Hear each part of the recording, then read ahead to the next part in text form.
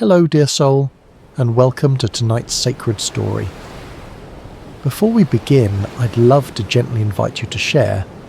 Where in the world are you listening from tonight? And what time is it as you begin to rest? It's always beautiful to see how far this quiet circle of peace and God's word stretches around the world.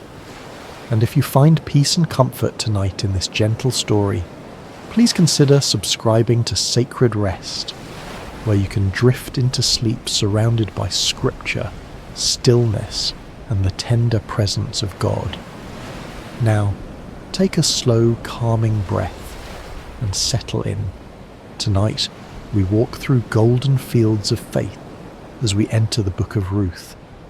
In the gentle hills of Judah, beneath a sky that once poured abundance upon the land, the town of Bethlehem, whose name itself means house of bread, had become a place of emptiness.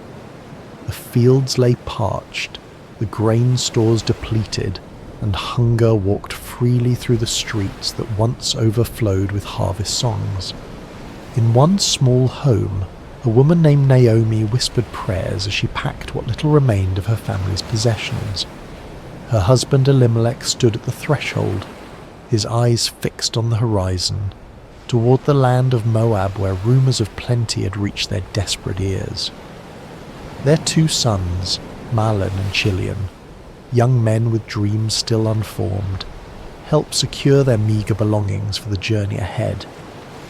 "Is this truly what Yahweh wishes for us?"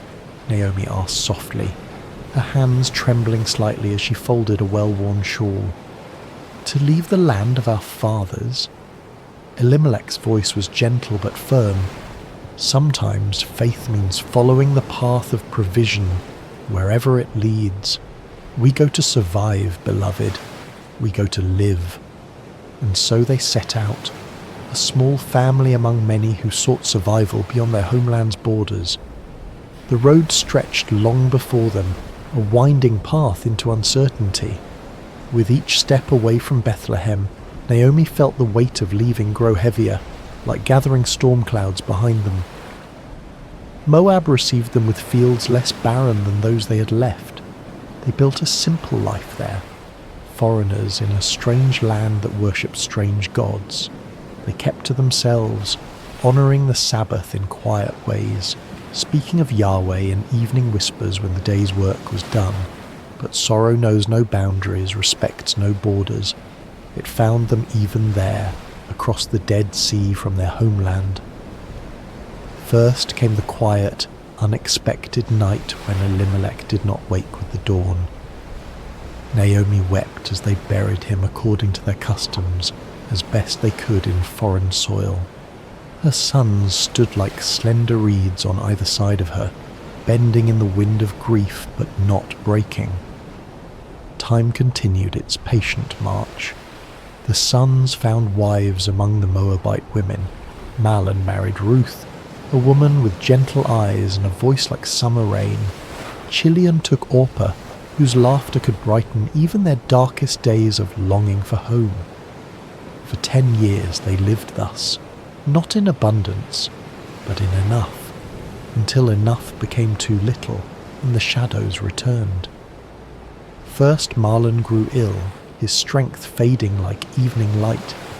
Then Chilion, as if unable to walk this world without his brother, followed him into that quiet night from which no traveller returns. 3 widows remained, their grief a shared language that needed no translation. When news reached them that the famine had lifted in Judah, Naomi's heart turned homeward. What remained for her in this land of sorrows? Better to die in the place of her birth, among her own people, than to continue as a stranger in a land that had taken everything she loved. "Go back," she told her daughters-in-law, her voice thick with both love and sorrow. "Return to your mothers' homes. May Yahweh deal kindly with you, as you have dealt with the dead and with me." She kissed them farewell, and the 3 women wept together, their tears mingling like rivers converging. Orpah's departure was a slow, reluctant walking away, her form growing smaller on the horizon, turning back once, twice, before finally disappearing around a bend in the road. But Ruth stayed. When Naomi urged her again to follow Orpah's path, Ruth's embrace tightened, her voice steady despite her tears. "Do not urge me to leave you," she whispered, the words flowing from somewhere deeper than thought. "Where you go, I will go. Where you stay, I will stay. Your people will be my people, and your God, my God. Where you die, I will die, and there I will be buried. May Yahweh deal with me, be it ever so severely, if even death separates you and me." Naomi, who had thought herself empty of all feeling save grief, felt something stir within her breast, small as a mustard seed, fragile as a sparrow's first flight. Not quite hope, but perhaps its distant cousin. And so they walked together, two widows on the road to Bethlehem, Naomi returning, Ruth arriving. The older woman's steps were heavy with memories, the younger's light with the strange freedom that comes from choosing one's path with complete clarity. They arrived as the barley harvest was beginning, the fields around Bethlehem rippling like a green sea in the gentle breeze. Women drawing water recognized Naomi despite the years and sorrows that had reshaped her face. "Can this be Naomi?" they asked, voices bright with surprise. "Do not call me Naomi," she replied, the name that meant pleasant now a bitter irony on her tongue. "Call me Mara, for the Almighty has made my life very bitter. I went away full, but Yahweh has brought me back empty." As the women of Bethlehem welcomed them with curious eyes and hesitant embraces, Ruth stood quietly by Naomi's side, her hand a steady presence on the older woman's arm. In this moment, on this threshold between past and future, neither could know what fields of possibility lay before them, what harvest Yahweh was already preparing, or how their names would one day be spoken with reverence across centuries yet unborn. They knew only this: the road behind them was empty, and the road ahead unknown, but they would walk it together, step by faithful step, beneath the watchful eyes of a God who sees even sparrows when they fall. The sun had barely lifted itself above the eastern hills when Ruth rose from her mat, careful not to disturb Naomi's rare peaceful sleep. The small house they had secured, more a room than a home, was cool in the early morning light, shadows still clinging to the corners like reluctant dreams. Ruth wrapped herself in a shawl, the fabric thin but serviceable, and tied back her hair with practiced movements. She had been a daughter of comfort in Moab. Now she was a gleaner in a foreign land. The transition might have broken someone with less resilience, but Ruth had discovered a quiet strength within herself, not the kind that roars or demands attention, but the kind that simply continues, putting one foot before the other when all other options have vanished. "I will go to the fields today," she had told Naomi the night before. "Perhaps someone will allow me to glean behind their harvesters." Naomi had nodded, gratitude and sorrow mingling in her tired eyes. "Go, my daughter," she had whispered. "May Yahweh guide your steps." Now, as Ruth stepped into the awakening streets of Bethlehem, she carried those words like a small flame against the uncertainty of the day ahead. The law of Moses provided for the poor, the widow, the foreigner. They were permitted to gather what the harvesters missed or deliberately left behind. It was not charity but dignity, a way of working for one's bread even when one owned no land. But Ruth was doubly vulnerable, both widow and foreigner. Which field would welcome her? Would the law's protection extend to a Moabite woman? These questions followed her like shadows as she made her way to the edges of town where the barley fields began their gentle roll toward the horizon. She paused at the boundary of the first field she encountered, watching as workers began to form lines, their sickles catching the morning light with brief flashes of brilliance. The field's owner was not present, but the foreman eyed her with suspicion. "Move along," he called, not unkindly but firmly. We have enough local gleaners already." Ruth nodded and continued, her heart sinking slightly but her resolve undiminished. The second field brought similar results. By the time she reached the third, the sun had climbed higher, and her throat was dry with thirst and unspoken prayers. This field seemed different somehow. The workers moved with a relaxed efficiency, and there was conversation, even occasional laughter among them. Ruth hesitated, then approached the foreman, her eyes modestly lowered but her voice clear. "Please, sir," she said, "might I glean among the sheaves behind your harvesters? I will be careful not to disturb their work."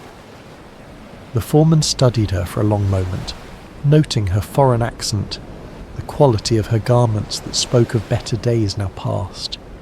Something in her demeanour, a dignity that hardship had failed to diminish, made him nod slowly. "You may," he said. "Stay close to my servant girls, drink from our water jars when you thirst, and rest in the shade when the sun grows too fierce." Ruth's gratitude was a physical sensation, warm in her chest. "Thank you," she whispered. "You're most kind to a stranger." The work was harder than anything she'd done before, bending, searching, gathering the scattered stalks left behind. The sun climbed higher, its heat a heavy blanket across the fields. The other gleaners, mostly local widows and their children, kept their distance, though their curious glances sometimes found her. But Ruth worked steadily. Her determination measured in each stalk added to her growing bundle. By midday she'd gathered enough to make the effort worthwhile, though her back ached and her hands were rough with new blisters. She was resting briefly in the shadow of a large sycamore at the field's edge when a commotion among the workers drew her attention. A man had arrived, tall, broad-shouldered, with the bearing of someone accustomed to respect. The foreman hurried to greet him, and the workers called out blessings. "The Lord be with you," the man responded, his voice carrying across the field. "The Lord bless you," they answered in unison. This, then, was the owner of the field where Ruth had found favour. She watched as he moved among his people, speaking to each, asking after families, offering words that brought smiles to weary faces. There was something different about him, a kindness that seemed as natural as breathing.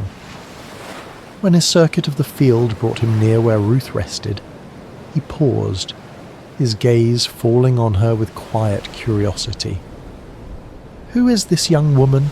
he asked his foreman. "She is the Moabite who came back with Naomi," the man replied. "She asked permission to glean behind the harvesters. She has worked steadily since morning, with only this brief rest." The owner, Boaz was his name, Ruth heard someone nearby whisper, approached her then.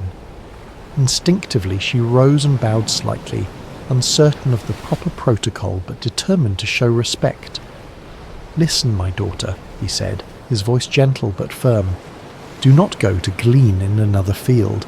Stay here with my servant girls. Watch where they harvest and follow them. I have told the men not to touch you, and when you are thirsty, drink from the jars the men have filled." Ruth's surprise made her bold. She bowed lower, her voice barely audible even to herself. "Why have I found such favour in your eyes that you notice me, a foreigner?" Boaz's answer was unexpected in its thoughtfulness. "I have been told all that you have done for your mother-in-law since your husband's death, how you left your father and mother and your homeland to come to a people you did not know before. May Yahweh repay you for what you have done. May you be richly rewarded by the God of Israel, under whose wings you have come to take refuge." His words washed over Ruth like cool water on a parched day. For so long she had been defined by what she had lost: husband, homeland, security. Now, for the first time, someone saw what she had chosen, what she had given, what she had become. "You have put me at ease, my lord," she said, her voice steadier now. "You have spoken kindly to your servant, though I do not have the standing of one of your servant girls." When the meal break came, Boaz himself invited her to share bread with the harvesters. He handed her roasted grain, more than she could eat, and she saved some for Naomi. Throughout the afternoon, Ruth noticed that the harvesters seemed to be dropping more grain than seemed accidental. Once she caught the foreman's eye as he instructed a worker to deliberately leave a small bundle behind. He looked away quickly, but not before she glimpsed something like approval in his gaze. When evening came and Ruth gathered her gleaning, an effort of barley, far more than she had dared hope for, she felt something she had not expected to feel again. The quiet satisfaction of provision, of having enough for tomorrow. As she walked back toward Bethlehem, the setting sun painting the limestone buildings in shades of amber and rose, Ruth carried not just barley, but something weightier. The knowledge that in this strange new land, under the wings of a God she was still coming to know, she had been seen. Not as Naomi's burden, not as an unwelcome foreigner, but as someone worthy of kindness, and in the shadow of that kindness, small seeds of possibility had begun to stir in the soil of her heart. The soft glow of oil lamps pushed back the evening darkness as Ruth entered the small dwelling she shared with Naomi. Her mother-in-law sat in the dimness, her hands, once strong and capable, now resting idle in her lap, testament to a weariness that went beyond physical exhaustion. "Is that you, my daughter?" Naomi called, her voice brightening slightly. "It is," Ruth answered, setting down her bundle with a soft thud. The sound seemed to fill the small space with promise. Naomi leaned forward, her eyes widening as Ruth opened the cloth to reveal the day's gleaning, golden barley catching the lamplight like treasure. "Where did you glean today?" she asked, running her fingers through the grain with wonder. "Blessed be the one who took notice of you." Ruth began to prepare a portion of the grain for their evening meal as she recounted the day's events, the field, the unexpected kindness, the owner who had spoken to her with respect rather than suspicion. The man's name was Boaz. She finished, watching as something flickered across Naomi's face. Recognition, then a sudden animation that had been absent for so long. "Boaz!" Naomi exclaimed, her voice stronger than Ruth had heard it in months. "That man is a relative of ours, one of our guardian redeemers." "Guardian redeemer?" Ruth echoed, unfamiliar with the term. Naomi's eyes held a spark now, like embers rekindling. "In our laws, in our customs, a guardian redeemer is a relative who has the responsibility to protect the interests of the needy members of the extended family, to redeem property that has been sold in times of hardship, to continue the family line." Her voice trailed off, her thoughts clearly racing ahead of her words. "The Lord has not stopped showing his kindness," Naomi whispered, almost to herself. "That man is one of our closest relatives." As they ate their simple meal of roasted grain and water, Ruth noticed that Naomi ate with more appetite than she had shown since their return to Bethlehem. Occasionally, the older woman would pause, her head tilted slightly as if listening to distant music only she could hear. The barley harvest continued, and Ruth returned to Boaz's fields each day. True to his word, she was protected, provided for, included in the shared meals. Some of the local women began to speak to her, their initial wariness giving way to cautious friendship. Ruth learned their names, heard stories of their children, shared in the communal rhythm of the harvest. When the barley harvest gave way to wheat, she remained in Boaz's fields, her presence now familiar, her diligence respected. Each evening she returned to Naomi with her gleanings. Each morning she rose before dawn to begin again. As the wheat harvest neared its end, Naomi called Ruth to sit beside her one evening. The older woman's face was thoughtful, her voice quiet but determined. "My daughter," she began, "should I not seek rest for you, that it may be well with you? Is not Boaz our relative, with whose young women you have been working? See, he's winnowing barley tonight at the threshing floor." Ruth listened carefully as Naomi outlined a plan.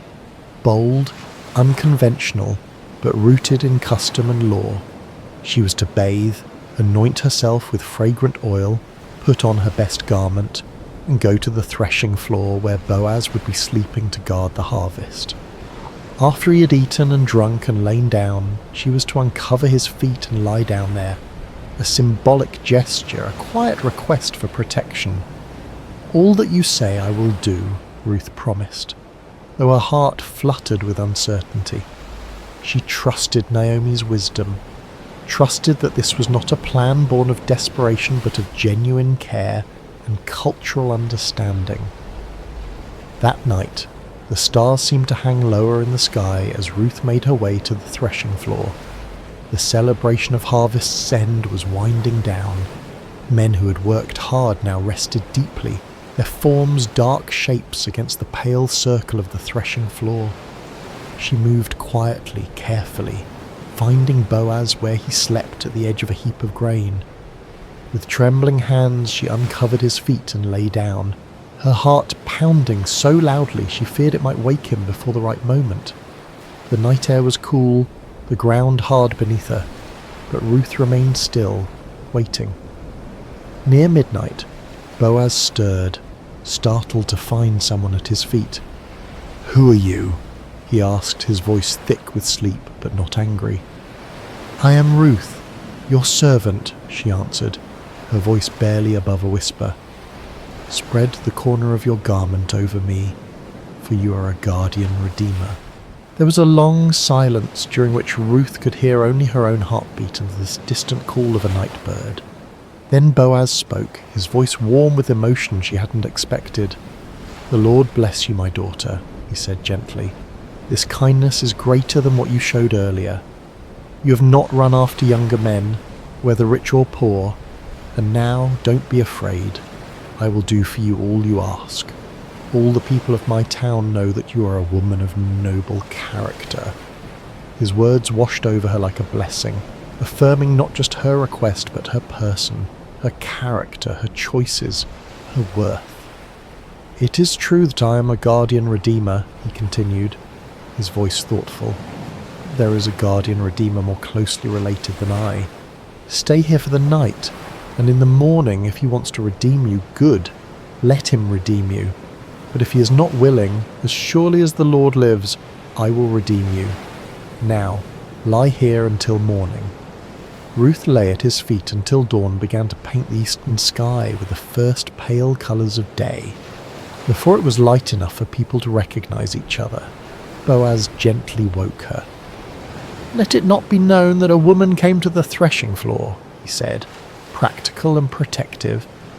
Then he measured out 6 measures of barley, a generous gift, a promise of more to come, and placed it in her shawl. "Don't go back to your mother-in-law empty-handed," he explained. When Ruth returned and recounted the night's events, Naomi's eyes shone with a mixture of tenderness and satisfaction. "Wait, my daughter," she counselled, "until you find out what happens, for the man will not rest until the matter is settled today." And as the morning light filled their small home, Ruth felt a strange peace settle over her. Not the peace of certainty, for much remained unresolved, but the peace that comes from having taken a step in faith, from having placed one's future in hands both human and divine. Outside, the streets of Bethlehem were coming to life. Somewhere in the town, Boaz was already moving toward the city gate, where matters of law and redemption were settled. Whatever the day would bring, Ruth knew that she had been seen, heard and valued, not despite her foreignness, her widowhood, her poverty, but somehow mysteriously, because of the person these circumstances had revealed her to be. And in that knowledge, she found a quiet strength to wait, to hope, to trust in the unfolding of a story that suddenly seemed larger than her own life. A story written in fields of barley and wheat, in promises spoken in the darkness, in the steadfast love of a God who sees the sparrow fall and counts the hairs on every head. The morning light spilled across Bethlehem like honey warm and golden. Boaz had risen early, his mind filled with purpose, his heart with a mixture of hope and determination. He made his way to the town gate, the place where elders gathered, where business was conducted, where justice was administered in full view of the community. He had barely settled himself when the guardian redeemer he had mentioned to Ruth approached. "Come over here, my friend," Boaz called, motioning to a seat beside him. "Sit down here." The man complied, curious about this formal invitation. Boaz then gathered 10 elders of the town, asking them to sit as witnesses.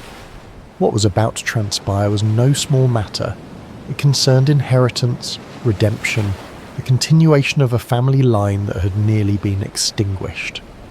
"Naomi, who has returned from Moab," Boaz began carefully, "is selling the piece of land that belonged to our relative Elimelech. I thought I should bring the matter to your attention and suggest that you buy it in the presence of these seated here and in the presence of the elders of my people." The relative's eyes brightened with interest. Land was wealth, security, legacy. "I will redeem it," he said promptly. But Boaz was not finished. His next words were measured, precise, laying out the full implications of redemption. "On the day you buy the land from Naomi, you also acquire Ruth the Moabite, the dead man's widow, in order to maintain the name of the dead with his property." The relative's expression shifted. To redeem the land was one thing, a sound investment, but to marry Ruth meant dividing his own inheritance, complicating his family line. His enthusiasm visibly cooled. "Then I cannot redeem it," he said. "Because I might endanger my own estate. You redeem it yourself. I cannot do it." To formalize the transaction, the man removed his sandal, an ancient custom signifying the transfer of redemption rights. "Buy it yourself," he said, handing the sandal to Boaz. Boaz turned to the elders and all the people gathered at the gate. "Today you are witnesses," he declared, his voice carrying across the morning stillness, "that I have bought from Naomi all the property of Elimelech, Kilion, and Mahlon. I have also acquired Ruth the Moabite, Mahlon's widow, as my wife, in order to maintain the name of the dead with his property, so that his name will not disappear from among his family or from his hometown." The elders and all at the gate responded with one voice, "We are witnesses. May the Lord make the woman who is coming into your home like Rachel and Leah, who together built up the family of Israel. May you have standing in Ephrathah and be famous in Bethlehem. Through the offspring the Lord gives you by this young woman, may your family be like that of Perez, whom Tamar bore to Judah." Their blessing echoed against the stone walls of Bethlehem, a public proclamation of hope and expectation. In that moment, among witnesses and with proper legal procedure, Ruth's journey from widow to wife, from foreigner to family, from gleaner to landowner was complete. When Boaz returned to tell Ruth what had transpired, he found her helping Naomi prepare the midday meal, her movements graceful despite the humble task. At the sight of him in the doorway, both women paused, their eyes questioning. "It is done," he said simply. "All that I promised has been accomplished." Ruth's marriage to Boaz was celebrated with the quiet joy of those who have known sorrow and found unexpected sweetness on the other side.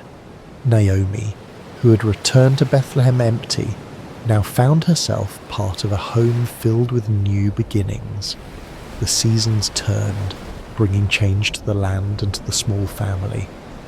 When Ruth's time came to deliver her first child, the women of Bethlehem gathered around her. The same women who had once whispered about the foreign daughter-in-law, now offering support and wisdom as she laboured. The child was a son, strong and healthy. They placed him in Naomi's arms, this woman who had lost both husband and sons, who had called herself bitter and empty. Now, as she cradled her grandson, the women of Bethlehem blessed her. "Praise be to the Lord, who this day has not left you without a guardian redeemer. May he become famous throughout Israel. He will renew your life and sustain you in your old age.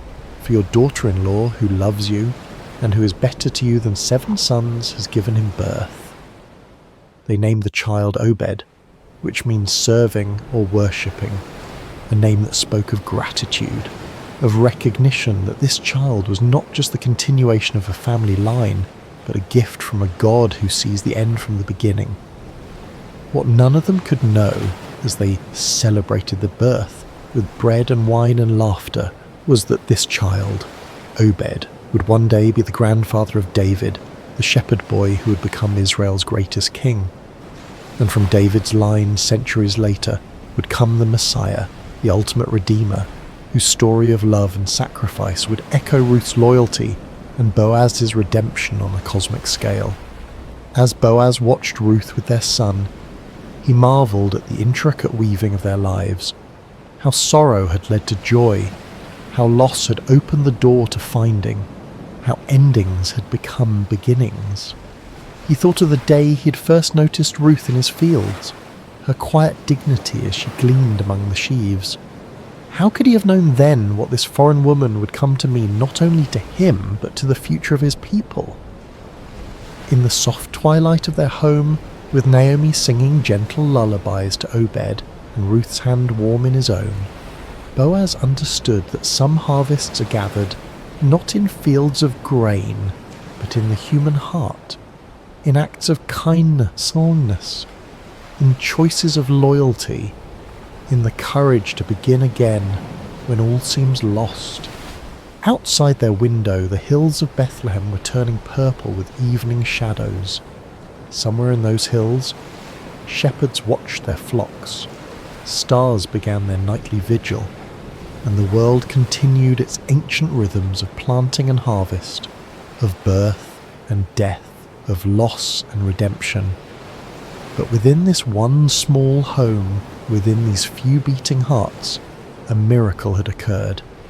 The quiet, everyday miracle of restoration, of empty hands being filled again, of bitter lives turning sweet, of a future reclaimed from the ashes of the past.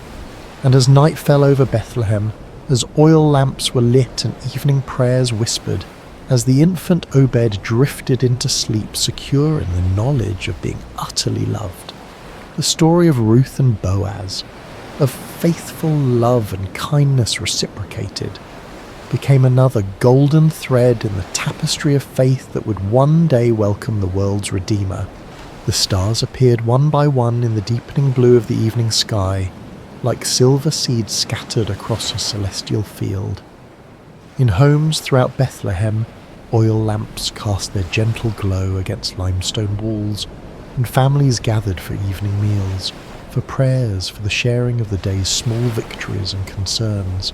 In one such home, the home of Boaz, Ruth, and Naomi, the day was drawing to its peaceful close.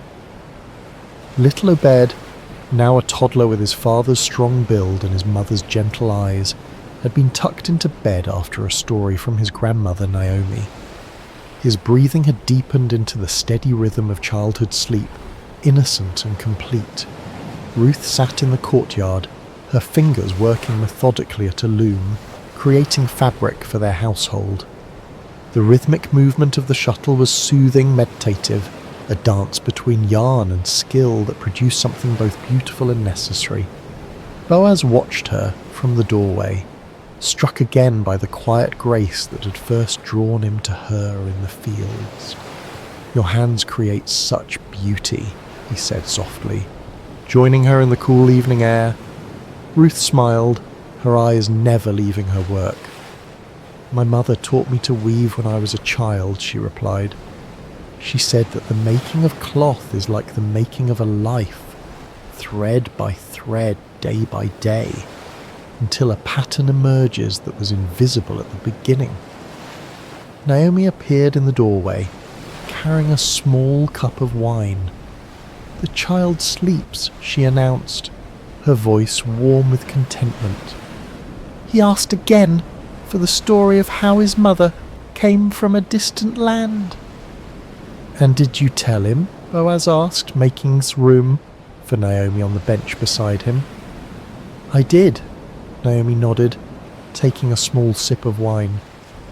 I told him how Ruth chose love over safety, how she gleaned in the fields, how you noticed her and showed kindness.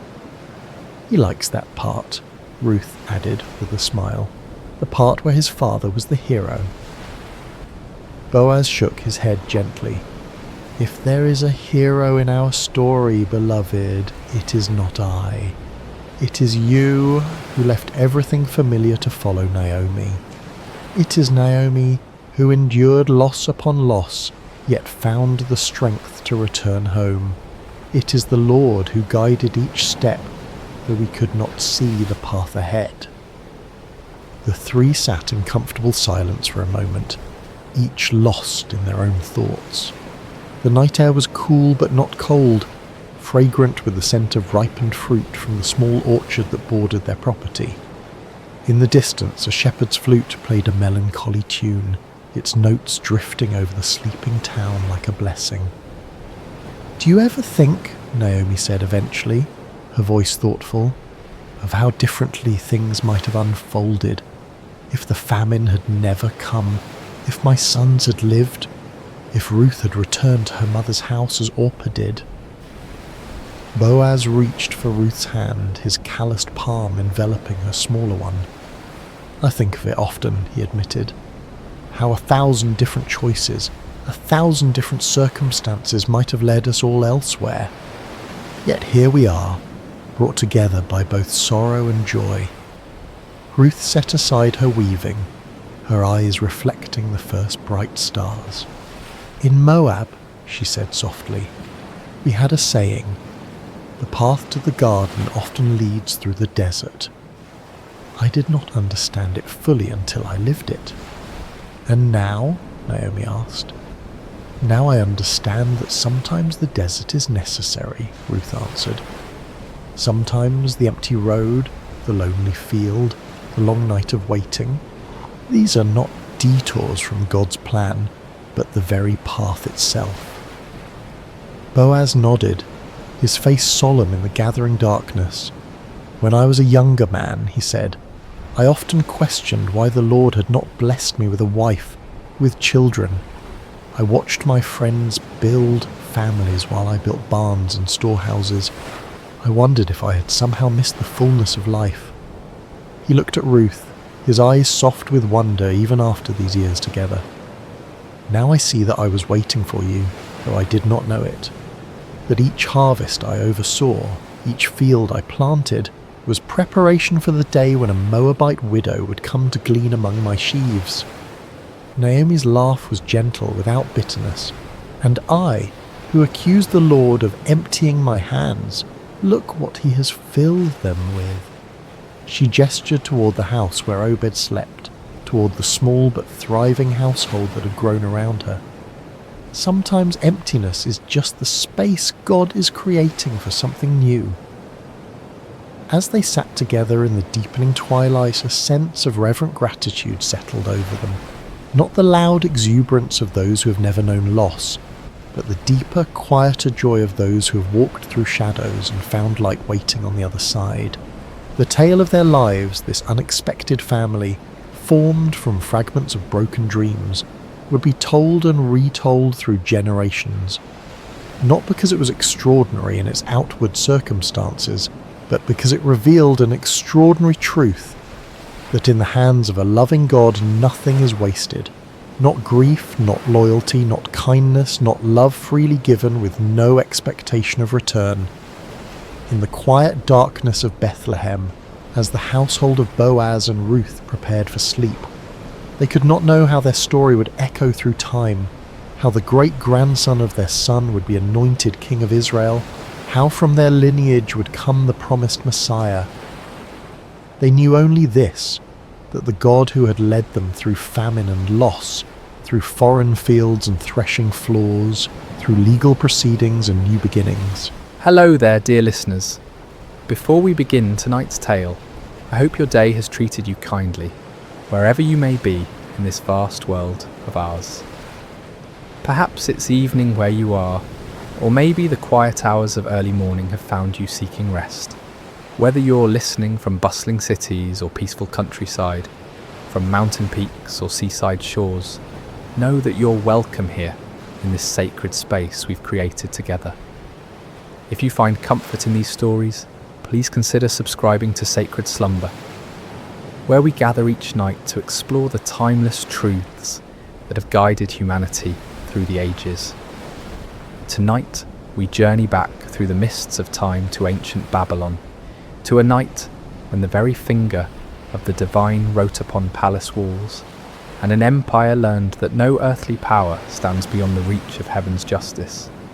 The year was 539, before the Common Era, and the great city of Babylon sprawled along the banks of the Euphrates River like a jewel cast upon the earth. Within its towering walls, the hanging gardens cascaded in verdant terraces. The Tower of Babel reached toward the heavens, and the palace of King Belshazzar gleamed with the accumulated wealth of conquered nations.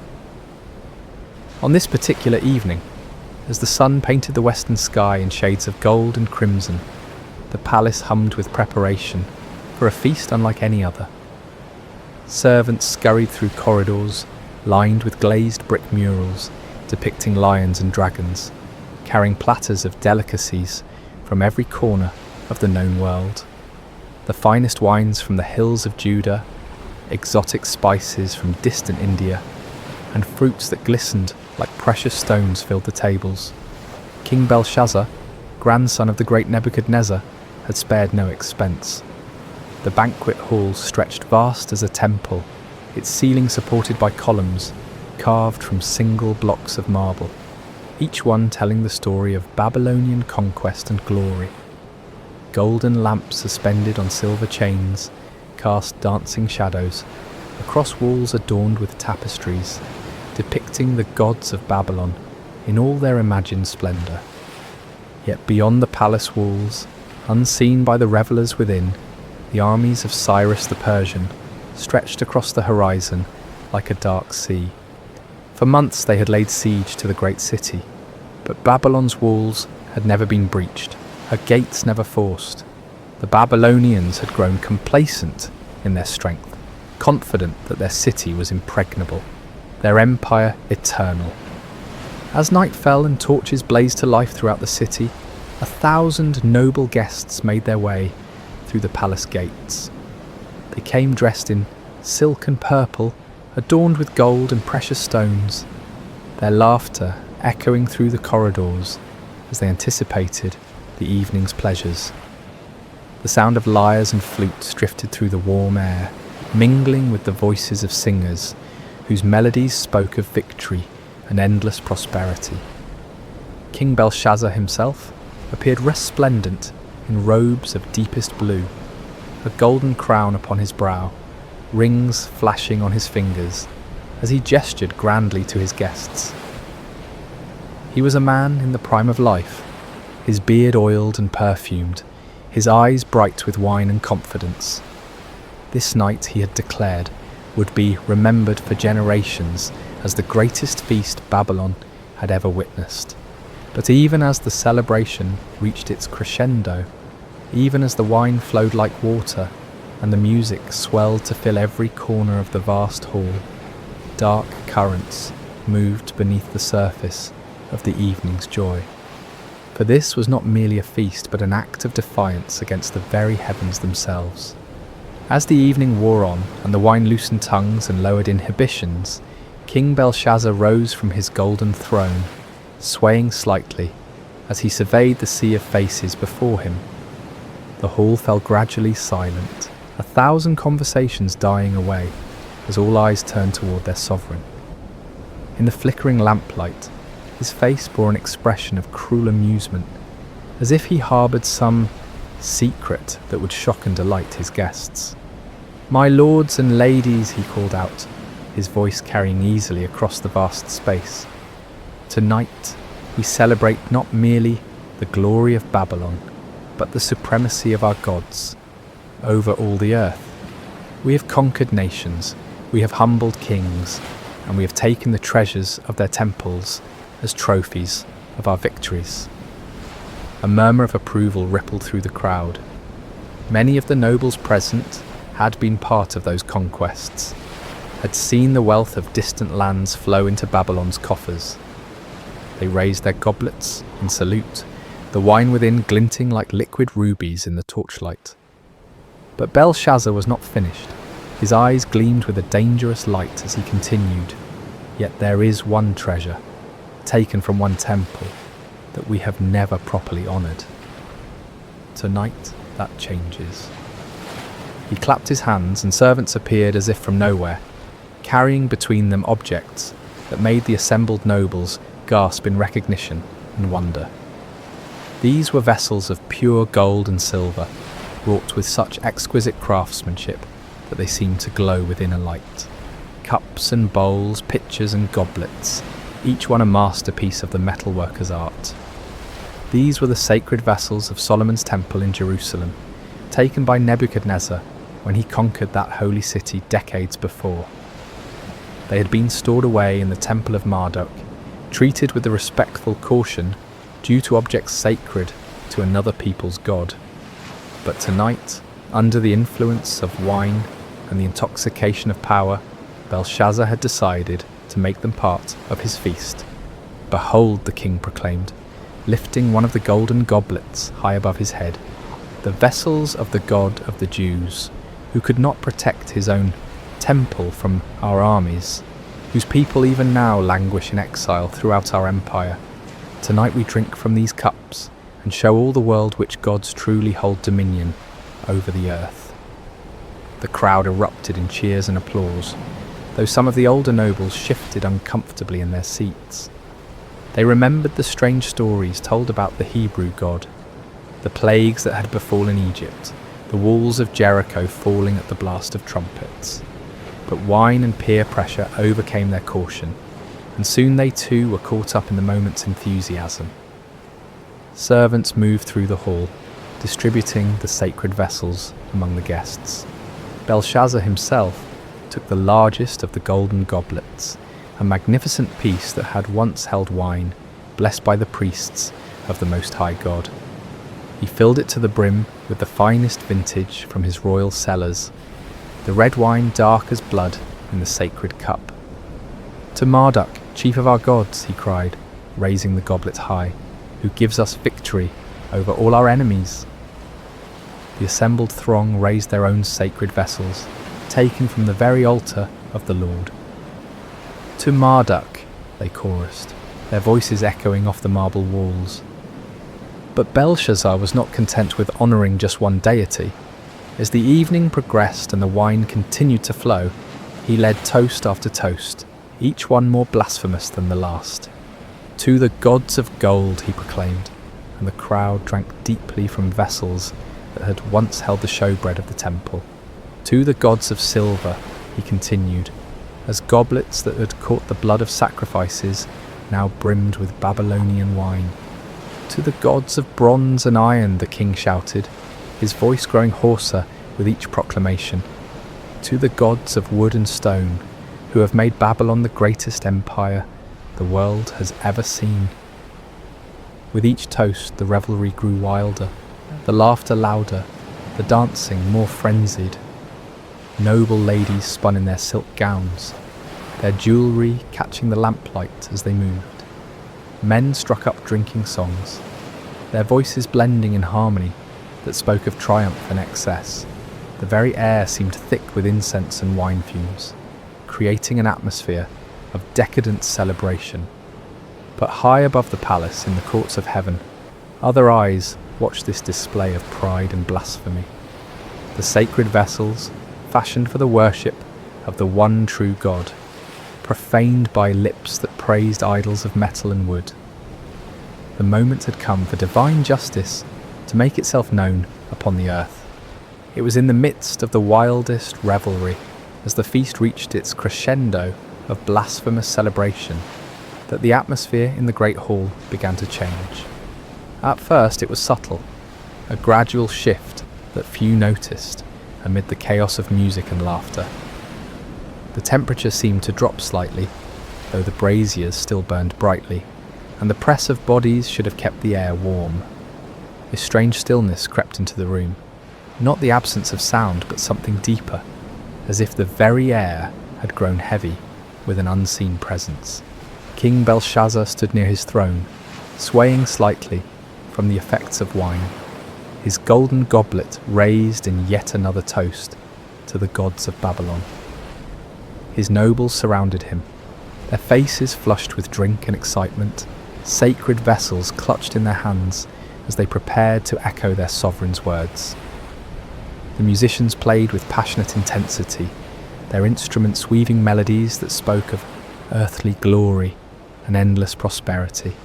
And then, in the space of a single heartbeat, everything changed. The music faltered first, not as if the musicians had stopped playing, but as if the very air had grown too thick to carry their melodies. Conversations died mid-sentence, laughter cut off as abruptly as if severed by a blade. Even the flickering flames of the lamps seemed to burn lower, their light growing dim and uncertain. It was then that someone screamed. The cry came from a noble woman near the eastern wall, her voice sharp with terror as her trembling finger pointed upward. Every head in the vast hall turned to follow her gaze, and what they saw there drove the colour from their faces and the strength from their limbs. There, upon the wall directly opposite the king's throne, a human hand had appeared, not attached to any arm or body, but suspended in the air as if emerging from the very substance of eternity itself. The hand was illuminated by its own light, pale and ghostly, yet undeniably real, casting shadows that danced across the painted murals of Babylonian gods. The fingers were long and elegant, neither young nor old, but possessed of a timeless quality that spoke of power beyond human understanding. They moved with deliberate precision, as if guided by a will that brooked no resistance, no hesitation. And as the assembled throng watched in growing horror, those fingers began to write. The writing appeared as lines of fire upon the polished marble, each character burning itself into the stone with the permanence of divine judgment. The script was unlike any earthly language, neither Babylonian cuneiform nor Hebrew letters, but something older and more fundamental, as if the very essence of meaning was being carved directly into reality itself. King Belshazzar felt his knees begin to shake, his golden goblet slipping from nerveless fingers to shatter upon the floor. The sacred vessel that moments before had held wine, offered in mockery to false gods, now lay broken, its precious contents spreading like blood across the marble.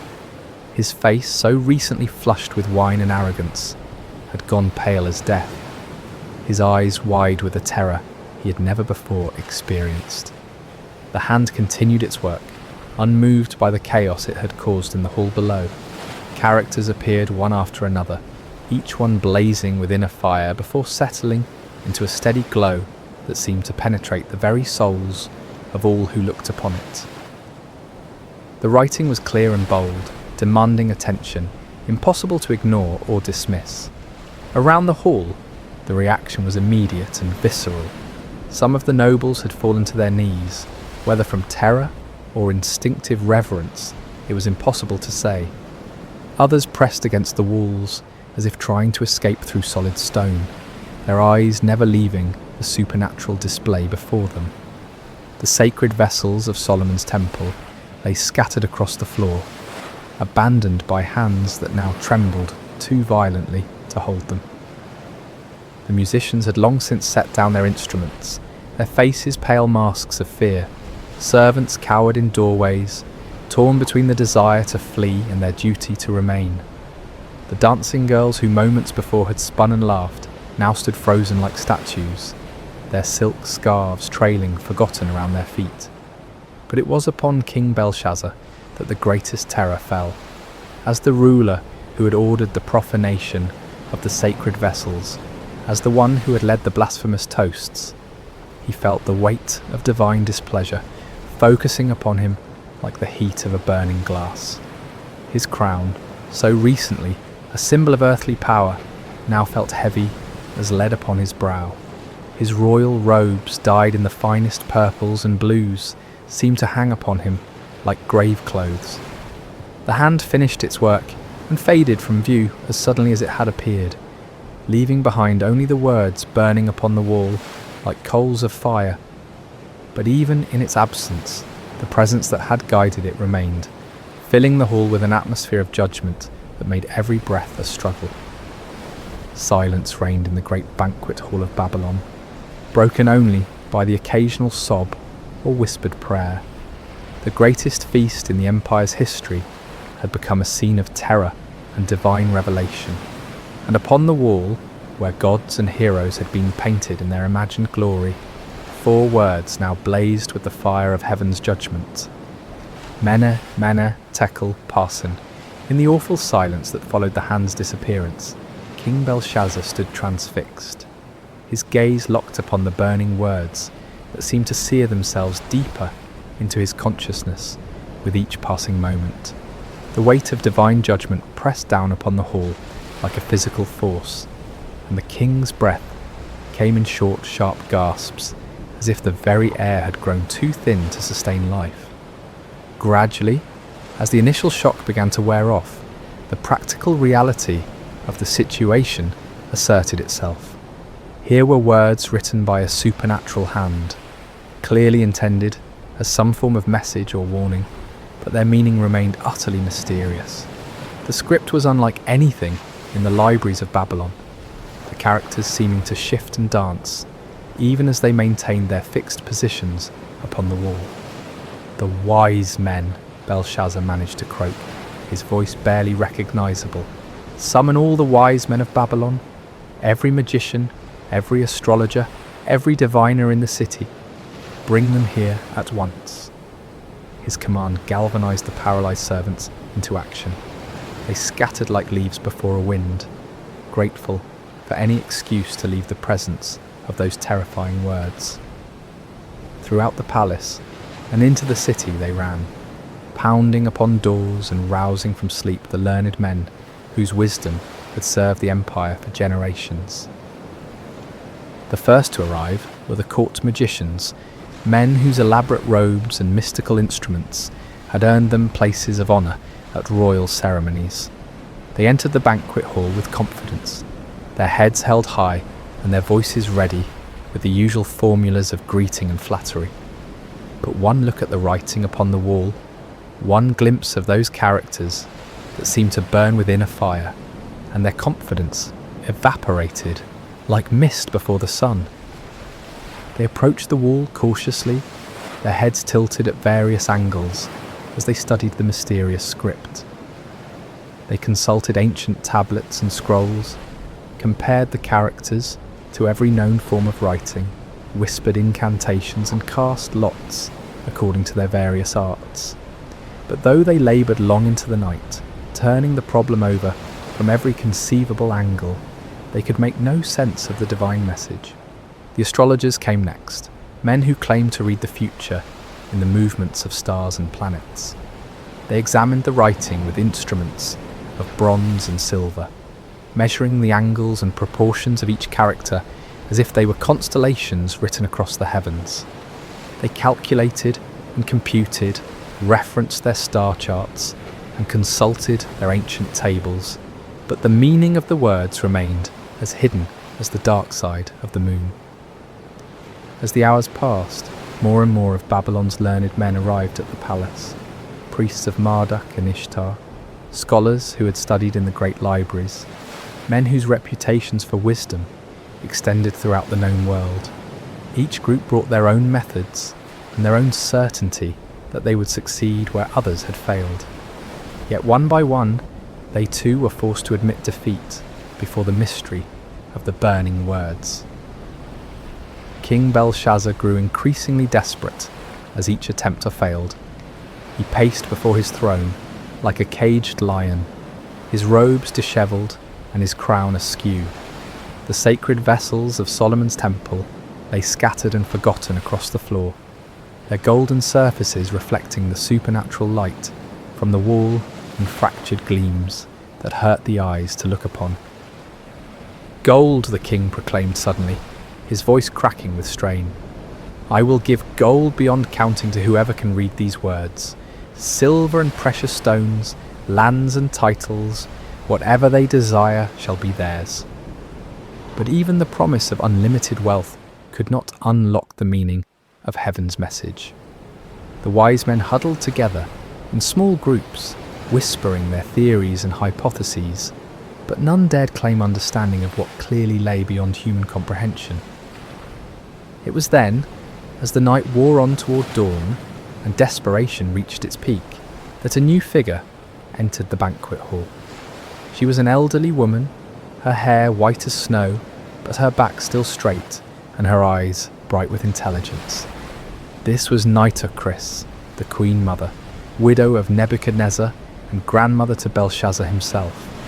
She had heard the commotion from her private quarters, had seen the servants running through the corridors, and felt the strange oppression that seemed to hang over the entire palace. Now she made her way through the crowd of baffled wise men, her presence commanding respect even in the midst of chaos. "My Lord King," she said, her voice carrying clearly across the hall, despite her advanced years. "I see that you are troubled, that the colour has left your face and your limbs shake with fear. Do not let your thoughts alarm you, and do not look so pale." Belshazzar turned toward her, her hope flickering in his eyes like a candle flame in a dark room. "Grandmother, you have seen much in your long life. You were wife to great Nebuchadnezzar. You know the secrets of the empire. Can you tell me what these words mean?" The Queen Mother approached the wall, studying the burning characters with the careful attention of one who had witnessed many supernatural events during her husband's reign. "I cannot read these words, my grandson," she said at length, "but I know of one who might." She turned back to face the assembly, her aged voice somehow carrying more authority than all the learned men combined. "There is a man in your kingdom, in whom is the spirit of the holy gods. In the days of your grandfather, light and understanding and wisdom, like the wisdom of the gods, were found in him. King Nebuchadnezzar appointed him chief of the magicians, enchanters, Chaldeans, and astrologers." A murmur ran through the crowd at these words. Many of the older nobles remembered stories from Nebuchadnezzar's time, tales of a Hebrew exile who had interpreted dreams and solved mysteries that baffled all others.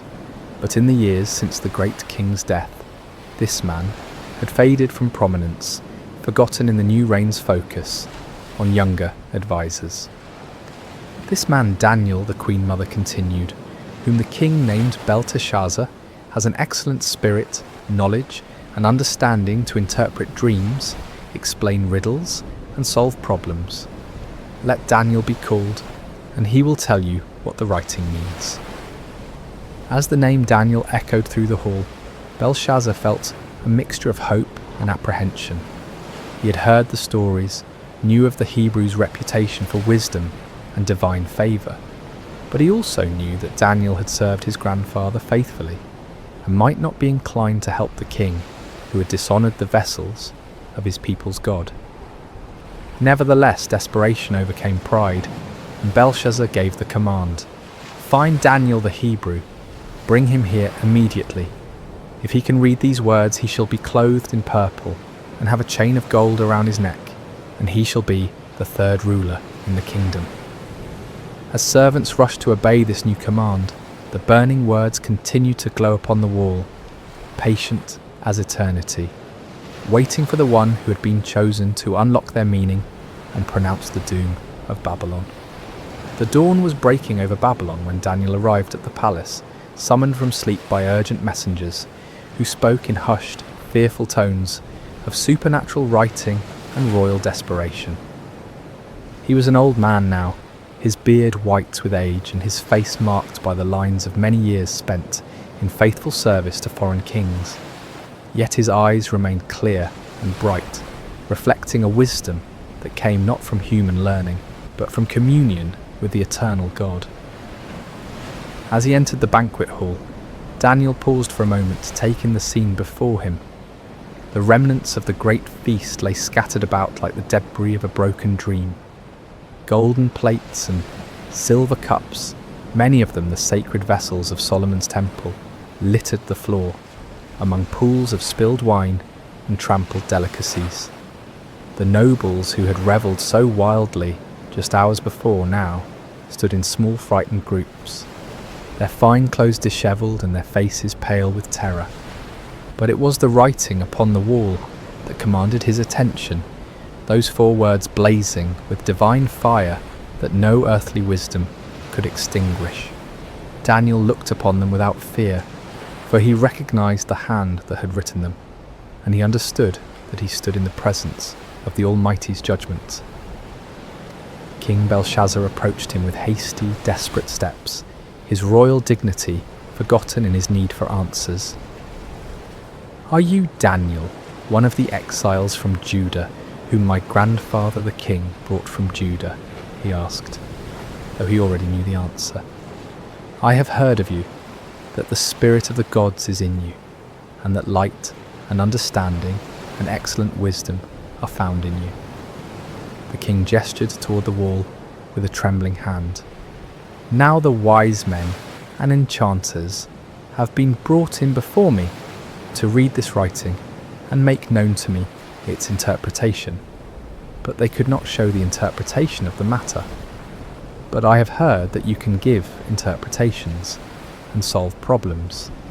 Now if you can read the writing and make known to me its interpretation, you shall be clothed with purple and have a chain of gold around your neck, and shall be the 3rd ruler in the kingdom."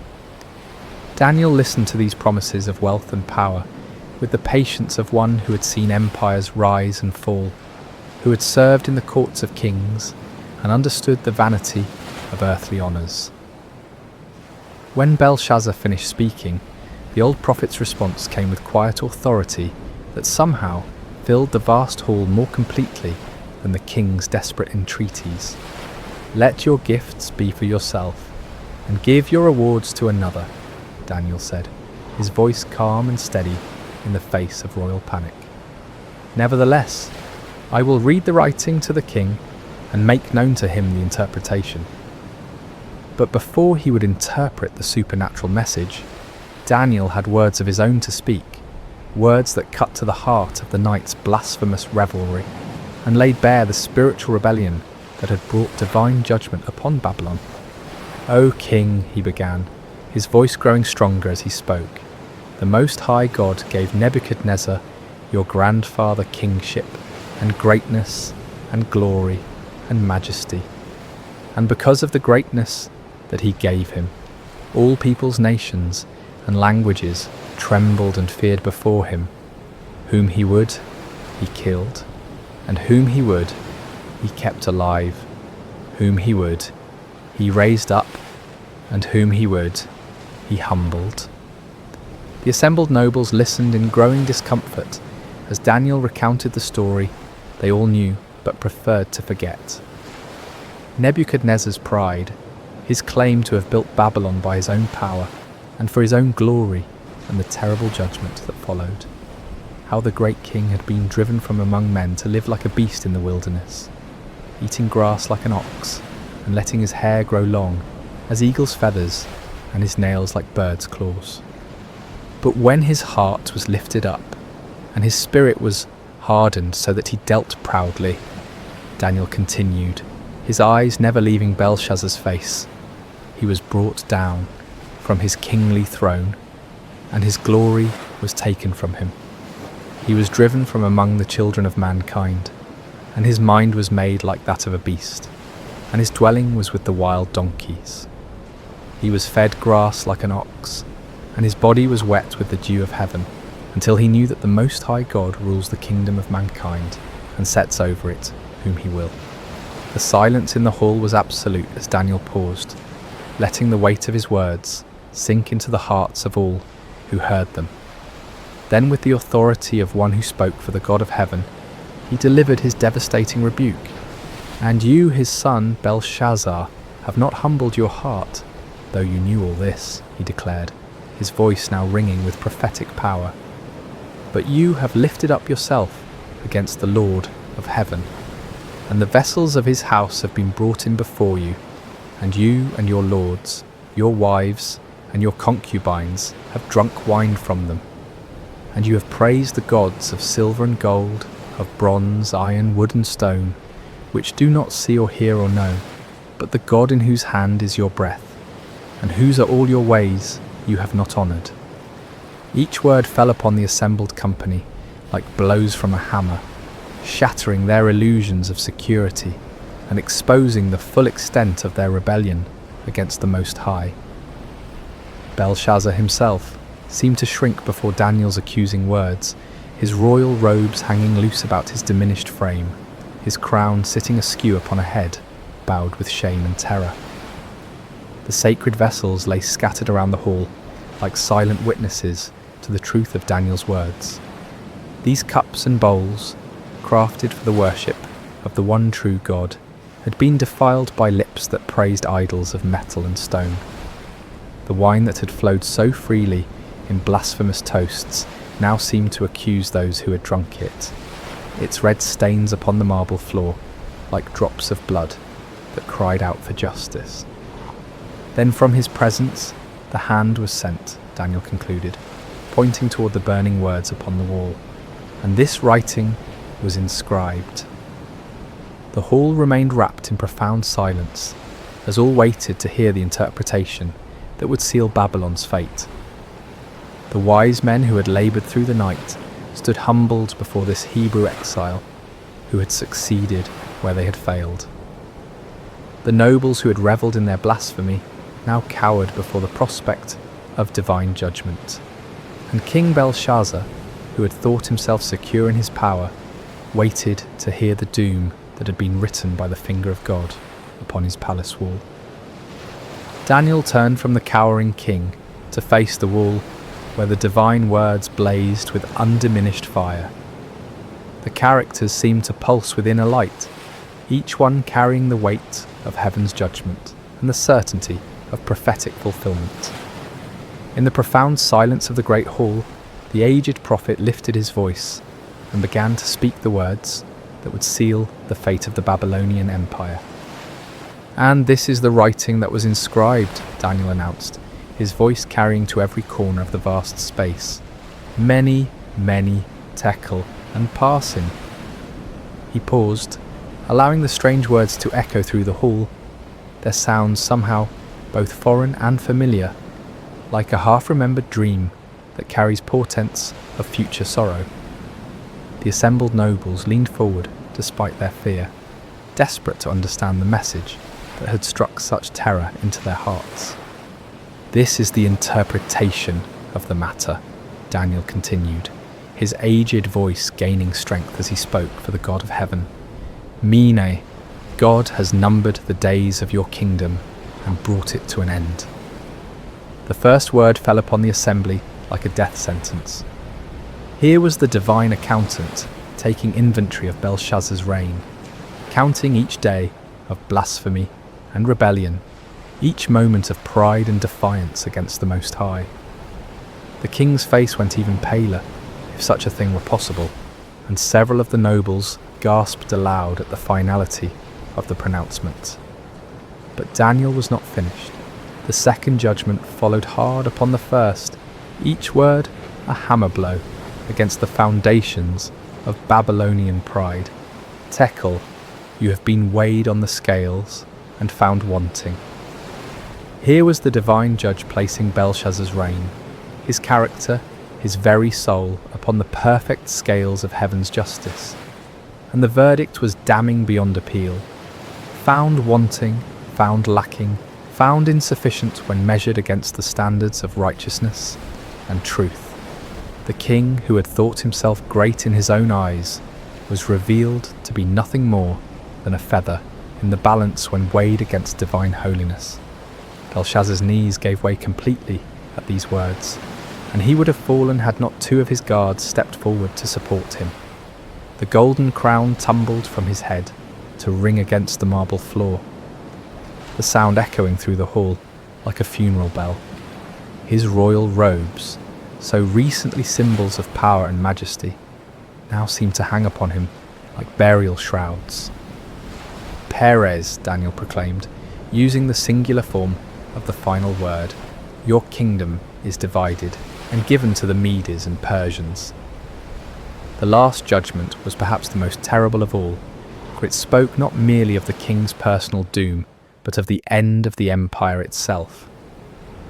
Babylon, the golden head of Nebuchadnezzar's dream, the city that had ruled the world with rod of iron, was to be divided like a carcass among its enemies. The Medes and Persians, even now camped outside the city walls, would soon walk through its gates as conquerors and claim its treasures as their own. A wail of despair went up from some of the assembled nobles as the full weight of the prophecy struck home. They had thought themselves secure behind Babylon's mighty walls, protected by their gods and their armies from any earthly threat. But now they understood that their true enemy was not the Persian host outside their gates, but the God of heaven himself, against whom no wall could stand and no army could prevail. Daniel stood unmoved amid the chaos of fear and lamentation, his weathered face reflecting the sorrow of one who took no pleasure in the pronouncement of judgment, yet understood its necessity. He had served this empire faithfully for decades, had helped to interpret its dreams and solve its mysteries, but he had also watched its gradual descent into pride and blasphemy, its increasing defiance of the God who held its breath in his hands. The Most High God rules in the kingdom of men, he said, his voice cutting through the din of panic and despair. He removes kings and sets up kings. He gives wisdom to the wise and knowledge to those who have understanding. He reveals deep and hidden things. He knows what is in the darkness, and the light dwells with him. These words, drawn from his own experience of divine revelation, served as both comfort and warning to all who heard them. Comfort to those who trusted in the sovereign God, for they could be assured that no earthly power could stand against his ultimate purposes, but warning to those who set themselves against heaven's will, for they would surely be brought low in their appointed time. King Belshazzar, supported now by his guards and struggling to maintain even a semblance of royal dignity, looked up at Daniel with eyes haunted by the certainty of doom. Yet even in his extremity, he sought to honour his promise to the man who had solved the mystery that had baffled all his wise men. "Clothe Daniel with purple," he commanded, in a voice barely above a whisper, "and put a chain of gold around his neck, and proclaim that he shall be the third ruler in the kingdom." It was a pathetic gesture, the dying king attempting to bestow honours, even as his kingdom crumbled around him. The purple robe was brought, the golden chain placed around Daniel's neck, but these earthly symbols of power seemed hollow and meaningless in the face of the divine judgment that had been pronounced.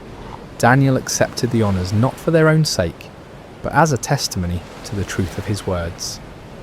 When the people saw that the king himself acknowledged the accuracy of the Hebrew prophet's interpretation, they would know that the doom of Babylon was certain and that the God of Israel was indeed sovereign over all earthly kingdoms.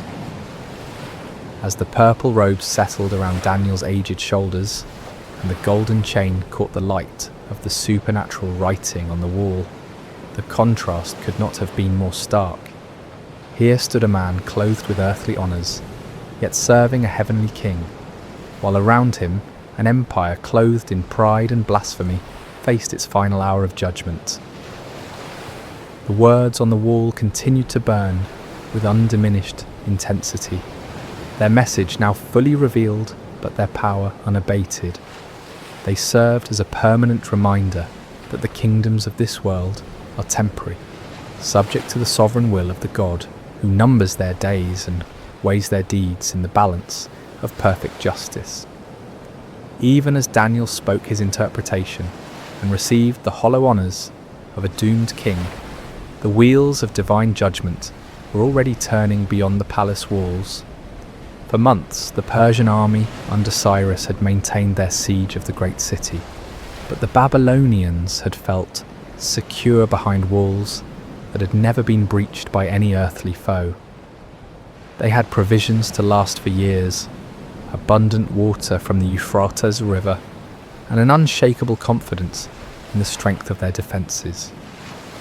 But on this night, the supernatural writing blazed upon the palace wall, and prophecy sealed the empire's fate.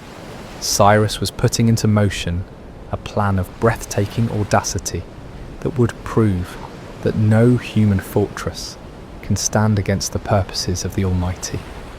The Euphrates River, which flowed through the heart of Babylon and provided both water and transportation for the great city, was also its greatest vulnerability.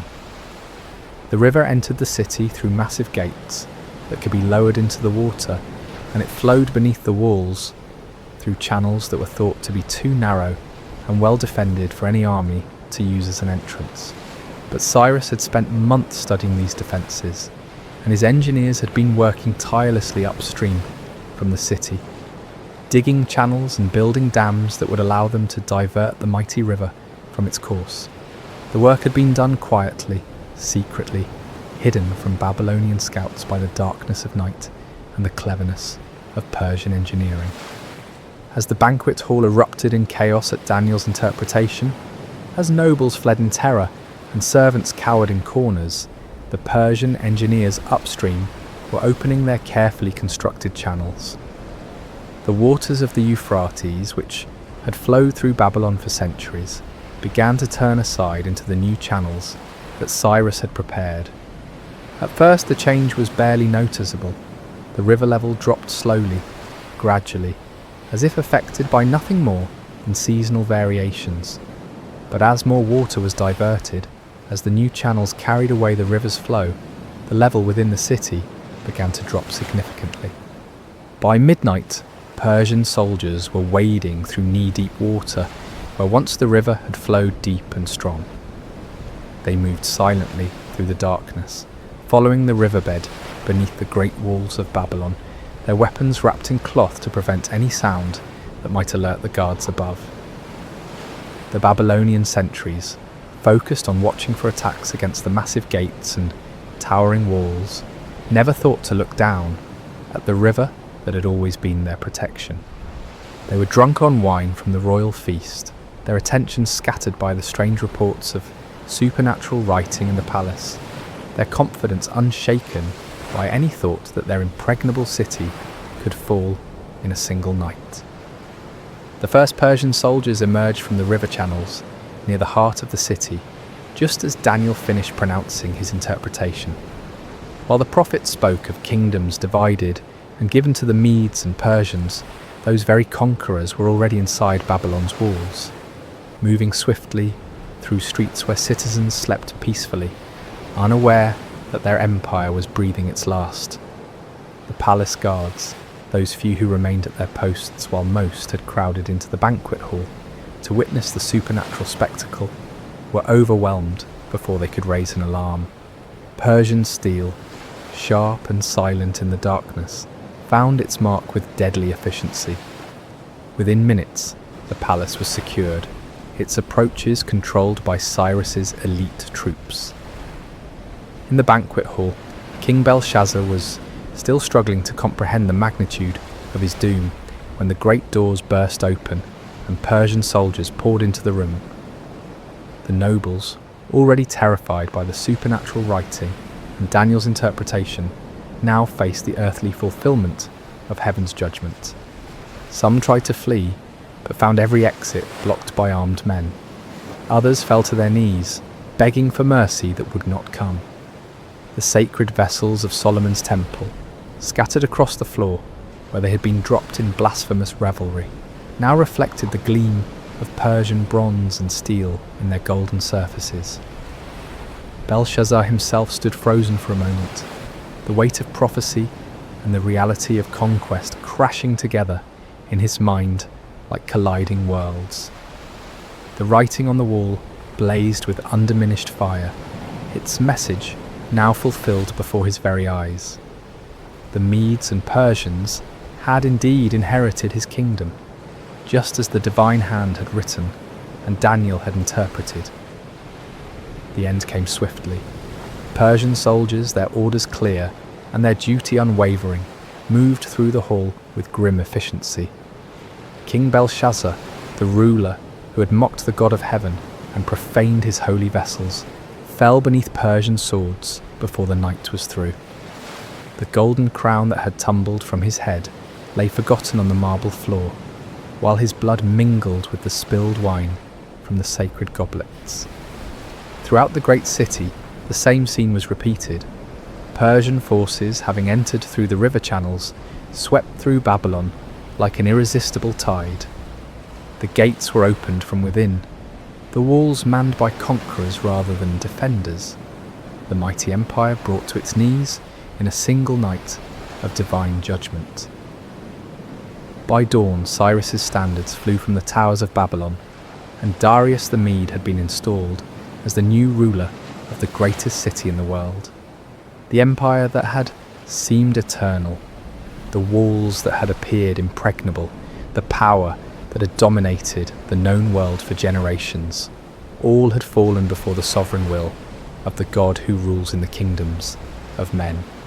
As the sun rose over conquered Babylon, painting the great city in shades of gold and crimson that seemed somehow fitting for its fall, Daniel stood again before the wall where the supernatural writing continued to glow with divine fire. The banquet hall was empty now, save for the debris of the feast and the silent testimony of judgment fulfilled. Mene, Mene, Tekel, Parsin, the words that had sealed an empire's fate, now served as an eternal reminder of truths that transcend the rise and fall of earthly kingdoms. God had indeed numbered the days of Belshazzar's reign and brought it to an end. The king had been weighed in heaven's perfect scales and found wanting.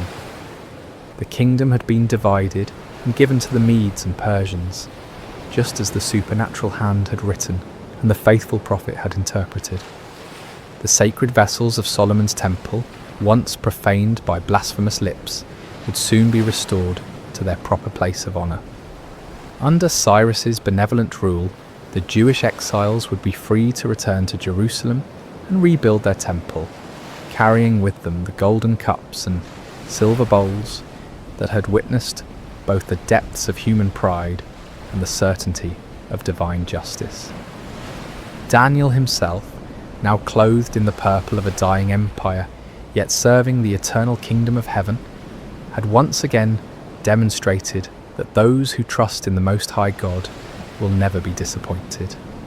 Through him, the sovereignty of the Almighty had been proclaimed in the halls of earthly power, and the vanity of human pride had been exposed for all to see. The lesson of that terrible night echoes through the corridors of history, speaking to every generation that dares to lift itself up against the Lord of heaven. Kingdoms rise and fall like waves upon the shore. Empires that seem eternal prove to be as fleeting as morning mist, but the kingdom of God endures forever. No wall can stand against his purposes, no power can resist his will, no pride can escape his judgments. In our own age, when earthly kingdoms still vie for dominion and human pride still challenges heaven's authority, the writing on Babylon's wall remains as relevant as ever. We who read these ancient words would do well to remember that the God who humbled Nebuchadnezzar, who numbered Belshazzar's days, who gave Babylon to the Medes and Persians, is the same yesterday, today, and forever. The scales of divine justice still weigh the actions of nations and individuals. The sovereign hand that writes the destiny of empires still guides the course of human history. And the kingdom that Daniel served, the kingdom that outlasted Babylon and Persia and all the empires that followed, remains the only power that will never pass away. As night falls once again over the ancient site where Babylon once stood in all its glory, as stars appear in the darkness above ruins that once housed the pride of earthly kingdoms, the eternal truth proclaimed by that supernatural hand continues to shine with undiminished light. The Most High God rules in the kingdom of men, and blessed are those who humble themselves before his throne. May we who hear this ancient story find in it not merely a tale of judgment long past, but a present reminder of the God who sees all, knows all, and judges all with perfect righteousness. And may we, like Daniel, serve faithfully in whatever earthly kingdom we find ourselves, while keeping our ultimate allegiance to the kingdom that cannot be shaken, the kingdom that endures forever and ever. The writing is on the wall, dear friends. The question that remains is whether we will read it in time to humble ourselves before the King of Kings, or whether we will follow Belshazzar's path to destruction. The choice, as always, is ours to make, Hey everyone, welcome back to Sacred Slumber. Before we dive into tonight's story, I want to ask you something that would genuinely help us out. If you're enjoying this content, please consider using your hype points on this video. It really helps the channel more than you possibly know. Seriously, it makes a massive difference in getting these stories out to more people who love this kind of content. Also, if you want to, drop a comment telling us what time it is for you right now and where in the world you're listening from. We absolutely love seeing where everyone is tuning in from. No pressure though, only if you feel like it.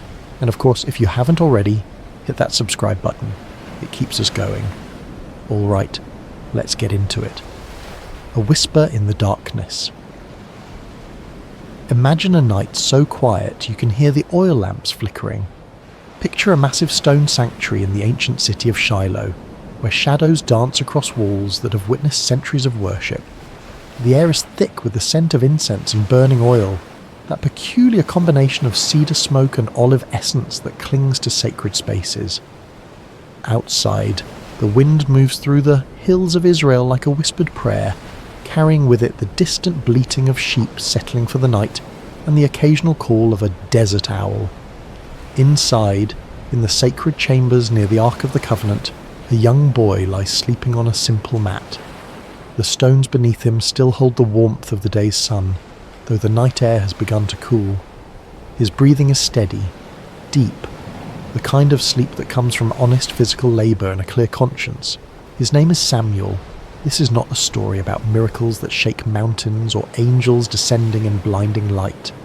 This is a story about something quieter, something more intimate, something that happens in the space between waking and dreaming, where the boundaries of reality become permeable. It is about a voice in the darkness, a child who learned to listen when the entire world had gone deaf, and a moment that would alter the spiritual trajectory of an entire nation. Because sometimes the most profound truths do not arrive with thunder and earthquake. Sometimes they do not announce themselves with burning bushes or pillars of fire. Sometimes they arrive in whispers, in the stillness between breaths, in the gentle calling of a name spoken 3 times before it is finally understood. What you're about to hear is one of the most mysterious and beautiful moments in ancient scripture.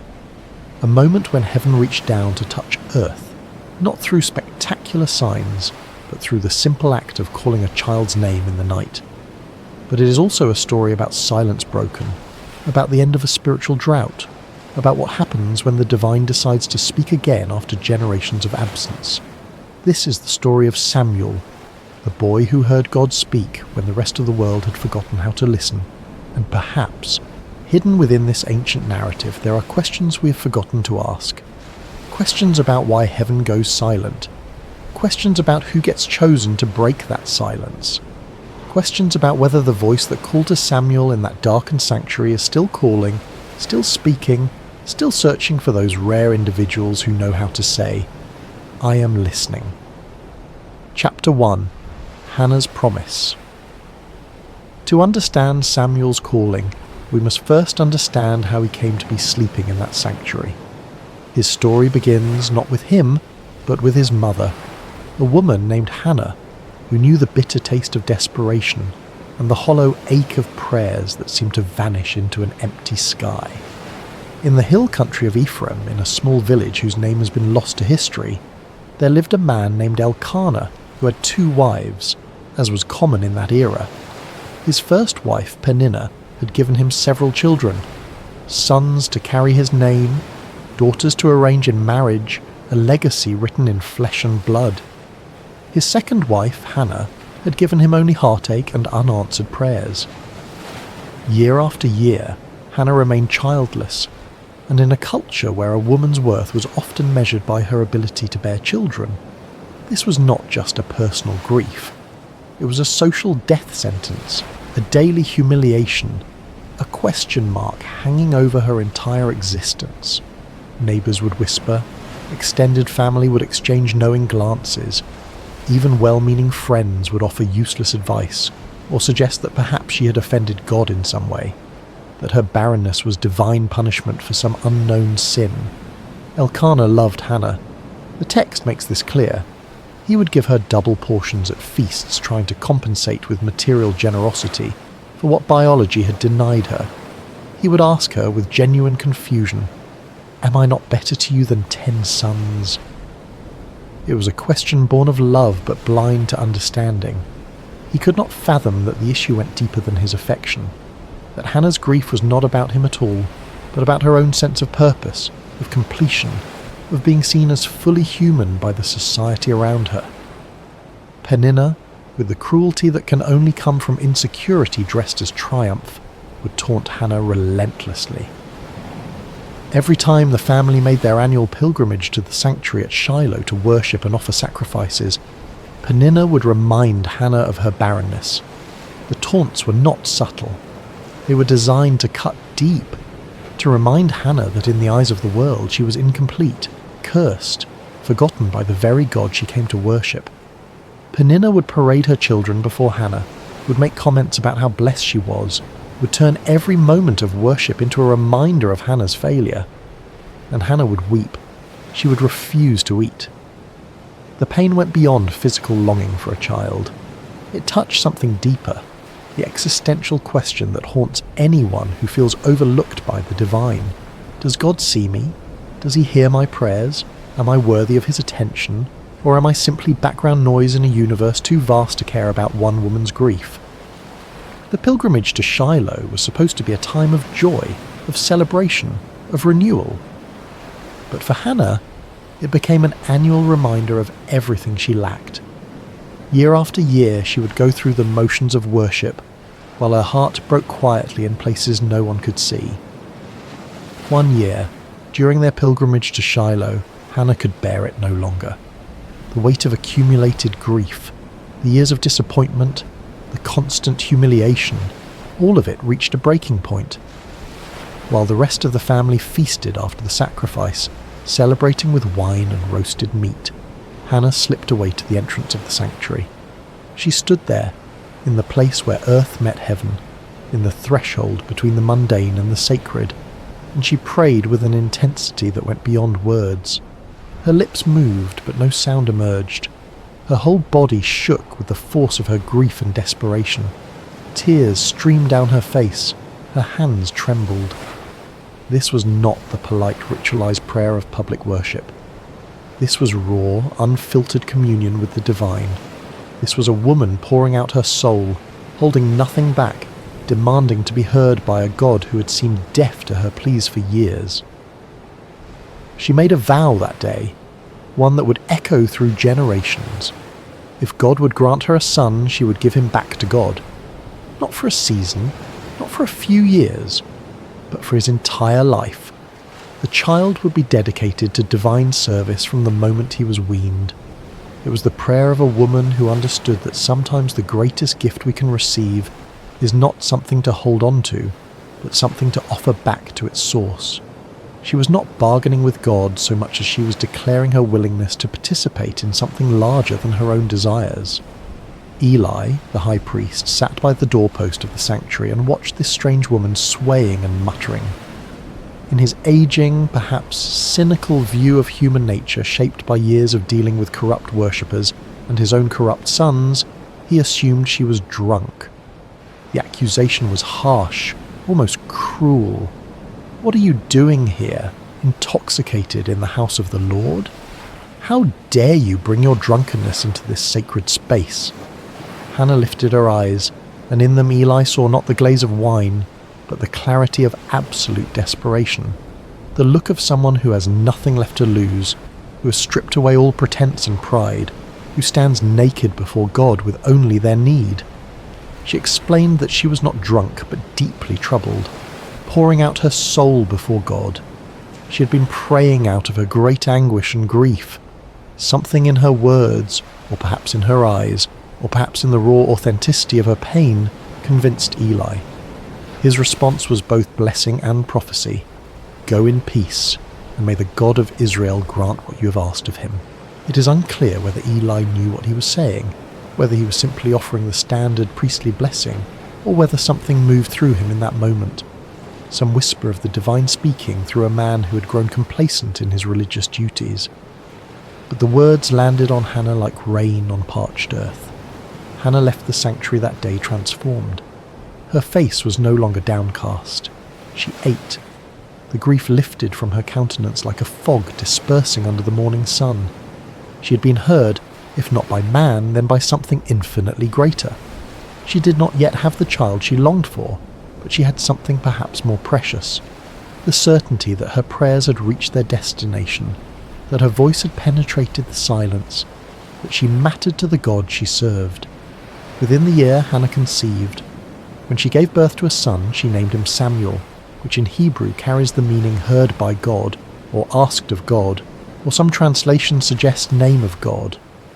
The name itself was a testimony, a permanent reminder that this child was an answer to prayer, a gift that came from somewhere beyond the ordinary workings of the world. Every time someone spoke his name, they were acknowledging that this boy represented the moment when heaven responded to earth, when silence gave way to acknowledgement. For the first few years of his life, Samuel remained with Hannah.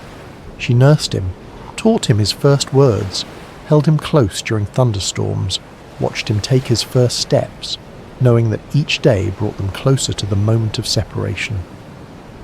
She must have memorized the sound of his laugh, the feel of his small hand in hers, the weight of him sleeping against her chest.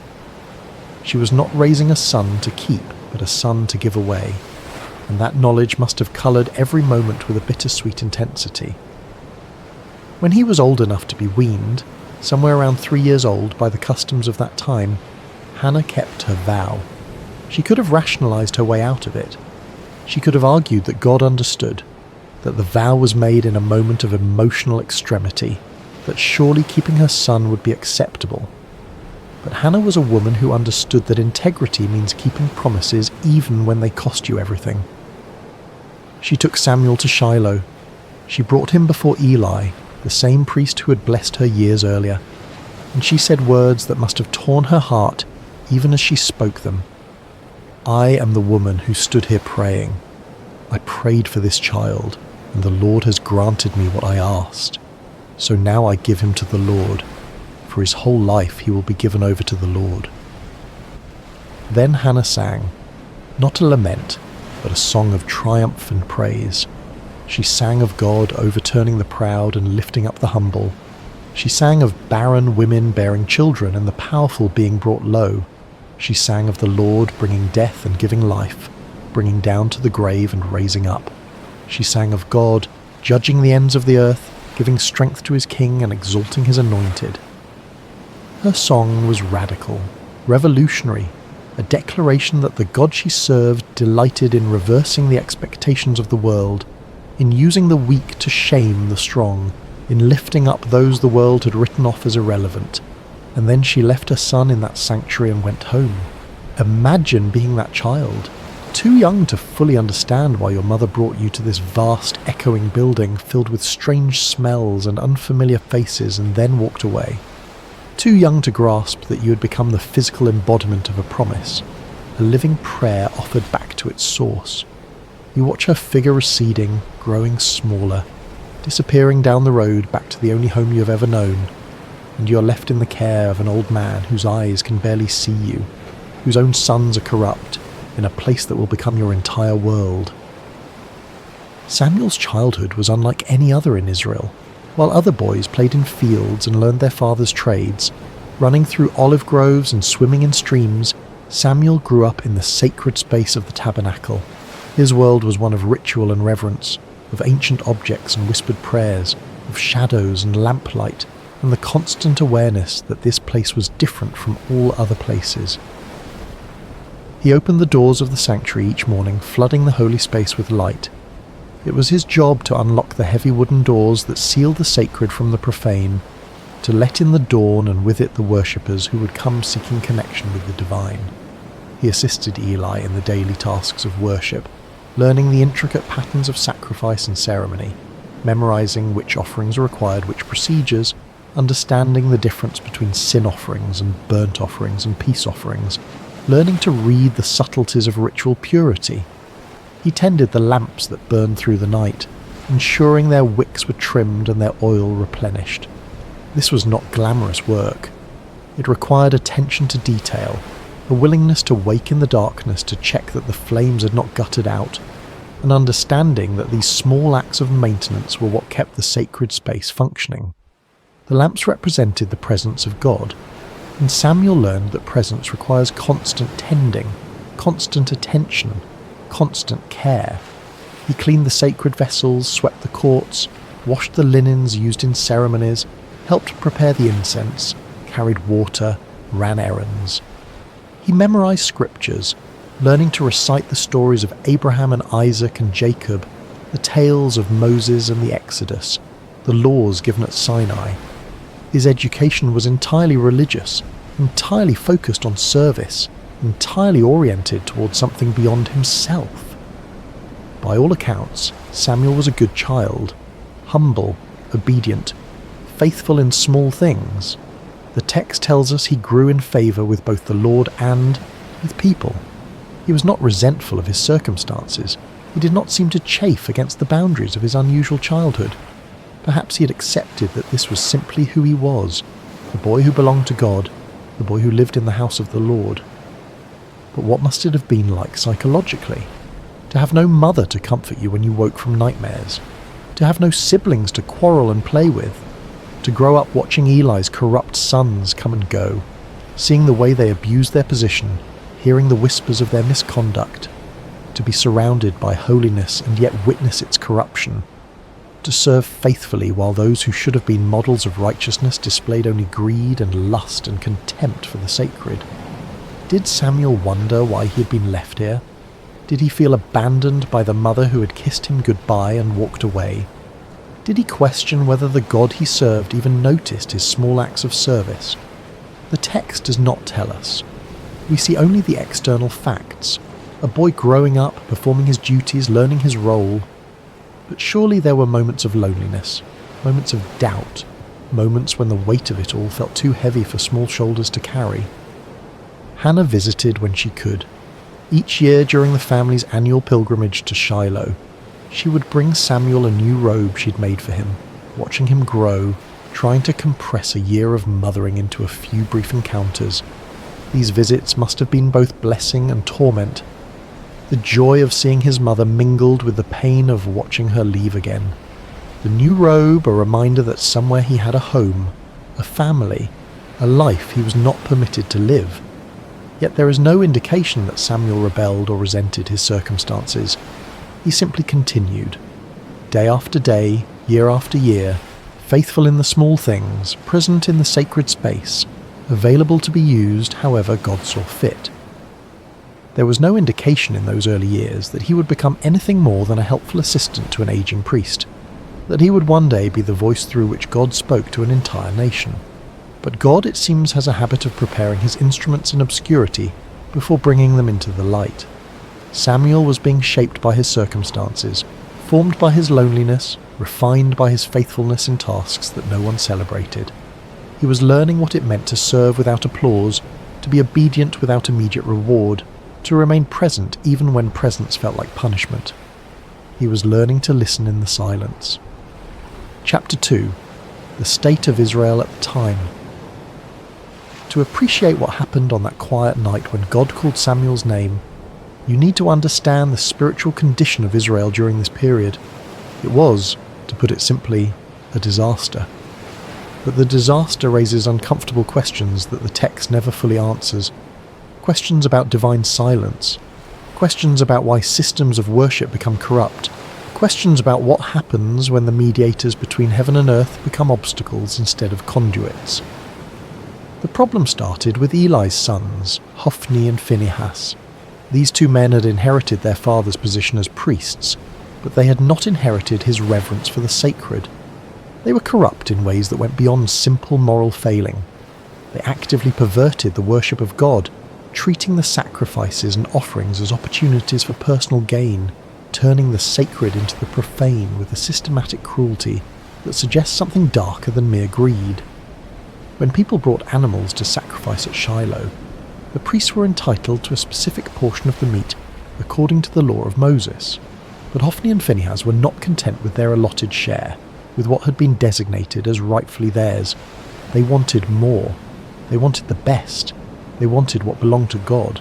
They would send their servants to threaten worshippers, demanding the choicest cuts of meat before the fat was even burned on the altar, as required by law. The fat belonged to God. That was non-negotiable in the sacrificial system. The burning of the fat was the moment when the sacrifice became truly sacred, when the offering transitioned from human gift to divine acceptance. But Hophni and Phinehas did not care about divine acceptance. They cared about their appetites. If people objected, if they tried to follow the proper procedures and insist that the fat be burned first, the servants would respond with threats of violence. "We will take it by force if necessary." The priests were literally stealing from God, taking what belonged to the altar and consuming it themselves. They were turning worship into extortion, using their position of spiritual authority to exploit the vulnerable and the faithful. But their corruption went even darker, into territories that the text only hints at with uncomfortable brevity. They engaged in sexual immorality with women who served at the entrance to the sanctuary. These were women who had dedicated themselves to service at the tabernacle, who came to worship and serve with sincere devotion. And Hophni and Phinehas exploited them, used their authority and position to prey upon those who should have been under their protection. They turned the house of God into a place of exploitation and abuse, where the very people who were supposed to represent divine holiness became perpetrators of trauma. Worship became a source of fear rather than transcendence. People stopped coming, or when they came with cynicism and resentment, going through the motions but empty of faith. How could you trust a system where the gatekeepers were predators? How could you believe in the holiness of a place where the priests defiled it daily? The sanctuary at Shiloh, which was meant to be the central hub of Israel's spiritual life, became instead a monument to religious corruption. Eli knew what his sons were doing. The text makes this painfully clear. People told him. They came with reports of misconduct, of abuse, of exploitation. He heard the rumours and saw the evidence. He was not ignorant. He was not blind to their crimes. And to his credit, he confronted them. But his rebukes were weak, almost apologetic, carrying no weight and no consequence. Why do you do such things? I hear reports from the people about your wicked deeds. If someone sins against another person, God may mediate. But if someone sins against the Lord, who will intercede? The words acknowledge the problem but offer no solution. There is no threat of removal from office, no stripping of authority, no punishment that might actually deter the behaviour. Just words, just disappointment, just a father hoping his wayward sons might suddenly develop a conscience they had never demonstrated. Hophni and Phinehas ignored their father and continued their corruption. Why wouldn't they? There were no consequences. Eli's position as high priest gave him the authority to remove them, to appoint others, to enforce standards. But he did nothing, and his inaction was itself a form of action, a choice that enabled the continued degradation of worship. The impact on Israel's spiritual life was catastrophic. The text records it with devastating simplicity. The people came to despise the offerings to the Lord. Think about what that means. The sacrificial system was the heart of Israel's covenant relationship with God. It was how sins were atoned for, how gratitude was expressed, how the community maintained its connection with the divine. And people were learning to despise it, to see it as corrupt and meaningless, to associate worship with exploitation rather than with holiness. Faith withered. Cynicism spread. A generation was growing up believing that God either did not care about corruption in his own house, or that he was powerless to stop it, or worse, that he did not exist at all, and the whole system was simply a mechanism for priestly power and exploitation. But perhaps the most devastating aspect of this era, the detail that haunts the narrative with its implications, was not the corruption of the priests. It was the silence of heaven. The scripture records it with haunting simplicity. In those days, the word of the Lord was rare. There were not many visions. Think about what that means. In a culture where prophets and priests were meant to be the conduits between God and humanity, the channel had gone quiet. God was not speaking. Or if he was, no one was hearing. Prophecies were scarce to the point of being legendary. Divine visions were so uncommon that when someone claimed to have received one, it was met with skepticism rather than expectation. But why? The text does not explain. It simply records the fact of divine silence as if it were weather, as if the absence of God's voice was as natural and unremarkable as a drought. But this raises uncomfortable questions. Had God withdrawn because of the corruption? Was the silence a form of judgment, a divine turning away from a people who had corrupted worship? Or had the people simply stopped listening? Had they become so cynical and so wounded by a religious hypocrisy that they could no longer hear what was being said? Or was there another possibility, one that the text does not explore but that hangs in the air like smoke? Perhaps the priests, who were supposed to be the mediators between God and people, had become such effective blockers of communication that divine messages simply could not get through. Perhaps Hophni and Phinehas were not just corrupt individuals, but symptoms of a systemic failure, a spiritual infrastructure that had collapsed under the weight of its own contradictions. Israel was spiritually adrift, navigating by dead reckoning through waters where the stars had gone dark. There were no prophets to consult, no clear word from God about how to proceed, no divine guidance about which way to turn, just the daily grind of existence, the hollow rituals performed without meaning, the slow death of a people's faith in the face of institutional betrayal. This was the world into which Samuel was growing up, a world where the representatives of God were corrupt, where worship had become hollow, where heaven seemed distant and disinterested. If you were a young person in that era, what would you believe about the divine? Would you expect God to speak? Would you even know what his voice sounded like? Would you be able to distinguish a divine call from your own imagination or from the voice of a very human priest? Samuel cleaned the lamps each evening, ensuring the light would burn through the night. It was a practical task, a maintenance duty, nothing spiritual about it. He trimmed the wicks, refilled the oil reservoirs, ensured the flames were steady. But in that small act, there was a symbol that perhaps Samuel himself did not fully understand. The lamp of God had not yet gone out. Somewhere in the darkness a light still burned, and into that darkness, cutting through the silence that had lasted for generations, a voice was about to break through. Chapter 3. The night God spoke. The night began like any other. Samuel had completed his duties for the day, working through the familiar routines that structured his life. The sanctuary was clean, the floors swept, the vessels washed and arranged in their proper places. The lamps were lit, their flames steady, casting dancing shadows across the ancient stones. The sacred space was prepared for the silence of the evening hours, for the long watch through darkness toward dawn. Eli, now elderly and nearly blind, his eyes grown dim from age and perhaps from seeing too much corruption without acting, had retired to his usual place. He moved slowly now, carefully, feeling his way along walls he had walked beside for decades. His sleeping area was separate but nearby, close enough that Samuel could hear him if he called, out in the night. Samuel lay down in his customary sleeping spot somewhere near the chamber where the Ark of the Covenant rested. The exact location is not specified in the text, but the implication is clear. He slept in proximity to the most sacred object in all of Israel, closer to the physical representation of God's presence than anyone else in the nation that night.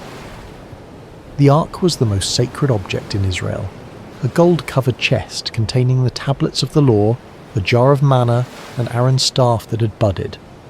But more than its contents, the Ark represented the very presence of God among his people. It was the throne of the invisible king, the place where heaven touched earth, the point of contact between the divine and the mortal. To sleep near it was to sleep in the shadow of holiness, though Samuel likely thought nothing of it. This was simply where he slept, as ordinary to him as any bedroom, as familiar as his own breathing. The lamp of God was still burning, casting flickering shadows across the stone walls. This detail matters more than it might initially seem. In the Jewish tradition, the lamp in the sanctuary, the menorah that burned with consecrated oil, was not allowed to go out until morning light made it unnecessary. It represented the presence of God, the light that persisted even in darkness, the hope that had not yet been extinguished. The phrase, "the lamp of God had not yet gone out," carries within it both promise and warning. Not yet, but it could. The light was still burning, but barely. The presence was still there, but fading. As long as the lamp burned, there was hope. As long as the light persisted against the encroaching darkness, God had not abandoned his dwelling place entirely. Samuel drifted into sleep, a boy exhausted from the honest labour of serving in the house of God. His breathing slowed, his muscles relaxed. He sank into that deep, dreamless sleep that comes from physical work and a clear conscience. The sanctuary around him settled into its nighttime sounds. The creak of cooling stone, the whisper of wind through high windows, the distant cry of a night bird, the soft flutter of the lamp flames, and then, in the darkness, cutting through the silence like a knife through cloth, he heard his name, Samuel. The voice was clear, distinct, personal. Not a shout that would echo through the halls, but not a whisper that could be mistaken for imagination either. It had the quality of someone standing nearby, speaking with intention and purpose, with the certainty that they would be heard. It was a voice that expected a response. Samuel's eyes snapped open. His heart leaped in his chest. There was no confusion, no moment of disorientation. He knew immediately that someone had called him. The voice had been too clear, too deliberate, too unmistakably directed at him. In the darkness, with the lamp casting its uncertain light, Samuel did what made perfect sense to a boy who had grown up serving under an elderly priest. Eli must need something. The old priest was nearly blind now, stumbling in the darkness. Perhaps he had dropped something. Perhaps he needed water. Perhaps he was unwell and required assistance. Samuel threw off whatever covering he used against the night chill and ran to where Eli slept. "Here I am. You called me?" The response was immediate, instinctive. "Here I am." Two words that would become the defining posture of Samuel's entire life.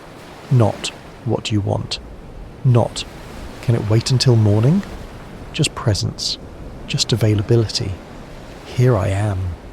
Eli, pulled from sleep and confused, his mind foggy with the remnants of dreams, looked in the direction of Samuel's voice with eyes that could barely make out shapes in the darkness. "I did not call. Go back and lie down." Samuel returned to his place, perhaps a little puzzled, but not overly concerned. Perhaps he had been dreaming. Perhaps the transition from sleep to waking had jumbled his perceptions. Perhaps the old man had called out in his sleep and forgotten. These things happen. The mind plays tricks in the boundary spaces between consciousness and unconsciousness. He lay back down, pulled his covering around him, and closed his eyes, willing himself back towards sleep. The sanctuary settled back into silence. The lamp continued its steady burning. Outside, the wind moved through the hills with a sound like breathing. Samuel's heartbeat slowed back to its resting rhythm. Samuel? Again.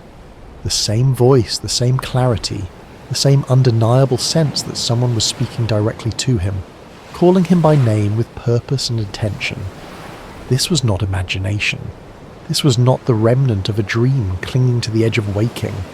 This was not the echo of Eli's voice misheard in the darkness. Someone had called his name, clearly and deliberately, as real as the stone beneath him and the lamplight flickering against the walls. Once more, Samuel got up and went to Eli. His bare feet made soft sounds against the cold stone floor. His breathing was quicker now, his confusion deeper. If Eli had not called the first time, then who had? "Here I am, you called me." Eli, now more awake and perhaps slightly irritated at being disturbed a second time, sent him away again with a tone that suggested both confusion and mild frustration. "I did not call, my son. Go back and lie down." Samuel returned, but now there was a question forming in his mind that would not be silenced. If Eli was not calling him, then who was? Was someone playing a trick? Was there an intruder in the sanctuary hiding in the shadows, calling his name for some unknown purpose? But the voice had not seemed mischievous or threatening. It had been steady, certain, intimate, the kind of voice that knows you, that has the right to call your name. He lay back down, but this time sleep did not come easily. His eyes stayed open, staring into the darkness above him. His ears strained for any sound, any indication of who or what had spoken to him. The lamp flickered. A moth circled near its flame. Time stretched and compressed in that strange way it does when you are lying awake in the dark, unsure whether minutes or hours are passing. Samuel. The third time, Samuel abandoned any doubt or hesitation. Someone was calling him, and if it was not Eli, then perhaps the old priest was confused. Perhaps he was calling out without realizing it. Perhaps his dreams were speaking through him. Samuel got up once more, faster now, urgent, and went to Eli. He stood at the foot of the old priest's sleeping mat, his young face barely visible in the dim light that filtered in from the main chamber. "Here I am. You called me." And finally, after decades of serving in the sanctuary, after years of watching the word of the Lord become rare and vision scarce, after witnessing the corruption of his sons and the slow death of Israel's faith, Eli understood. The realization must have hit him like a physical blow. God was calling the boy, not the high priest, not the experienced religious leader, not the man who had served in this place for decades. The boy who cleaned the floors and tended the lamps and slept near the ark without fully comprehending what that meant. Eli's response is one of the most beautiful moments in the entire narrative. He could have been jealous, wounded by the divine bypassing, bitter that his years of service were being overlooked in favour of a child. He could have been defensive, questioning whether this was really happening, whether Samuel was perhaps confused or making things up. He could have claimed the voice for himself, insisted that any divine communication should come through proper channels, through the established hierarchy of priesthood. But instead, Eli became a teacher in the truest sense. He gave Samuel the gift of understanding and the words that would change everything. He put aside whatever personal feelings he might have had, and focused entirely on helping Samuel navigate what was about to happen. "Go and lie down," Eli said, and you can hear in those words both resignation and hope, both the sadness of being passed over and the wonder that God was speaking again at all. And if he calls you, say, "Speak, Lord, for your servant is listening." Those words, "Speak, Lord, for your servant is listening," not "Who are you?" not "What do you want?" not "Prove yourself to me." Just openness, just availability, just the humble acknowledgement that if God is speaking, the only appropriate response is to listen. Samuel returned to his place one more time. He lay down in the darkness, the lamp of God still burning nearby, casting its uncertain light across ancient stones, and he waited. His heart must have been pounding so hard he could hear it in his ears. His mind must have been racing with questions and fears and wonder. What does the voice of God sound like? What will he say? Am I worthy to hear it? What if I do not understand? What if I get it wrong? The silence stretched. The lamp flickered. Outside, the night continued its slow progression toward dawn. And then, for the fourth time, the voice came. But this time there was a difference. This time the name was repeated, spoken twice, with an intimacy and urgency that had not been there before. "Samuel! Samuel!" The repetition is significant. In Hebrew, when a name is called twice, it indicates intimacy, urgency, importance. Abraham, Abraham, Moses, Moses. Now Samuel, Samuel. This was not a casual summons. This was personal, direct, unmistakable. This time, the boy was ready. Following Eli's instructions exactly, word for word, he responded with the words that have echoed through millennia as the perfect posture of faith, the ideal response to divine initiative. "Speak, for your servant is listening." And God spoke. What happened next was not what a child would want to hear. God did not give Samuel a message of encouragement or blessing. He did not reveal some beautiful mystery or share some cosmic secret about the nature of reality or the structure of heaven. He did not offer comfort or promise Samuel a glorious future. Instead, God gave Samuel a prophecy of judgment, and the judgment was against Eli's household, against the man who had been like a father to him, against the only family he had truly known. God told Samuel that he was about to do something in Israel that would make the ears of everyone who heard it tingle. That phrase, ears tingling, suggests something shocking, something that would reverberate through the nation like a physical sensation. This was not going to be a quiet judgment, a private correction. This was going to be public, unmistakable, impossible to ignore. He was going to carry out against Eli everything he had spoken concerning his family, from beginning to end. There had been warnings before. A prophet had come to Eli years earlier with a similar message, speaking of judgment to come, of the priesthood being taken from his lineage, of his sons dying on the same day. That prophecy had been spoken and then seemingly forgotten, filed away as one of those uncomfortable truths that people acknowledge but never really expect to see fulfilled. But God was saying now that the time of fulfillment had come. The warnings were over. The judgment was at hand. The reason was clear and devastating. Eli knew about the sins of his sons. He knew they were blaspheming God, treating the sacred as profane, exploiting women, stealing from the altar, corrupting worship itself. He had heard the reports. He had seen the evidence. He had confronted them, yes, but his rebukes were empty, carrying no weight, leading to no consequences.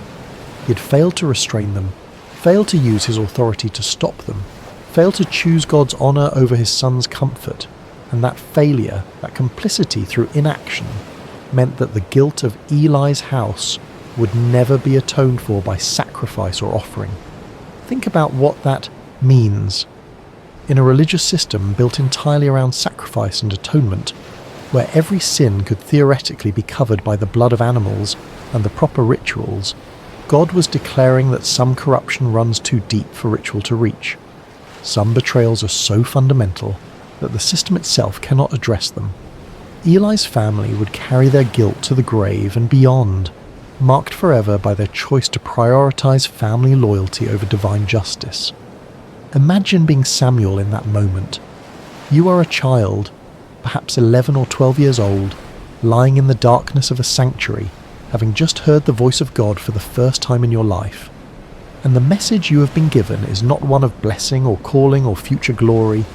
It is a message of doom for the man who has raised you, who has taught you everything you know about worship and service, who has been your only father figure in a life marked by abandonment and loneliness. The weight of it must have been crushing. How do you speak words of judgment to someone you love?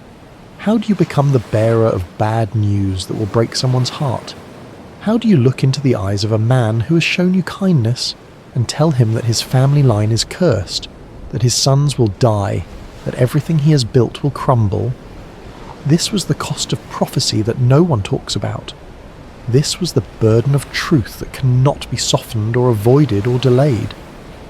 Samuel had been given a message, and whether he wanted to deliver it or not was irrelevant.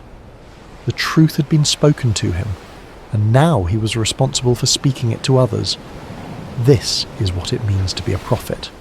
Not visions and mystical experiences and spiritual heights, but the grinding, awful responsibility of speaking truths that wound you as deeply as they wound those who hear them.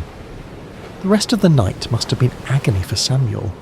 The text tells us he lay there until dawn, too afraid to tell Eli what he'd heard. He did not sleep. How could he? His mind must have raced through possibilities. Maybe he had misunderstood. Maybe there was a way to soften the message to make it less harsh. Maybe if he just kept quiet, the whole thing would fade like a dream, and he could go back to his simple life of tending lamps and sweeping floors. But deep down, he knew the voice had been too clear, the message had been too specific. And God had not asked his opinion about whether this was a good idea or whether Samuel felt ready for such responsibility. The divine does not consult us about our readiness. It simply calls, and we must answer. Chapter 4. The Weight of the Message. As morning light began to filter into the sanctuary, pale and hesitant through the high windows, Samuel rose and went about his duties as usual. Muscle memory guided him through the familiar routines. He opened the doors of the house of the Lord, pushing aside the heavy wooden barriers that sealed the sacred from the profane, letting in the day, with all its ordinary demands. But everything felt different now. The air was heavier, pressing down on his shoulders like a physical weight. The silence was louder, filled with the words he carried but could not speak. He carried within him words that would change everything, and he was terrified to voice them. His hands shook as he performed his tasks. He fumbled with the lamp wicks, nearly spilling oil on the floor. He could not meet anyone's eyes. Every sound made him jump, expecting Eli to call for him, to demand the message, to force him to speak the unspeakable. Eli, however, knew something had happened. Years of serving in the sanctuary had given him an intuition about spiritual matters that his failing eyesight could not diminish. He could sense the change in Samuel, could feel the weight the boy was carrying. He called Samuel to him, his voice gentle but insistent, and when the boy came, reluctant and pale, the old priest asked him directly, "Samuel, my son, what was it he said to you? Please do not hide it from me." Then he added words that carried the weight of both authority and desperation. "May God deal with you, be it ever so severely if you hide from me anything he told you." It was an oath, a binding formula that made concealment impossible. Eli was not giving Samuel an easy out. He was demanding truth, however painful, however devastating. And in doing so, he was teaching Samuel one of the most important lessons of prophetic ministry: that truth matters more than comfort, that integrity requires speaking even when silence would be kinder. There is something deeply moving about this moment. Eli was giving Samuel permission to speak truth, even painful truth. He was not demanding a comfortable answer. He was not pressuring the boy to lie or soften the message. He was not using his position as high priest to intimidate or manipulate. He was simply asking for honesty, for the faithful delivery of whatever word had been given, regardless of personal cost. Samuel, to his credit, did not hold back. He told Eli everything, every word of the judgment, every detail of the coming consequences, every aspect of the doom pronounced against his house. He did not sugarcoat it. He did not try to make it easier to hear. He did not add comforting caveats or suggest ways the judgment might be avoided. He simply delivered the message as it had been given to him, faithful to both God and to Eli in his refusal to distort the truth. The words must have felt like stones in his mouth, each one heavy and sharp. He would have watched Eli's face as he spoke, looking for signs of anger or rejection or denial. But what he saw instead was something he had not expected. Eli's response is remarkable in its humility and resignation. He did not rage against the pronouncement. He did not question Samuel's experience or suggest the boy had misunderstood or imagined things. He did not blame Samuel for being the messenger or accuse him of disloyalty or ingratitude. He simply said, with a weariness that spoke of years of knowing this moment would come, "He is the Lord. Let him do what is good in his eyes." There is defeat in those words, yes, but there is also acceptance, a kind of peace that comes from finally having the truth spoken aloud, from no longer living in the shadow of unacknowledged reality. Eli had known for years that his sons were corrupt. He had known that his failure to stop them was a kind of complicity, a betrayal of his calling and his God. The judgment was not a surprise. It was an inevitability finally spoken aloud, a truth that had been hovering unspoken in the air for years finally given voice and substance. And perhaps in some way, Eli was relieved that the silence had been broken, even if the words spoken were words of judgment. Perhaps there is a relief that comes from knowing, from having certainty, even when that certainty is terrible. Perhaps after years of wondering when the hammer would fall, there was a strange comfort in finally hearing it fall, in knowing the shape of the future even when that future was dark. What Samuel learned that night and that morning was something most of us spend a lifetime avoiding. That truth is not always comfortable, that faithfulness sometimes means delivering hard words, and that love does not require us to hide reality from those we care about. Samuel could have lied to Eli. He could have softened the message or claimed he did not remember the details, or suggested that perhaps he had misunderstood what God was saying, but he chose honesty, and in doing so he established the pattern that would define his entire ministry. He would be a prophet who spoke the word of the Lord without compromise, without concern for how it would be received, without fear of the consequences. Not because he was harsh or unfeeling, but because he understood that truth, however painful, is ultimately an act of respect. To lie to someone, even to spare their feelings, is to treat them as less than fully human, as incapable of bearing reality. Samuel gave Eli the dignity of truth, and Eli received it with the dignity of acceptance. Chapter 5. Samuel becomes a prophet. After that night, everything changed for Samuel. The text tells us that he grew, and the Lord was with him, letting none of his words fall to the ground. That phrase, letting none of his words fall to the ground, is the ancient way of saying that everything Samuel prophesied came true. He was not speaking his own opinions or making educated guesses or offering the kind of vague predictions that could be interpreted multiple ways, depending on how events unfolded. He was speaking with divine authority, and reality itself confirmed his words with uncomfortable precision. The prophecy about Eli's house came true exactly as Samuel had spoken it. The details are grim and worth recounting because they establish Samuel's credibility as a true prophet in a time when false prophets were common and people had grown cynical about divine communication. Israel went to war against the Philistines, their perennial enemy. In the first battle, the Israelites were defeated and thousands of soldiers died. In desperation, the elders decided to bring the Ark of the Covenant from Shiloh to the battlefield, believing that God's physical presence would guarantee victory. Hophni and Phinehas accompanied the Ark, treating it like a magical talisman rather than the throne of the living God. The Israelites shouted when the Ark arrived, a roar so loud that the ground shook. The Philistines were terrified at first, knowing the stories of what the God of Israel had done to Egypt. But they fought anyway, and in the battle that followed, Israel was utterly defeated. 30,000 soldiers died, and on that same day, exactly as prophesied, both Hophni and Phinehas were killed.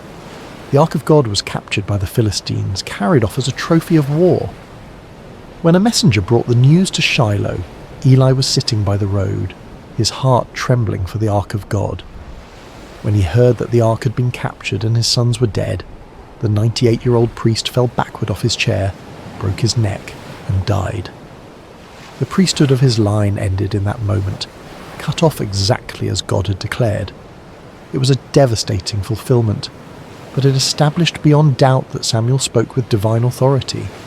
He had predicted these events when he was just a child, and they had come to pass exactly as he said. The word of the Lord through Samuel was reliable, trustworthy, deserving of attention. As Samuel matured from boy to young man, his reputation spread throughout Israel like wildfire. From Dan in the far north to Beersheba in the deep south, spanning the entire geographical extent of Israel's territory, everyone knew that Samuel had been established as a prophet of the Lord. The word that had been rare, the visions that had been scarce, now flowed through this young man who had learned to listen in the darkness. But Samuel was more than just a prophet delivering occasional messages. God continued to appear at Shiloh, revealing himself to Samuel through his word on a regular basis.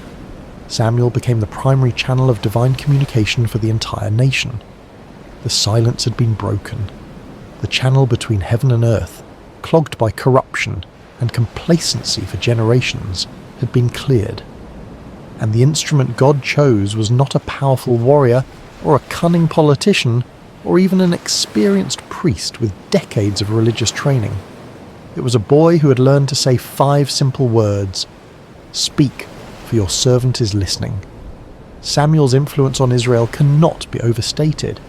He became the bridge between the chaotic era of the judges and the establishment of the monarchy, standing at one of the most critical transitions in the nation's history. He was the last judge, travelling on a circuit through Bethel, Gilgal and Mizpah, settling disputes and administering justice with a wisdom that people recognised as coming from God. He was also the first of the great prophets, the founder of a prophetic tradition that would produce Elijah, Elisha, Isaiah, Jeremiah, and all the voices that would call Israel back to God throughout its history. When the people demanded a king like the surrounding nations, it was Samuel who anointed Saul, a tall and handsome man from the tribe of Benjamin, as Israel's first king. And when Saul proved disobedient and unfaithful to God, it was Samuel who had to deliver yet another hard message of judgment, who had to watch another man he had elevated fall under divine displeasure. Later, it was Samuel who anointed David, the younger son of Jesse, a shepherd boy with no apparent qualifications except that God had chosen him. That shepherd boy would become Israel's greatest king, the man whose lineage would eventually produce the Messiah. But beyond the political role, beyond the anointing of kings and the settling of disputes, Samuel represented something Israel desperately needed: spiritual integrity in a world corroded by compromise. In a time when the priesthood had become corrupt, when worship had become hollow, when the word of the Lord was rare, Samuel embodied what it meant to hear from God and speak his truth faithfully regardless of personal cost. He reformed religious life throughout Israel, establishing schools of prophets where young men could learn to listen for God's voice and speak his word. He called the people back to authentic worship, challenging them to put away their foreign gods and serve the Lord only. He led the nation in repentance at Mizpah, where they fasted and confessed their sins, acknowledging that they had abandoned God. And when the Philistines attacked during that gathering, Samuel interceded for the people, and God threw the enemy into confusion with thunder and lightning, giving Israel a decisive victory. Samuel demonstrated that God had not abandoned his people, that the silence had been circumstantial rather than permanent, that divine presence and power were still available to those who would seek them with integrity. The boy who once cleaned floors and trimmed lamp wicks became the conscience of a nation. The child who slept near the ark became the voice through which God spoke to kings and commoners alike.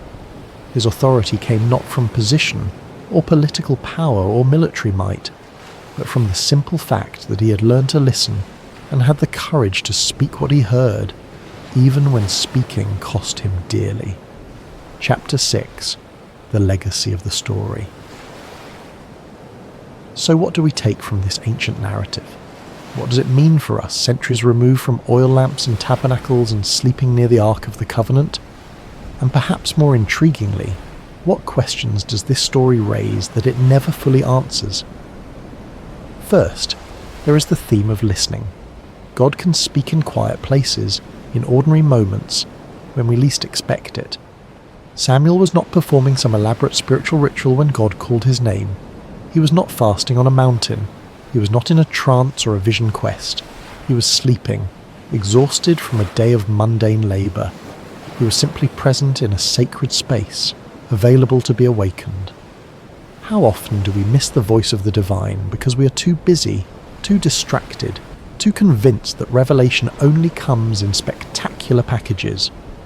We wait for burning bushes and angelic visitations, for dramatic signs and unmistakable interventions, while the still small voice speaks in the darkness and we mistake it for our imagination, or for human conversation, or for nothing at all. Samuel teaches us that sometimes the most profound moments arrive softly, in the space between waking and sleeping, in the darkness when our defences are down and our minds are quiet enough to hear what has always been speaking. But this raises uncomfortable questions. How many times has that voice spoken and we have ignored it? How many times have we attributed divine communication to coincidence or psychology or wish fulfillment because we have lost the ability to recognize it for what it is? Second, there is the theme of obedience. Samuel's first response when he heard his name was immediate and complete. "Here I am." No hesitation, no calculation, no weighing of options or considering whether this was a good time, just presence and availability. Not, what do you want, but here I am. Not, let me think about it, but immediate response. Later, when Eli gave him the words to use, Samuel followed the instruction exactly. He did not improvise or try to improve on the formula or insert his own personality into the exchange. He simply said what he had been taught to say, "Speak, for your servant is listening."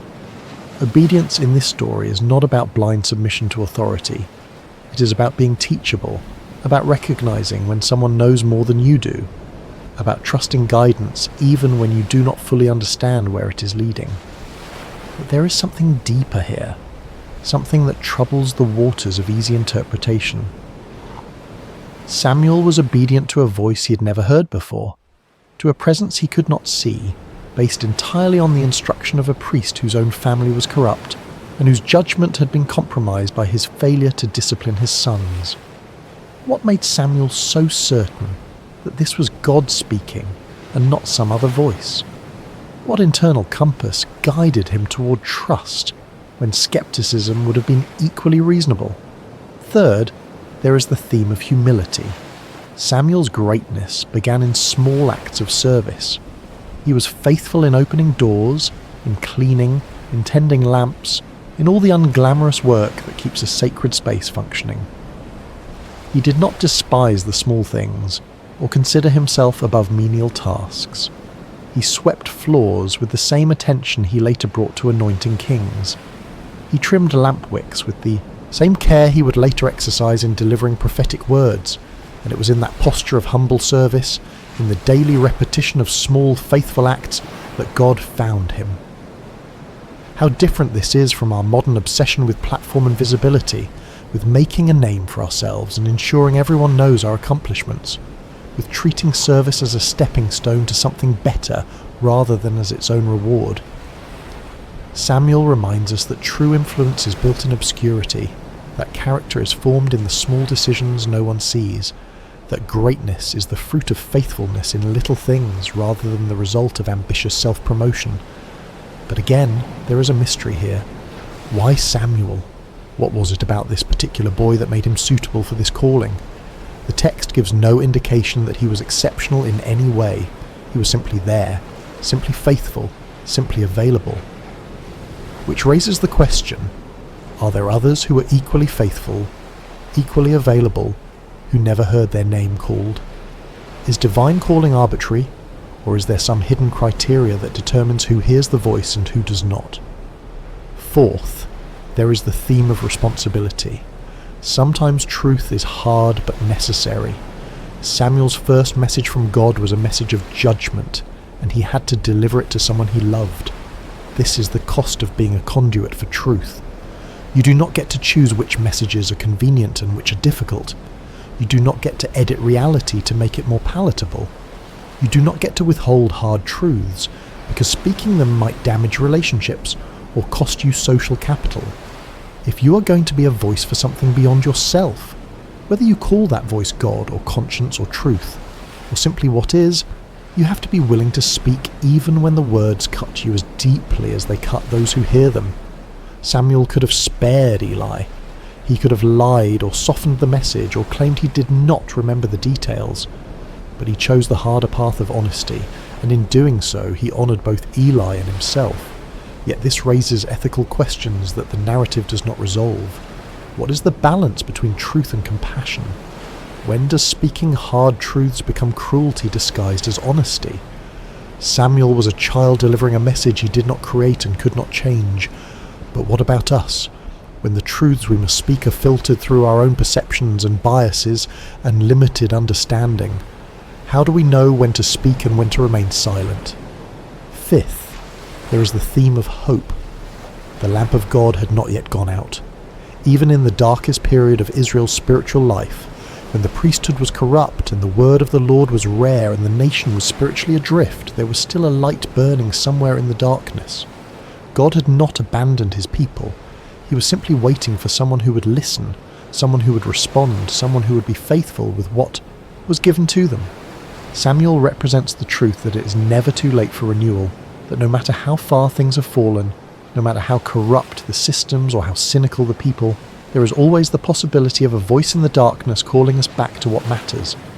The light may be flickering, the wick may be nearly consumed, the oil may be running low, but as long as there is any light at all, there is hope for rekindling, for replenishment, for the dawn that follows even the longest night. But this optimistic reading sits uncomfortably with the historical reality. The lamp did eventually go out. The sanctuary at Shiloh was destroyed. The ark was captured and never returned to that place. The line of Eli ended in blood and disgrace. Samuel's calling did not prevent disaster. It only narrated it before it happened. So what kind of hope is this? Is it simply the hope that truth will be spoken, even if it changes nothing? Is it the hope that someone will bear witness, even in the midst of collapse?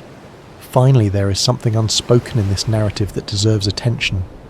God bypassed the entire religious hierarchy to speak to a child. He did not go through official channels.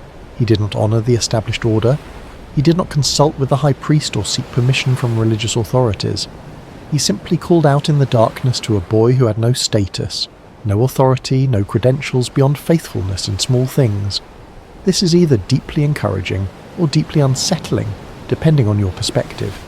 It suggests that divine communication is not controlled by institutions, that truth can emerge from the margins, that the voice of God might speak to those we least expect, rather than to those we've designated as official intermediaries. But it also raises anarchistic questions about authority and order, about how we distinguish genuine divine calling from delusion or manipulation, about what happens when everyone claims to hear the voice of God speaking contradictory messages. Samuel's story is ultimately about availability. He was not the most powerful person in Israel. He was not the most educated or the most connected. He was simply present, attentive, and willing to respond when he heard his name called. And that was enough. That has always been enough. But it invites us to ask, what are we available for? What sacred spaces do we inhabit, whether physical or spiritual or psychological, where we might be found by whatever calls to us in the darkness? And when that call comes, will we recognize it, or will we mistake it for something ordinary, something explainable, something that requires no response? Epilogue: The Voice in the Night. Close your eyes and imagine that sanctuary again.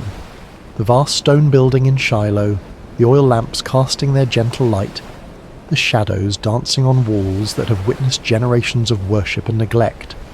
Imagine the boy lying near the ark, exhausted from a day of simple service, drifting into sleep with no expectation that this night will be different from any other.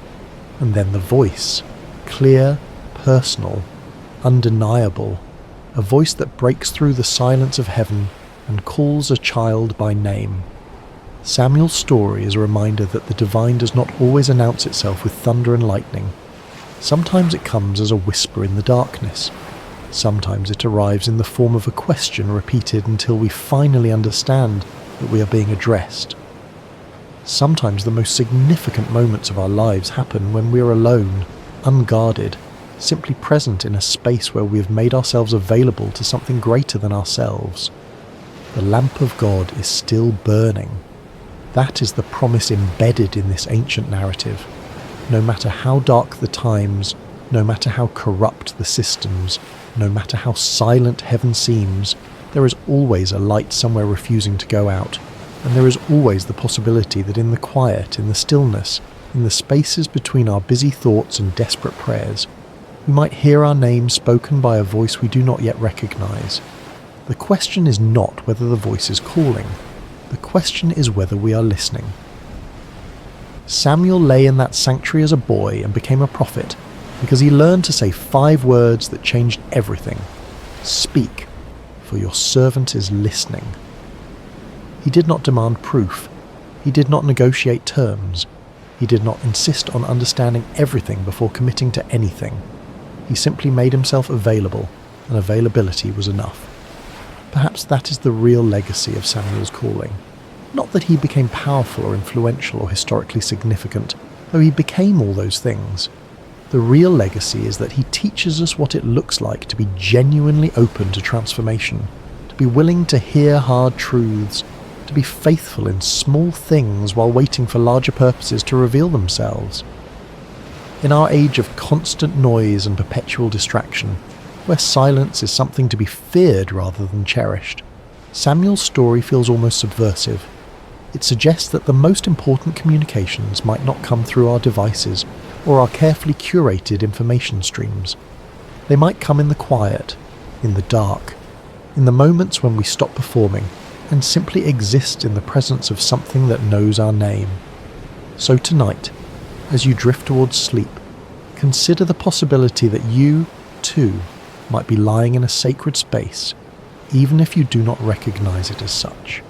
Consider the possibility that there might be a voice, gentle and persistent, calling your name in the darkness.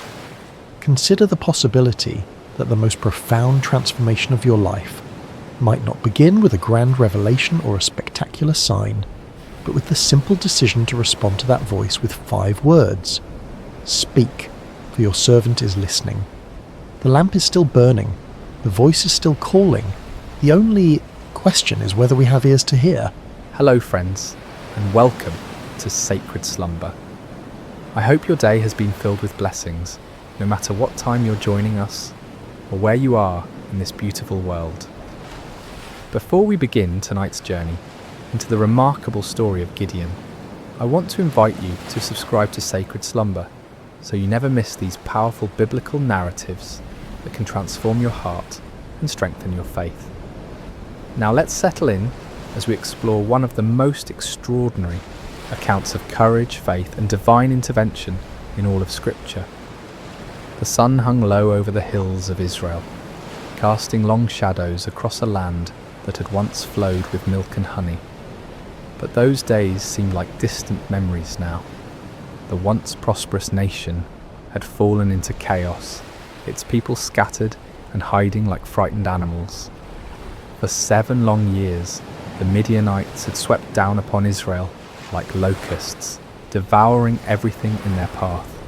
Picture, if you will, the terror that gripped every village and farmstead. Families would wake each morning not knowing if this would be the day the raiders would come. Fathers would venture out to check their crops, only to find them trampled and stolen. Children would be hushed to silence at the first sound of hoofbeats on the horizon. The very air seemed thick with fear and desperation. The Midianites, along with their allies, the Amalekites, and other eastern peoples, had turned the conquest of Israel into an annual ritual. Like a plague of locusts, they would arrive at harvest time, their camels beyond counting, stretching across the landscape as far as the eye could see. They would strip the land bare, taking not only the grain and livestock, but also crushing the spirits of God's chosen people. Farmers had abandoned their fields, choosing instead to hide in mountain caves and underground chambers. The marketplaces that once bustled with commerce now stood empty and silent.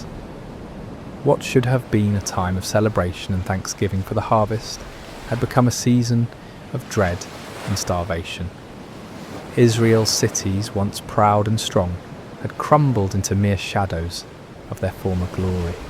The walls that should have protected the people lay in ruins, and the gates that once welcomed travellers now hung broken on their hinges.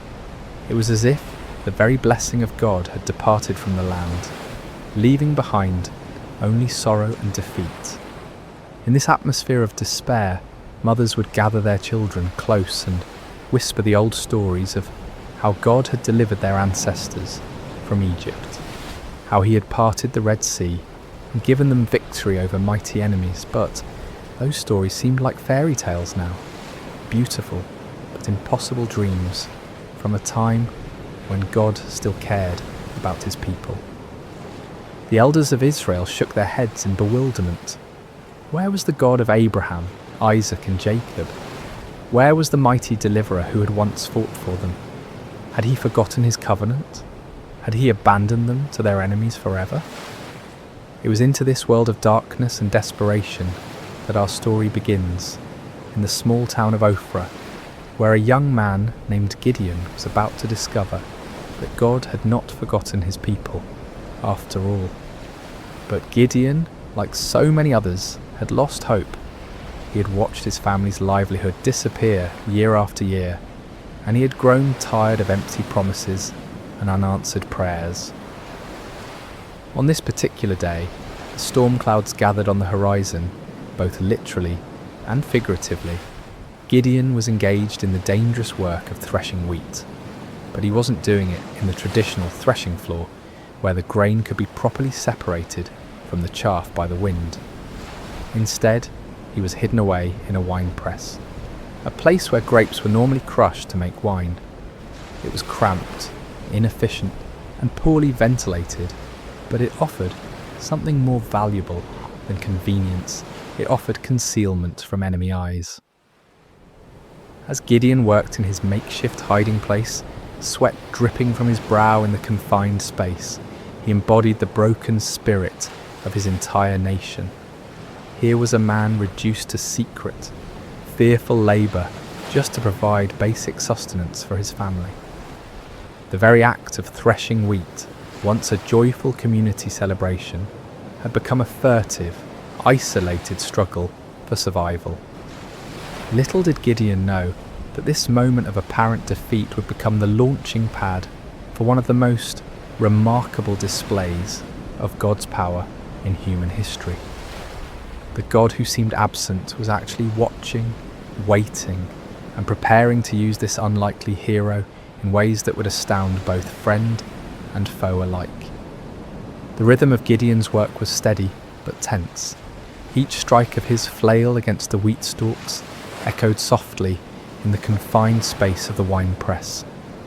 His eyes darted frequently toward the opening above, watching for any sign of danger. The precious grain he was salvaging represented not just food for today, but hope for tomorrow, assuming the Midianites didn't discover his hiding place. The silence of the afternoon was broken by an unexpected voice. "The Lord is with you, mighty warrior." Gideon's heart nearly stopped. He spun around, flail raised defensively, expecting to see a Midianite scout who had somehow discovered his secret location. Instead, he found himself face to face with a figure unlike any he had ever encountered. The stranger sat calmly beneath the great oak tree that overlooked the wine press, his presence somehow both commanding and peaceful. The greeting struck Gideon as almost mockingly ironic. Mighty warrior? Him? The man who was reduced to threshing wheat in secret, constantly looking over his shoulder in fear. And the Lord is with you? If that were true, then why was Israel suffering under such devastating oppression? "Pardon me, my lord," Gideon replied, his voice heavy with skepticism and pain. "But if the Lord is with us, why has all this happened to us? Where are all his wonders that our ancestors told us about when they said, 'Did not the Lord bring us up out of Egypt?' But now the Lord has abandoned us and given us into the hand of Midian." The words poured out of Gideon like water from a broken dam. Years of frustration, disappointment, and unanswered questions came tumbling forth.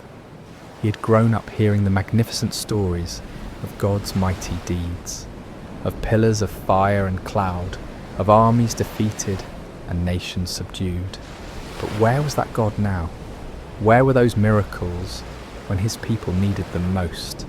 The stranger listened patiently to Gideon's outburst, showing no offence at the young man's boldness or apparent lack of faith. There was something in his eyes that spoke of ancient wisdom and unlimited compassion. When Gideon finished speaking, the visitor's response was both simple and earth-shattering. "Go in the strength you have and save Israel out of Midian's hand. Am I not sending you?" The audacity of the command took Gideon's breath away. Save Israel? Him? The implications were staggering. This wasn't a request for him to join an army or support a cause.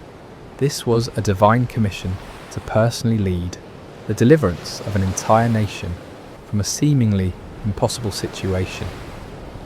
"Pardon me, my lord," Gideon stammered, his mind reeling, "but how can I save Israel?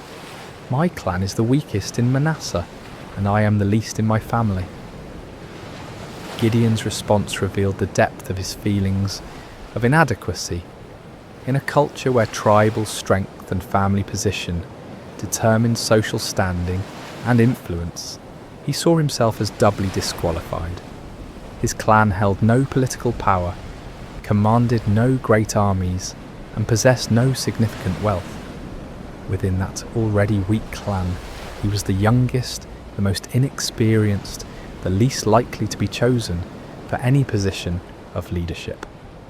But the stranger's next words would echo through the ages as one of the most profound promises ever given to a human being.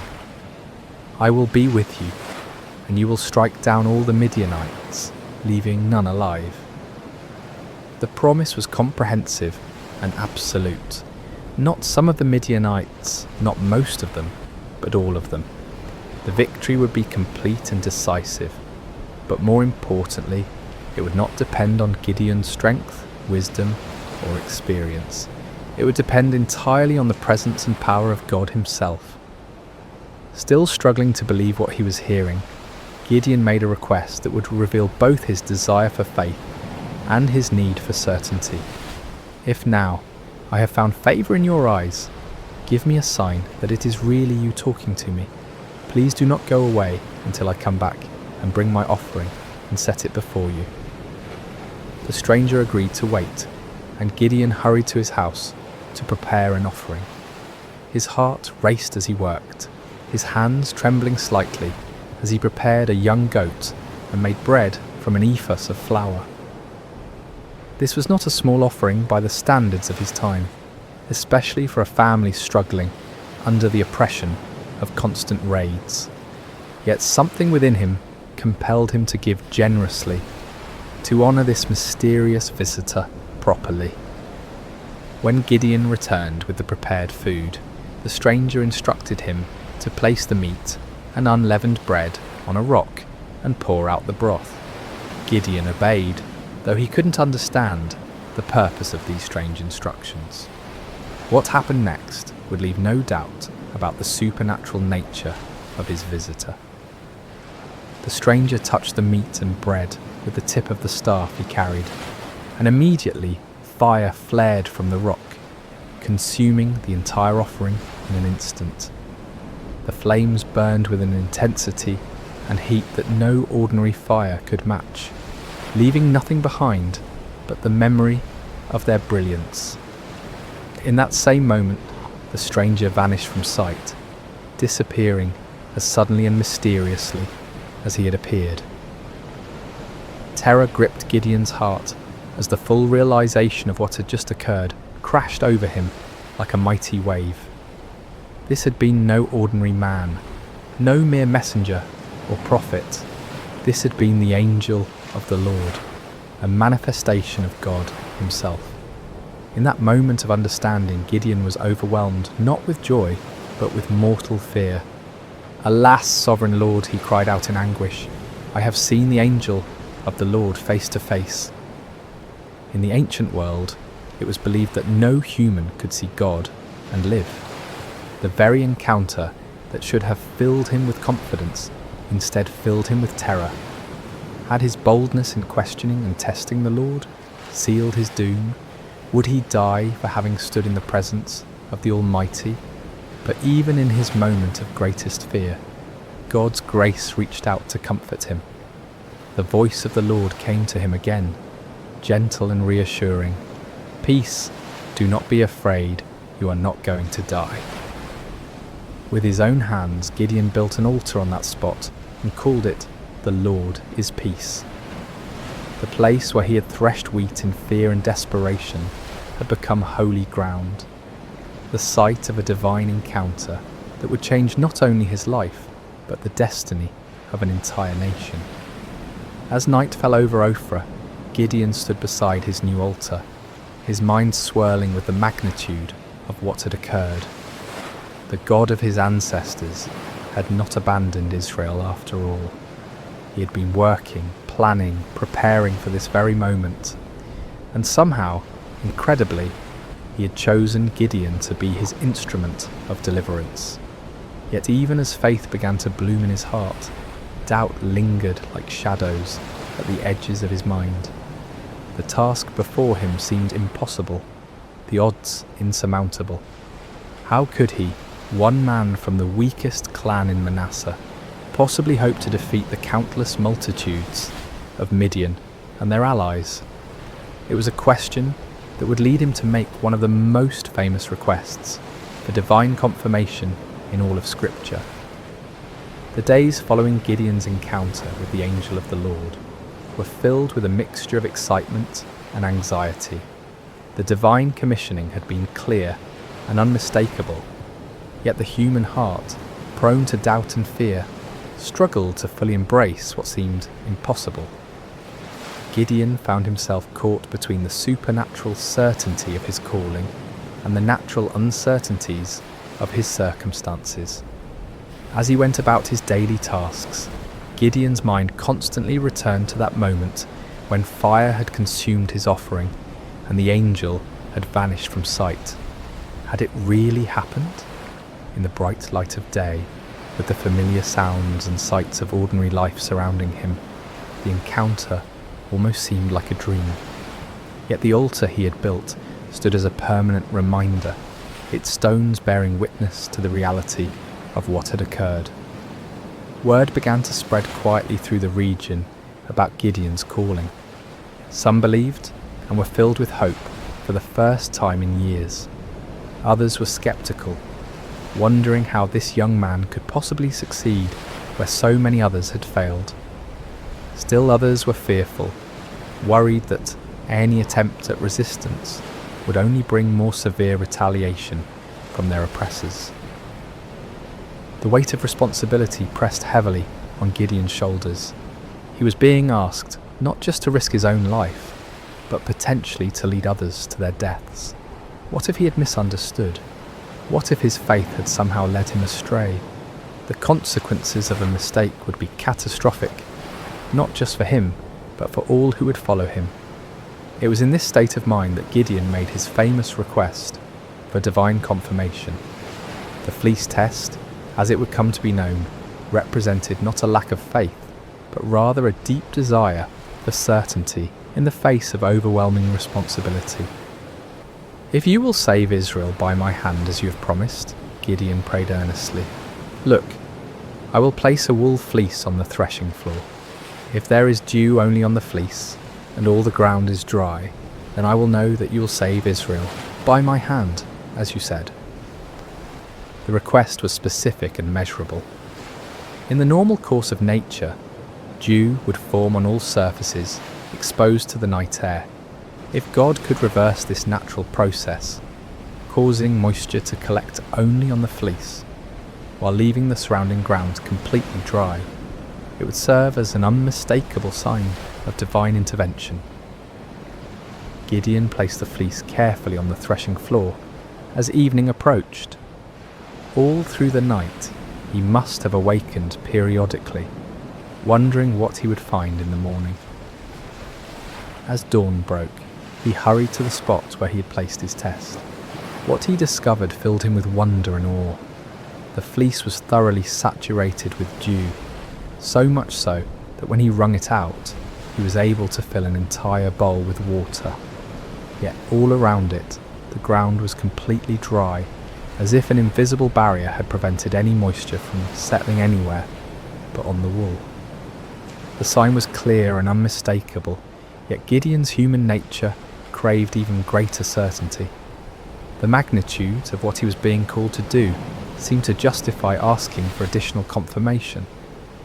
With remarkable humility and boldness, he approached God with yet another request. "Do not be angry with me," Gideon prayed, acknowledging that his repeated testing might seem to indicate a lack of trust. "Let me make just one more request. Allow me one more test with the fleece, but this time make the fleece dry and let the ground be covered with dew." This second test was even more remarkable than the first. It would be one thing for God to cause dew to collect on a single object, while keeping the surrounding area dry, but it would be quite another to keep one small piece of wool completely dry while saturating everything around it.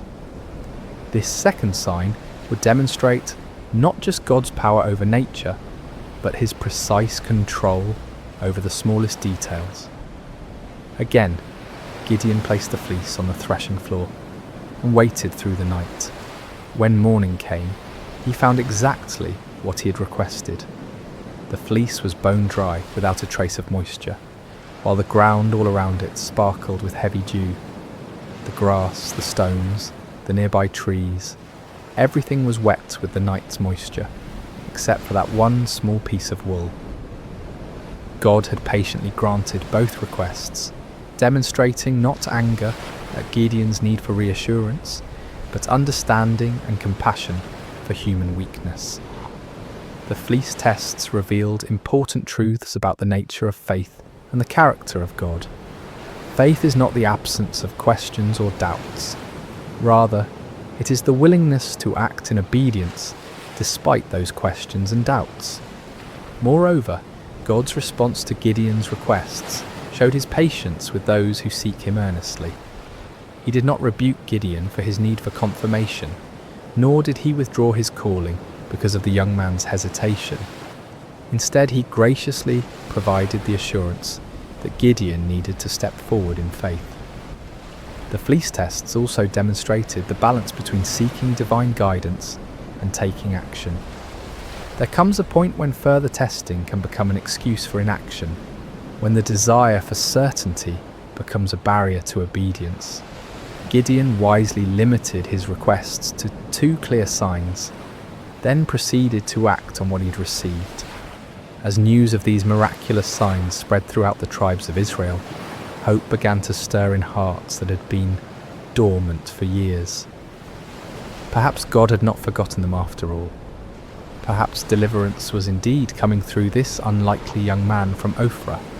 But before Gideon could lead Israel into battle against their oppressors, he would need to assemble an army. The call went out throughout the territories of Manasseh, Asher, Zebulun, and Naphtali. Men who had been hiding in caves and mountain strongholds began to emerge, drawn by the promise of freedom and the reports of God's miraculous confirmations. The response was overwhelming. 32,000 men answered the call, a substantial army by any measure. These were not professional soldiers, but farmers and craftsmen, fathers and sons, united by their hatred of oppression and their desperate hope for liberation. They came carrying whatever weapons they could find, swords that had been hidden from enemy raids, spears hastily fashioned from farming tools, bows that had been used for hunting game in the wilderness. As Gideon looked out over this vast assembly of volunteers, he might have felt a surge of confidence. Surely with 32,000 men, even amateur fighters, he could mount a credible challenge to the Midianite forces. The odds were still daunting, given that the enemy could field armies many times larger, but at least now they had a fighting chance. Yet God had other plans. The fleece tests had been preparation not just for Gideon's faith, but for an even greater demonstration of divine power. The true test was not whether Gideon could trust God with impossible signs, but whether he could trust God with an impossible strategy. What happened next would shock both Gideon and his army, challenging every human assumption about warfare and victory. God was about to demonstrate that his ways are not our ways, and that his power is made perfect, not in human strength, but in human weakness. The morning sun cast long shadows across the camp as 32,000 men prepared for what they believed would be their march to war. Weapons were sharpened, provisions were packed, and final prayers were offered. The air buzzed with nervous energy as farmers turned warriors contemplated the battle that lay ahead. Gideon moved among his troops, offering words of encouragement and trying to project the confidence that a leader must display. Yet privately, he was still awed by the magnitude of what was happening. Just weeks earlier, He had been hiding in a winepress, and now he stood at the head of the largest volunteer army Israel had assembled in generations. But as the army prepared to march toward the enemy encampment, God spoke to Gideon with words that must have sent shockwaves through his entire being. "You have too many men. I cannot deliver Midian into their hands, or Israel would boast against me. Our own strength has saved us." Too many men? The statement seemed to defy all military logic. The Midianites and their allies numbered in the hundreds of thousands. Their camels alone described as being like locusts for multitude. How could 32,000 possibly be considered too many? Yet God's reasoning revealed a profound truth about the nature of divine deliverance. If Israel won the coming battle through conventional military means, they would inevitably credit their victory to their own strength, strategy, and courage. The victory needed to be so obviously supernatural that no one could mistake its source. God's glory was at stake, and that glory could not be shared with human pride. Following God's instructions, Gideon stood before his assembled army and made an announcement that must have stunned many of the volunteers. Anyone who trembles with fear may turn back and leave Mount Gilead. The offer was based on an ancient law found in Deuteronomy, which recognised that fearful soldiers could spread panic through the ranks and actually weaken an army's effectiveness. But in this case, the dismissal served a different purpose entirely. God was beginning the process of reducing the army to a size that would make his intervention unmistakable. The response to Gideon's announcement was immediate and devastating. 22,000 men took advantage of the opportunity to withdraw from what many probably saw as a suicide mission anyway. These were not cowards in the traditional sense. They were ordinary people facing an extraordinary situation, and they chose the safety of their families over the uncertainties of battle. As Gideon watched more than 2/3 of his army walk away, his heart must have sunk. 10,000 men remained, still a respectable force, but far fewer than what seemed necessary for the task ahead. Surely now they could proceed with God's blessing. But God was not finished with his reductions. "There are still too many men," came the divine word. "Take them down to the water, and I will thin them out for you there. If I say, 'This one shall go with you,' he shall go. But if I say, 'This one shall not go with you,' he shall not go." The instruction was puzzling and specific. Gideon was to observe how the men drank water and select his final army based on their drinking method. Of all the criteria that might be used to choose warriors, how they consumed water seemed among the least relevant to military prowess. At the water's edge, the 10,000 men revealed their character through their approach to drinking. The vast majority knelt down and put their faces directly to the water, drinking deeply and focusing entirely on satisfying their thirst. But a small group, only 300 men, demonstrated a different approach. They brought water to their mouths with their hands, lapping it like dogs while maintaining their vigilance and readiness. God's instruction was clear. "With the 300 men that lapped, I will save you and give the Midianites into your hands. Let all the others go home." The reduction was complete and shocking. From 32,000 to 300 represented a decrease of more than 99%. What had begun as a substantial army was now reduced to little more than a large company. The odds, already daunting, had become mathematically absurd. Yet the selection criteria revealed profound spiritual truths. The 300 men who were chosen had demonstrated alertness, self-discipline, and readiness, even in a moment of personal need. While drinking, they had maintained their awareness of their surroundings, prepared for action at a moment's notice. These qualities, while admirable in soldiers, were really symbols of spiritual preparedness. and faithfulness. As the dismissed soldiers departed, taking most of the weapons and supplies with them, Gideon was left with 300 men who looked more like a ceremonial guard than a fighting force. The enemy they faced was described in terms that emphasized their overwhelming numbers. All the Midianites, the Amalekites, and the other eastern peoples had settled in the valley, thick as locusts. Their camels could no more be counted than the sand on the seashore. The disparity was so extreme that it moved beyond the realm of military strategy into the realm of the miraculous. No human commander would voluntarily reduce his forces to such a level when facing such overwhelming odds. Yet this was precisely God's point. The victory that was coming would be so clearly divine in origin that no one could attribute it to human planning or prowess. For Gideon, this final reduction must have been the ultimate test of faith.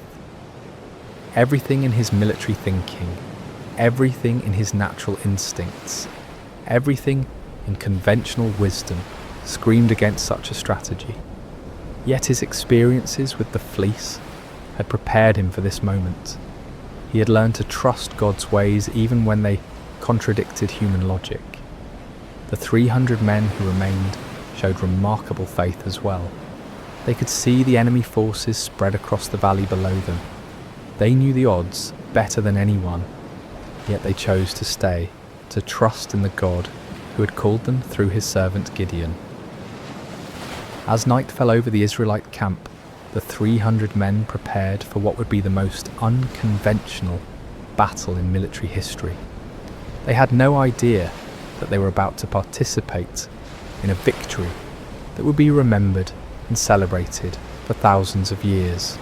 A victory that would demonstrate God's power to use the weak to confound the mighty.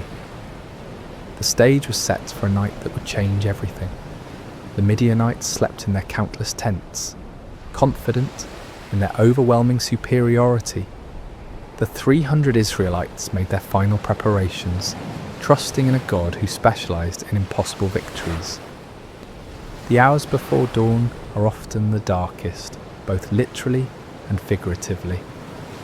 As Gideon and his 300 men crouched in the hills overlooking the vast enemy encampment, the weight of their impossible mission pressed down upon them like a physical burden. The valley below was filled with the tents of their enemies, stretching as far as the eye could see in the starlight, a sea of canvas that housed an army larger than any they had ever faced. Despite the miraculous signs he had witnessed and the divine assurances he had received, Gideon still struggled with doubt.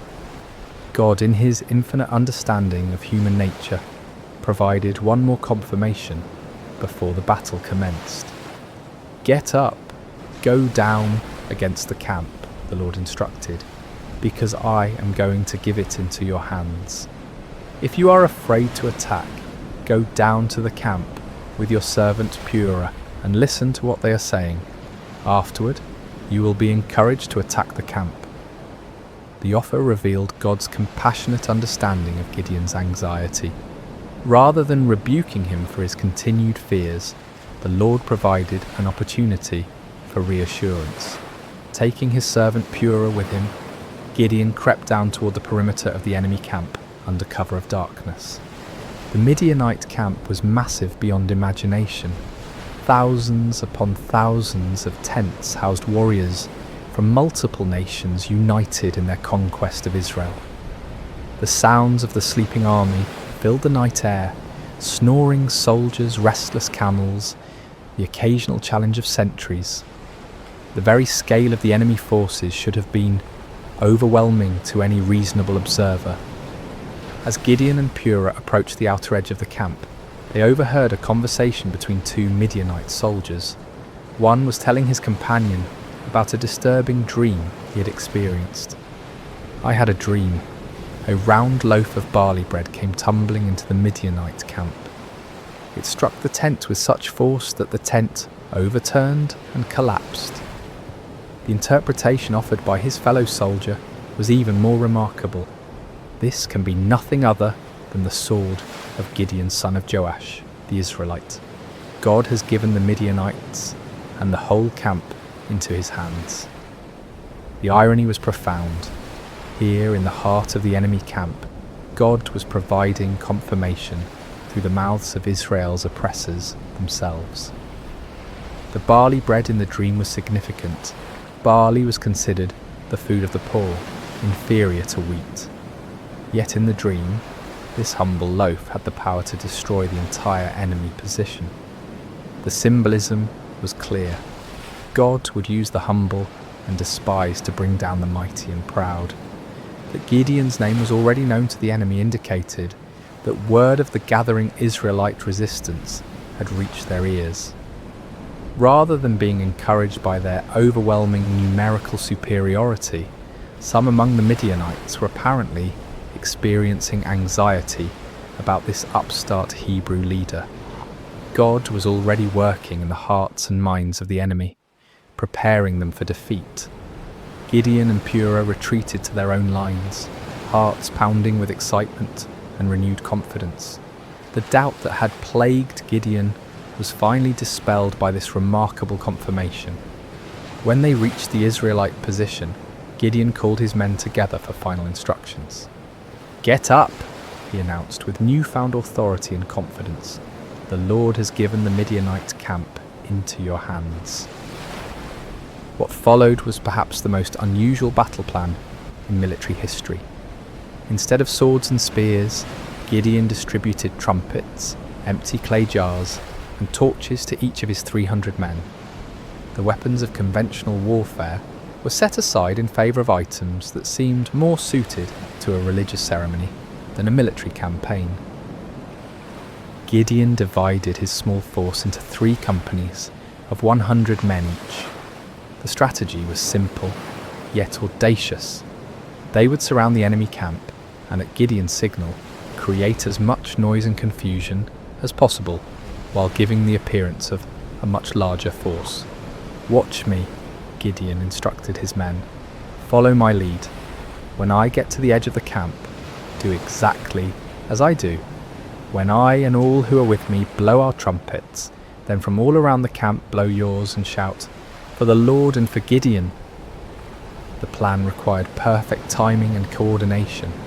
Each man would conceal his torch inside a clay jar, maintaining complete darkness and silence until the moment of attack.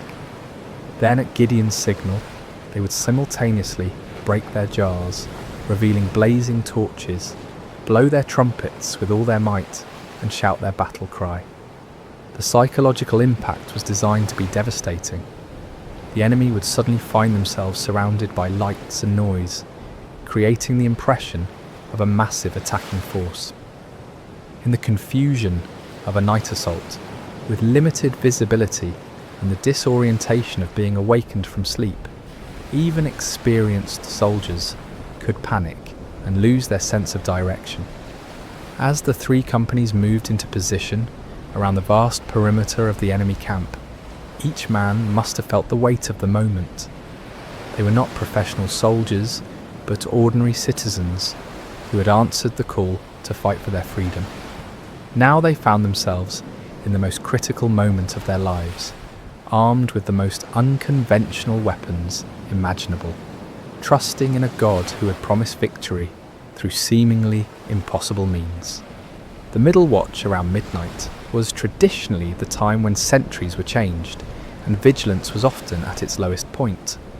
It was at this precise moment that Gideon and his 100 men reached their assigned position on the edge of the camp. Across the valley, 200 other men waited in similar positions, every eye fixed on their leader for the signal that would begin the battle.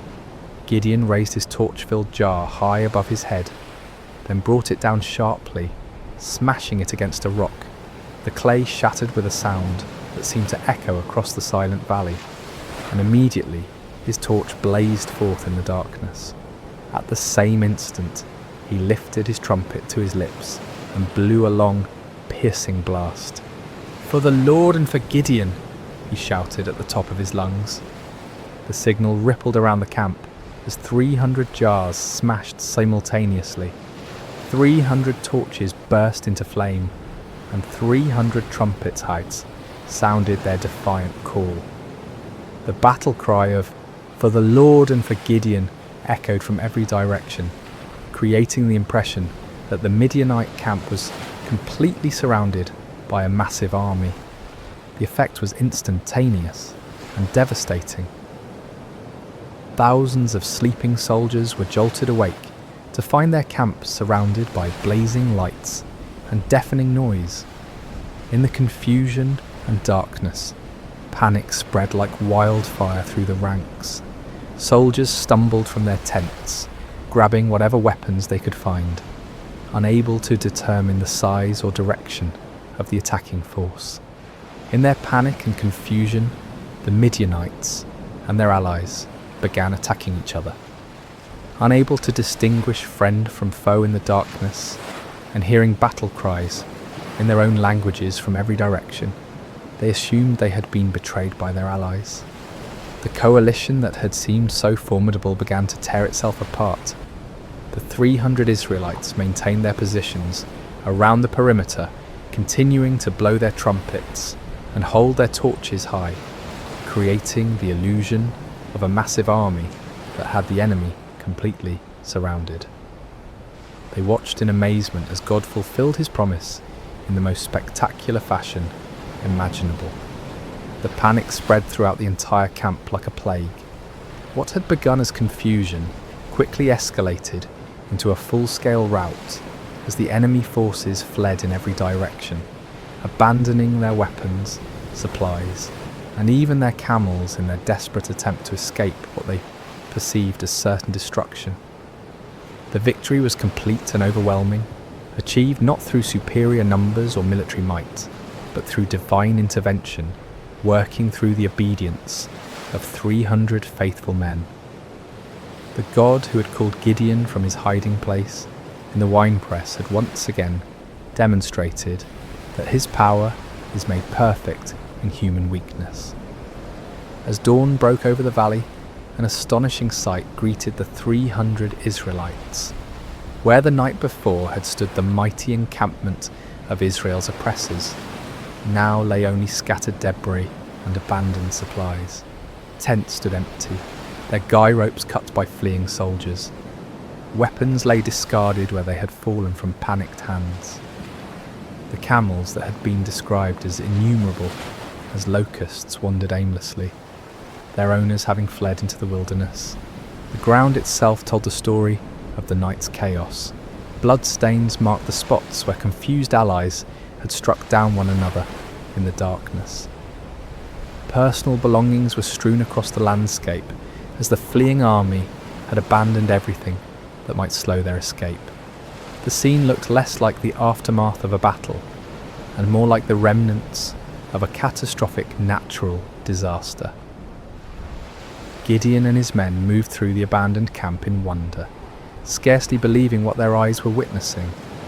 The victory was so complete, so overwhelming, that it seemed almost too good to be true. Yet the evidence was undeniable. The army that had terrorized Israel for 7 years had been routed by 300 men armed with trumpets and torches.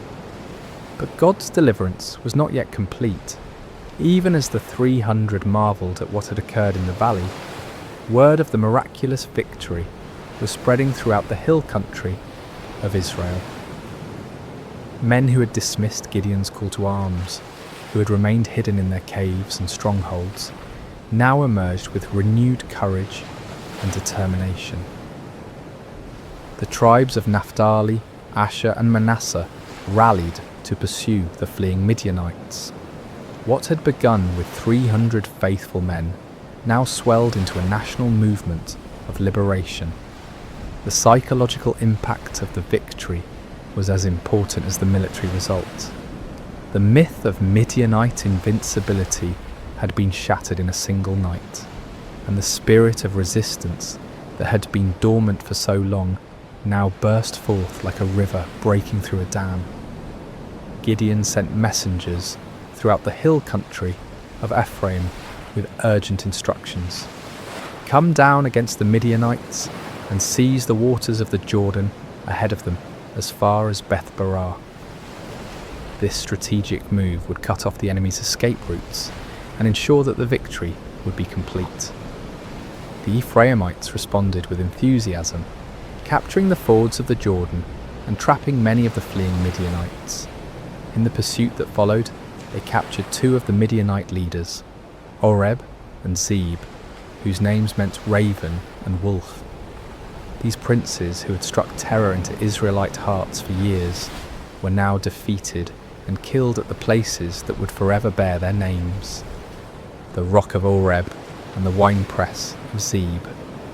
The pursuit continued beyond the Jordan as Gideon and his original 300, though exhausted, pressed on to capture the remaining Midianite kings, Zebah and Zalmunna. The victory was total and decisive. An empire that had dominated the region for 7 years was completely destroyed in a matter of days.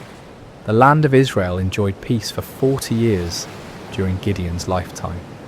The oppression that had driven families into hiding was replaced by prosperity and security. Fields that had been abandoned were cultivated again. Markets that had stood empty bustled with commerce. Children who had grown up knowing only fear could now play freely in their villages. But perhaps the greatest victory was not military but spiritual.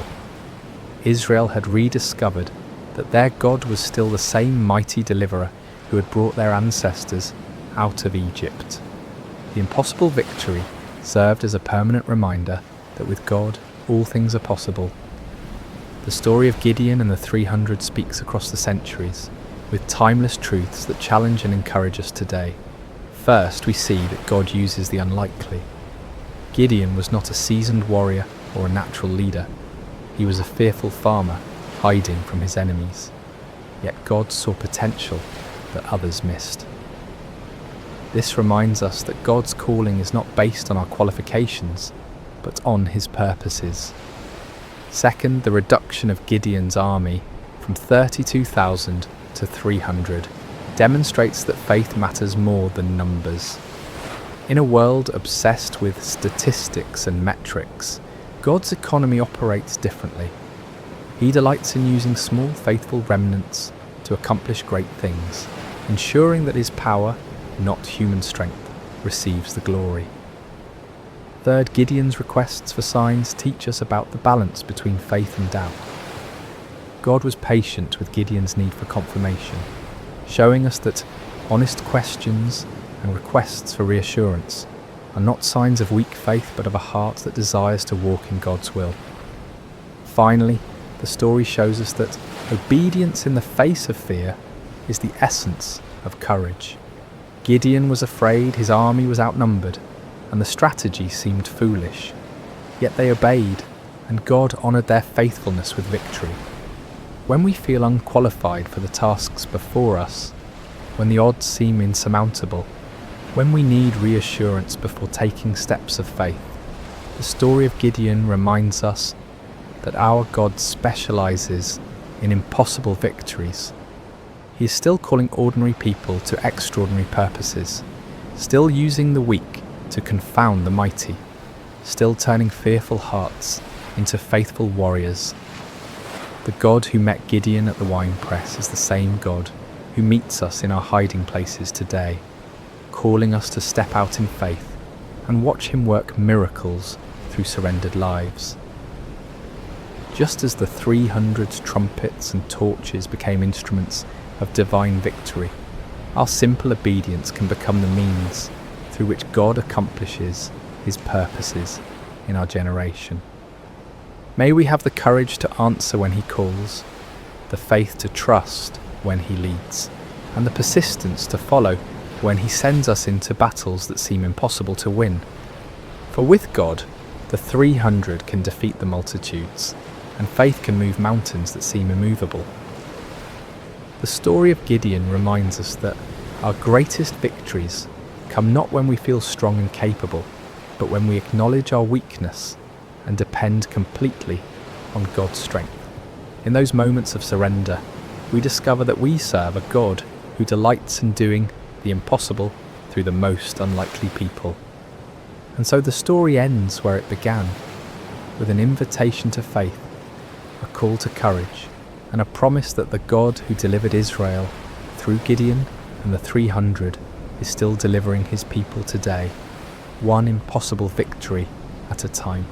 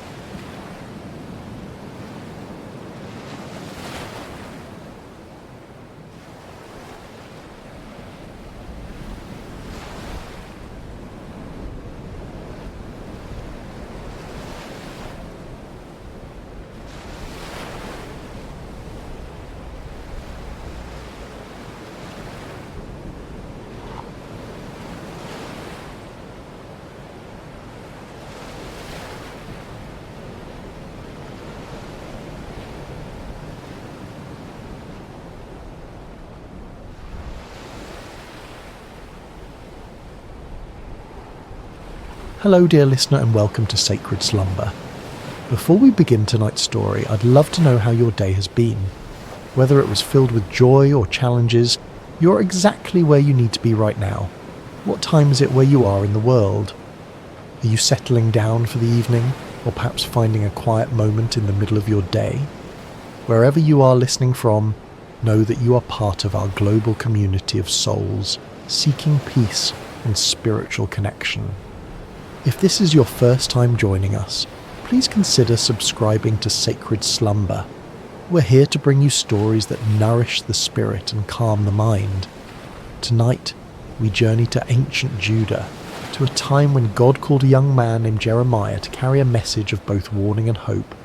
This is a story about divine calling, about being reshaped by loving hands, and about finding purpose even in the midst of struggle. So settle in, take a deep breath, and let us begin. In the 13th year of King Josiah's reign over the kingdom of Judah, when the morning mist still clung to the hills of Anathoth, a young man named Jeremiah sat beneath the shade of an ancient olive tree. The leaves whispered secrets in the gentle breeze, and somewhere in that whisper something stirred within his heart. Something he couldn't yet name, but could feel as surely as the warm earth beneath his feet. Jeremiah was not like the other young men of his village. While they spoke boldly of their plans and dreams, he preferred the quiet company of his thoughts. While they gathered in the marketplace to debate and jest, he found himself drawn to solitary places where he could listen to the deeper rhythms of life. His father, Hilkiah, was a priest, and perhaps that was why Jeremiah felt such a natural pull toward the sacred, toward the spaces where heaven seemed to touch earth. On this particular morning, as the sun climbed higher and cast dancing shadows through the olive branches, Jeremiah felt that familiar stirring grow stronger. It was as if someone were calling his name from a great distance, though he heard no voice with his ears. The sensation was both thrilling and terrifying, like standing at the edge of a vast ocean, knowing you were meant to step in but uncertain of your ability to swim. Then, as clearly as if someone had spoken directly into his ear, came the words that would change everything. Before I formed you in the womb, I knew you. Before you were born, I set you apart. I appointed you as a prophet to the nations. Jeremiah's heart raced. He looked around, half expecting to see someone standing nearby, but he was alone with only the olive tree and the endless blue sky as witnesses. The voice came again, gentle yet unmistakable. Jeremiah, I have called you to be my messenger. The young man's immediate response was one of panic. Sovereign Lord, he whispered, his voice barely audible even to himself. I don't know how to speak. I am too young. Who would listen to me? I am nobody special, just a priest's son from a small village. Surely you have made a mistake. But the presence that surrounded him was filled with such love and certainty that his fears began to quiet. Do not say you are too young, came the gentle correction. You must go to everyone I send you to and say whatever I command you. Do not be afraid of them, for I am with you and will rescue you. In that moment, Jeremiah felt something touch his lips. Not a physical touch, but something deeper, more real than anything he had ever experienced. I have put my words in your mouth, the voice continued. See, today I appoint you over nations and kingdoms to uproot and tear down, to destroy and overthrow, to build and to plant. As the presence gradually faded, leaving only the normal sounds of morning, birds singing, leaves rustling, the distant lowing of cattle, Jeremiah remained sitting beneath the olive tree, stunned by what had just occurred. His life had been ordinary just moments before, and now he was being called to something extraordinary. The weight of it should have crushed him, but instead he felt a strange peace settling over his spirit. He didn't yet understand what lay ahead, couldn't foresee the years of rejection and persecution that awaited him, or the deep wells of sorrow he would have to draw from. He only knew that the God of his fathers had spoken to him, had chosen him for a purpose that was both terrible and wonderful. And though he trembled at the thought of it, something deep within him whispered back, "Yes, Lord, I will go." Months passed after Jeremiah's calling, and he found himself struggling with the enormity of his task. The messages that came to him were not easy ones. Words of warning about the spiritual condition of Judah, prophecies of coming judgment if the people didn't turn back to their God. How could he, a young man with no credentials or authority, stand before the elders and priests and kings with such heavy words. One morning, as Jeremiah prayed in the quiet of his chamber, seeking guidance for this impossible mission, he heard the familiar voice of the Lord speaking to him once again. "Go down to the potter's house, and there I will give you my message." Jeremiah had passed by the potter's house countless times in his life, but had never paid it much attention. It was a humble building on the outskirts of the village, marked by the constant sound of the spinning wheel and the earthy smell of wet clay. As he approached that day, however, he felt a sense of anticipation, as if he were about to witness something profound. The potter was an elderly man named Malachi, whose hands bore the calluses and clay stains of decades spent at his craft. His hair was white as wool, and his eyes held the patient wisdom of someone who had spent his life creating beauty from formless earth. When Jeremiah arrived, Malachi looked up from his wheel and smiled, as if he'd been expecting him. "Shalom, young prophet," Malachi said, his voice warm with genuine kindness. "Please sit and watch. I have work to do." Jeremiah settled himself on a wooden stool in the corner of the workshop, fascinated despite himself. He had never really watched a potter at work before, had never paid attention to the intricate process of creation that happened in this simple space. The wheel began to turn, and Malachi placed a lump of clay in the centre, his hands moving with practiced precision. At first the clay seemed to resist, wobbling and threatening to collapse, but Malachi's hands were steady and sure, applying just the right amount of pressure, guiding the clay upward into the beginning of what would become a vessel. Jeremiah watched in wonder as the formless lump slowly took shape, a wide base, curving sides, the promise of something beautiful and functional. But then something went wrong. Perhaps there was a stone in the clay, or a dry patch that wouldn't bend. The emerging vessel began to collapse, its sides caving in despite the potter's careful ministrations. Jeremiah expected to see frustration on Malachi's face, perhaps anger at the ruined work. Instead, the old man simply smiled and pressed the clay back into a lump, ready to begin again. "The clay has its own nature," Malachi explained, his hands already starting to reshape the material. "Sometimes it has hard spots, or air bubbles, or impurities that make it difficult to work with. But clay is forgiving. It can always be reformed, reshaped, made into something new." As Jeremiah watched, the potter began again, this time working the clay more thoroughly, removing the impurities that had caused the first attempt to fail. Slowly, patiently, lovingly, a new vessel began to emerge, different from the first but no less beautiful. In fact, this second creation seemed to have a character all its own, shaped by the very challenges that had destroyed its predecessor. It was then that Jeremiah heard the voice of the Lord speaking to him, as clear as if someone were standing beside him. "Can I not do with you, Israel, as this potter does? Like clay in the hand of the potter, so are you in my hand." The words hit Jeremiah like a revelation. He understood now why he had been sent to this place, why he needed to witness this simple yet profound act of creation. The people of Judah were like clay in God's hands, sometimes stubborn, sometimes marred by the impurities of sin and rebellion. But God was not a harsh taskmaster who would discard them when they failed to take shape properly. He was like Malachi, patient and loving, willing to reshape them again and again until they became the vessels he had always intended them to be. "The message I want you to carry," the Lord continued, "is not just one of judgment, but of hope. Yes, I must sometimes tear down what is corrupt and broken, but I tear down in order to build up again, in order to create something better and more beautiful than before." Jeremiah felt tears welling up in his eyes as he watched the potter's hands continue their gentle work. Here was a picture of God's character that he had never fully grasped before. Not the angry judge he had sometimes imagined, but the patient artist who sees potential in every lump of clay, who never gives up on his creation, who can bring beauty from the most unlikely materials.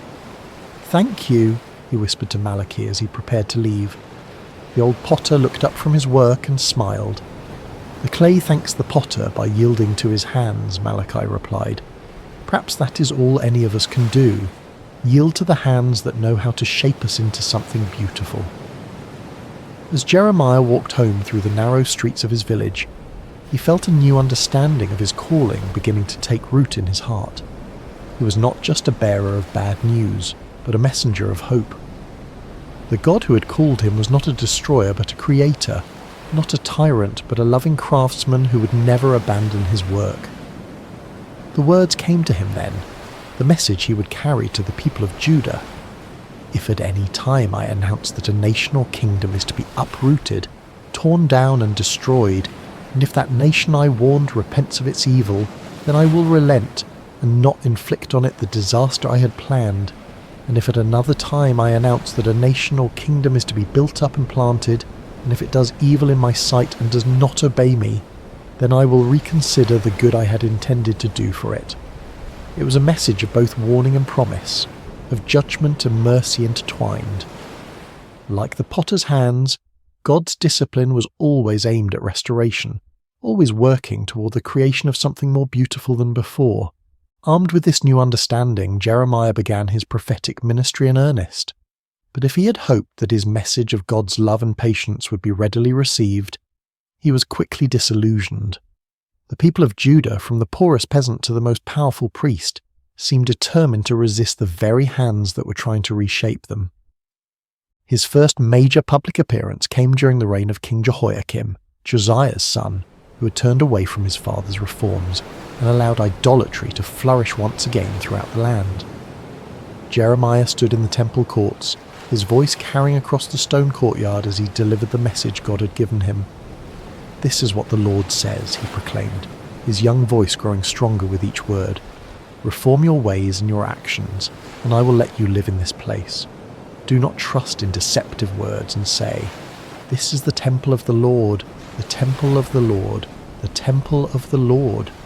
If you really change your ways and your actions and deal with each other justly, if you do not oppress the foreigner, the fatherless or the widow, and do not shed innocent blood in this place, and if you do not follow other gods to your own harm, then I will let you live in this place in the land I gave your ancestors for ever and ever." The reaction was immediate and hostile. The priests, who had grown comfortable with their compromises and political alliances, saw Jeremiah's words as a direct threat to their authority.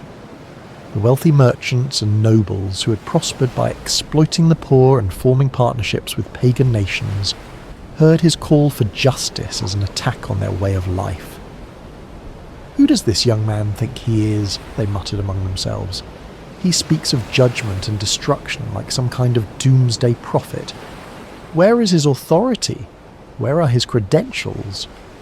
But Jeremiah continued, his heart breaking even as he spoke the words God had given him.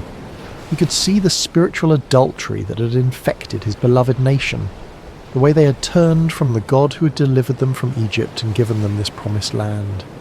They had made alliances with foreign powers, adopted their gods, and forgotten the covenant that had made them a people set apart. "My people have committed two sins," he declared, his voice now thick with emotion.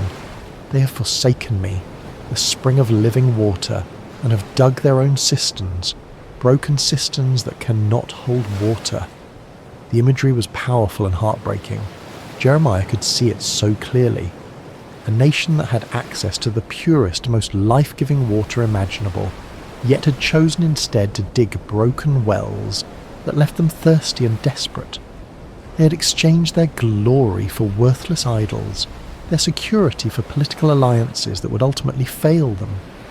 As the weeks and months passed, Jeremiah's message remained consistent, but the opposition grew fiercer. He was mocked in the streets, his words dismissed as the ravings of a madman. Children threw stones at him, and adults crossed to the other side of the road to avoid his presence. The loneliness was crushing, but what hurt most was seeing the people he loved rushing toward destruction, their ears closed to the voice of the one who wanted to save them. One particularly dark day, after being physically threatened by a group of priests who wanted to silence him permanently, Jeremiah found himself wondering if he had misunderstood his calling. Perhaps God hadn't really spoken to him at all. Perhaps he was just a deluded young man with an overactive imagination and a tendency toward melancholy. But then he remembered the potter's house, the gentle hands shaping and reshaping the clay, and he understood something profound about the nature of love. True love doesn't just tell people what they want to hear, it tells them what they need to hear, even when that truth is painful. The potter sometimes had to apply pressure to the clay, had to work out the impurities and air bubbles, and this process wasn't always comfortable for the clay, but it was necessary for the clay to become what it was meant to be.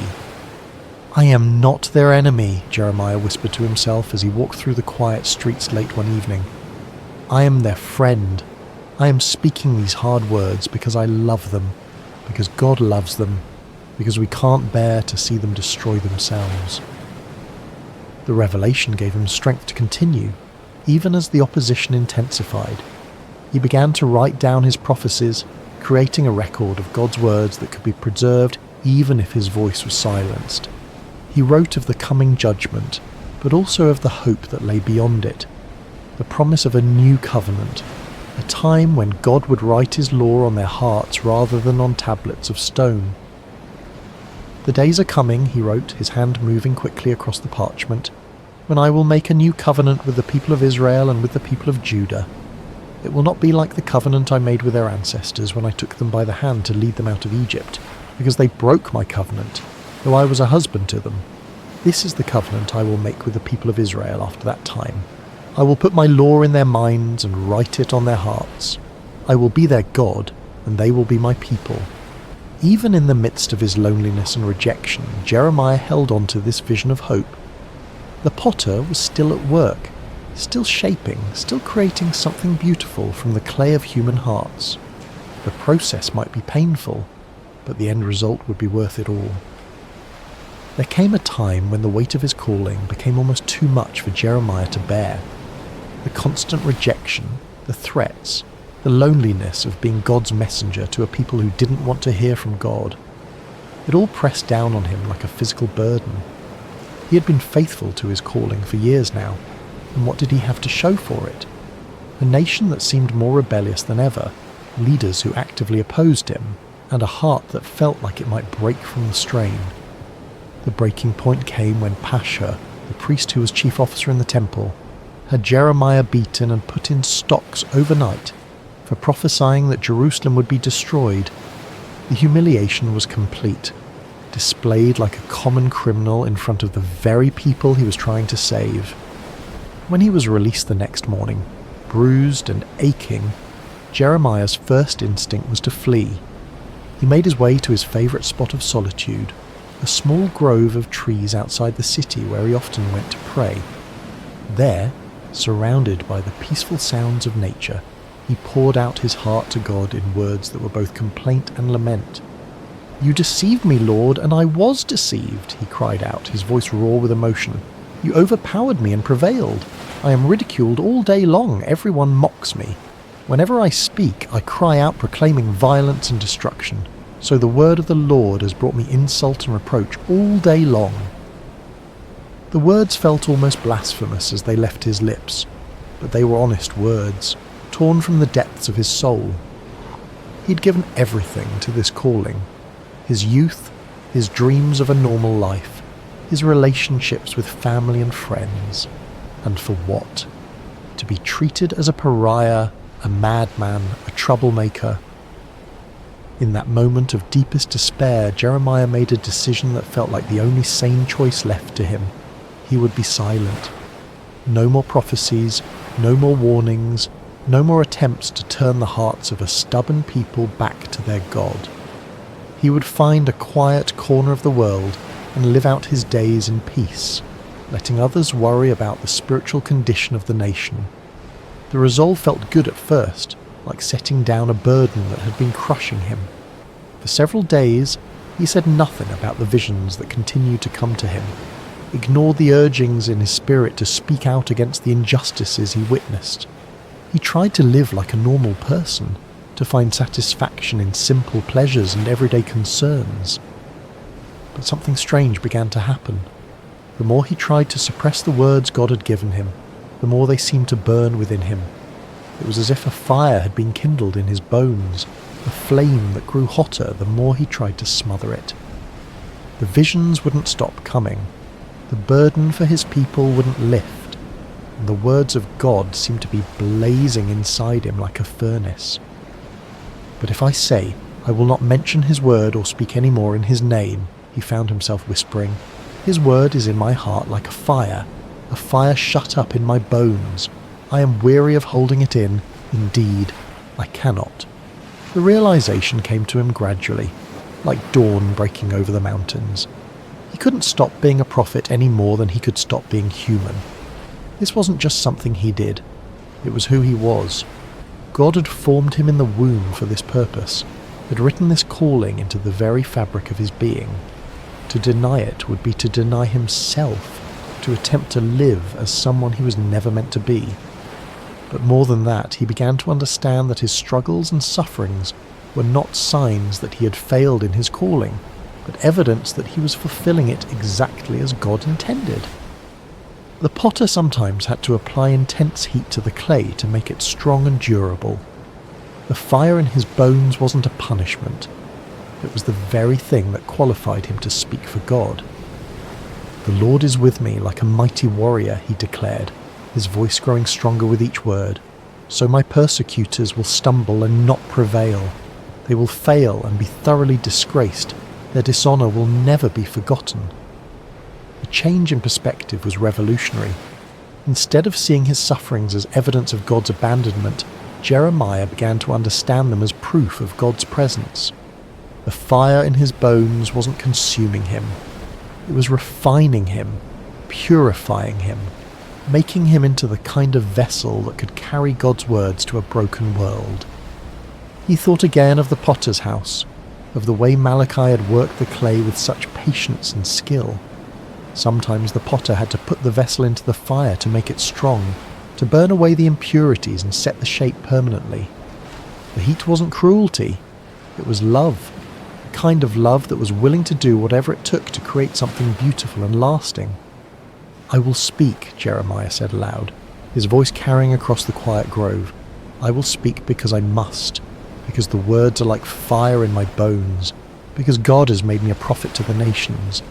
I will speak not because it's easy, but because it's necessary. I will speak not because people want to hear, but because they need to hear. I will speak because the potter is still at work and I am his instrument. The fire in his bones had become not a burden, but a gift, not a curse, but a blessing. It was the very thing that enabled him to continue when everything else told him to quit, the divine energy that sustained him through rejection and persecution. He was not just a messenger, he was a burning message, a living embodiment of God's passionate love for his people. The years passed, and Jeremiah's prophecies began to unfold with heartbreaking accuracy. The Babylonian army, led by King Nebuchadnezzar, laid siege to Jerusalem just as God had warned through his prophet. The city that had been called the joy of the whole earth was now surrounded by enemy forces, its people trapped within walls that had once seemed impregnable. During the siege, Jeremiah found himself in an impossible position. His prophecies of judgment were being fulfilled before everyone's eyes, but instead of vindicating him, this only increased the hostility toward him. The leaders of Jerusalem accused him of being a traitor, of collaborating with the enemy by undermining morale with his gloomy predictions.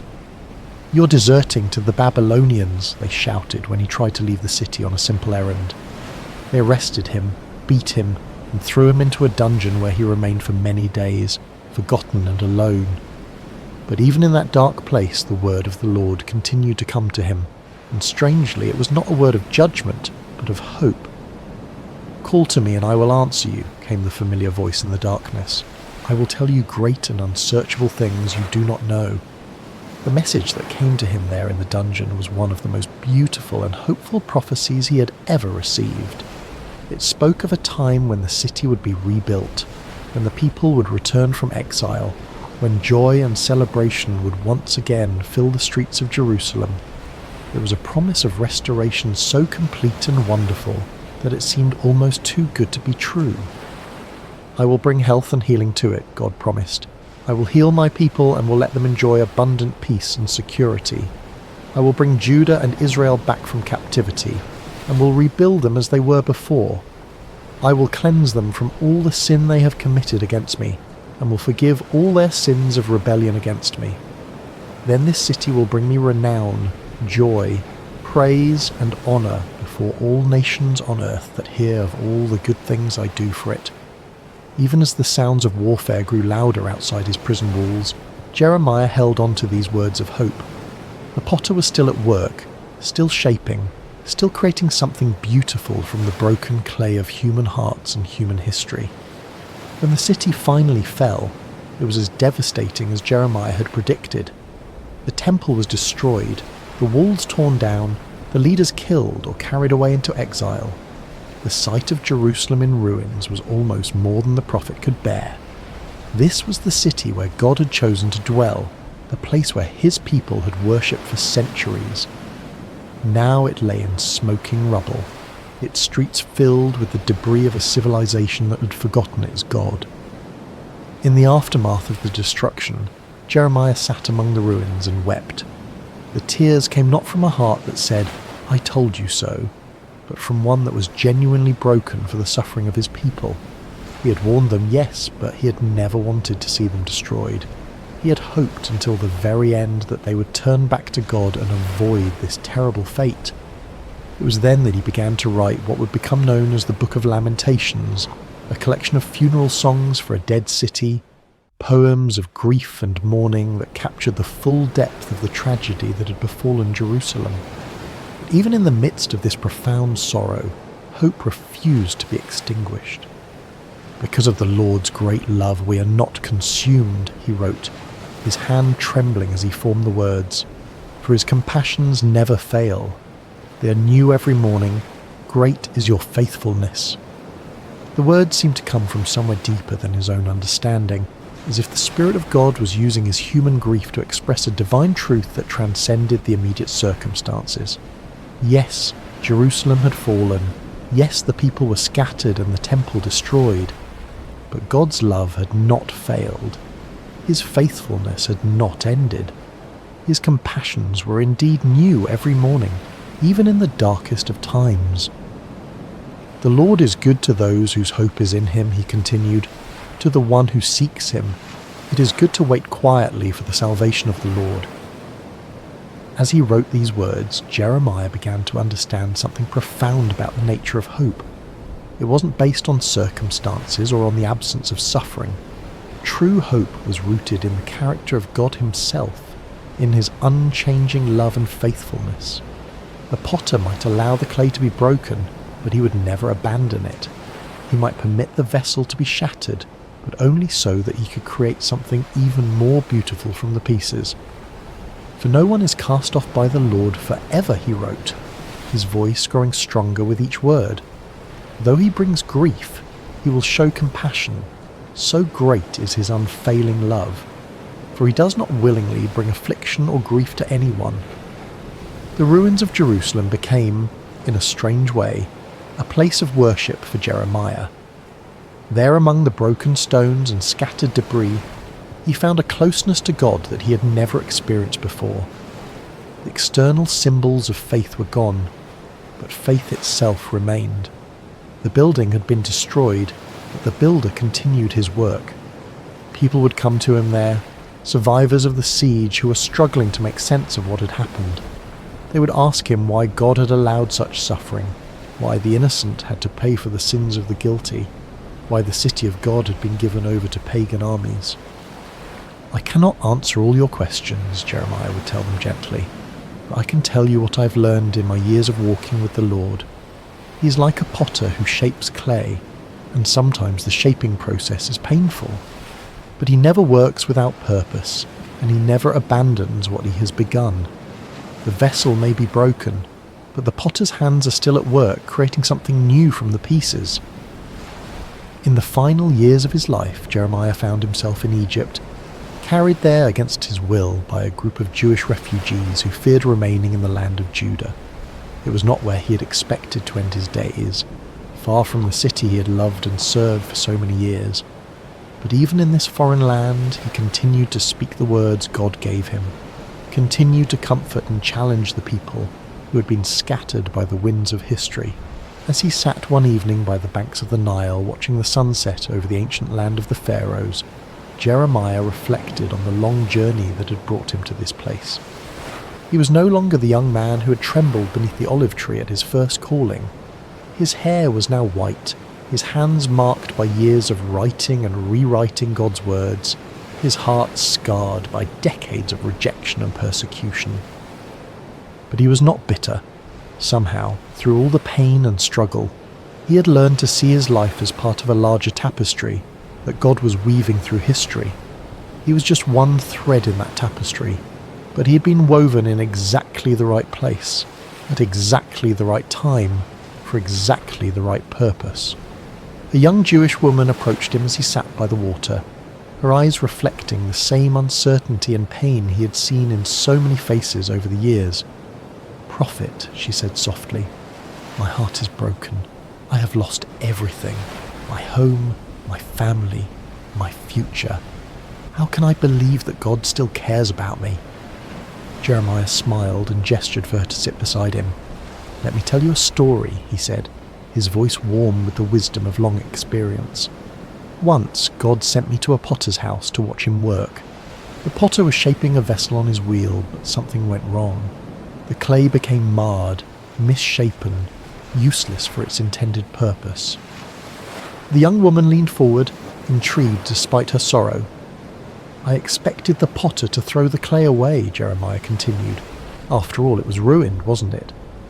But instead, he gathered it up and began again. He worked the clay, removed the impurities, and slowly shaped it into something new. The second vessel was different from the first, but it was beautiful in its own way. Perhaps even more beautiful because it bore the marks of the potter's patient love." "But what does this mean for me?" the woman asked. "How does this help me with my broken heart?" Jeremiah reached down and picked up a small piece of clay from the riverbank. "This is what God showed me that day," he said, working the clay gently in his hands. "You are not ruined, you are not beyond hope. You are clay in the potter's hands, and he is still shaping you. The breaking you've experienced is not the end of your story. It's the beginning of a new chapter." As he spoke, the clay in his hands began to take shape, becoming a small but perfectly formed vessel. "God's love is like this potter's skill," he continued. "It can take the most broken, damaged clay and create something beautiful from it. Your pain is not wasted. Your tears are not meaningless. They are part of the process by which God is making you into the person he always intended you to be."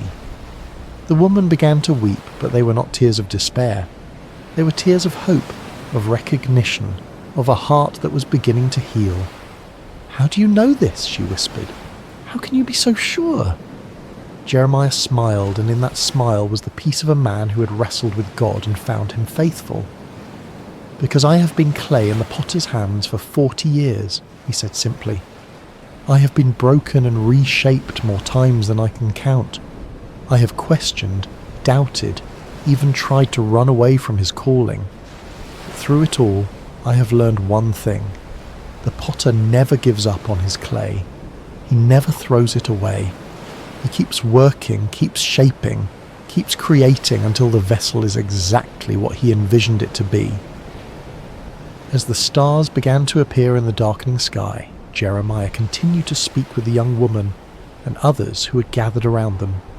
He told them of the promises God had made, of a time when the exiles would return, when the city would be rebuilt, when God would make a new covenant with his people.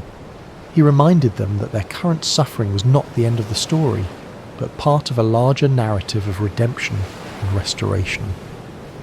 "The potter is still at work," he said as the evening drew to a close. "In your lives, in the life of our nation, in the great sweep of history itself, he's shaping something beautiful from the clay of human hearts and human history. Trust his hands, yield to his touch, and know that whatever he is creating in you and through you, it will be more wonderful than you can imagine." That night, as Jeremiah lay down to sleep, he thought once more of the potter's house and the lesson that had shaped his entire ministry. He had been privileged to be God's messenger, to speak his words to a generation that desperately needed to hear them. He had endured rejection, persecution, and exile, but he had also experienced the incredible intimacy of walking with God through every trial. His life had not been easy, but it had been meaningful. He had been clay in the potter's hands, shaped and reshaped according to God's perfect will. And though he would not live to see the full fulfillment of the promises he had proclaimed, he knew with absolute certainty that the potter's work would continue. The hands that had shaped him would continue to shape others, generation after generation, until the final masterpiece was complete. The last words he wrote in his journal that night were these: "The steadfast love of the Lord never ceases.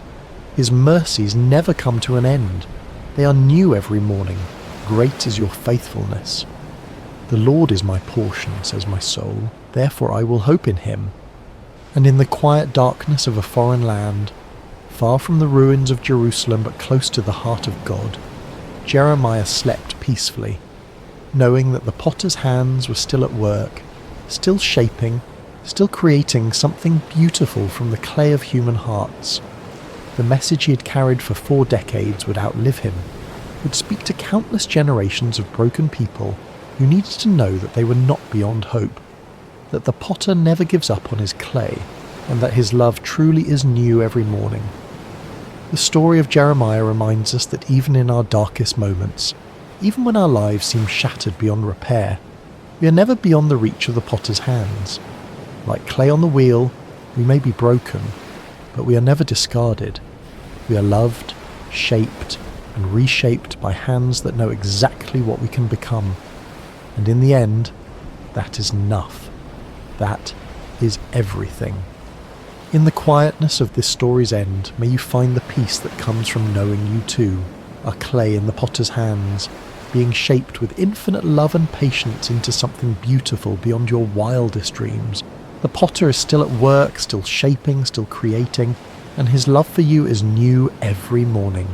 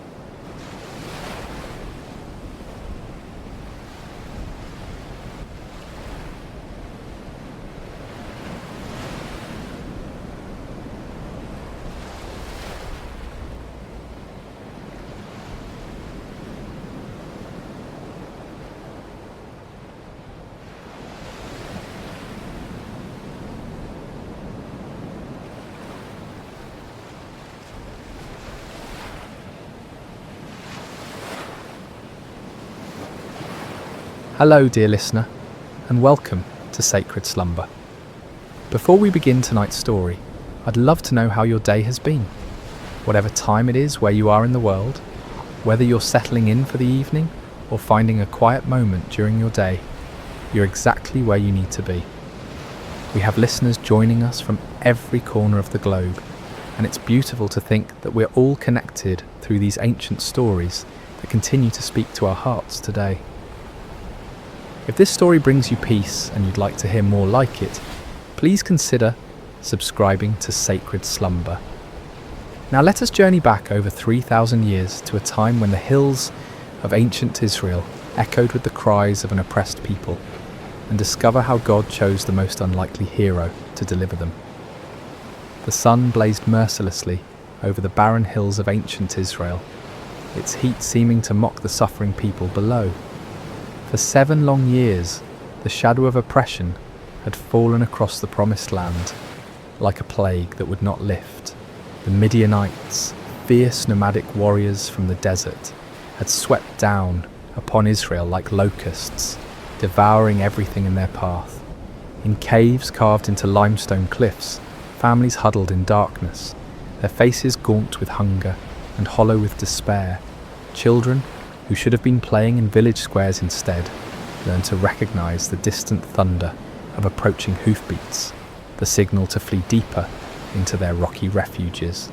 The once fertile valleys that had flowed with milk and honey now lay trampled and barren, stripped clean by the endless raids of their oppressors. The Israelites had forgotten what it meant to harvest their own crops. Each year they would plant in hope, tending their fields with trembling hands, always listening for the sound that would send them running. And each year, just as the grain began to ripen, the Midianites would come. They arrived like a sandstorm, their camels innumerable as the sand by the sea, their warriors dark silhouettes against the burning sky. They took everything, left nothing, and vanished back into the wilderness, leaving behind only dust and desperation. In this time of darkness, when hope seemed as distant as the stars, there lived a young man named Gideon. He was not what anyone would call a mighty warrior. His hands, though calloused from labour, had never gripped a sword in battle. His shoulders, though broad from years of farm work, had never carried the weight of armour. His eyes, though keen from watching the horizon for danger, had never gazed unflinchingly into the face of an enemy. On this particular day, Gideon found himself doing what had become all too common among his people. Hiding. He was in his father's wine press, a stone basin carved deep into the earth, meant for treading grapes.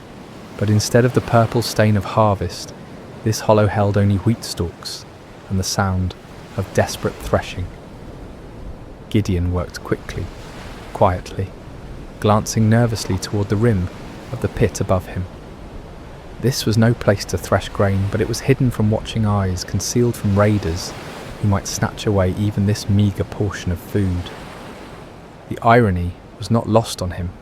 Here he was, a descendant of Abraham, to whom God had promised this very land, reduced to working in secret, like a thief in his own inheritance. The wheat he threshed was barely enough to keep his family alive, and even this small amount had to be hidden from those who would steal it away. As Gideon worked, sweat dripping from his brow to mingle with the grain dust, he wondered where the God of his fathers had gone. The elders still told stories around carefully concealed fires, stories of a time when the Lord had parted the sea, when he had brought down the walls of Jericho, when his presence had dwelt among them in power and glory. But those seemed like tales from another world, stories of a God who had perhaps grown tired of his people and turned his face away.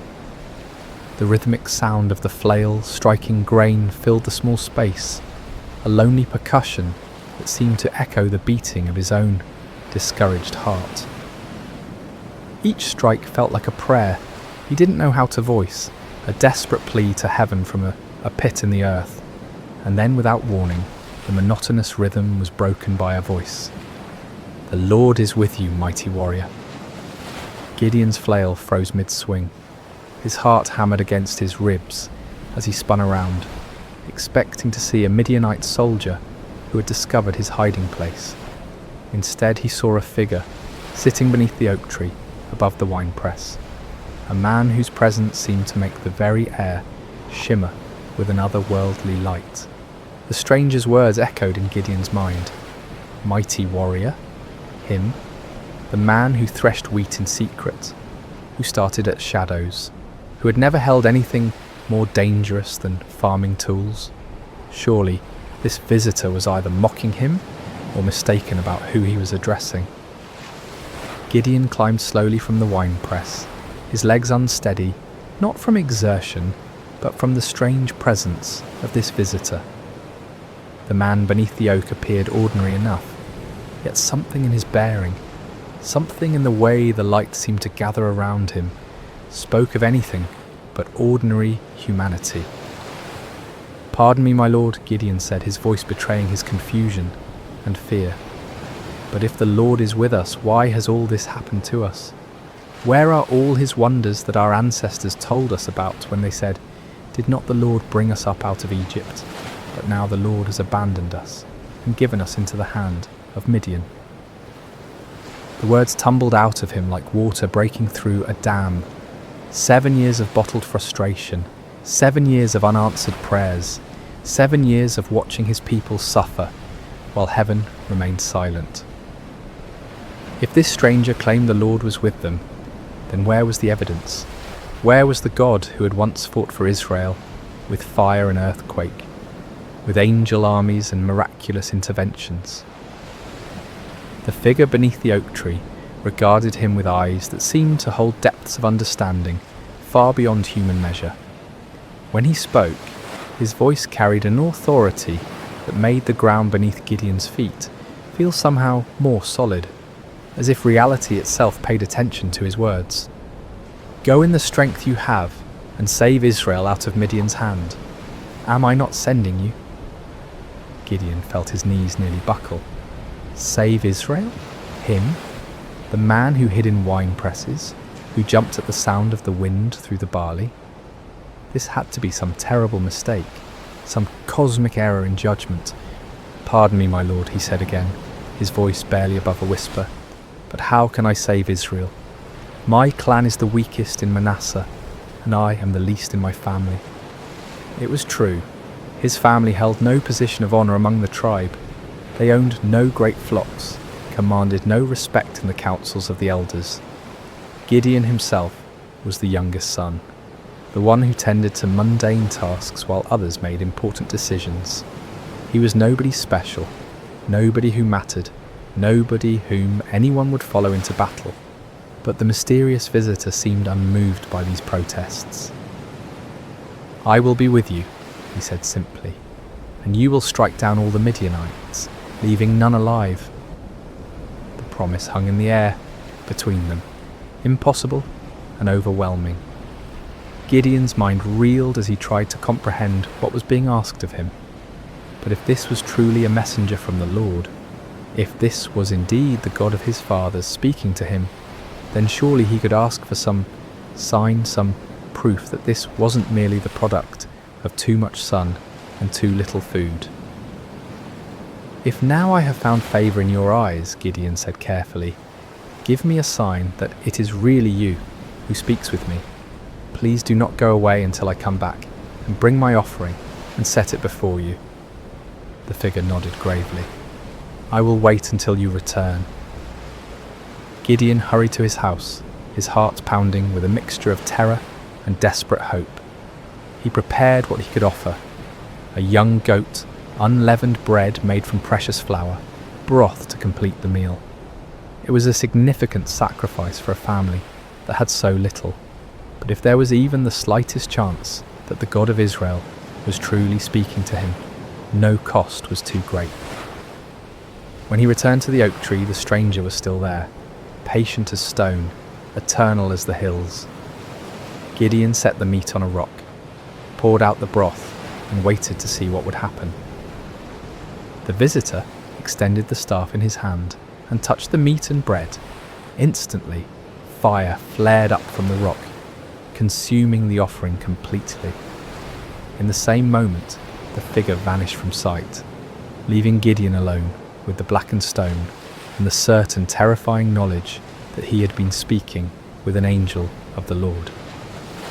"Alas, sovereign Lord," Gideon cried out, falling to his knees, "I have seen the angel of the Lord face to face."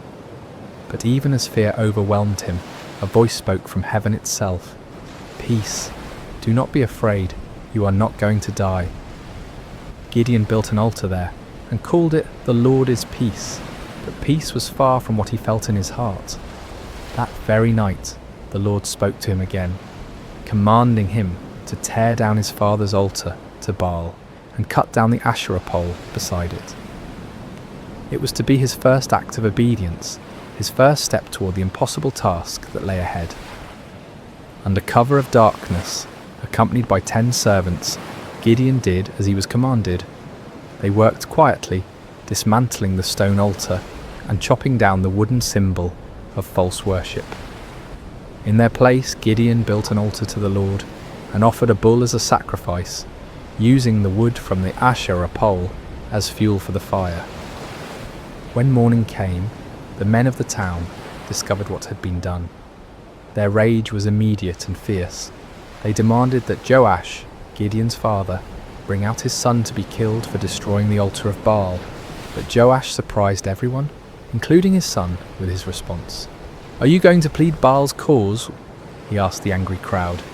"If Baal really is a god, he can defend himself when someone breaks down his altar." From that day on, Gideon was called Jerub-Baal, meaning "let Baal contend with him." But even after this first victory, even after seeing fire consume his sacrifice and hearing the voice of the Lord, doubt still gnawed at Gideon's heart like a persistent wound. When the Midianites assembled once again for their annual raid, gathering in the valley like a dark sea of destruction, Gideon knew the time had come. Yet still he hesitated, still he needed more assurance. That night he took a wool fleece and placed it on the threshing floor. "If you will save Israel by my hand as you have promised," he prayed, "look, I will place a wool fleece on the threshing floor. If there is dew only on the fleece and all the ground is dry, then I will know that you will save Israel by my hand, as you said." In the morning the fleece was soaked with dew, while the ground around it was completely dry. Gideon wrung out the fleece and filled a bowl with water, but still he doubted. Still, he feared he was deceiving himself. "Do not be angry with me," he prayed again. "Let me make just one more request. Allow me one more test with the fleece, but this time make the fleece dry and let the ground be covered with dew." And God, patient with his fearful servant, did exactly as Gideon asked. The next morning, the fleece was dry while dew covered all the ground around it. Finally, Gideon could doubt no longer. The signs were clear, the calling was certain. The God of Israel had indeed chosen him, the least and the weakest, to deliver his people from their oppressors. But as Gideon would soon discover, God's ways of winning battles were as unexpected as his choice of champions. Word spread quickly through the hill country of Israel. Gideon, son of Joash, had called for warriors to gather at the spring of Harod. The response was overwhelming. Men came from every tribe, every village, every cave where families had been hiding. They came carrying whatever weapons they could find. Old swords passed down from fathers, farming implements that could serve as spears, slings and stones gathered from riverbeds. 32,000 men answered the call. It was a significant force, larger than any army Israel had mustered in years. As Gideon looked out over the sea of faces, weathered by years of oppression, but now bright with hope, he felt a stirring of confidence. Perhaps this task wouldn't be as impossible as it had seemed. But even as he counted his forces, Gideon knew they were still vastly outnumbered. In the valley below, the Midianites and their allies spread across the landscape like a plague of locusts. Their camels were indeed as numerous as the sand on the seashore. Their warriors a dark tide that seemed to stretch to the horizon. Conservative estimates put their numbers at over 100,000 fighting men, but some said there were twice that many. Gideon was contemplating these daunting odds when the Lord spoke to him once again, and the words he heard made his blood run cold. "You have too many men," the Lord said. "I cannot deliver Midian into their hands, or Israel would boast against me. My own strength has saved me. Now announce to the army, anyone who trembles with fear may turn back and leave Mount Gilead." Too many men? Gideon stared out at his army, then down at the vast enemy host in the valley. How could 32,000 be too many when facing such overwhelming odds? But the Lord's reasoning became clear. If Israel won this battle with such numbers, they would attribute the victory to their own military might, rather than to God's power. With a heavy heart, Gideon stood before his assembled forces. These men had left their families, their hiding places, their small measures of safety to answer his call. Now he had to tell some of them to go home. "Men of Israel," he called out, his voice carrying across the gathered warriors. "The Lord has spoken to me. Anyone among you who is afraid, anyone who trembles with fear, may return to his home. There is no shame in this. Go in peace." A murmur rippled through the crowd. Some men looked relieved, others confused, still others ashamed. But slowly, surely, men began to step forward, to gather their belongings, to turn away from the camp. What started as a trickle became a stream, then a flood.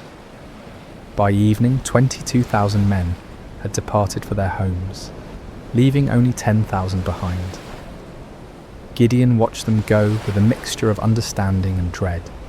He couldn't blame them for their fear, not after 7 years of running and hiding, but now his army was less than a third of its original size, facing an enemy that seemed to grow larger with every passing hour.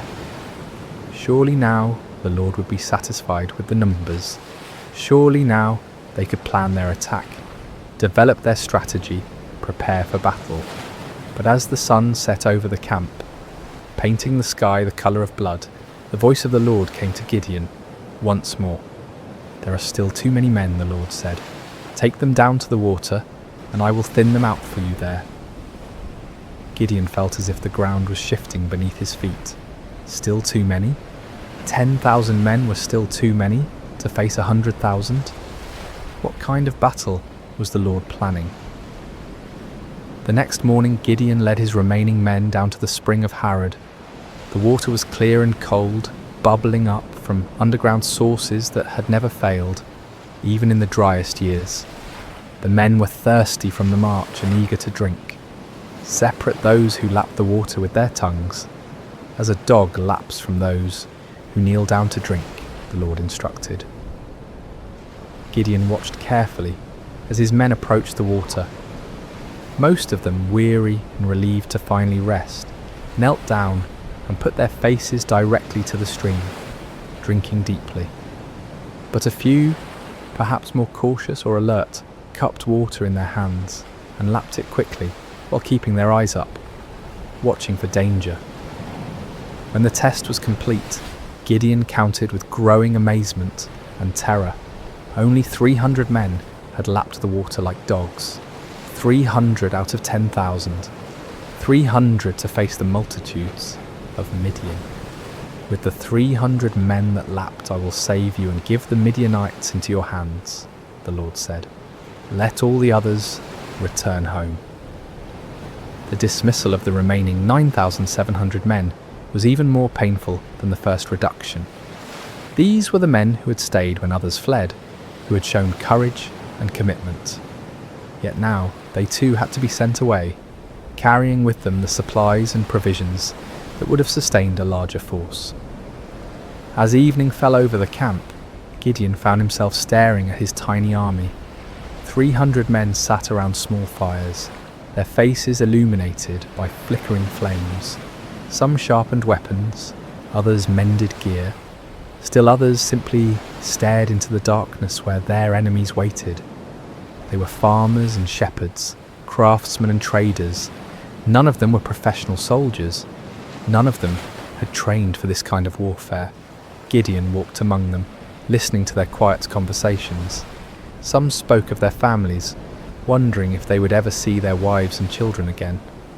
Others talked about the enemy, speculating about Midianite tactics and weapons. A few prayed quietly, their voices barely audible above the crackling of the fires. "Do you think we can win?" one young man asked his companion, his voice carrying the weight of doubt that Gideon felt in his own heart. "With God's help," came the reply, but even that voice held uncertainty. As Gideon continued his circuit of the camp, he felt the familiar weight of fear settling on his shoulders like a heavy cloak. 300 men. It was impossible. It was madness. It was a recipe for massacre, not victory. But even as doubt assailed him, Gideon remembered the fire that had consumed his sacrifice, the signs with the fleece, the voice that had called him mighty warrior when he was anything but mighty. The God who had chosen him, who had reduced his army to an impossibly small number, was the same God who had parted the Red Sea, who had brought down the walls of Jericho with trumpets and shouts. Still, as he looked out toward the valley, where enemy campfires twinkled like stars fallen to earth, Gideon found himself struggling with the same fears that had driven him to test God with fleeces. The odds were beyond daunting. They were simply impossible. But perhaps, he thought with growing understanding, that was exactly the point. Sleep eluded Gideon that night. He tossed on his simple bedroll, listening to the sounds of his small army around him. Some of the men snored peacefully, displaying a faith or fatalism that he envied. Others, like himself, shifted restlessly, no doubt contemplating the impossibility of what lay ahead. As the night deepened, the Lord spoke to him once more. "Get up, go down against the camp, because I am going to give it into your hands. If you are afraid to attack, go down to the camp with your servant Purah and listen to what they are saying. Afterward, you will be encouraged to attack the camp." The Lord knew him well, Gideon realized.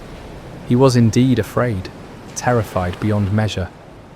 The offer to scout the enemy camp was exactly what his anxious heart needed.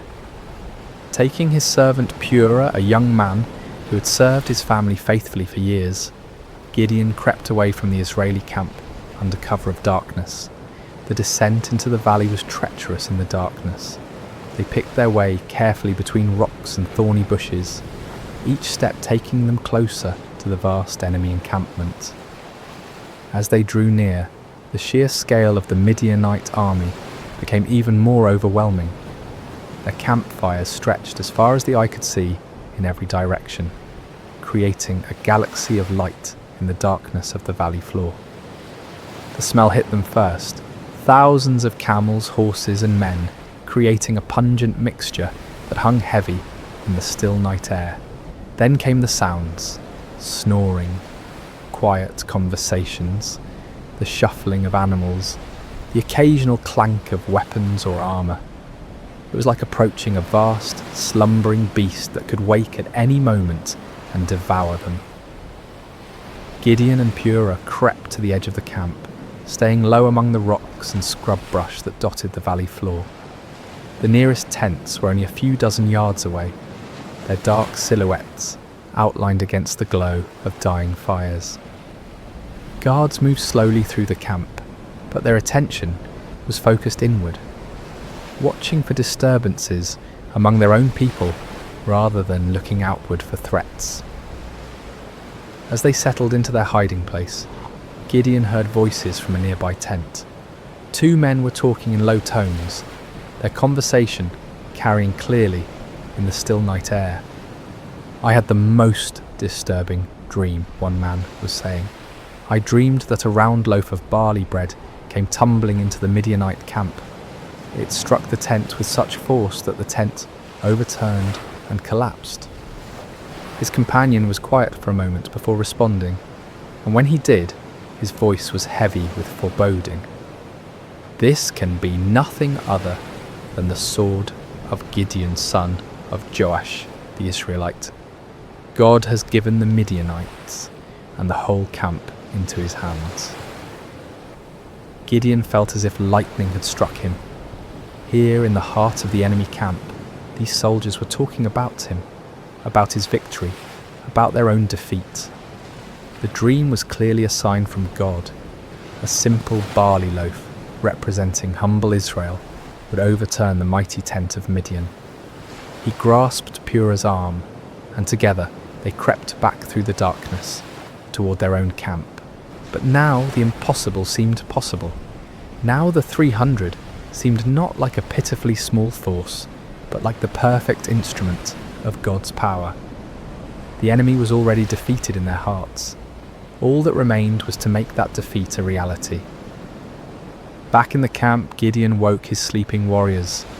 "Get up," he whispered urgently. "The Lord has given the Midianite camp into your hands." The men rose quickly, gathering around their commander in the darkness.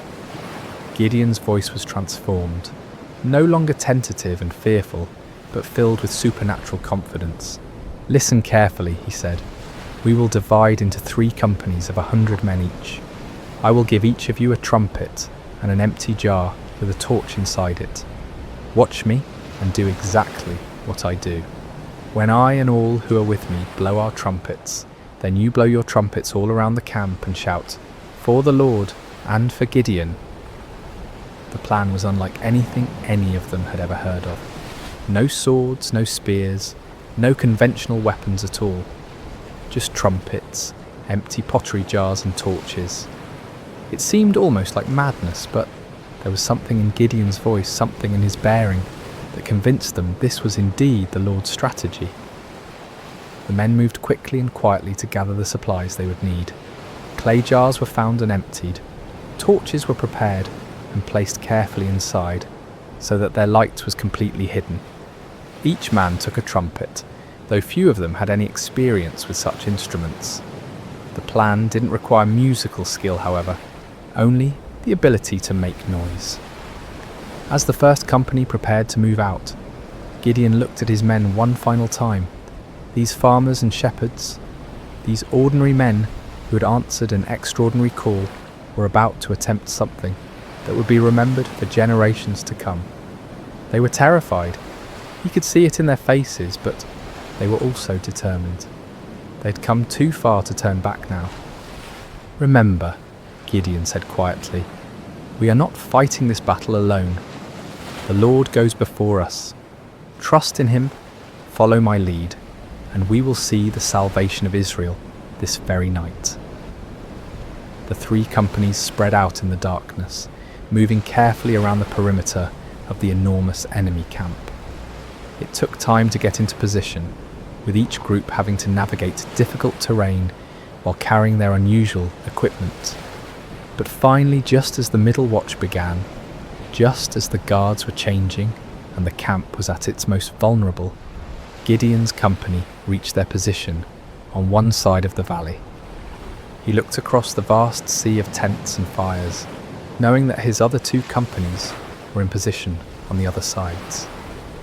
Somewhere out there in the darkness, 200 other men were waiting for his signal, trusting him to lead them in this impossible venture. Gideon raised his trumpet to his lips, lifted his jar with its hidden torch, and prepared to find out whether the God of Israel would indeed fight for his people. The moment had come. 300 men were about to challenge an army of over 100,000, armed with nothing but faith and the most unusual weapons in the history of warfare.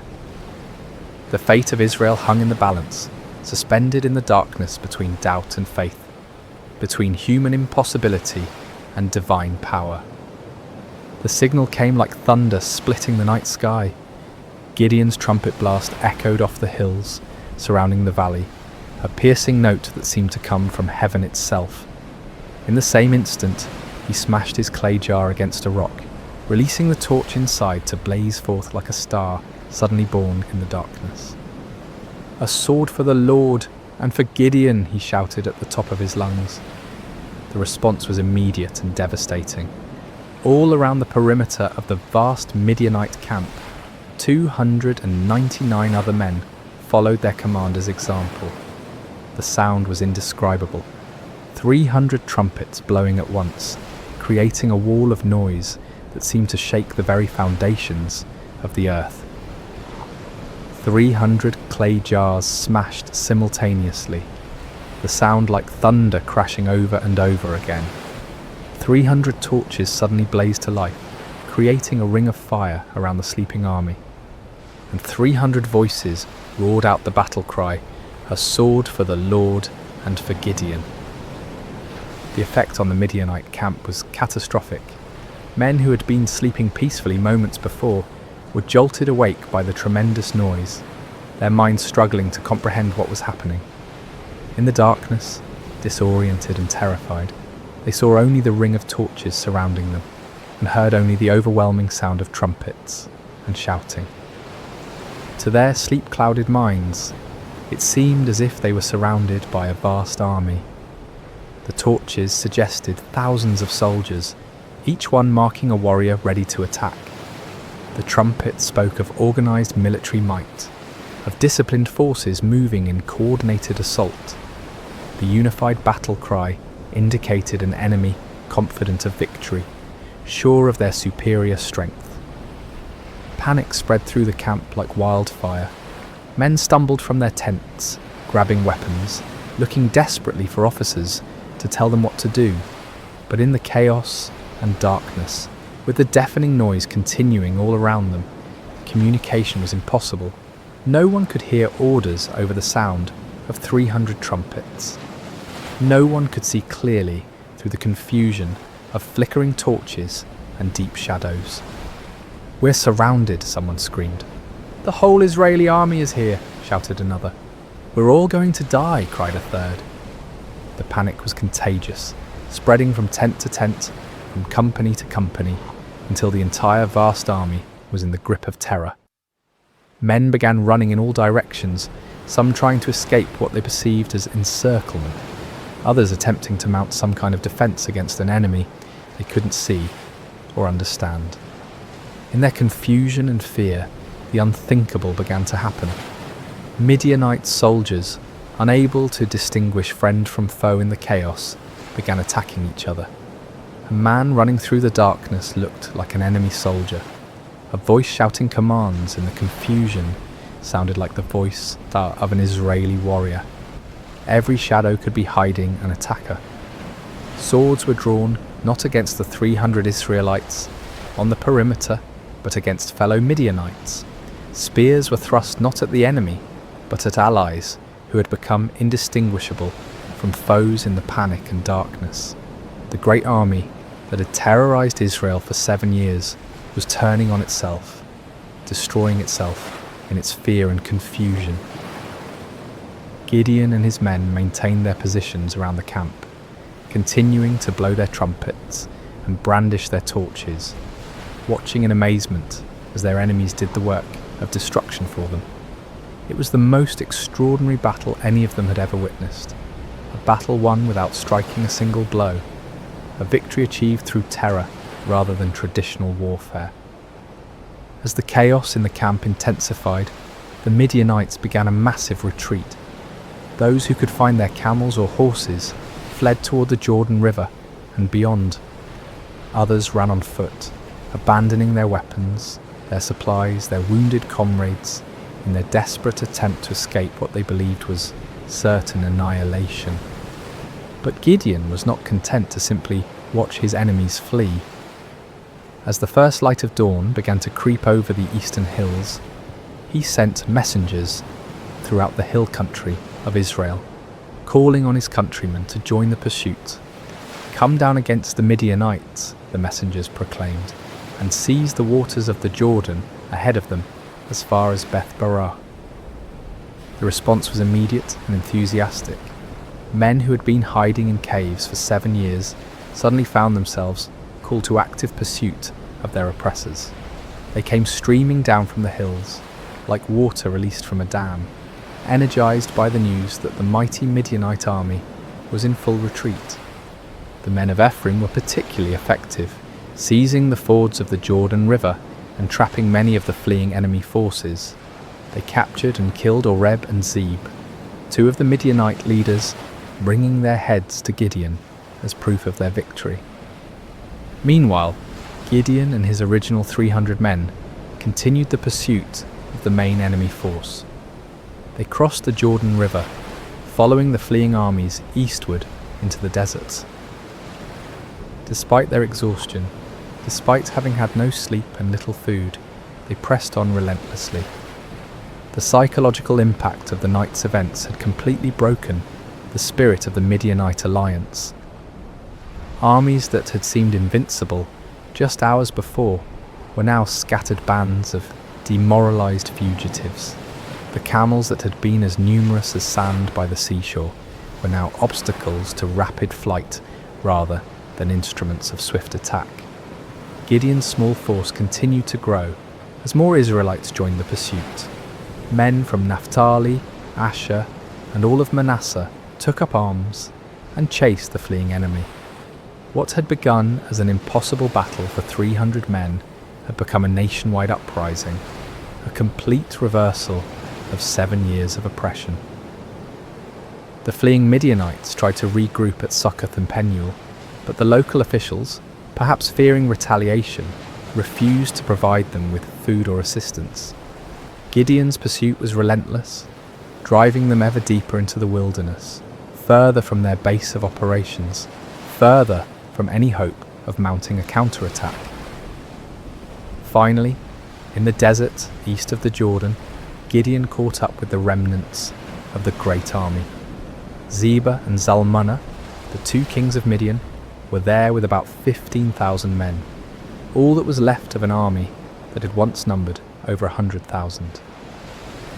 Even this reduced force vastly outnumbered Gideon's 300, but their spirit was completely broken. The final battle was swift and decisive.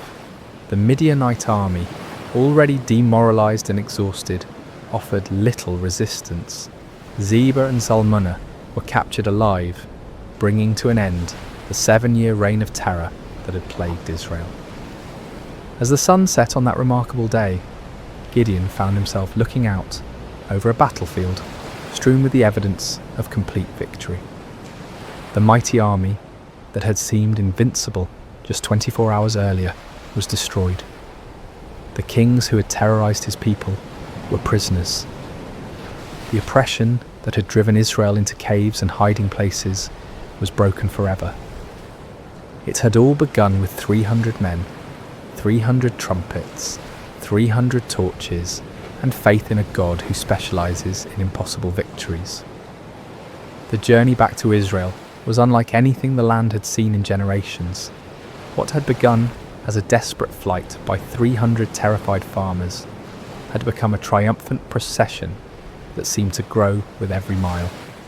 Men emerged from caves and hidden places, women came out of their refuges, children ran alongside the returning heroes. The roads that had been empty for 7 years, too dangerous for normal travel, were now filled with celebration. Gideon rode at the head of the procession, the captured kings Zebah and Zalmunna walking in chains behind him. The sight of these once mighty rulers, who had struck terror into Israelite hearts for so long, now humbled and defeated, was almost too wonderful to believe. People lined the roads just to see them, to confirm with their own eyes that the nightmare was truly over. As they passed through villages and towns that had been ghost settlements just days before, people poured out of their houses with tears of joy streaming down their faces. Children, who had never known anything but hiding and fear, looked with wonder at the defeated enemy kings. Elderly men and women who remembered the time before the oppression began whispered prayers of thanksgiving to the God who had delivered them. The celebration that erupted across Israel was spontaneous and overwhelming. In every settlement, people brought out whatever food they had hidden away and shared it freely. Wine that had been buried for safekeeping was uncorked and passed around. Songs that had been silenced for 7 years rang out again from hilltops and valleys. But perhaps the most remarkable aspect of the victory was how complete it had been. The Midianite power was not just temporarily broken, but utterly destroyed. Their military organisation was shattered, their leadership eliminated, their will to fight completely crushed. Never again would they be able to mount the kind of massive raids that had devastated Israel year after year. The psychological impact was equally profound. For 7 years, the Israelites had seen themselves as victims, as weak and helpless prey for stronger predators. Now they had witnessed their God fighting for them in the most dramatic way imaginable. The story of the 300 and their trumpets would be told and retold around campfires for generations to come. A permanent reminder that no enemy is too strong when the Lord chooses to fight for his people. When Gideon finally reached his homeland, representatives from all the tribes of Israel came to meet him. They came with a proposal that on the surface seemed like the natural conclusion to his remarkable victory. "Rule over us," they said, their voices filled with genuine admiration and gratitude. "You, your son, and your grandson, because you have saved us from the hand of Midian." It was an offer of kingship, of dynastic rule, that would establish Gideon's family as the permanent rulers of Israel. After centuries of loose tribal confederation, of judges who arose in times of crisis, only to fade from prominence when the emergency passed, the people were ready for something more permanent, more stable, and who better to serve as their king than the man who had delivered them from their greatest enemy? The offer was tempting beyond measure. Gideon had gone from threshing wheat in secret to being offered the crown of all Israel. The boy who had hidden in wine presses was being invited to sit on a throne. The man who had doubted his own worth was being told that he was worthy to found a royal dynasty. But Gideon's response revealed the depth of his spiritual growth during this incredible journey. The fearful farmer who had needed multiple signs and confirmations had become a man who understood something fundamental about the nature of God's kingdom. "I will not rule over you," he declared firmly, "nor will my son rule over you. The Lord will rule over you." It was a profound statement of faith and wisdom. Gideon recognized that Israel's true king was the Lord himself, and that any human ruler would be merely a steward of God's authority. He had learned through his own experience that victory came not through human strength or wisdom, but through complete dependence on divine power. To accept a crown now would be to claim credit for what God alone had accomplished. The people were disappointed but not surprised. They had seen enough of Gideon's character to understand that he was not motivated by personal ambition. Still, they wanted to honour him in some way, to create some lasting memorial to his remarkable victory. Gideon did make one request of the people, though it would prove to be a fateful one. "I do ask one thing of you," he said.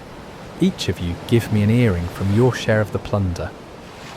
The Midianites, like many desert peoples, wore gold earrings, and the spoils of victory included a considerable amount of such jewellery.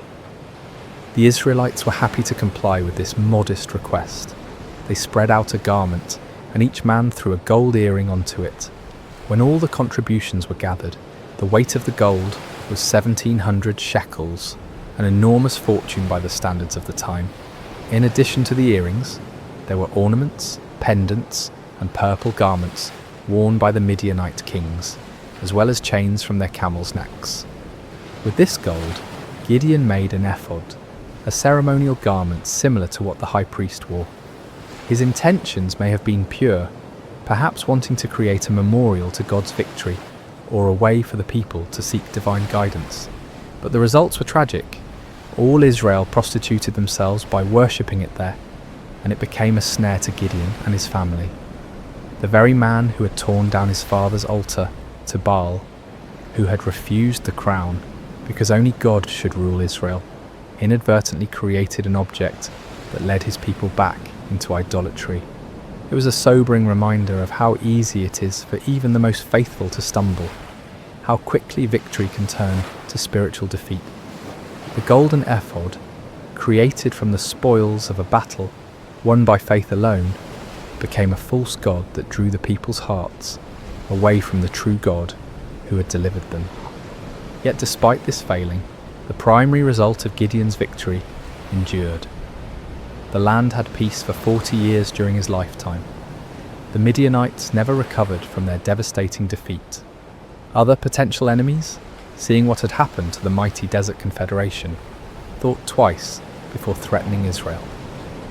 Gideon himself lived quietly on his estate, enjoying the respect of his people, but never again taking up the sword.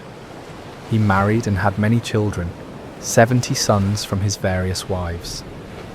One son, born to a concubine in Shechem, was named Abimelech, and he would later bring great trouble to Israel in his quest for the power his father had refused. When Gideon died at a good old age, he was buried in the tomb of his father Joash in Ophrah of the Abiezrites.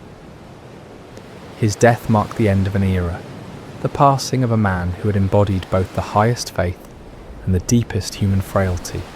As we reach the end of this ancient story, told now across thousands of years and countless retellings, the lessons of Gideon's life continue to resonate with profound relevance.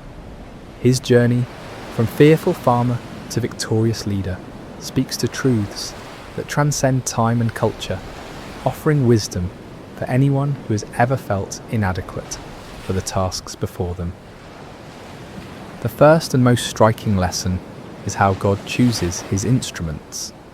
When the angel called Gideon a mighty warrior while he hid in a wine press, it seemed like either a mistake or a cruel joke.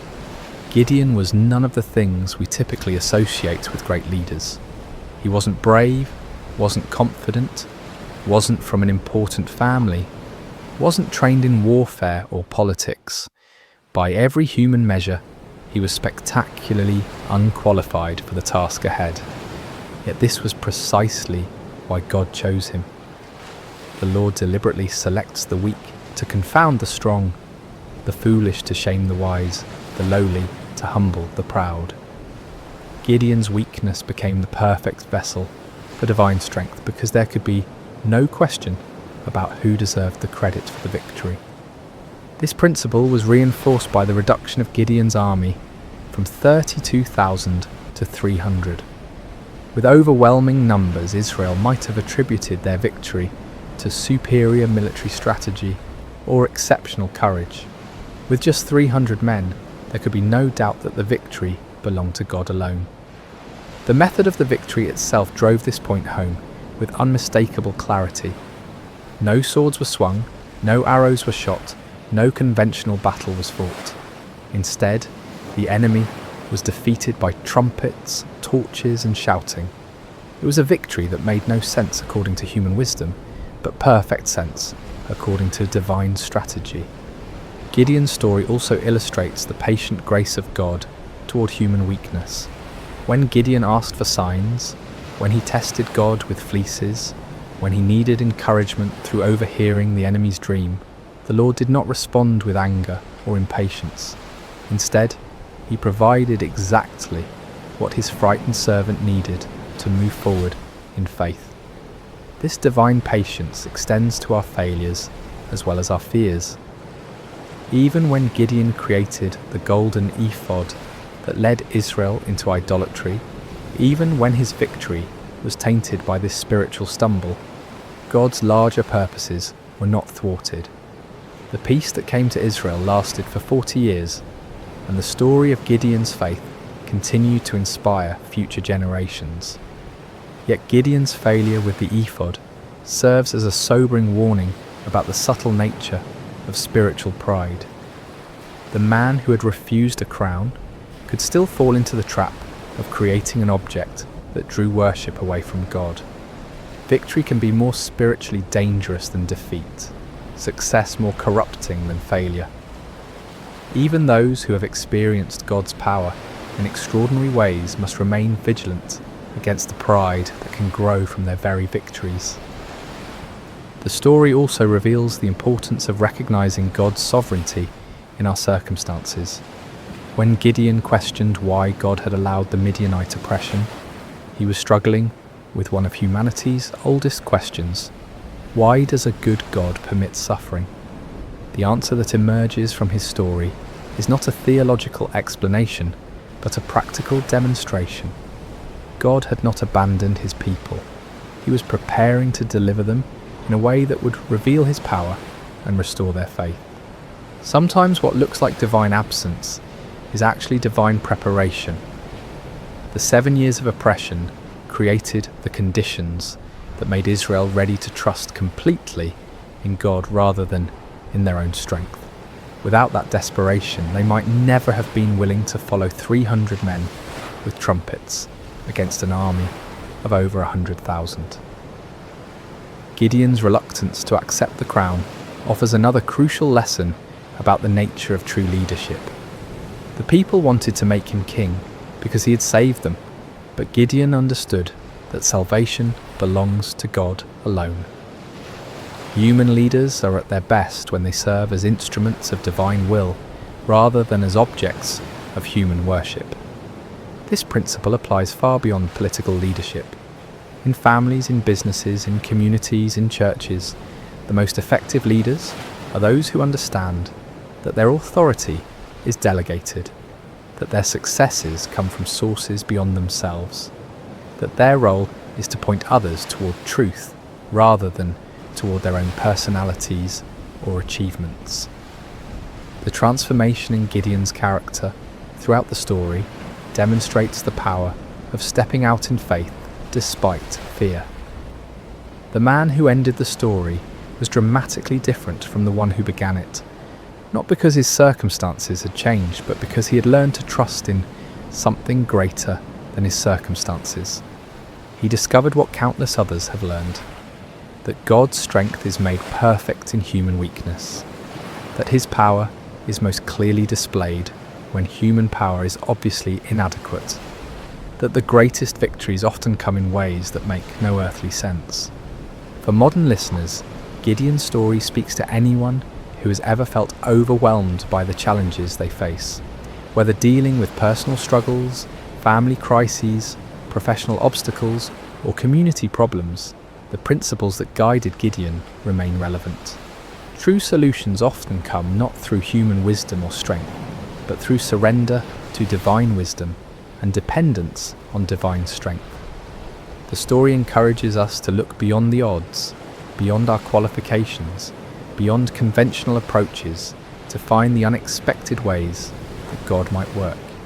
It reminds us that He specializes in impossible situations, that He delights in using unlikely people, that He often works in ways that confound human expectations.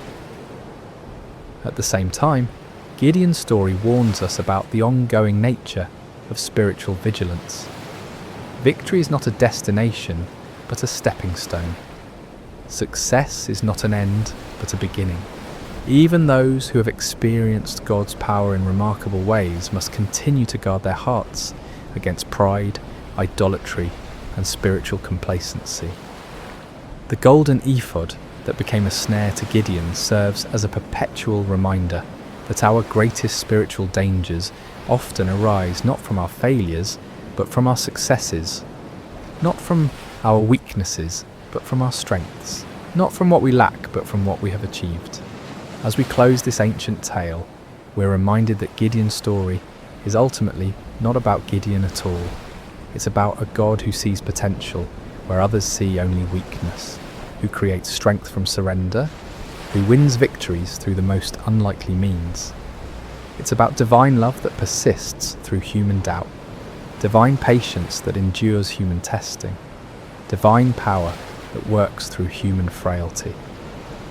The trumpets that shattered the midnight silence in that valley so long ago continue to echo through the centuries, calling each generation to trust in something greater than themselves, to step forward in faith despite their fears, to discover that the God who delivered Israel through 300 men with torches is still in the business of impossible victories. In our own valleys of challenge and oppression, surrounded by enemies that seem too numerous to count, facing odds that appear insurmountable, Gideon's story whispers the same truth that changed a fearful farmer into a mighty warrior. The Lord is with you. And in him, even the weakest can become strong. Even the smallest can achieve great things. Even the most unlikely can be used for extraordinary purposes. The battle belongs to the Lord, and in him, victory is always possible. And so we end where we began, with a simple truth that transcends time and circumstance. When God chooses to fight for his people, no enemy can stand, no odds are too great, and no victory is impossible. The story of Gideon continues to unfold in every generation, in every heart that learns to trust, not in human strength, but in divine power, not in earthly wisdom, but in heavenly guidance, not in what we can see, but in what God can do. May this ancient story find new life in modern hearts. May its lessons take root in contemporary soil, and may its timeless truths continue to inspire faith, courage, and hope in all who hear it. For the God who called Gideon from his hiding place continues to call ordinary people to extraordinary purposes, continues to choose the weak to confound the strong, and continues to win impossible victories through the most unlikely means. The story of Gideon is, in the end, the story of all who learn to trust in something greater than themselves. It is the story of divine love that never gives up, divine power that never fails, and divine grace that transforms fearful hiding into mighty victory. This has been the story of Gideon and the battle against Midian, shared with you tonight through sacred slumber. May it bring you peace, may it strengthen your faith, and may it remind you that no challenge is too great when faced with divine help. Sleep well, dear listener, and may your dreams be filled with the trumpets of victory and the light of hope that never dies. The fire on Mount Carmel, Elijah and the prophets of Baal. Hello everyone, and welcome to Sacred Slumber. Before we dive into today's powerful message, I want to connect with each of you personally. How has your day been treating you so far? Whether you're watching this in the early morning hours as the sun rises, during your lunch break, in the middle of a busy day, or perhaps late at night when the world has quieted down, I want you to know that this moment we're sharing together is sacred. I'm curious about where you're joining us from today. Are you listening from bustling New York City, the peaceful countryside of Iowa, the sunny beaches of California, or maybe you're tuning in from across the globe in London, Sydney, or somewhere in between? Wherever you are, whatever time it is in your corner of the world, you are exactly where God wants you to be right now. If this is your first time joining us, I want to extend a warm welcome to our Sacred Rest family. We're so grateful you're here. And if you've been walking this journey with us, thank you for your continued faithfulness and support. Before we begin today's incredible story, I encourage you to subscribe to Sacred Slumber if you haven't already. Hit that subscribe button and ring the notification bell so you never miss these life-changing messages that God has in store for us. Now let's prepare our hearts for what I believe will be one of the most dramatic, faith-building stories you'll hear. Today we're travelling back over 2,800 years to witness one of the most spectacular demonstrations of God's power ever recorded in human history. We're going to Mount Carmel in ancient Israel, where one man's faith stood against an entire nation's rebellion, where fire fell from heaven, and where hearts were turned back to the one true God. The fire on Mount Carmel, Elijah and the prophets of Baal. Chapter 1. A nation in spiritual freefall. Picture, if you will, the ancient kingdom of Israel during one of its darkest hours. This wasn't just a time of political upheaval or economic hardship, though both of those existed.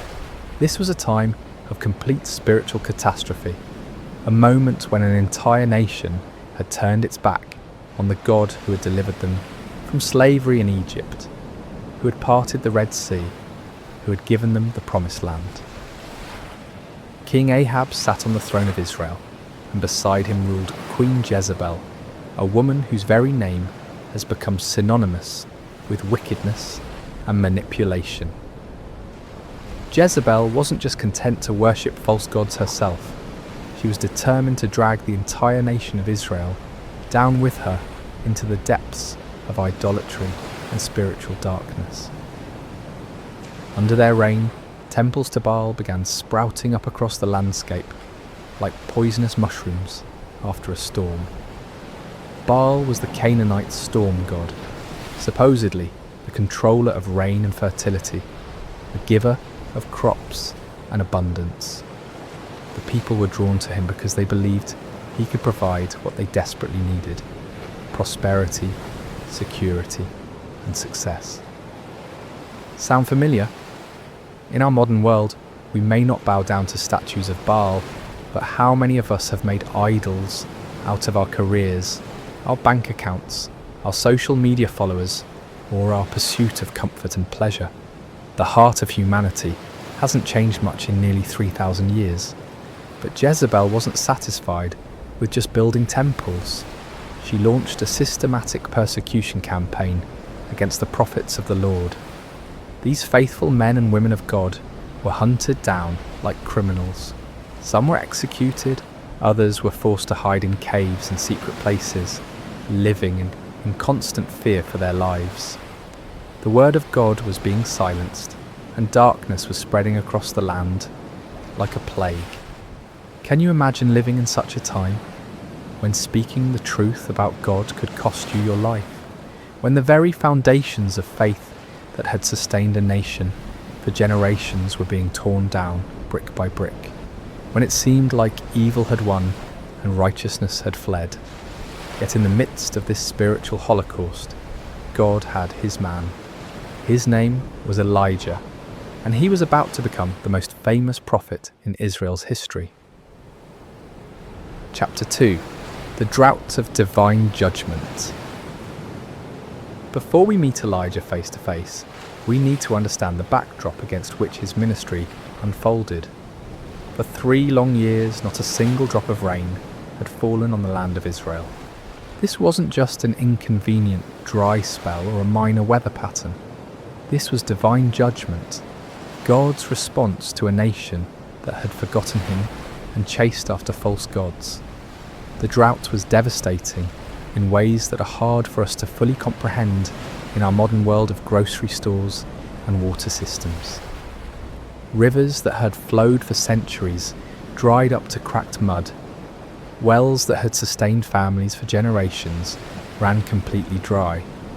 Crops withered in the fields, livestock died, and famine stalked the land like a relentless predator. People were desperate. Children cried from hunger. Farmers watched helplessly as their fields turned to dust. Merchants had nothing to sell, and families had nothing to eat. The very fabric of society was unravelling under the weight of this supernatural judgment. And yet, in their desperation, most of the people didn't turn back to the Lord. Instead, they cried out even more desperately to Baal, pleading with the storm god to send rain. They increased their sacrifices, intensified their rituals, and multiplied their prayers to deaf idols. They were convinced that if they just tried harder, if they just offered more, if they just believed with greater fervour, Baal would answer and the rains would come. But the skies remained as bronze hard and unyielding. Day after day, week after week, month after month, year after year, the sun blazed down mercilessly from a cloudless sky. The drought continued, and Baal remained silent. This is the world into which God sent his prophet Elijah. Not a comfortable world of revival meetings and supportive congregations, but a hostile environment where speaking God's truth could mean death, where the majority had embraced lies, and where the very elements seemed to declare that God's judgment was upon the land. Chapter 3. Enter Elijah, the man of fire. Elijah appears in the biblical narrative like a bolt of lightning splitting the darkness. We don't know much about his background or his early life. He's introduced simply as Elijah the Tishbite from Tishbe in Gilead. No impressive genealogy, no royal connections, no seminary degrees or credentials. just a man from a small town that most people had probably never heard of. But what Elijah lacked in pedigree, he more than made up for in faith, courage, and an unshakable conviction that the Lord God of Israel was the one true God. While the nation around him bowed to Baal, Elijah stood firm. While others compromised and conformed, Elijah remained faithful. While the majority chose the easy path of popular religion, Elijah chose the narrow way of truth. God had sustained Elijah supernaturally during the 3 years of drought. First, he had sent him to the brook Cherith, where ravens brought him bread and meat every morning and evening, and he drank from the brook. When the brook dried up, God sent him to a widow in Zarephath, where a handful of flour and a little oil miraculously sustained 3 people for over a year. These experiences had built Elijah's faith to an unshakable level. He had seen God's provision in impossible circumstances. He had witnessed miracles that defied natural law.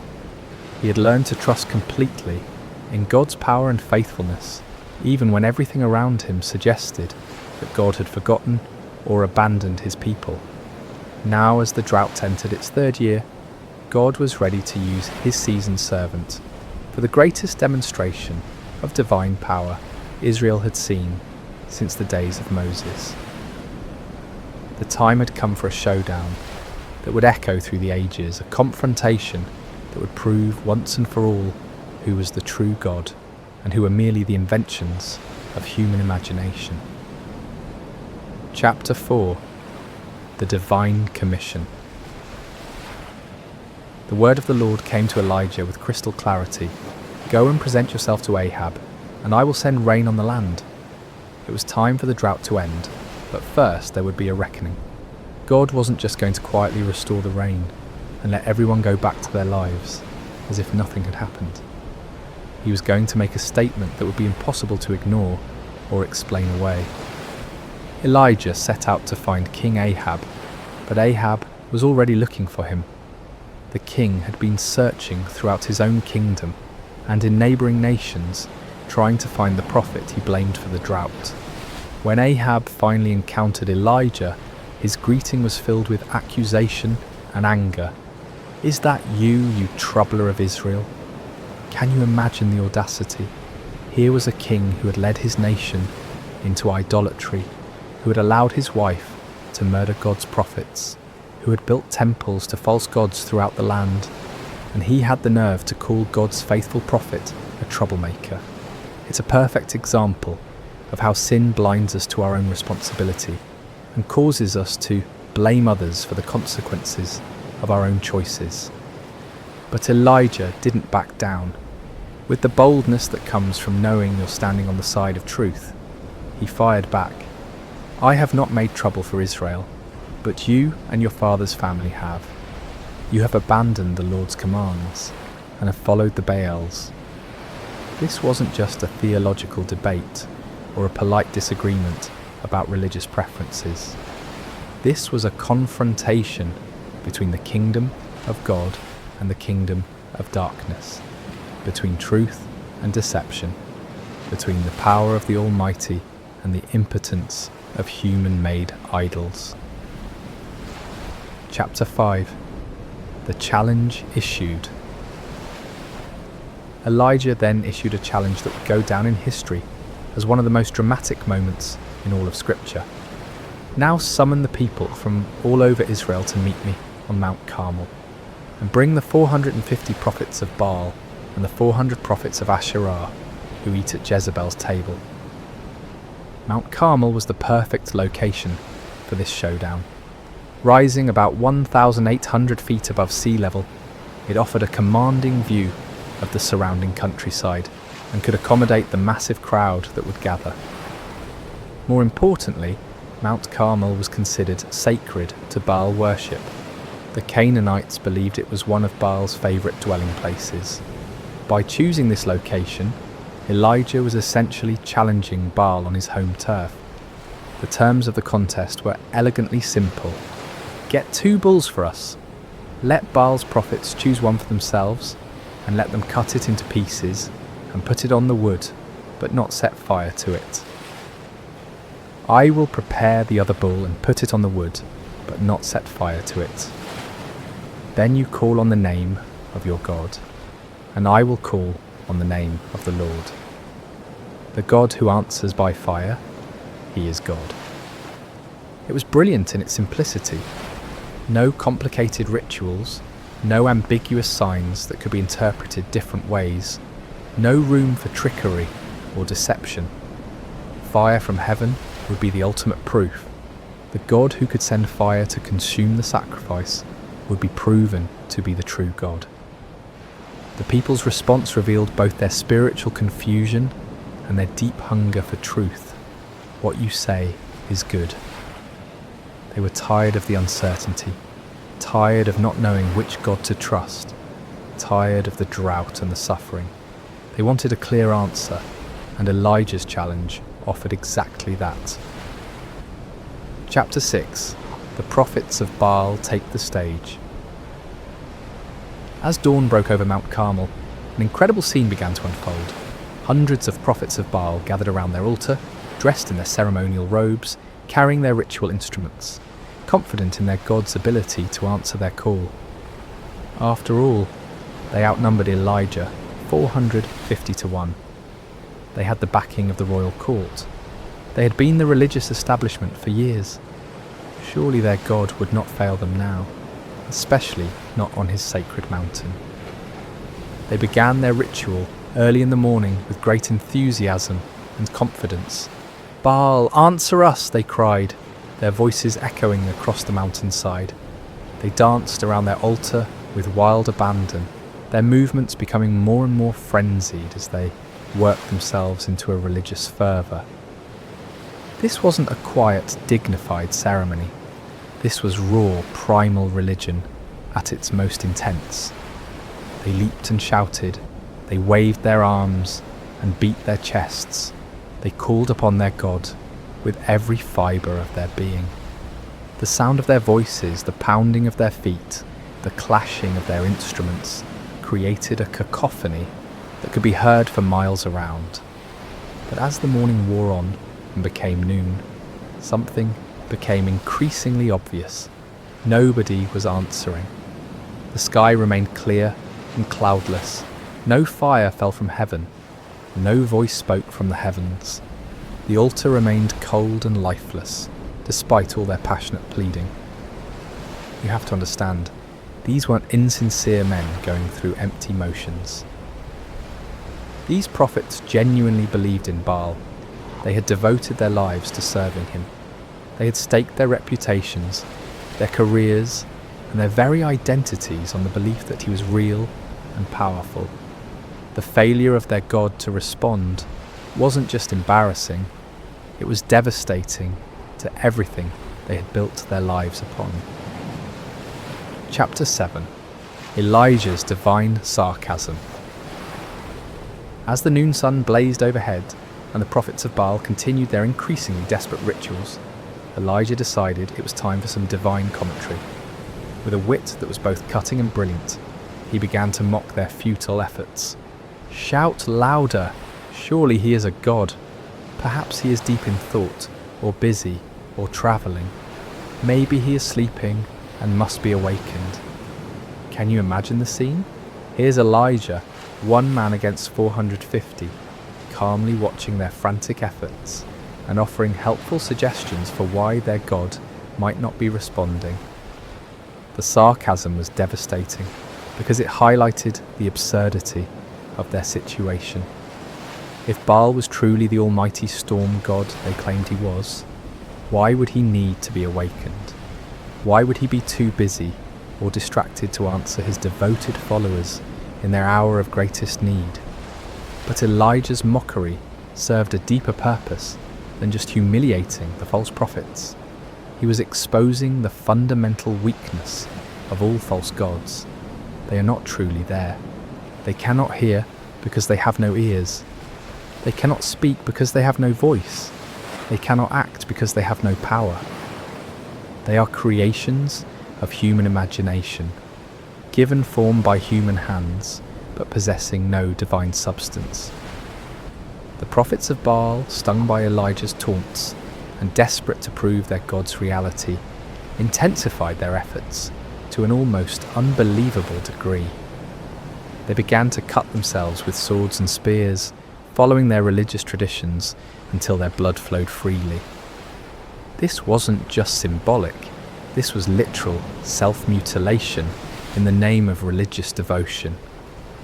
From noon until evening, they continued this horrific display, their voices growing hoarse from shouting, their bodies weakened by loss of blood, their spirits crushed by the growing realization that their God was not going to answer. The contrast couldn't have been more stark. On one side, frantic activity and desperate self-harm producing nothing. On the other side, one man waiting calmly for his turn, confident in his God's ability to act. Chapter 8. Elijah prepares his altar. As evening approached and the prophets of Baal finally exhausted themselves in defeat, Elijah stepped forward to take his turn. But before he called upon the Lord, he had some important work to do. "Come here to me," he called to all the people. This wasn't going to be a private ceremony or a mystical ritual performed in secret. Everything Elijah was about to do would be in full view of hundreds or perhaps thousands of witnesses. There would be no opportunity for trickery, no possibility of deception, no room for doubt about what actually happened. The first thing Elijah did was repair the altar of the Lord that had been torn down. This altar represented the nation's covenant relationship with God, a relationship that had been broken by years of idolatry and rebellion. By repairing it, Elijah was symbolically calling the nation back to their true identity as God's chosen people. He took 12 stones, one for each of the tribes of Israel, even though the kingdom had been divided for generations. In God's eyes, his people were still one nation, still his chosen ones, still the objects of his covenant love, despite their unfaithfulness. Each stone was a reminder of God's promises to Abraham, Isaac, and Jacob, promises that remained in effect despite the people's rebellion. With these 12 stones, Elijah built an altar in the name of the Lord. Then he dug a trench around it, large enough to hold about 15 litres of water. This wasn't just for dramatic effect, it was about to serve a very important purpose in demonstrating that what was about to happen could only be attributed to divine intervention. Chapter 9.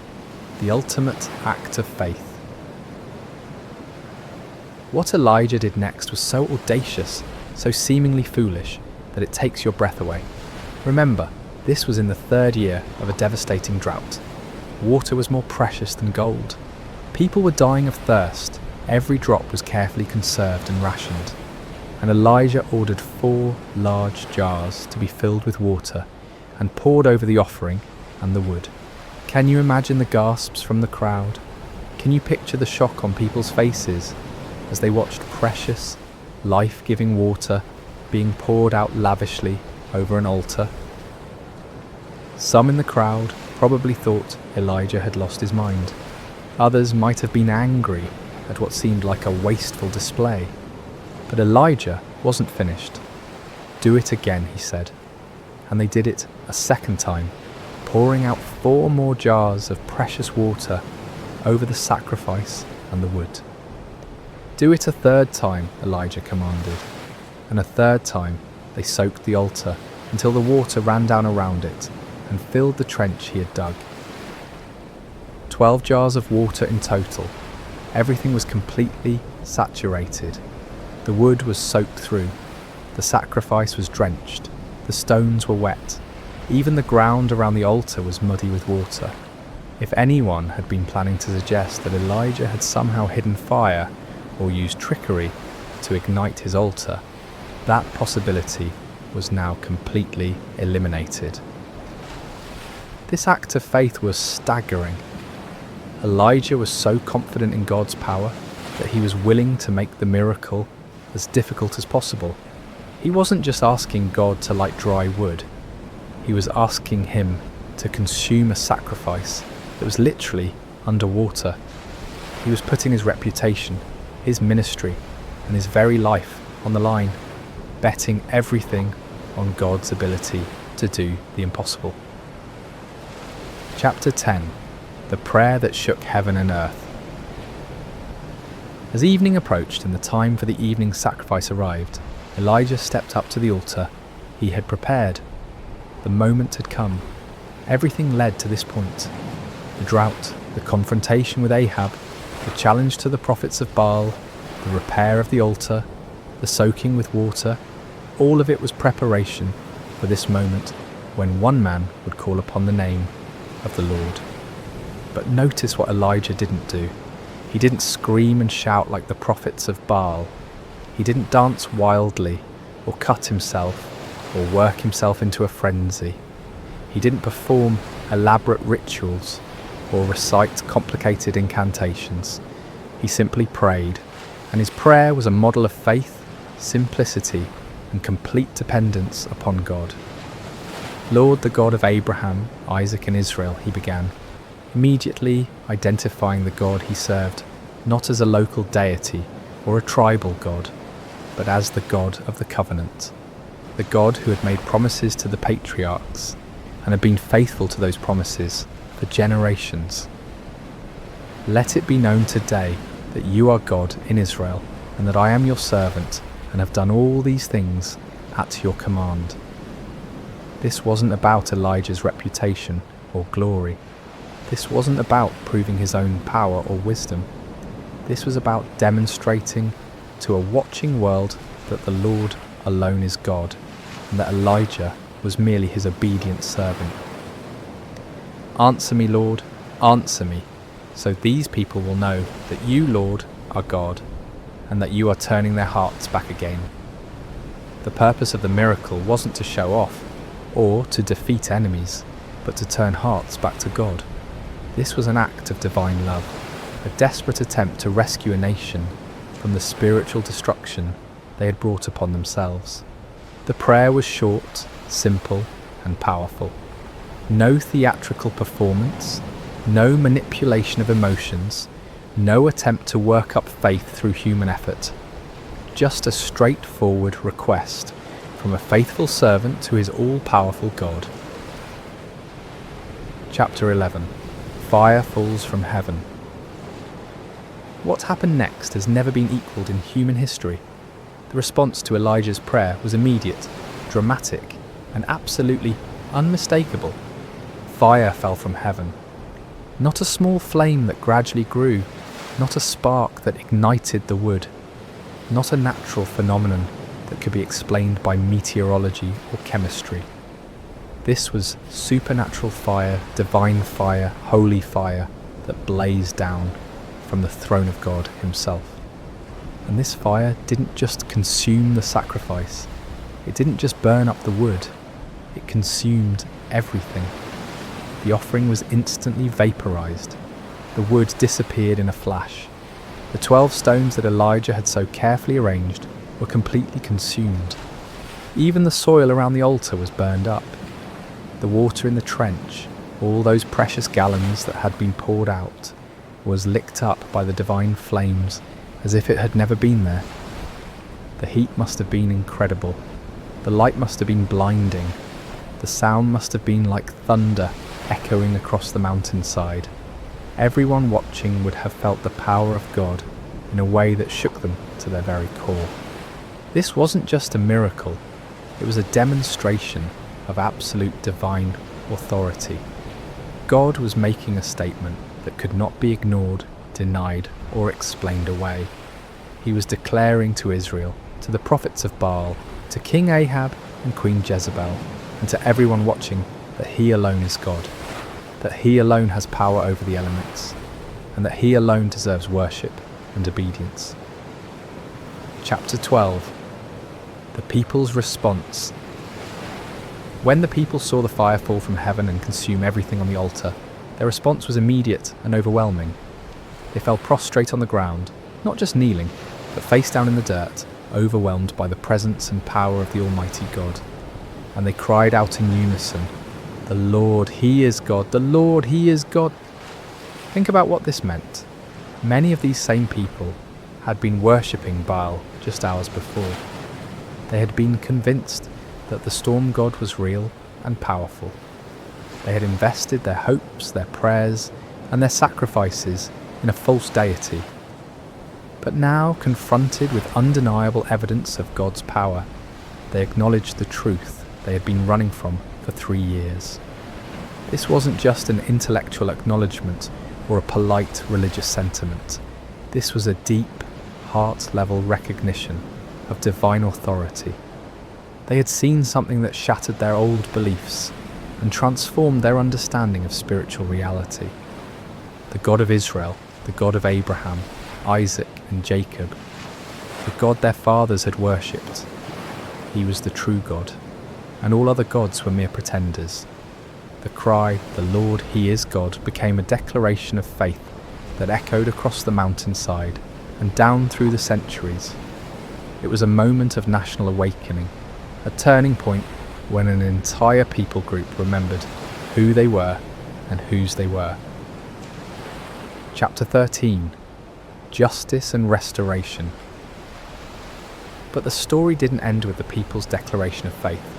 God's justice demanded that those who had led the nation astray face the consequences of their deception. Under Elijah's direction, the people seized the 450 prophets of Baal who had spent the day proving the powerlessness of their God. This might seem harsh to our modern sensibilities, but we need to understand the context.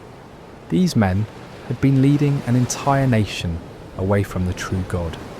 They had been accomplices in the persecution and murder of God's true prophets. They had been teaching lies in the name of religion, deceiving people who were desperately seeking spiritual truth. Their deception had contributed to the spiritual darkness that had brought God's judgment upon the land. Justice was swift and final. All 450 prophets of Baal were executed, removing the source of false teaching that had poisoned the nation's spiritual life. With the false prophets dealt with and the people's hearts turned back to God, it was time for the next phase of God's plan, the restoration of His blessing upon the land. Chapter 14. The sound of abundant rain. Elijah said to Ahab, "Go, eat and drink, for there is the sound of a heavy rain." This statement is remarkable for several reasons. First, there wasn't a cloud in the sky. The weather conditions were identical to what they had been for 3 years. Hot, dry, and utterly cloudless. But Elijah had the faith to hear the sound of rain that existed only in the promise of God. This is the kind of faith that sees the invisible and hears the inaudible. Elijah wasn't looking at circumstances or relying on weather forecasts. He was trusting in the word of God, who had promised to send rain upon the land. While Ahab went to eat and drink, Elijah climbed to the top of Mount Carmel and threw himself down on the ground in prayer. This wasn't a casual request or a polite religious ritual. This was intense, fervent prayer from a man who understood that he was participating in God's plan to restore His people. 7 times Elijah sent his servant to look toward the sea for signs of rain. 6 times the servant returned with the same report. There is nothing there. But Elijah didn't give up. He didn't doubt God's promise or question his own faith. He kept praying, kept believing, kept expecting God to fulfill His word. On the 7th time, the servant returned with different news. A cloud as small as a man's hand is rising from the sea. To most people, a tiny cloud on the horizon wouldn't seem significant, especially after 3 years of drought. But to the eyes of faith, that small cloud was the beginning of God's abundant provision. Elijah immediately told his servant to run to Ahab with this message: "Hitch up your chariot and go down before the rain stops you." Chapter 15. The Storm of Restoration. What followed was one of the most dramatic weather changes in recorded history. The tiny cloud that had appeared on the horizon quickly grew and multiplied. The sky, which had been clear blue for 3 years, suddenly turned black with storm clouds. The wind began to blow with increasing intensity, and then the rain began to fall. But this wasn't a gentle shower or a light drizzle. This was a torrential downpour, a deluge that made up for 3 years of drought in a matter of hours. The rain came down in sheets so heavy that visibility was reduced to just a few feet. The ground, which had been hard as concrete from years of drought, couldn't absorb the water fast enough, and soon rivers of rainwater were flowing down every hillside and through every valley. It was as if God was saying, "You thought I had forgotten how to send rain? You believed that Baal was the god of storms? Let me show you what real divine power looks like." The storm was so intense that King Ahab, travelling in his royal chariot, had difficulty making the journey back to his palace in Jezreel. But here's one of the most amazing details of the entire story. The power of the Lord came on Elijah, and tucking his cloak into his belt, he ran ahead of Ahab's chariot all the way to Jezreel. Picture this scene. A middle-aged prophet who had just spent an entire day in intense spiritual warfare, who had just called down fire from heaven and orchestrated the execution of 450 false prophets who had just prayed intensely for rain. This same man was given supernatural strength to outrun a horse-drawn chariot for about 17 miles through a driving rainstorm. This wasn't natural human endurance. This was divine empowerment, God's way of putting an exclamation point on the entire day's events. Even in the storm, even in the exhaustion that should have followed such an intense spiritual battle, God's power was sufficient to carry his faithful servant. Chapter 16. Lessons for today. The story of Elijah on Mount Carmel is far more than just an exciting historical account.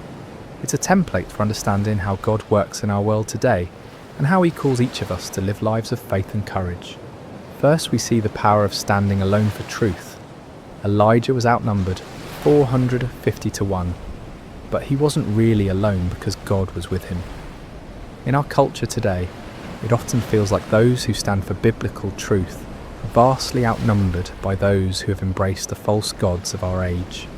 Materialism, relativism, hedonism, and secular humanism.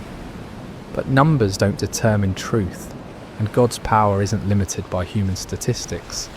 Second, we learn that false gods will always disappoint. The prophets of Baal cried out to their God from morning until evening, but he never answered because he wasn't real. Today's false gods, money, success, pleasure, power, technology, entertainment, promise fulfillment, but can never deliver on their promises. Only the true God can satisfy the deepest longings of the human heart. Third, we see that God often chooses to work through ordinary people who have extraordinary faith. Elijah wasn't from a prominent family or an influential background. He was just a man who believed God and was willing to stake everything on that belief. God is still looking for such people today, men and women who will trust him completely and obey him fully, regardless of the circumstances or the opposition. Fourth, we learn the importance of prayer in the life of faith. Elijah's prayer was simple but powerful because it was offered in complete faith and alignment with God's will. He wasn't trying to manipulate God or impress people. He was simply communicating with his heavenly Father and trusting him to act according to his promises. Fifth, we see that God's miracles often come after periods of preparation and testing. The 3 years of drought weren't just punishment for sin, they were preparation for a miracle. God was setting the stage for a demonstration of his power that would be undeniable and unforgettable. Sometimes what looks like delay in our lives is actually divine preparation for for something greater than we could imagine. Conclusion. Where is your Mount Carmel? As we conclude this incredible story, I want to ask you a personal question. Where is your Mount Carmel? What situation in your life is calling for a clear demonstration of God's power and faithfulness? What false gods have you been trusting instead of the one true God? What impossible circumstance are you facing that only divine intervention can resolve? Maybe you're facing a financial crisis that seems hopeless and you need God to provide for your needs in supernatural ways. Perhaps you're dealing with a health challenge that has left doctors puzzled, and you need the great physician to demonstrate his healing power. It could be that you're struggling with a relationship that seems beyond repair, and you need the God of restoration to work a miracle in your marriage or family. Or maybe your Mount Carmel is more internal. Maybe you've been worshipping the false gods of success, approval, comfort, or control, and you need to experience the reality of God's presence and power in a fresh way. Maybe you've been trying to live the Christian life in your own strength, and you need to discover what it means to depend completely on God's power rather than your own abilities. The same God who answered Elijah's prayer with fire from heaven is still on the throne today. He still hears the prayers of his people. He still demonstrates his power in impossible situations. He still turns hearts back to himself and brings restoration where there has been devastation. But like Elijah, we must be willing to stake everything on God's faithfulness. We must be prepared to stand alone if necessary, to trust when circumstances seem impossible, to pray with faith rather than doubt, and to give God the opportunity to show his power in ways that will leave no doubt about his reality and love. The fire that fell on Mount Carmel that day wasn't just about proving that the Lord is God, though it certainly did that. It was about a loving father reaching out to his wayward children, demonstrating his power not to destroy them but to draw them back to himself. It was about restoration, redemption, and the kind of love that will go to any lengths to rescue those who are precious to him. That same love is reaching out to you today.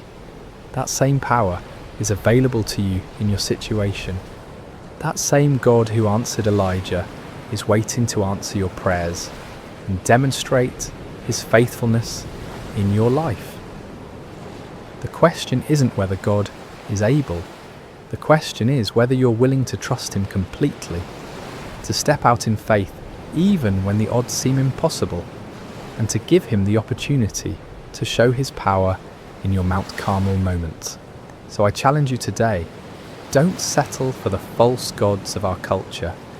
Don't be satisfied with a powerless religion that looks good on the surface but lacks the reality of divine presence. Cry out like the people on Mount Carmel, "The Lord, he is God. The Lord, he is God." And then watch as the fire of his presence transforms your impossible situation into a testimony of his faithfulness and power. The same God who sent fire from heaven is ready to move in your life today. Are you ready to trust him completely and see what he will do? Remember to subscribe to Sacred Rest for more life-changing messages like this one.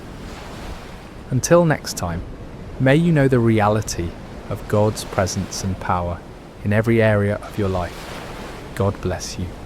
Hello there, dear friend. Before we begin this peaceful journey together, I want to know a little about you. How has your day been?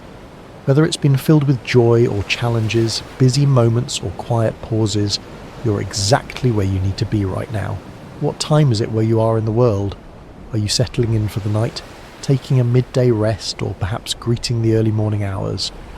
Wherever you are, from the bustling cities of New York to the quiet countryside of England, from the mountains of Colorado to the shores of Australia, you're welcome here in this sacred space. If this story brings you peace, I'd love for you to subscribe to Sacred Slumber, where we gather each week to find rest in timeless tales of faith, hope, and gentle grace. Now, let's begin. take a deep breath with me. Let your shoulders soften, your jaw relax, and your heart settle into this moment. Whether morning light is streaming through your window, afternoon shadows are dancing on the walls, or midnight quiet surrounds you like a gentle blanket, let us walk together through a story of gentle strength and unseen grace. We're about to enter a time long ago during the days of the judges in ancient Israel. It was a time of chaos and uncertainty, when everyone did what was right in their own eyes. But this is not a story of chaos. This is a story of peace, of quiet faithfulness, of love that chooses to remain when it would be easier to leave. This is the story of Ruth, a young woman whose loyalty would echo through generations and whose humble heart would become part of the greatest story ever told. So close your eyes if you wish, breathe slowly, and let us journey together to the ancient land of Moab, where our story begins beside still waters of the soul. In the rolling hills of Moab, where the morning mist clung to the barley fields like a gentle prayer, lived a young woman named Ruth. She had married into a Hebrew family who had come to Moab during a time of famine in their homeland of Bethlehem. Her husband's name was Mahlon, and his mother was Naomi, a woman whose very name meant pleasant, and whose heart had once been full of joy. But sorrow has a way of finding us, even in the most peaceful places. First, Naomi's husband Elimelech died, leaving her alone with her 2 sons in a foreign land. The boys had grown into men and married Moabite women, Ruth and her sister-in-law Orpah. For 10 years they lived together, and Ruth learned to love not just her husband, but his faith, his God, and especially his mother, who had welcomed her with open arms. Then tragedy struck again, swift and merciless. Both Mahlon and his brother Chilion died, leaving 3 widows to face an uncertain world alone. In those days, a woman without a husband or sons had little hope of survival. They were vulnerable, forgotten, with no one to provide for them or protect them. Naomi sat in her small house, looking at the 2 young women who had become like daughters to her. The silence was heavy with grief, but also with decision. She had heard news from Bethlehem that the famine there had ended, that the Lord had visited his people and given them bread. Her heart longed for home, for the familiar hills of Judah, for the place where she had known happiness before sorrow came calling. "My daughters," she said softly, her voice worn thin by weeping, "I must return to my people. But you are young. You have your whole lives ahead of you. Go back to your mothers' houses. May the Lord deal kindly with you, as you have dealt with the dead and with me." She kissed them both, and they wept together. How can you say goodbye to someone who has been your family, your comfort, your companion through the darkest days? Orpah, after much tears and embracing, finally agreed to return to her people and her gods. It was the practical choice, the safe choice, the choice that made sense to everyone around them. But Ruth clung to Naomi with a determination that surprised them all. When Naomi urged her again to follow her sister-in-law, Ruth spoke words that would echo through history, words that came from the deepest place in her heart. "Do not urge me to leave you or to return from following you. For where you go, I will go, and where you lodge, I will lodge. Your people shall be my people, and your God my God. Where you die, I will die, and there will I be buried. May the Lord do so to me, and more also, if anything but death parts me from you." There was something in Ruth's voice that told Naomi this was not a decision made in the heat of emotion, but a choice carved in stone, written in the very fibre of her being. This young Moabite woman was choosing love over security, faithfulness over comfort, an unknown future over a predictable past. And so they began the long journey from Moab to Bethlehem, 2 women with nothing but the clothes on their backs and the strength of their love for each other. They walked through valleys where wildflowers nodded in the breeze, past streams that sang ancient songs, under skies that seemed to stretch endlessly toward hope. As they travelled, Ruth would gather berries and herbs along the way, always making sure Naomi had enough to eat. She would find the softest spot for them to rest each night, would share her cloak when the desert air grew cold. She had chosen this path, and she would walk it with grace and dignity, one step at a time. The journey took many days, and with each step toward Bethlehem, Ruth was walking further from everything she had ever known. She was leaving behind the gods of her childhood, the customs of her people, the language of her birth. She was choosing to become a stranger in a strange land, not because she had to, but because love had made the choice for her. When they finally crested the hill that overlooked Bethlehem, the city spread before them like a handful of pearls scattered on brown velvet. The sun was setting, painting the stone houses in shades of gold and amber. Smoke rose from evening fires, and the sound of children playing drifted up to them on the evening breeze. "Look," Naomi whispered, her voice thick with emotion. "There it is, home." But as they descended into the city, the women who had known Naomi in her happier days barely recognized her. "Is this Naomi?" they asked each other, seeing how sorrow had aged her, how loss had bent her shoulders and silvered her hair. "Do not call me Naomi," she told them, her voice steady but sad. "Call me Mara. The Almighty has dealt very bitterly with me. I went out full, and the Lord has brought me home empty." But Ruth, standing quietly beside her, knew that Naomi was not truly empty. She had brought with her the love of this young woman who had chosen to forsake all for the sake of faithfulness. And though neither of them knew it yet, they had arrived in Bethlehem at the beginning of barley harvest, when the fields were golden and ready, when provision was about to unfold in ways they could never have imagined. The story was just beginning, and the God who notices every sparrow that falls, who counts every tear that is shed, who remembers every act of kindness, was already preparing the next chapter of their lives.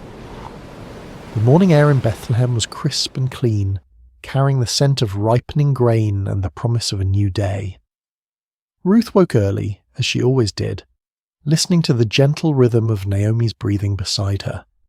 They had found a small place to stay, but their provisions were nearly gone, and Ruth knew that something had to be done. She'd heard about the law of gleaning, a beautiful provision that the God of Israel had made for the poor and the stranger.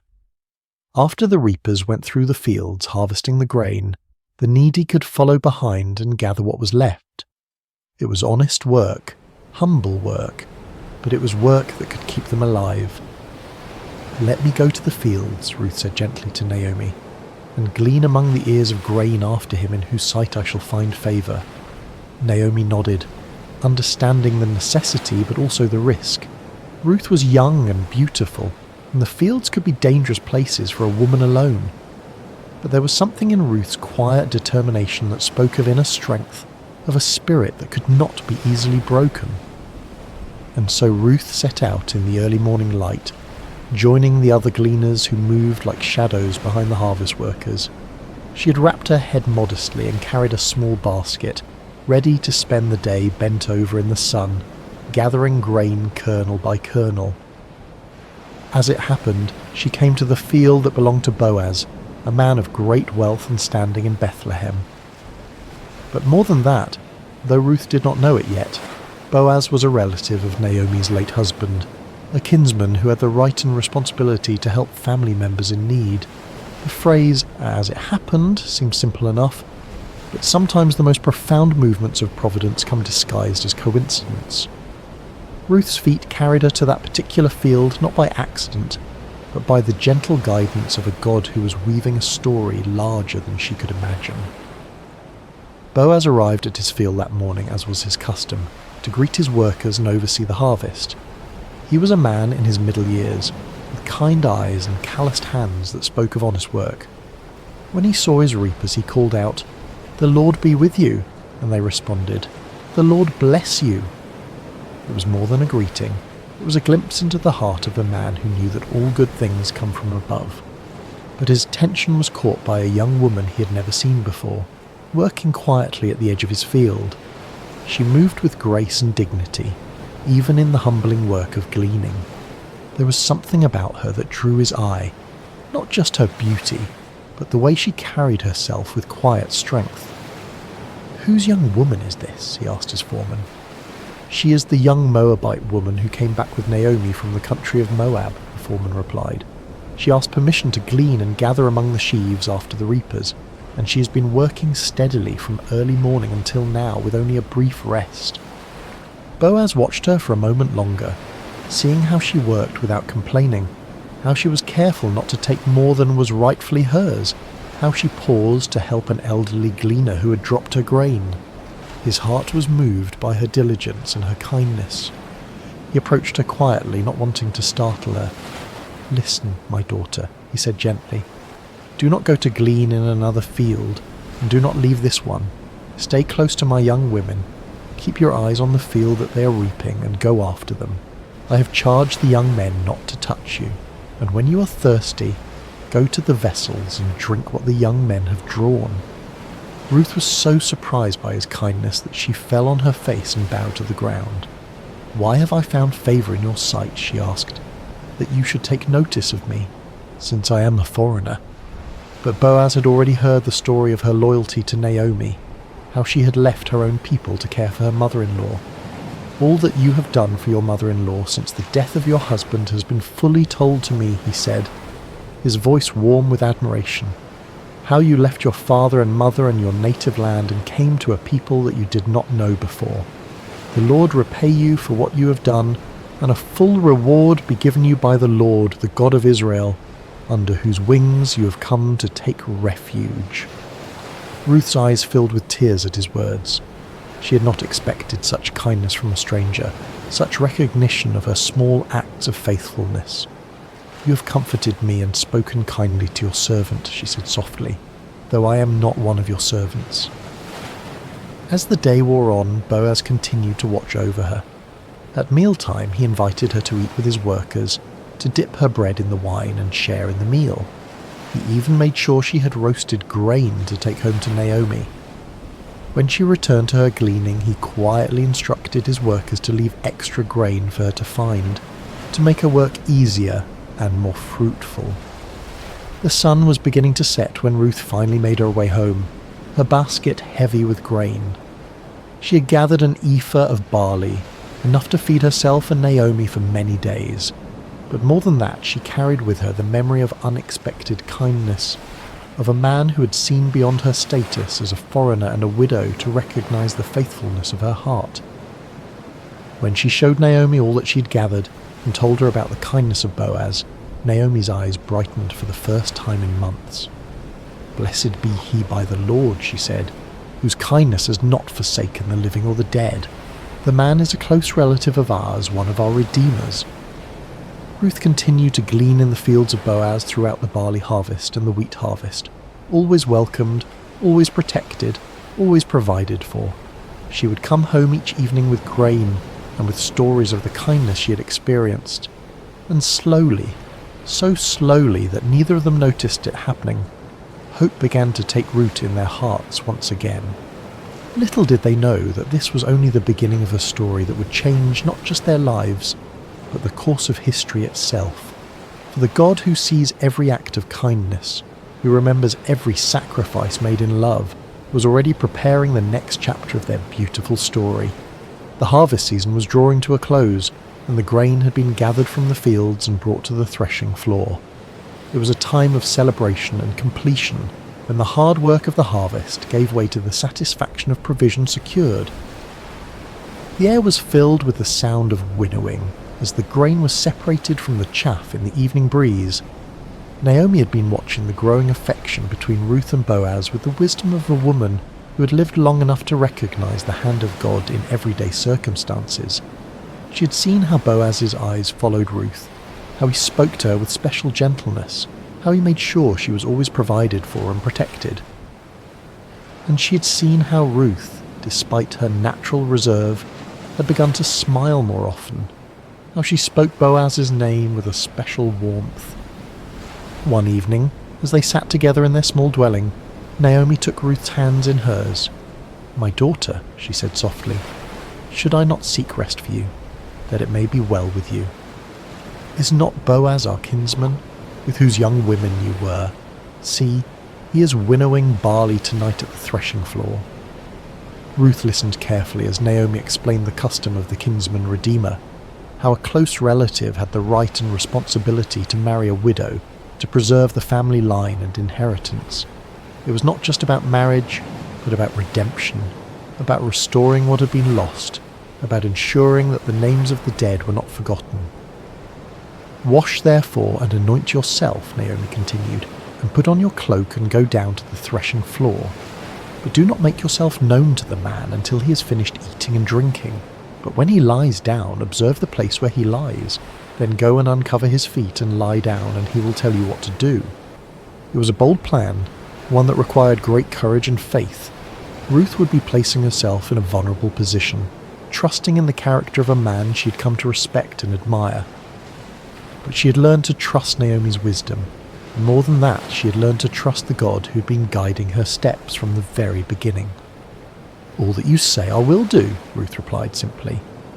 As the sun set and the first stars appeared in the clear night sky, Ruth prepared herself carefully. She bathed and anointed herself with fragrant oil, then put on her best garment. But this was not about seduction or manipulation.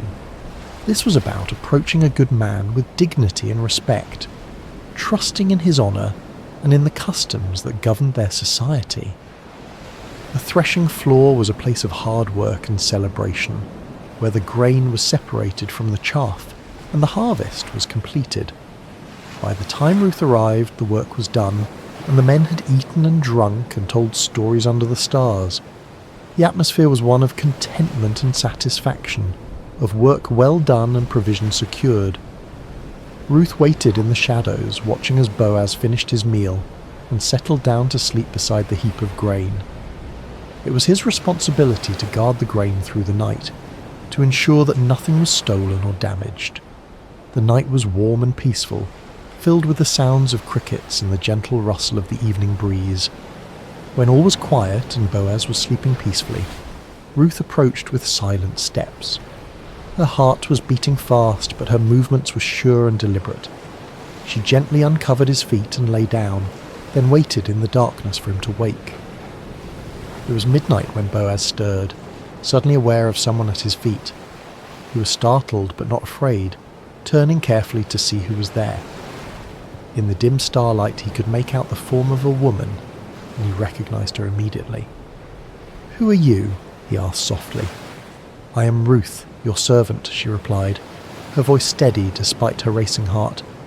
"Spread your wing over your servant, for you are a redeemer." It was a beautiful way of asking for his protection and provision, using the imagery of a bird sheltering her young under her wing. She was asking him to fulfill the role of kinsman redeemer, to marry her and restore the inheritance of her late husband. Boaz was deeply moved by her words, by the trust she had placed in him, by the way she had approached him with such dignity and grace. "May you be blessed by the Lord, my daughter," he said warmly. "You have made this last kindness greater than the first, in that you have not gone after young men, whether poor or rich."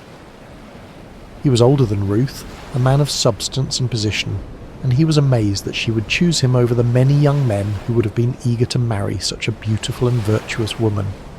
Her choice spoke of wisdom and character, of a heart that valued kindness and faithfulness over youth and passion. "And now, my daughter, do not fear," he continued. "I will do for you all that you ask, for all my fellow townsmen know that you are a worthy woman. And now it is true that I am a redeemer, yet there is a redeemer nearer than I." There was another relative who had the first right of redemption, and Boaz was too honourable to proceed without giving that man the opportunity to fulfil his duty. "Remain tonight," he said gently, "and in the morning if he will redeem you, good, let him do it. But if he is not willing to redeem you, then, as the Lord lives, I will redeem you. Lie down until the morning." Ruth lay down again at his feet, comforted by his words and his promise. She had taken a great risk in coming to him, but she had found in Boaz a man of integrity and honour, someone who would do what was right even when it was difficult. When the morning came, before anyone else was stirring, Boaz quietly measured out 6 measures of barley and helped Ruth arrange it in her cloak. "Do not go back to your mother-in-law empty-handed," he said with a smile. Then he sent her on her way before anyone could see her and misunderstand her presence there. Ruth returned home with her heart full of hope and her arms full of grain.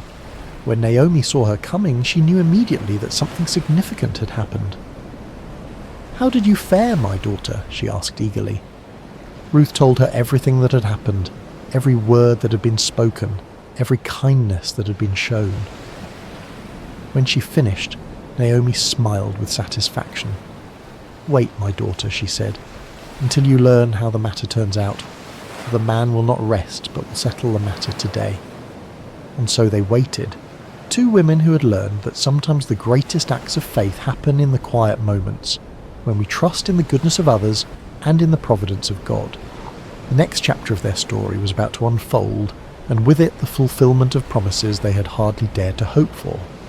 The morning sun was just beginning to warm the stones of Bethlehem when Boaz made his way to the city gate. This was where the elders gathered, where business was conducted, where legal matters were settled according to the ancient customs of Israel. His heart was full of purpose as he took his seat and waited for the other Redeemer to pass by. He didn't have to wait long. Soon he saw the man approaching, and Boaz called out to him by name. "Come over, friend, and sit down here." The man, curious about what business Boaz might have with him, came and sat down. Then Boaz gathered 10 of the city elders to serve as witnesses. What he was about to do would affect not just 2 people, but entire family lines and inheritances. "Naomi, who has come back from the country of Moab," Boaz began, his voice carrying clearly in the morning air, "is selling the parcel of land that belonged to our relative Elimelech. So I thought I would tell you of it and say, buy it in the presence of those sitting here and in the presence of the elders of my people. If you will redeem it, redeem it. But if you will not, tell me, that I may know, for there is no one besides you to redeem it, and I come after you." The other man considered this carefully. A piece of land was valuable, an investment that could bring profit and increase his holdings. "I will redeem it," he said confidently. But Boaz was not finished. "The day you buy the field from the hand of Naomi, you also acquire Ruth the Moabite, the widow of the dead, in order to perpetuate the name of the dead in his inheritance." Suddenly the proposition became more complicated. To marry Ruth would mean that any children born to them would be considered the heirs of her first husband, not his own. The land would eventually pass to them, not to his existing family line. What had seemed like a good business deal now became a sacrifice that would cost him more than he was willing to pay. "I cannot redeem it for myself," he said, backing away from the commitment, "lest I impair my own inheritance. You take my right of redemption, for I cannot redeem it." It was exactly what Boaz had hoped to hear. According to the custom of the time, the man removed his sandal and gave it to Boaz as a sign that he was transferring his right of redemption. The sandal was a symbol of walking in someone else's place, of taking on their responsibilities and privileges. Boaz accepted the sandal and turned to address the elders and all the people who had gathered to witness this transaction. "You are witnesses this day that I have bought from the hand of Naomi all that belonged to Elimelech and all that belonged to Chilion and to Mahlon. Also Ruth the Moabite, the widow of Mahlon, I have acquired to be my wife, to perpetuate the name of the dead in his inheritance, that the name of the dead may not be cut off from among his brothers and from the gate of his native place. You are witnesses this day." The crowd erupted in celebration and blessing. "We are witnesses," they called out joyfully. "May the Lord make the woman who is coming into your house like Rachel and Leah, who together built up the house of Israel. May you act worthily in Ephrathah and be renowned in Bethlehem, and may your house be like the house of Perez, whom Tamar bore to Judah, because of the offspring that the Lord will give you by this young woman." It was a beautiful blessing, invoking the names of the great matriarchs of Israel and expressing the hope that Ruth would become equally honoured in the history of God's people, and how prophetic those words would prove to be. Meanwhile, Ruth and Naomi had been waiting at home, their hearts full of anticipation and hope. When the messenger came running to tell them what had happened at the gate, they could hardly believe their ears. The legal proceedings had gone exactly as they had hoped. Boaz had redeemed not just the land, but Ruth herself, and they were to be married. The wedding was a joyous occasion, celebrated by the entire community. Ruth, the young Moabite woman who had arrived in Bethlehem as a poor widow, was now the honoured wife of one of the most respected men in the city. But more than that, she had found in Boaz a man who valued her faithfulness, who cherished her loyalty, who would love and protect her for the rest of their days. As the seasons passed, Ruth and Boaz settled into a life of contentment and purpose. Boaz was a generous provider, and Ruth was a wise and gentle wife. Naomi, no longer bitter but filled with joy, lived with them and was cared for in her old age. The house that had once echoed with sorrow now rang with laughter and love. And then came the greatest blessing of all. Ruth conceived and bore a son, a healthy, beautiful child who would be raised in the love and fear of the Lord. The women of the neighbourhood came to congratulate Naomi, saying, "Blessed be the Lord, who has not left you this day without a redeemer, and may his name be renowned in Israel. He shall be to you a restorer of life, and a nourisher of your old age. For your daughter-in-law who loves you, who is better to you than 7 sons, has given birth to him." They named the child Obed, which means servant or worshipper, and Naomi took him on her lap and became his nurse. The child brought healing to her broken heart, restoration to her empty life, and joy to her golden years. But the story doesn't end there. Little Obed grew up to become the father of Jesse, who became the father of David, the great king of Israel, and through David's line would come the Messiah, the Saviour of the world. Ruth, the foreign woman who had chosen loyalty over security, faith over fear, had become part of the most important family tree in all of human history. In the genealogy of Jesus Christ, recorded in the Gospel of Matthew, we find these words: Boaz the father of Obed by Ruth, and Obed the father of Jesse, and Jesse the father of David the king.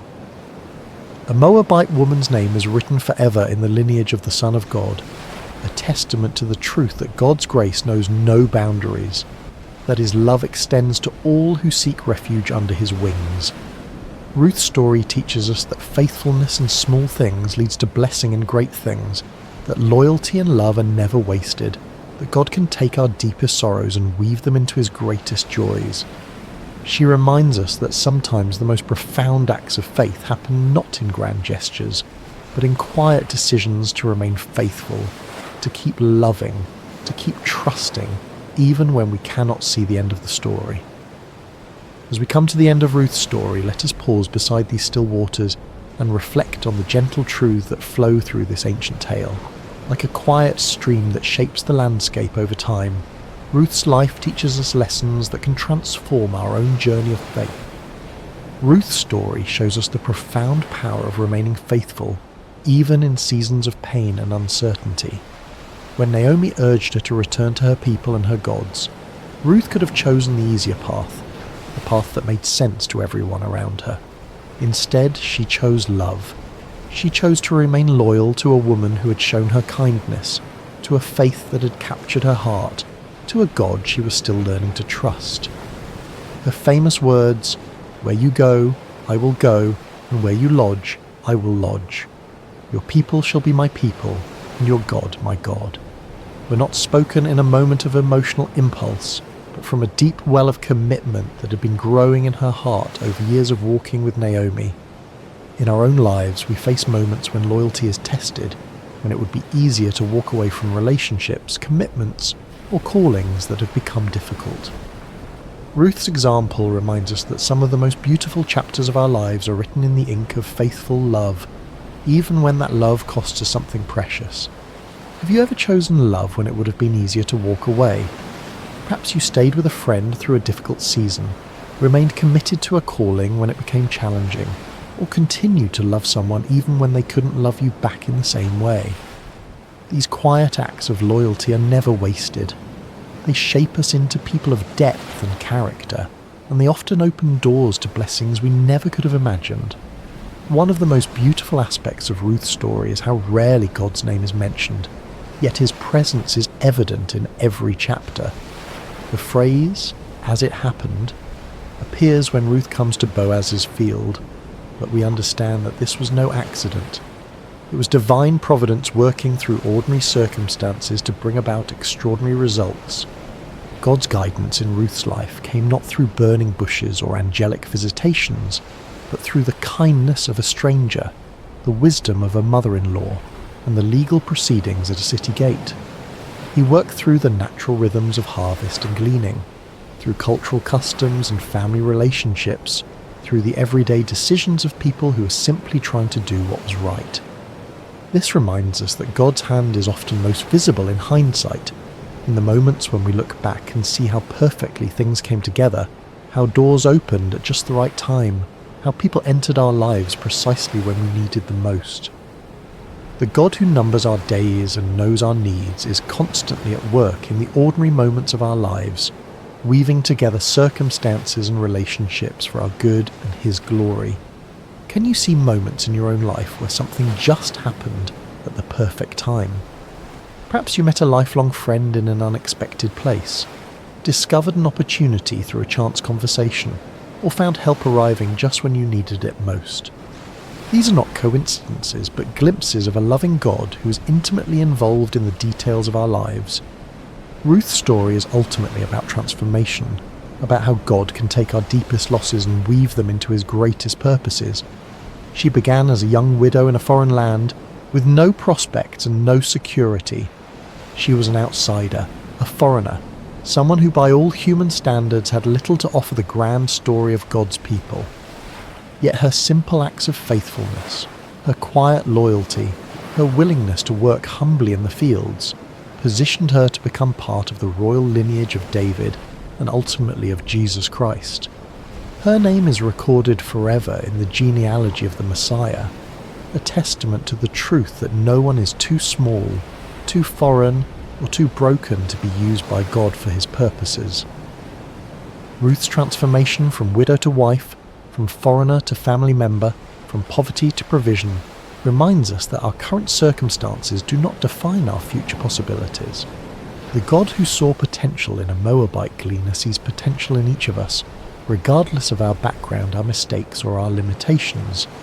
No matter where you come from, no matter what losses you have experienced, no matter how ordinary your life may seem, your story can become part of something bigger.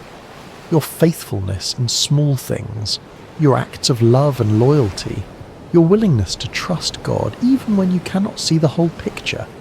These are the threads that God uses to weave His magnificent tapestry of grace. Perhaps you are in a season of loss right now, wondering if your pain has any purpose, if your faithfulness matters, if your small acts of love make any difference. Ruth's story whispers hope into those questions. It reminds us that God wastes nothing, that He can bring beauty from ashes, that He specializes in writing stories of redemption and restoration.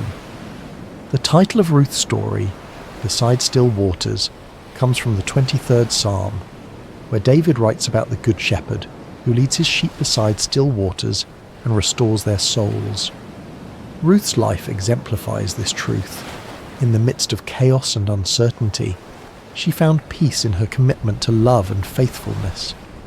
In the midst of loss and grief, she discovered that God's provision was always enough for each day.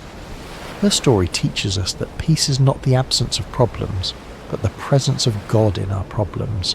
It's not found in perfect circumstances, but in perfect trust. Ruth faced real challenges, real losses, real fears, but she faced them with a spirit of quiet faith and humble obedience. The still waters of God's peace are available to us in every season of life.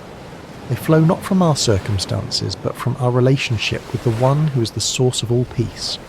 When we, like Ruth, choose to trust in God's goodness, even when we cannot see His plan, when we choose to remain faithful even when the path is unclear, we find ourselves beside still waters where our souls can be restored. As you drift toward rest tonight, may you carry with you the gentle strength of Ruth's example. May you know that even in quiet places, even in fields of sorrow, even in long roads and sleepless nights, grace is never far away. The God who saw Ruth's faithfulness, who provided for her needs, who wove her story into his greater plan, is the same God who sees you tonight. Your acts of loyalty may seem small, but they matter. Your faithfulness in ordinary moments is building something beautiful. Your willingness to trust when you cannot see the whole picture is positioning you for blessings you cannot yet imagine. Rest now in the peace that comes from knowing you are held by a love that will never let you go, guided by a wisdom that sees the end from the beginning, and called into a story that is bigger and more beautiful than you can possibly imagine. May you sleep beside still waters, where your soul can be restored, your strength can be renewed, and your hope can be refreshed for whatever tomorrow may bring. The God who led Ruth from loss to legacy, from sorrow to joy, from emptiness to fullness, is leading you too, and his plans for you are good. Sweet dreams, dear friend. May you wake tomorrow with the quiet confidence that comes from knowing you are deeply loved, perfectly guided, and part of a story that extends far beyond what you can see. Like Ruth, who could never have imagined that her simple decision to stay loyal to Naomi would lead to her becoming the great-grandmother of King David, you too are part of a tapestry being woven by hands far wiser than your own. Your faithfulness today, your love tomorrow, your trust in the unseen God who walks beside you, these are the threads that he is using to create something beautiful, something lasting, something that will echo through generations. Rest now in the shadow of his wings, knowing that you are safe, you are seen, and you are more precious than you know. The same God who led Ruth beside still waters is leading you too, and his love will never fail. Amen? Hello, dear friend, and welcome to Sacred Slumber. Before we begin tonight's story, I'd love to know, how has your day been? Whether you're listening to this in the quiet hours of evening, perhaps as the sun sets wherever you are in the world, or if it's late at night and you're ready to rest, I hope you'll find peace in the story we're about to share together. Are you listening from a cosy bedroom in America, perhaps from a small town in England, or maybe from somewhere across the vast expanses of Australia or Canada? Wherever you are, whatever time zone cradles you tonight, you're welcome here. If this is your first time with Sacred Slumber, I invite you to subscribe so these stories can accompany you through many peaceful nights ahead. Now, let's settle in together and journey back to an ancient time, to a small town called Zarephath, where a miracle unfolded that would echo through the ages. The sun blazed mercilessly over the land of Israel, its rays beating down upon cracked earth and withered fields. For 3 long years, not a single drop of rain had fallen from the brass-coloured sky. The rivers had dwindled to dusty beds, lined with sun-bleached stones, and the wells that once bubbled with fresh water now echoed hollow when a stone was dropped into their depths. This terrible drought was no accident of nature. It was the judgment of the Almighty God upon a nation that had turned away from him. King Ahab, weak and easily swayed, had married the pagan princess Jezebel, and together they had led Israel into the worship of false gods, Baal, the supposed god of rain and fertility, and Asherah, the goddess of the sea. Golden calves and wooden idols dotted the landscape, where altars to the true God once stood. Into this spiritual darkness had stepped a man unlike any other, Elijah the Tishbite, a prophet wrapped in rough camel's hair, his eyes blazing with the fire of divine purpose. He had confronted King Ahab with words that still rang in the air. As the Lord God of Israel lives, before whom I stand, there shall not be dew nor rain these years, except at my word. For months after delivering this pronouncement, Elijah had hidden by the brook Cherith, east of the Jordan River. There in that secret place, ravens, those dark messengers of the wilderness, brought him bread and meat each morning and evening, while he drank from the brook's clear waters.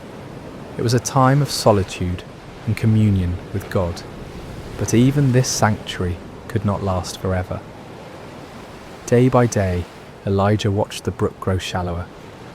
The musical babbling that had once lulled him to sleep grew quieter until it was barely a whisper. Soon only scattered puddles remained, then mere dampness in the sand, and finally nothing but a dry bed where life-giving water had once flowed. It was then, when human resources failed and earthly security vanished, that the word of the Lord came to Elijah again. "Arise, go to Zarephath, which belongs to Sidon, and dwell there. See, I have commanded a widow there to provide for you." Zarephath. The name meant a place of refining, and how fitting it would prove to be. This small Phoenician town, nestled along the Mediterranean coast north of Israel, was under Gentile rule, beyond the borders of the chosen people, in a land where Baal and Asherah were worshipped openly. Yet it was here, in this unlikely place, that God would work one of his most tender miracles. So Elijah gathered his simple possessions, his mantle, his staff, and the unwavering faith that had sustained him through these years of drought and hiding. The sun was high as he began his journey northward, his feet raising small clouds of dust from the parched earth. Behind him lay the dried brook and the memories of miraculous provision. Ahead lay uncertainty, but also the promise of God's continued care. As he walked, Elijah might have pondered the strangeness of God's ways. Here was a Hebrew prophet, a man who had proclaimed judgment upon Israel for their worship of foreign gods, now being sent to a foreign land where those very gods were revered. Yet if the years had taught him anything, it was that the Lord's thoughts were higher than his thoughts, and the Lord's ways past finding out. The journey from the Jordan Valley to the coastal region of Zarephath would take several days.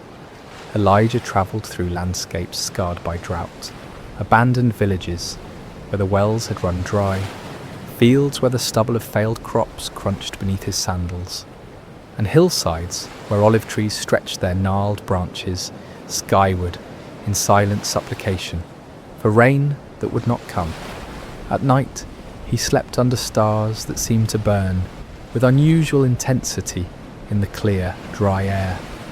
The moon, when it appeared, cast sharp shadows on the lifeless landscape, and sometimes he could hear, in the distance, the mournful cry of jackals searching for water in the empty wadis. But even as the physical landscape spoke of judgment and desolation, Elijah's heart remained anchored in hope. The same God who had sent ravens to feed him, who had made water spring from rock for Moses, who had provided manna in the wilderness for the children of Israel, had promised that a widow in Zarephath would care for him. It seemed impossible, even absurd. What widow in this time of famine would have enough to share? Yet Elijah had learned that impossibility was often the very stage upon which God chose to display his glory. On the third day of his journey, the scent of the sea began to reach his nostrils, carried on breezes that offered little relief from the heat, but spoke of his approaching destination. The landscape gradually changed from the brown hills of inland Palestine to the terraced slopes that descended toward the Mediterranean coast. In the distance, he could see the blue expanse of the Great Sea, its surface shimmering like hammered metal under the relentless sun. As he crested the final hill before Zarephath, Elijah paused to survey the town spread below him. It was modest in size, its flat-roofed houses clustered around a small marketplace, with narrow streets winding between them like tributaries of a dry river. The town's walls, though not as grand as those of the great cities, spoke of a community that had weathered many storms. Fishing boats lay pulled up on the beach, their nets spread out to dry, though in these days of little rain, even the sea seemed less generous with its bounty. Smoke rose from only a few chimneys, a sign that even here, far from Israel, the effects of the drought were being felt.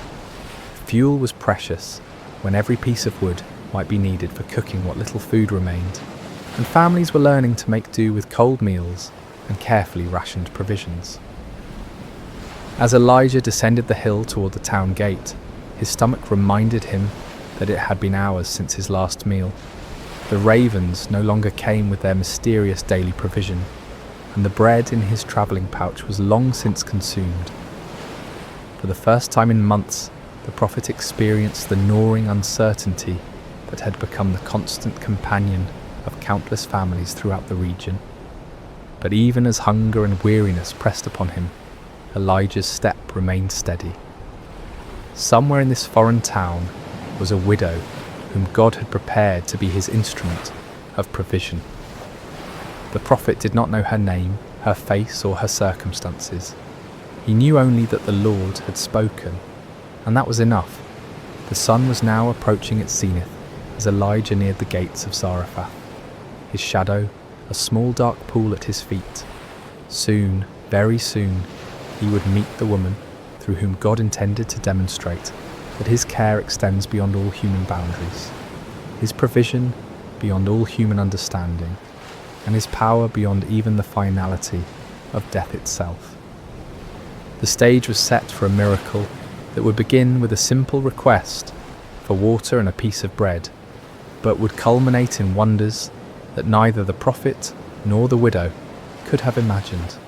In this place of refining, in this encounter between a Hebrew man of God and a Gentile woman of faith, the character of the Almighty would be revealed in ways both tender and magnificent. The gates of Zarephath stood open in the midday heat, their wooden beams weathered and worn by countless seasons of sun and storm. As Elijah approached, he could see that the usual bustle of a town entrance was notably absent. No merchants haggled over goods, no children played in the dust, no elders sat in the shade discussing the affairs of the day. The drought and its accompanying famine had drained the life from this place, leaving behind only the essential movements of survival. Elijah's throat was parched from his long journey, and his lips were cracked from the dry air. Each step sent small puffs of dust up from the hard-packed earth, and the prophet found himself scanning the area, hopefully for any sign of a well or fountain. His eyes, accustomed to the blazing light of the Palestinian sun, squinted as he tried to make out the details of his surroundings. It was then that he noticed her, just outside the town gates near a grove of scraggly olive trees that had somehow managed to survive the prolonged drought. A woman was bent over, methodically gathering fallen sticks and dead branches. Her movements were slow and deliberate, speaking not of laziness but of the careful conservation of energy that comes from prolonged hunger. Her clothing, once perhaps a deep blue or brown, had faded to the nondescript colour of dust and wear, patched in several places with fabric that didn't quite match. As Elijah drew closer, he could see that she was neither young nor old, but somewhere in that middle season of life, where a woman's beauty becomes less about the freshness of youth and more about the character etched in her features by joy and sorrow, hope and disappointment. Her dark hair, streaked with premature grey that spoke of hardship born before its time, was partially covered by a worn headscarf that had slipped back as she worked. There was something in her posture, a weariness that seemed to go beyond physical exhaustion, that made Elijah's heart stir with compassion. This was a woman who had carried burdens, who had made hard choices, who had watched her resources dwindle day by day until she was reduced to gathering sticks in the heat of the day. The prophet paused for a moment, studying her face as she worked. In her features, he could read the story of the drought's impact on ordinary people. Her cheeks were hollow, her eyes shadowed with the particular kind of worry that comes from watching a child grow thin. Yet there was also a quiet dignity about her, a refusal to surrender to despair, even in the face of seemingly impossible circumstances. "Excuse me," Elijah called softly, his voice rough from thirst and travel. The woman looked up, startled. Her eyes widened slightly as she took in the appearance of this stranger. His rough clothing, his weathered features, the staff in his hand that marked him as a traveller from far away. In her gaze, Elijah could see the wariness that had become second nature to people in these hard times. Strangers might bring news, trade, or help, but they might also bring additional mouths to feed when food was already desperately scarce. "Please," Elijah continued, his manner gentle and respectful, "could you bring me a little water in a cup, that I may drink?" The request hung in the air between them. Water, in this time of drought, was precious beyond measure. Every drop had to be carried from wells that were increasingly distant and depleted. Yet something in the prophet's manner, perhaps the genuine need in his voice, or the courtesy with which he had made his request, caused the woman to hesitate rather than refuse outright. She studied his face for a long moment, as if trying to read his character in his features. What she saw there must have reassured her, for she slowly straightened, her bundle of sticks still clutched in her arms. "I will bring you water," she said simply, her voice carrying the accent of this coastal region, but also a warmth that suggested a heart not yet hardened by suffering. As she turned toward the town, Elijah felt a stirring of gratitude. Here, in this foreign place, this Gentile woman was willing to share her precious water with a Hebrew stranger. It was a small act of kindness, but in a world grown harsh with want, small kindnesses took on the weight of great acts of mercy. But the Lord had sent him here for more than water, and Elijah knew that his true test and hers was yet to come. "Wait," he called gently, as she began to walk away, "and please bring me a morsel of bread in your hand." The woman stopped as if struck. She turned back to him, and now her face bore an expression of such profound sadness that Elijah felt his heart constrict. The weariness he had noticed before was nothing compared to the look of desperate finality that now clouded her features.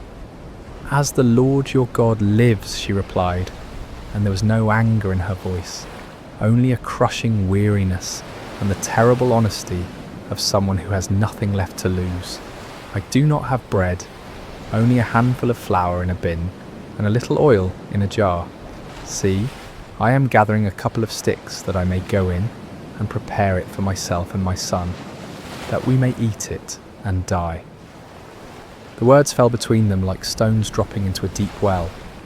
This was not the casual refusal of someone unwilling to share, nor the calculated response of someone hoarding resources. This was the stark reality of a mother who had come to the end of all earthly hope, who had measured her remaining provisions with the careful precision of someone planning a final meal. Elijah felt the weight of her despair, but he also felt the stirring of something else, the peculiar lifting of spirit that came when he sensed the Lord was about to move in power. How often had he seen this pattern? The moment when human resources failed completely was precisely the moment when divine intervention began. "Do not fear," he said, and his voice carried a new authority, a confidence that seemed to come from somewhere beyond his own understanding. The words were not merely a comfort, but a command, spoken with the certainty of someone who had learned to recognize the voice of the Almighty. The woman's eyes widened at the change in his tone. Something had shifted in this stranger's demeanor, as if he had suddenly remembered who he was and whom he served. "Go and do as you have said," Elijah continued, "but make me a small cake from it first and bring it to me, and afterward make some for yourself and your son." The request seemed almost cruel in its audacity. Here was a woman who had just confessed that she and her child were preparing to eat their last meal before death, and this stranger was asking her to give him the first portion. By any human standard of fairness or compassion, the request was outrageous, but Elijah was not speaking from human wisdom now. He was speaking as one who had learned to see beyond the visible, to understand that sometimes the pathway to blessing required actions that seemed to defy common sense. "For thus says the Lord God of Israel," he proclaimed, and now his voice carried the full weight of prophetic authority. "The bin of flour shall not be used up, nor shall the jar of oil run dry, until the day the Lord sends rain on the earth." The promise hung in the air between them, like a bridge spanning an impossible chasm.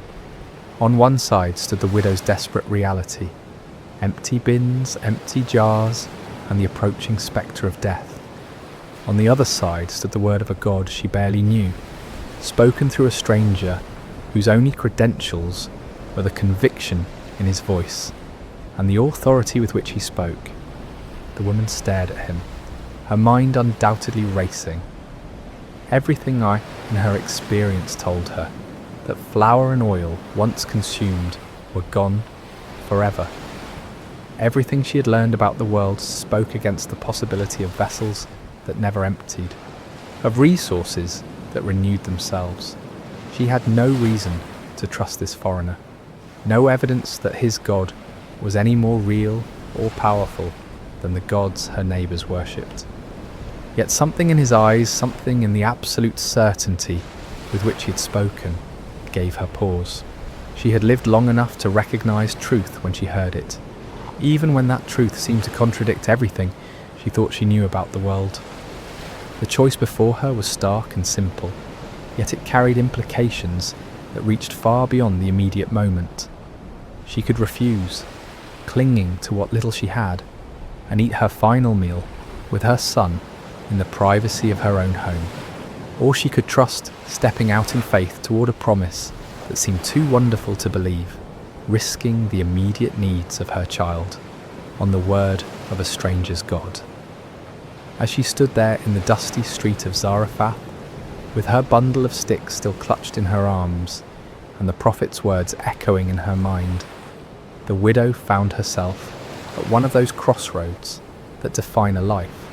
Her next decision would determine not only whether she and her son lived or died, but whether they would become part of a story that would be told for generations to come. A story of faith rewarded, of divine provision, and of the God who sees beyond the boundaries that divide nations and peoples. The sun beat down upon them both as she weighed her choice, but in that moment of decision, neither the heat nor the hunger nor the desperate circumstances seemed to matter. All that mattered was whether she would choose to believe that the impossible might, just possibly, be true. The widow stood motionless for what seemed like an eternity, though in reality it was perhaps only the span of a few heartbeats. In that suspended moment, the entire universe seemed to be waiting for her decision. The very air around them felt charged with possibility, as if creation itself was holding its breath to see whether faith would triumph over fear, whether hope would overcome the stark mathematics of survival. Elijah watched her face carefully, seeing the battle that raged within her soul. He had delivered the word of the Lord as he had been commanded, but now the choice was hers alone to make.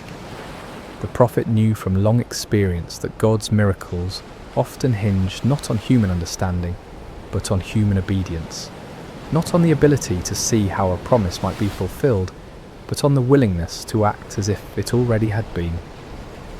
The woman's eyes moved from Elijah's face to the bundle of sticks in her arms, then toward the town gates where her small home awaited, where her son was undoubtedly waiting for her return, probably listening for the sound of her footsteps that would signal the beginning of their final meal together. She thought of his thin face, his two bright eyes that spoke of a child who had learned too young what it meant to be hungry, and her heart clenched with the fierce protectiveness of motherhood. Yet something else stirred within her as well, a memory perhaps of stories she had heard as a child about the God of the Hebrews, the one who was said to part seas and rain bread from heaven. Or perhaps it was simpler than that, nothing more than the recognition that she'd already lost everything that could be lost, and in that place of complete surrender there was a strange kind of freedom. "I will do as you have said," she whispered finally, her voice so quiet that Elijah had to lean forward to hear her words. The decision, once made, seemed to infuse her with new energy. She straightened her shoulders, adjusted her grip on the bundle of sticks, and began walking toward the town gates with a purpose that had been absent from her movements before. Elijah followed at a respectful distance, marvelling at the courage it must have taken for her to choose trust over terror, faith over the apparent facts of her situation. The narrow streets of Zarephath were largely empty in the heat of midday, but the few people they encountered looked at the odd pair with curiosity.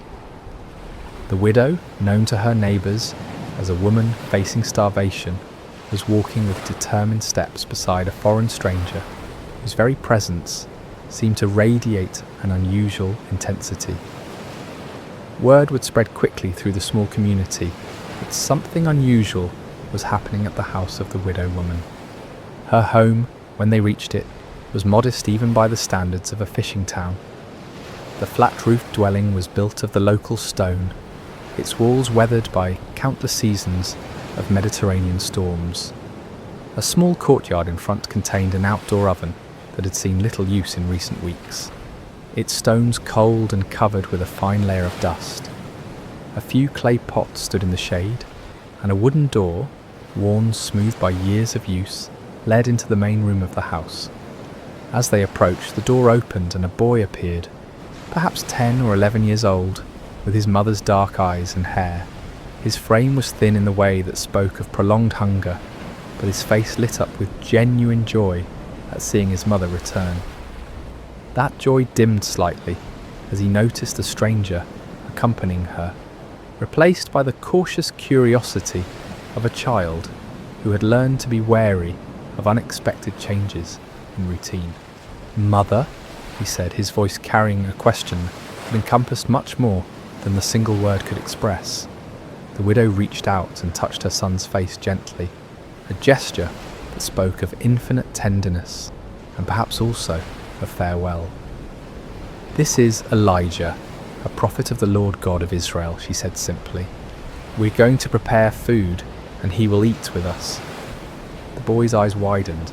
In their current circumstances, sharing food with anyone, even a guest, represented an act of generosity that bordered on the impossible.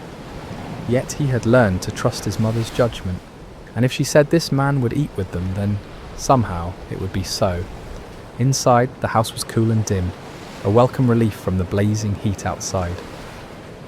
The main room served as both living area and kitchen, with sleeping quarters in a small adjoining chamber.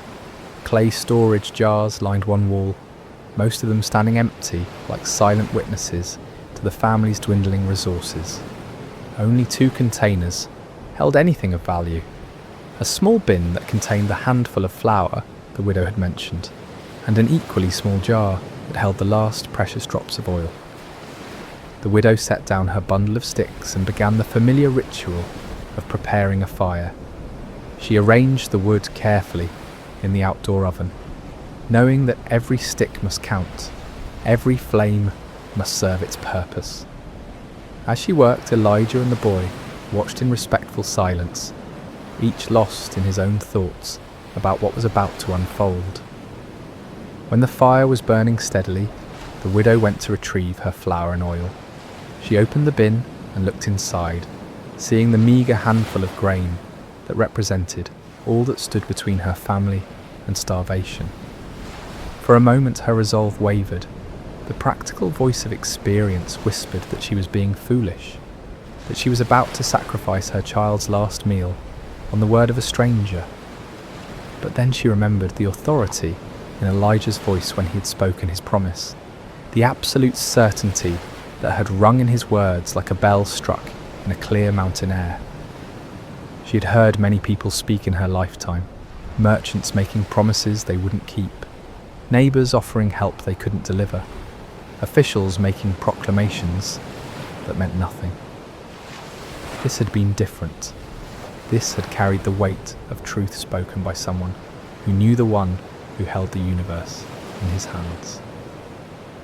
With steady hands, she measured out the flour, not all of it, but enough to make a small loaf, as Elijah had requested.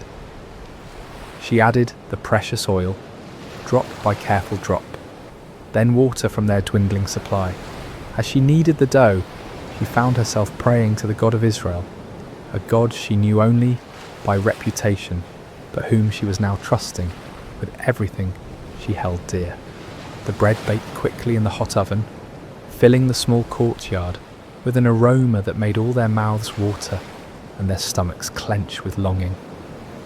When it was finished, golden brown and still steaming, the widow placed it on a wooden plate and carried it to where Elijah sat waiting. "Here," she said simply, offering him the bread that might well be the last her household would ever eat.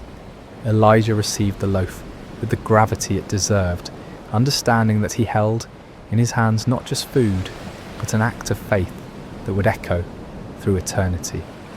He broke it carefully, offering portions to both the widow and her son before taking any for himself. The bread was simple fare, coarse flour baked with skill born of necessity, but it tasted like the finest feast to 3 people who had known real hunger. As they ate, a comfortable silence settled over the small courtyard. The bread satisfied their immediate hunger, but more than that, it seemed to nourish something deeper. Hope, perhaps, or the peculiar peace that comes from taking a step of faith and finding solid ground beneath one's feet. When the meal was finished, the inevitable moment arrived. The widow rose to check her storage containers, knowing that according to every law of nature and economy, they should now be empty. The flour bin should contain nothing but dust and remnants, the oil jar nothing but the stained clay at its bottom. She opened the flour bin first, and her breath caught in her throat. Where she'd expected to find emptiness, there was flour, not the handful that had remained before, but the same amount that had been there that morning.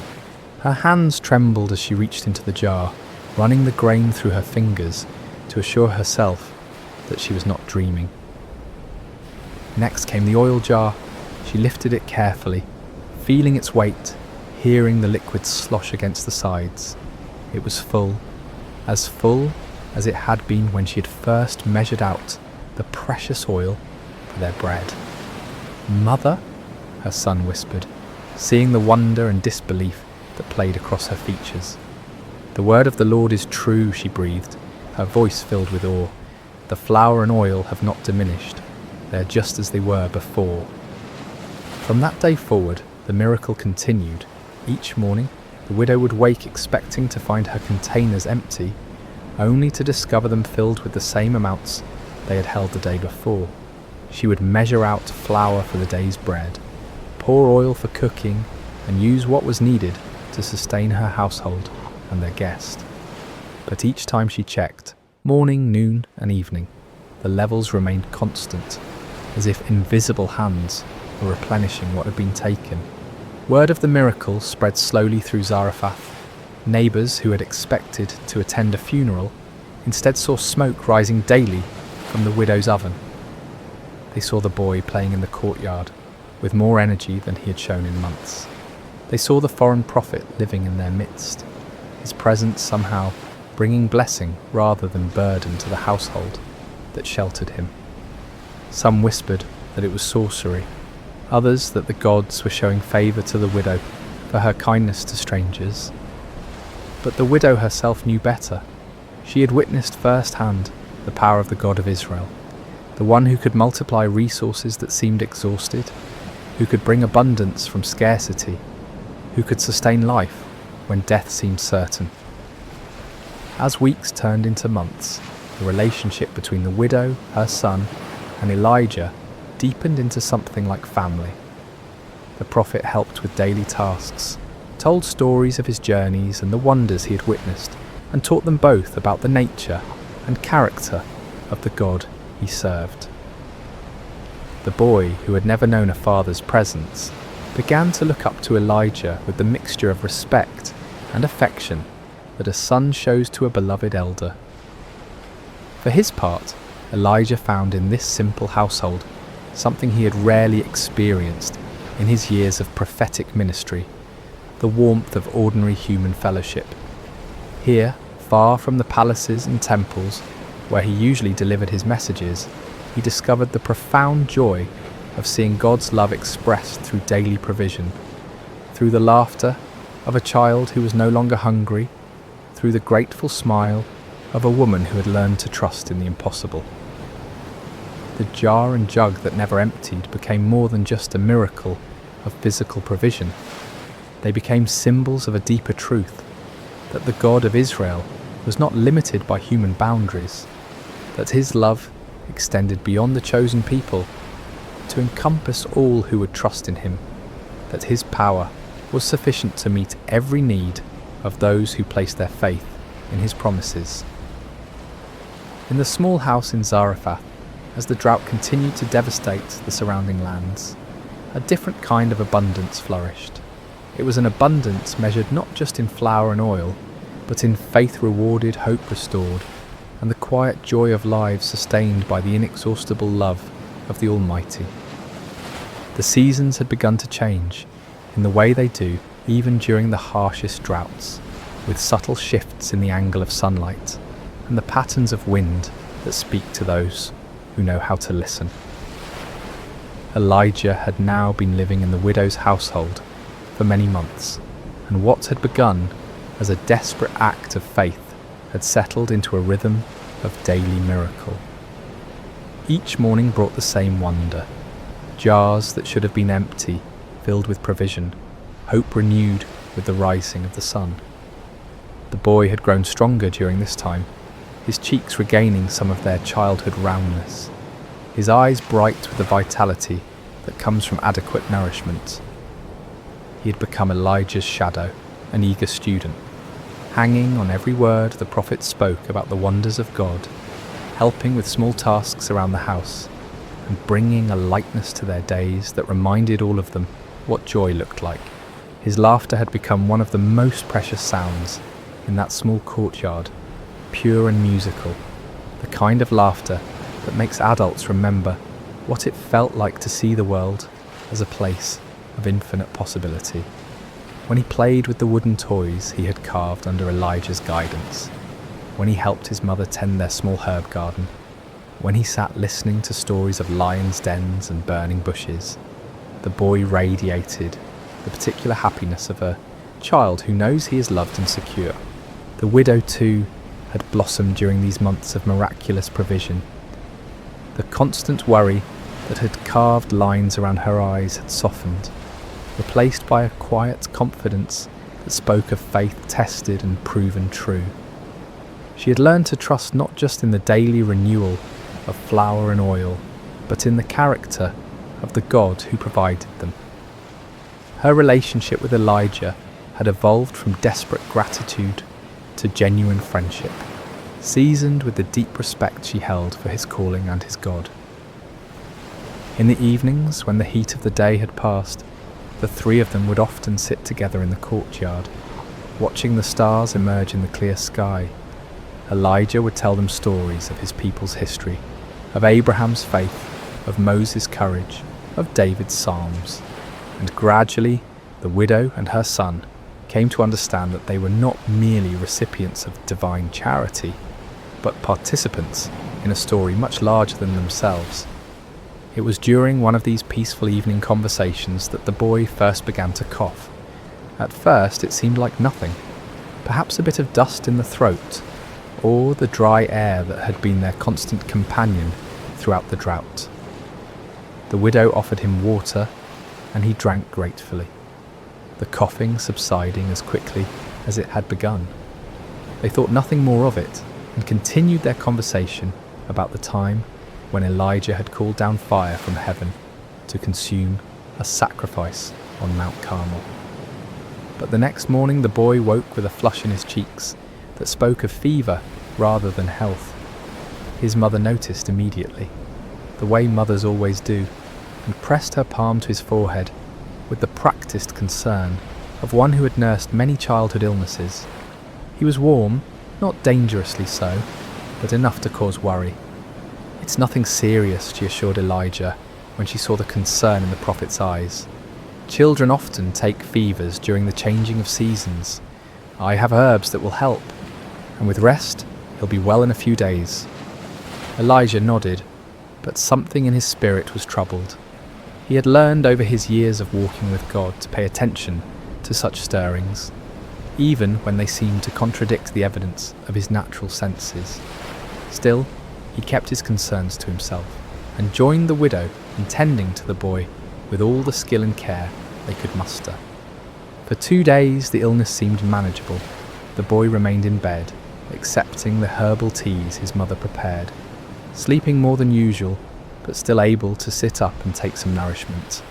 His fever rose and fell in the typical pattern of childhood ailments, and there were moments when he seemed almost his normal self, asking Elijah to tell him again about the ravens that had brought bread and meat to the brook Cherith. But on the 3rd morning, something changed. The boy's breathing became laboured, and his fever spiked higher than before. His eyes, when he managed to open them, seemed to look through rather than at the people who bent over him with growing concern. The flush in his cheeks deepened to an alarming red, and his small body trembled with chills that no amount of blankets could warm. The widow worked with desperate efficiency, trying every remedy she knew. She brewed stronger teas from the herbs that had always worked before, applied cool cloths to bring down the fever, and held her son close when the chills made him shake uncontrollably. But despite all her efforts, his condition continued to deteriorate. Elijah found himself in a terrible position. He was a prophet, accustomed to speaking with divine authority about the will of God, yet here he felt helpless in the face of a child suffering. He prayed earnestly, seeking guidance, seeking healing, seeking any word from the Lord about what was happening and why. But the heavens seemed silent, offering no immediate answer to his urgent petitions. By the 4th day, the boy could barely keep his eyes open. His breathing had become so shallow that both his mother and Elijah found themselves leaning close, just to assure themselves that he was still alive. The widow had not slept in 2 nights, maintaining a constant vigil beside her son's bed, and the strain was beginning to show in every line of her face. Perhaps, she said to Elijah, during one of the boy's brief periods of peaceful sleep, perhaps we should send for the physician from the next town. I know we have little to pay him with, but surely the physicians have no more power over this illness than we do, Elijah replied gently. This is not a sickness that earthly medicine can cure. The words hung between them, carrying implications that neither wanted to fully acknowledge. If earthly medicine could not help, if the herbs and treatments that had always worked before were proving useless, then they were facing something beyond the normal course of illness and recovery.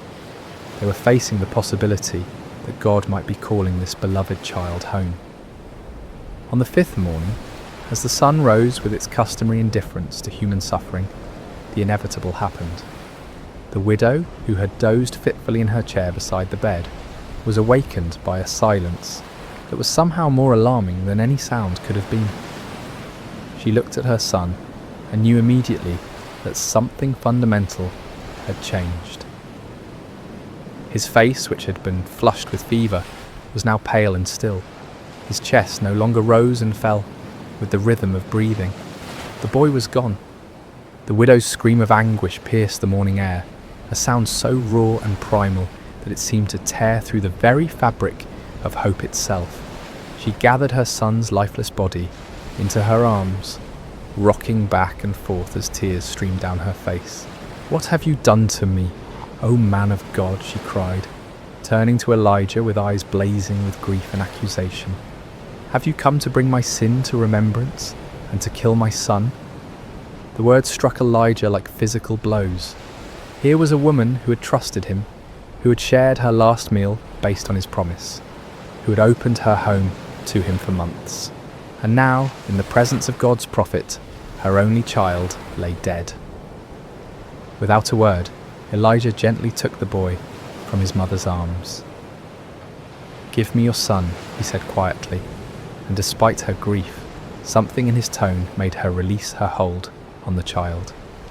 Elijah carried the boy to the upper room where he had been staying, laying him carefully on the bed. Then he fell upon his face before God, crying out with all the passion of his prophetic calling. O Lord my God, have you also brought tragedy on the widow with whom I lodge, by killing her son? 3 times Elijah stretched himself upon the child, calling out each time, O Lord my God, I pray, let this child's soul come back to him. The silence that followed seemed to stretch into eternity. Then, like the first breath of dawn, after the longest night, the boy's chest rose. His eyes fluttered open, clear and bright, and he looked up at Elijah with wonder. Teacher? He whispered, his voice weak but unmistakably alive. Elijah gathered the boy in his arms, his own eyes wet with tears of joy and gratitude. Come, he said, let us go to your mother. When the widow saw her son walking down the stairs, alive and whole, she fell to her knees. Now by this I know that you are a man of God, she declared through her tears, and that the word of the Lord in your mouth is the truth.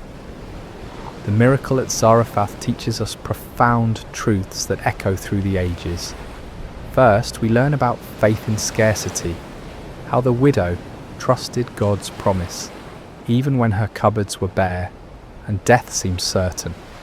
Her willingness to give from her need rather than her abundance shows us that God often asks us to step forward in faith before we can see how he will provide. Second, we see the power of obedience before understanding. The widow didn't need to comprehend how flour and oil could multiply. She simply needed to trust the word of the Lord and act upon it. Blessings flowed not because she understood the miracle, but because she believed in the one who promised it. Third, this story reveals God's care beyond all boundaries. Here was a Hebrew prophet ministered to by a Gentile widow, showing that God's love transcends nationality, culture, and religion. The miracle in Zarephath foreshadowed the day when God's salvation would be offered to all nations. Finally, through Elijah's intercession for the dead boy, we glimpse God's ultimate power over life and death itself. This miracle points forward to the resurrection, hope that would one day be fully revealed in Christ, reminding us that with God, even death is not the final word. As our story draws to a close, I invite you to consider the empty jars in your own life, those places where resources seem exhausted, where hope feels depleted, where you wonder if God sees your need. The widow of Zarephath discovered that the God of impossible things delights in filling what appears empty, in multiplying what seems insufficient, in bringing life where death has reigned. Perhaps tonight, as you prepare for rest, you can release your own impossibilities into his capable hands. Trust that the same God who filled flour jars and oil vessels in ancient Zarephath is still working miracles today, sometimes dramatic and visible, sometimes quiet and hidden, but always rooted in his unchanging love for his children.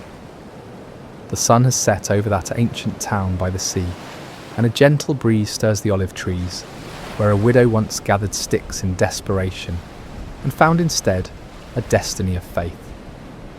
In that small house, the jars remained full, the boy grew strong, and 3 hearts learned to trust in the God of endless provision. May you rest tonight knowing that your own story is being written by the same loving hand, and that tomorrow's provision is already prepared by the one who never fails to keep his promises. Sleep well, dear friend, and remember, with God the jar never truly empties and hope is always renewable.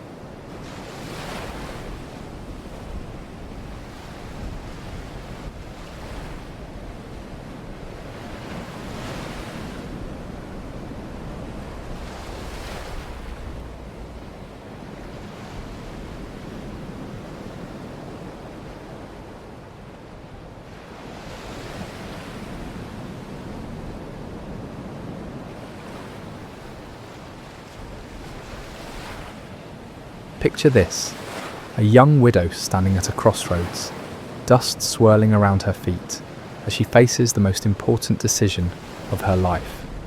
Behind her lies everything familiar: her homeland, her people, her gods. Ahead stretches an uncertain path toward a foreign land with a grieving mother-in-law who has nothing left to offer but heartache. Most would choose the safety of the familiar. But Ruth, she chose love over security, loyalty over convenience, and in that single moment of breathtaking faithfulness, she stepped into a story that would echo through eternity. What if I told you that in the midst of hardship, one small act of kindness could change the course of history? The book of Ruth isn't just another ancient tale gathering dust on library shelves. It's a masterpiece of hope, painted against the darkest canvas of human loss. This isn't a story of mighty warriors or thundering prophets. There are no plagues here, no walls crumbling at the sound of trumpets. Instead, we find something far more profound: the quiet power of unwavering devotion and the gentle hand of divine providence working through ordinary people making extraordinary choices. In a world that often celebrates the loud and flashy, Ruth's story whispers a different truth. It tells us that loyalty can triumph over loss, that kindness can overcome cruelty, and that sometimes the most powerful force in the universe isn't found in earthquake or fire, but in the still, small voice of love, choosing to stay when everything else falls apart. This is a tale of hope, peace, and God's gentle provision. A story that begins with death and ends with life, starts with emptiness and concludes with abundance, opens with despair and closes with joy so profound it reverberates through generations. The beauty of Ruth's narrative lies not in its complexity, but in its simplicity. It's a story anyone can understand because it touches the universal human experiences of loss, love, loyalty, and redemption. Yet beneath this surface simplicity runs a current so deep it connects the heart of ancient Moab to the throne of David, and ultimately to a manger in Bethlehem, where another story of divine love would unfold centuries later. The story begins not with triumph, but with tragedy. Not in the promised land, but in foreign territory. Naomi, whose name ironically means pleasant, finds herself in the bitter reality of compound grief that would break most spirits entirely. She had left Bethlehem during a famine with her husband Elimelech and their 2 sons, Mahlon and Chilion, seeking survival in Moab, a land that was both geographically close to Israel and spiritually distant from its God. What started as a temporary sojourn became permanent residence when Elimelech died, leaving Naomi a widow in a foreign land. In ancient times, widowhood wasn't just a personal tragedy, it was an economic and social death sentence. Women had little legal standing, no inheritance rights, and depended entirely on male relatives for protection and provision. Yet Naomi found a glimmer of hope when her sons married Moabite women, Orpah and Ruth. These marriages, while controversial by Israelite standards, brought companionship and the promise of grandchildren who would carry on the family name. But hope proved fleeting. After about 10 years in Moab, both sons died, leaving 3 widows to face an uncertain future together. The Hebrew text doesn't elaborate on how they died. Perhaps disease, perhaps accident, perhaps the simple harsh realities of ancient life. What matters isn't the how, but the devastation that followed. Naomi found herself stripped of everything that defined her identity: wife, mother, provider, protector. She was a living emblem of loss, carrying nothing but grief and 2 foreign daughters-in-law who had their own mourning to bear. When news reached Moab that the famine in Bethlehem had ended, Naomi made a decision, born of both hope and desperation. She would return to her homeland, to her people, to whatever remained of her former life. It was a journey of approximately 50 miles, but It might as well have been to the moon for all the security it promised. She was returning not as the confident woman who had left with her family, but as a broken widow with empty hands and an empty room, carrying nothing but memories of better days. The moment of truth came when it was time to say goodbye. Standing at the border between Moab and Israel, Naomi turned to her daughters-in-law with words that revealed both her love for them and her own despair.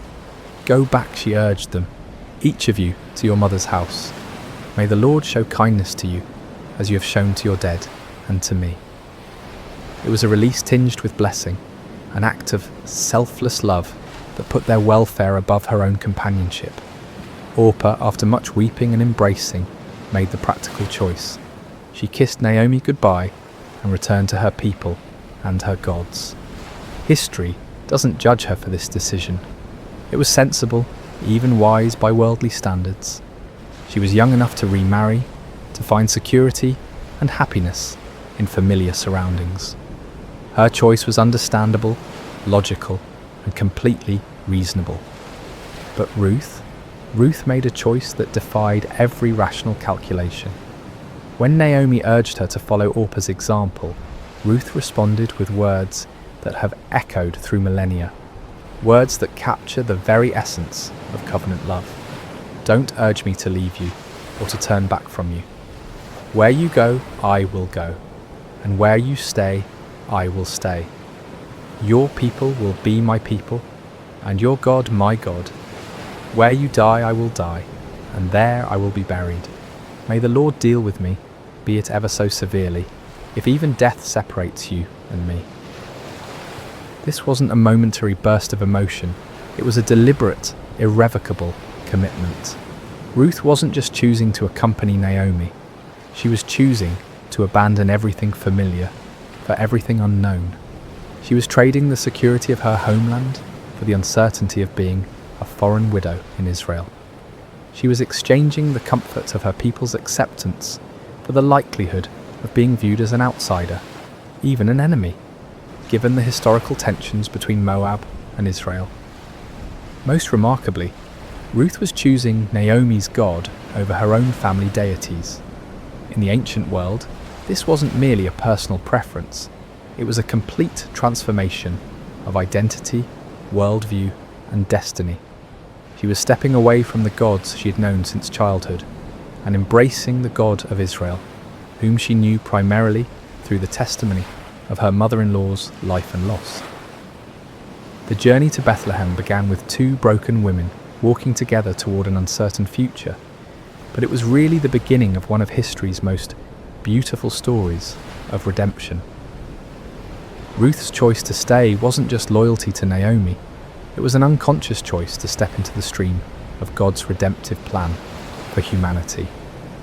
Without knowing it, she was walking not just toward Bethlehem, but toward her destiny as an ancestor of kings and ultimately of the King of Kings.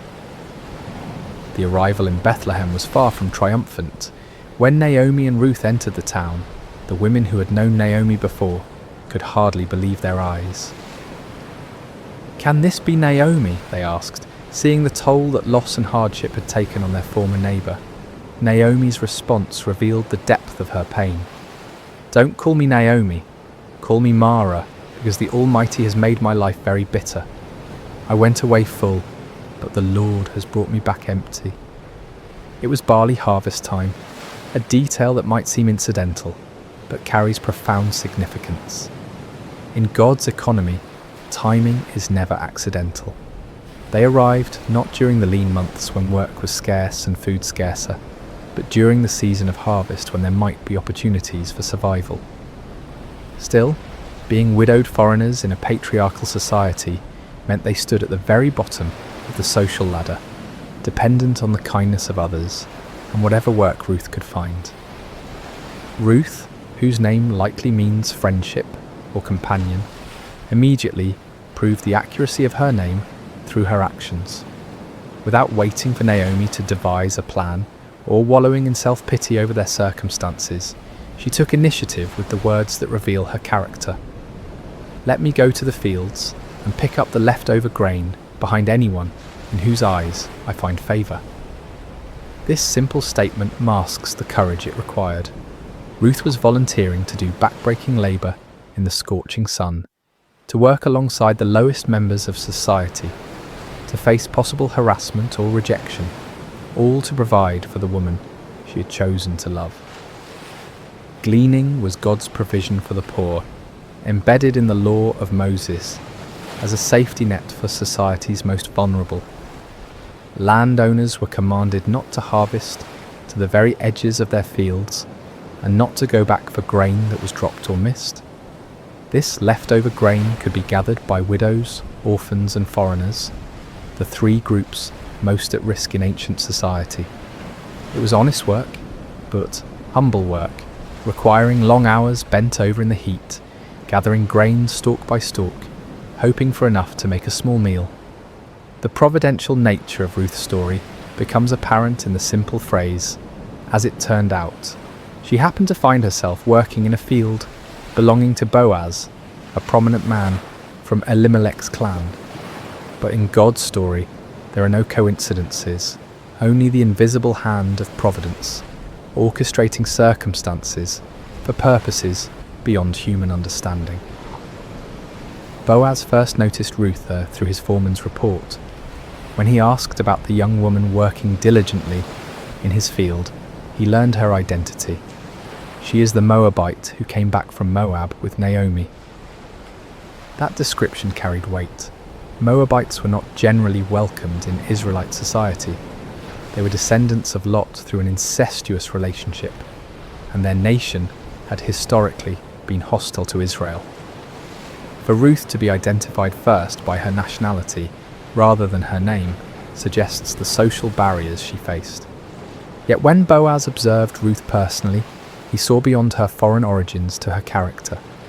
He watched her work with steady dedication, saw her respectful interaction with his workers, and most importantly, he had heard of her kindness to Naomi. In a society that valued family loyalty above almost all other virtues, Ruth's devotion to her mother-in-law had become legendary. Word had spread throughout Bethlehem of the young Moabite woman who had abandoned everything to care for her husband's mother. Boaz's first words to Ruth were revolutionary for their kindness. "My daughter, listen to me. Don't go and glean in another field, and don't go away from here. Stay here with the women who work for me." He was offering her protection, stability, and dignity. In ancient times, young women working in fields were vulnerable to harassment and worse.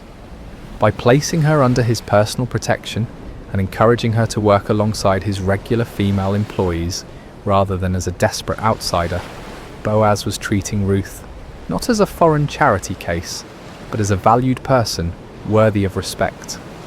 But his kindness went further. He instructed his workers to let her drink from their water jars when she was thirsty, in a time and place where clean water was precious.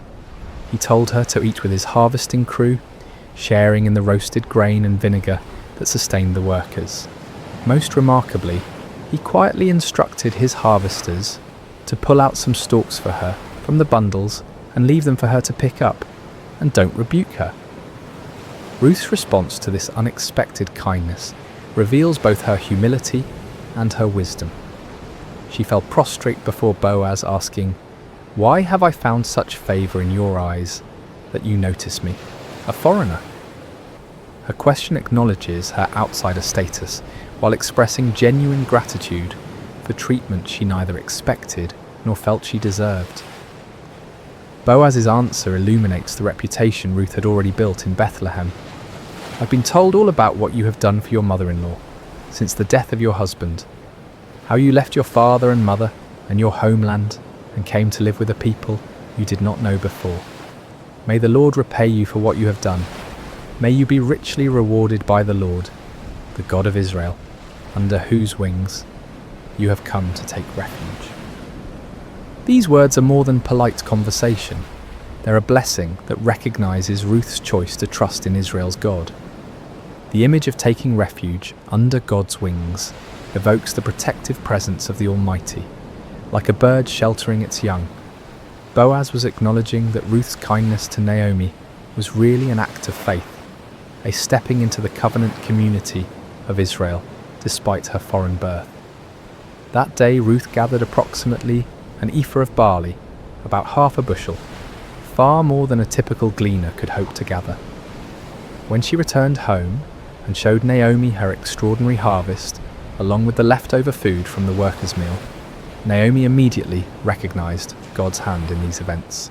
Her response, "Blessed be he by the Lord, whose kindness has not forsaken the living or the dead," reveals her growing awareness that their apparent coincidental encounter with Boaz was actually divine appointment. When Naomi learned that the field owner was Boaz, her excitement was palpable. "The man is our close relative," she explained to Ruth. "He is one of our kinsman redeemers." This wasn't just good news, it was the first glimpse of hope Naomi had felt since leaving Moab. The kinsman redeemer system was God's provision for protecting family lines and property.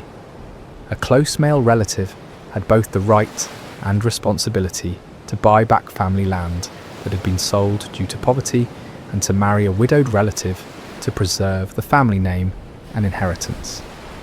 Ruth continued working in Boaz's fields through both the barley and wheat harvests, likely a period of several months. Day after day, she laboured faithfully, building a reputation for diligence and integrity while gradually becoming part of the community. She was no longer just the Moabite woman, but Ruth, the devoted daughter-in-law whose character spoke louder than her foreign birth. During this time, a subtle transformation was taking place. Ruth was learning the ways of Israel, observing their customs, participating in their community life. She was also, unknowingly, becoming the object of Boaz's growing admiration and affection. Though significantly older than Ruth, Boaz found himself drawn not to her physical beauty, but to the beauty of her character, her loyalty, her faith, and her gentle strength. This season in the fields was more than economic survival. It was Ruth's integration into the covenant community of Israel and the beginning of a love story that would have implications far beyond the borders of Bethlehem. As the harvest season continued, the relationship between Ruth and Boaz deepened through daily interactions marked by mutual respect and growing affection. Boaz's kindness wasn't mere politeness, it was the recognition of extraordinary character in someone society might easily overlook. Every morning when Ruth arrived in his fields, every conversation they shared, every protective gesture he made, was weaving a tapestry of love, built on a foundation of honour and integrity. Naomi, meanwhile, was experiencing her own transformation. The bitterness that had defined her return to Bethlehem was gradually giving way to something she hadn't felt in years: hope. Watching Ruth's faithful service and witnessing Boaz's unprecedented kindness toward her daughter-in-law, Naomi began to see the hand of God moving in their circumstances. The woman who had declared herself empty was beginning to see the possibility of fullness once again. It was Naomi who first recognized what Ruth, in her humility and focus on daily survival, might have missed. Boaz's interest was more than benevolent concern for a hard-working gleaner. His protection of Ruth, his generous provisions, his public praise of her character, all pointed to something deeper. In a culture where marriages were often arranged for economic and social advantage, here was a man of standing choosing to honour a foreign widow, not for what she could bring him, but for who she was.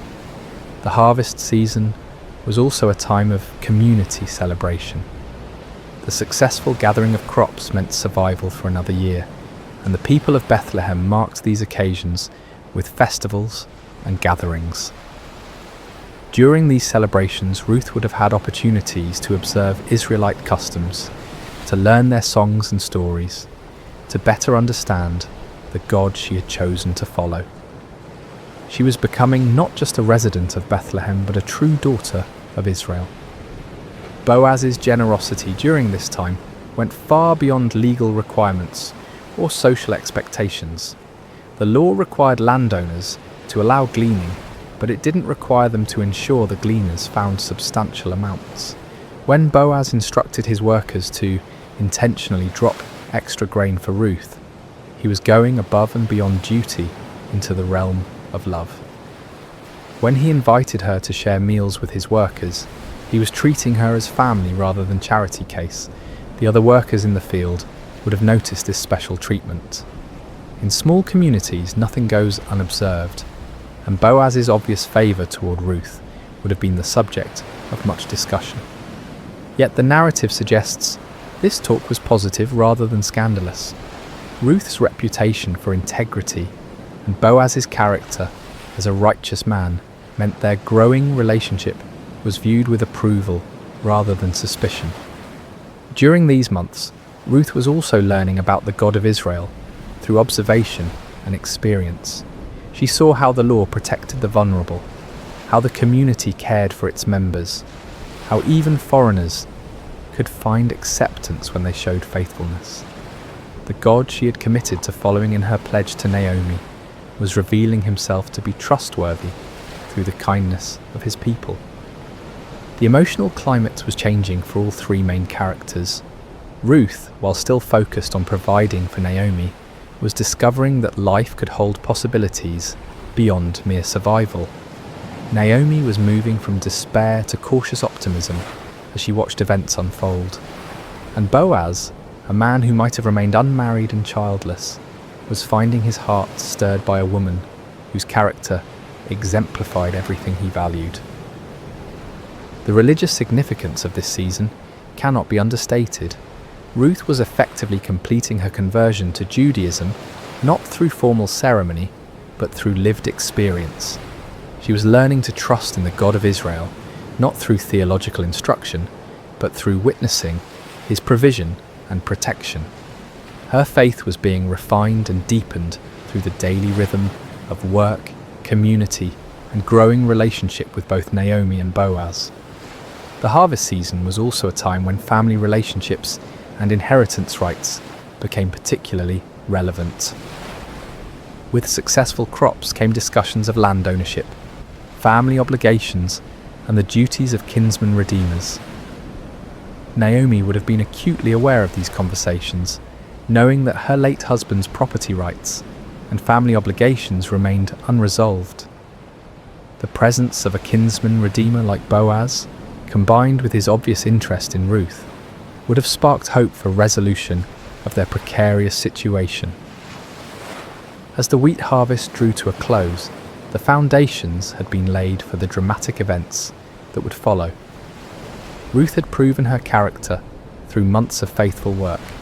Boaz had demonstrated his integrity and growing love through consistent kindness. Naomi had moved from bitter resignation to hopeful planning. The community had accepted Ruth as one of their own, and God's providence had been orchestrating circumstances toward a conclusion that would provide redemption, love, and legacy for generations to come. The harvest season was ending, and with it came both celebration and anxiety about the future. Naomi, who had been quietly observing the growing relationship between Ruth and Boaz, decided it was time to take decisive action. Her plan, which she shared with Ruth, was both bold and risky. Ruth would approach Boaz at the threshing floor during the harvest festival and essentially propose marriage by invoking his rights and responsibilities as a kinsman redeemer. "My daughter," Naomi said to Ruth, "I must find a home for you, where you will be well provided for." This wasn't merely matchmaking, it was strategic thinking about survival and security. Naomi understood that while Boaz's kindness during harvest season had been extraordinary, the relationship needed to move beyond casual benevolence to formal commitment if it were to provide lasting security for both women. The plan required enormous courage from Ruth. She would need to bathe, perfume herself, put on her best clothes, and go to the threshing floor where Boaz would be winnowing barley. After he had eaten and drunk and was sleeping beside the grain pile, she was to uncover his feet and lie down. When he woke and asked what she wanted, she was to say, Spread the corner of your garment over me, since you're a kinsman redeemer. This might sound forward by modern standards, but it was actually a proper, though bold, way for a woman to request marriage from a kinsman redeemer. The act of lying at his feet was a gesture of submission and trust. The request to spread his garment over her was asking him to take her under his protection as his wife. The same imagery Boaz had used earlier when he spoke of Ruth taking refuge under God's wings. Ruth's response to this plan reveals the depth of her trust in Naomi. I will do whatever you say. She didn't question the wisdom of the approach or worry about the potential for misunderstanding or rejection. She had committed herself to following Naomi's guidance, and she would do so even in this most vulnerable moment. The night at the threshing floor was a pivotal moment in the story. Ruth followed Naomi's instructions precisely, approaching quietly and lying at Boaz's feet after he had fallen asleep. Around midnight, Boaz stirred and discovered someone at his feet. "Who are you?" he asked in the darkness. Ruth's answer was direct and humble. "I am your servant Ruth. Spread the corner of your garment over me, since you're a kinsman redeemer." She was formally requesting that he fulfill his family obligations by marrying her, thereby providing security for both her and Naomi, and potentially redeeming Elimelech's family property. Boaz's response exceeded Ruth's hopes. "The Lord bless you, my daughter," he said. "This kindness is greater than that which you showed earlier. You have not run after the younger men, whether rich or poor." He was acknowledging that Ruth's approach to him wasn't born of desperation or opportunism, but of faithfulness to family obligations and trust in God's provision. However, Boaz revealed a complication Ruth hadn't known about.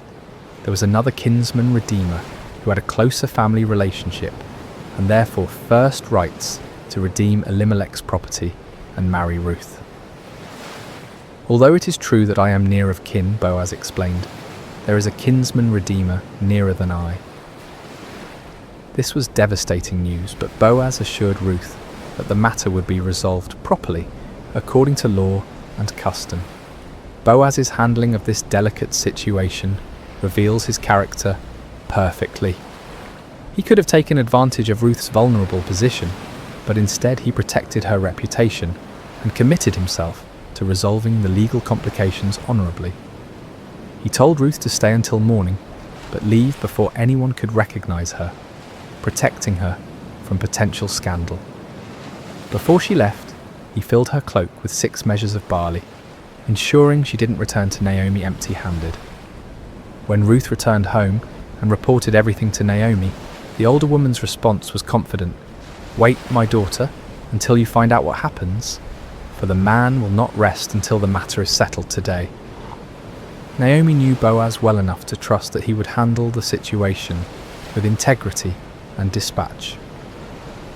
That very morning, Boaz went to the city gate, the place where legal and business matters were conducted in ancient Israel. He sat down and waited for the other kinsman redeemer to pass by. When the man appeared, Boaz called him over and assembled a group of 10 elders as witnesses for the legal proceedings that would follow. The negotiation was masterful.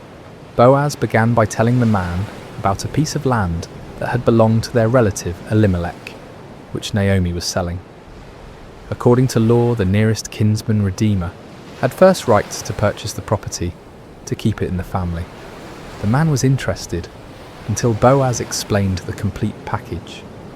"On the day you buy the land from Naomi," Boaz said, "you also acquire Ruth the Moabite, the dead man's widow, in order to maintain the name of the dead with his property." This changed everything. Purchasing the land was one thing, but marrying Ruth meant taking responsibility for supporting her and Naomi, and any sons born to Ruth would inherit the redeemed property rather than being part of the Redeemer's own family line. The closer kinsman declined. "Then I cannot redeem it because I might endanger my own estate. You redeem it yourself. I cannot do it." His refusal, while disappointing for him personally, was providential for Ruth and Boaz. To formalize the transaction, the man took off his sandal and gave it to Boaz, the customary way of transferring rights in Israel. Boaz then made a public declaration before the assembled witnesses. "Today you are witnesses that I have bought from Naomi all the property of Elimelech, Kilion, and Mahlon.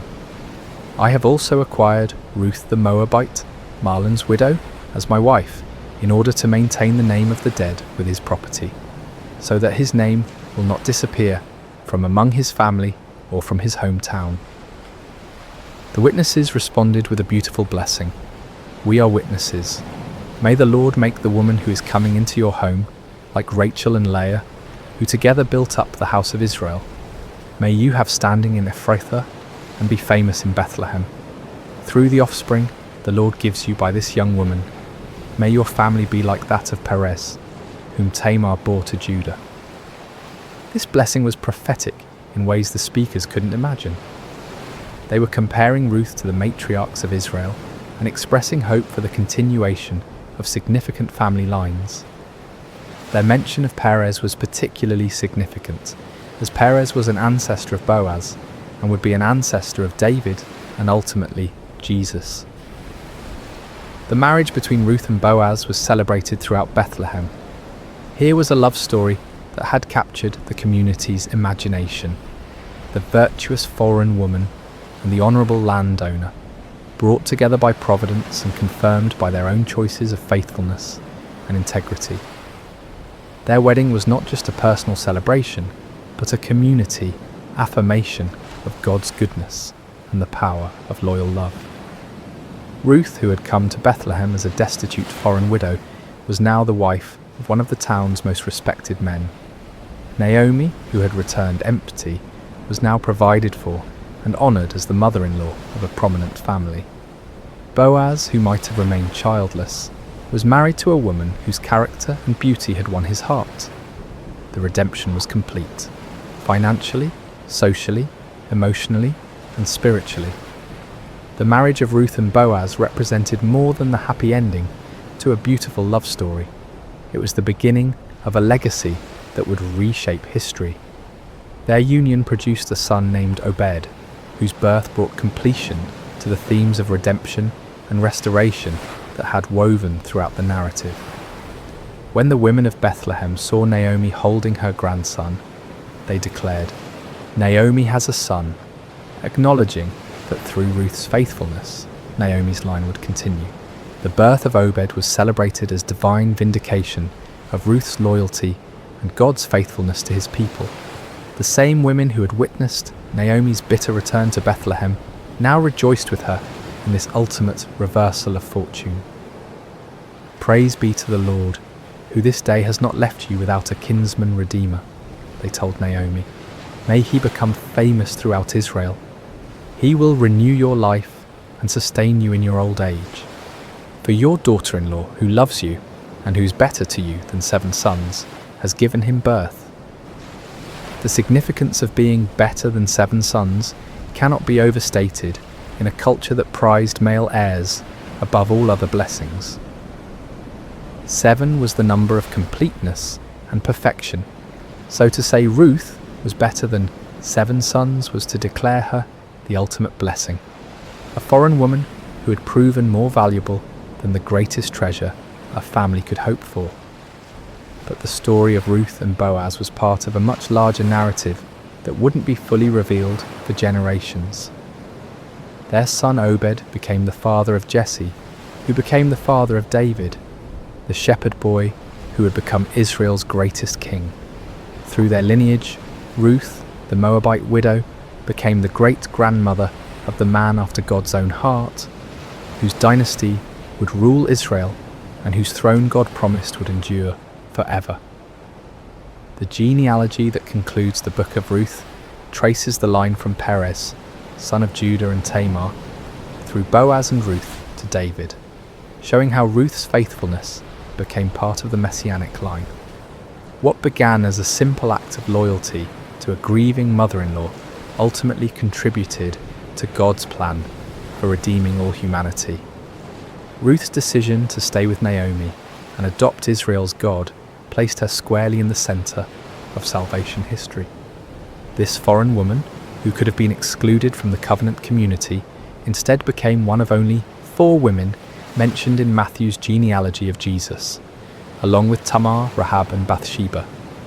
Each of these women had unusual circumstances that made their inclusion remarkable, but Ruth's story is particularly beautiful because it demonstrates how God's love extends beyond ethnic and national boundaries to embrace all who respond to him in faith. The legacy of Ruth extends beyond genealogy to the realm of character and faith. Her story became a teaching tool for generations of Israelites about the power of loyal love, the Hebrew concept of hesed that encompasses devotion, faithfulness, and sacrificial commitment. Ruth embodied hesed in her relationship with Naomi, and Boaz demonstrated it in his treatment of Ruth. Their marriage was built on this foundation of covenant love that mirrors God's relationship with his people. Ruth's integration into Israelite society also established an important precedent for how foreigners could be welcomed into the covenant community. Her acceptance wasn't based on her ethnicity or social status, but on her character and faith. She proved that nationality was less important than loyalty, that birth circumstances mattered less than personal choices, and that God's family was open to all who chose to belong to it. The story of Ruth also demonstrates God's providence in the seemingly ordinary events of life. There were no dramatic miracles in Ruth's story, no parting of seas or walls falling down, yet God's hand guided every step. The timing of their arrival during harvest season, the chance encounter with Boaz's field, the availability of the kinsman-redeemer laws, the other redeemer's decision to decline his rights. All of these coincidences work together to create the perfect conditions for redemption and blessing. For Naomi, Ruth's legacy meant the restoration of everything she thought she had lost forever. Through Ruth's son, Naomi's family line continued, her security was assured, and her later years were filled with joy instead of bitterness. The woman who had asked to be called Mara, bitter, was now surrounded by the sweetness of new life and hope. For Boaz, marrying Ruth brought fulfillment he might never have expected. Instead of remaining childless, he became the father of a son who would carry on his name and values. His kindness to a foreign gleaner was rewarded with a love that enriched his life and extended his influence through generations. For Bethlehem and the wider community, Ruth's story became a testament to the power of character over circumstances. Her reputation for faithfulness outlasted her foreign origins, and her descendants would bring honour to the very town where she had once worked humbly in the fields. The house of bread, Bethlehem's meaning, became truly blessed through the presence of this woman who had chosen loyalty over security. The themes of Ruth's story, loyalty rewarded, faithfulness blessed, love conquering prejudice, and providence working through ordinary events, would resonate throughout Scripture and human experience. Her example of sacrificial love prefigures the ultimate sacrifice that would come through her descendant, Jesus, who would demonstrate the same kind of loyal love on a cosmic scale. Ruth's legacy teaches us that small acts of faithfulness can have eternal consequences, that God's plans often work through unlikely people in unexpected ways, and that the greatest blessings sometimes come disguised as difficult choices. Her decision to stay with Naomi seemed like the harder path, but it led to blessings she could never have imagined. As we close the pages of Ruth's story, we're left not with the thunderous echoes of conquest or the dramatic flourishes of miracle, but with something far more profound, the quiet certainty that love endures, that faithfulness matters, and that God's gentle hand guides even the most ordinary moments toward extraordinary purposes. Ruth's tale doesn't shout at us, it whispers truths that settle into our hearts, like seeds waiting for the right season to bloom. The beauty of Ruth's narrative lies in its accessibility. We may never face exile in a foreign land or need to glean in harvest fields, but we all encounter crossroads where we must choose between security and loyalty, between what's easy and what's right. Ruth's story reminds us that these moments, when we choose love over convenience, faithfulness over comfort, are the building blocks of legacy. In our contemporary world, where relationships are often disposable and commitment is seen as restriction rather than strength, Ruth's devotion to Naomi offers a counter-narrative. Her famous words, "Where you go, I will go, and where you stay, I will stay," weren't just poetry. They were a life philosophy that valued connection over independence, loyalty over self-preservation. In an age of radical individualism, Ruth models radical commitment. Her story also speaks to anyone who has ever felt like an outsider. Ruth was foreign by birth, widowed by circumstance, and poor by necessity.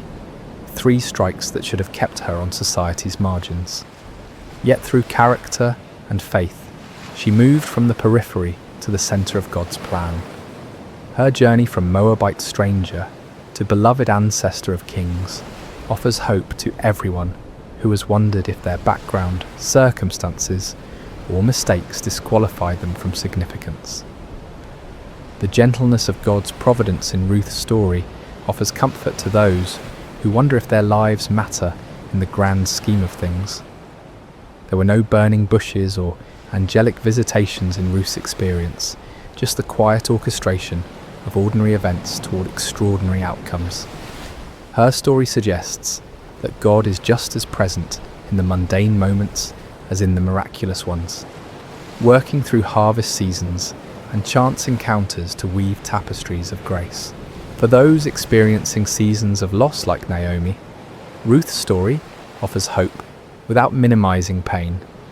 Naomi's bitterness was real and justified. She had lost everything that mattered to her.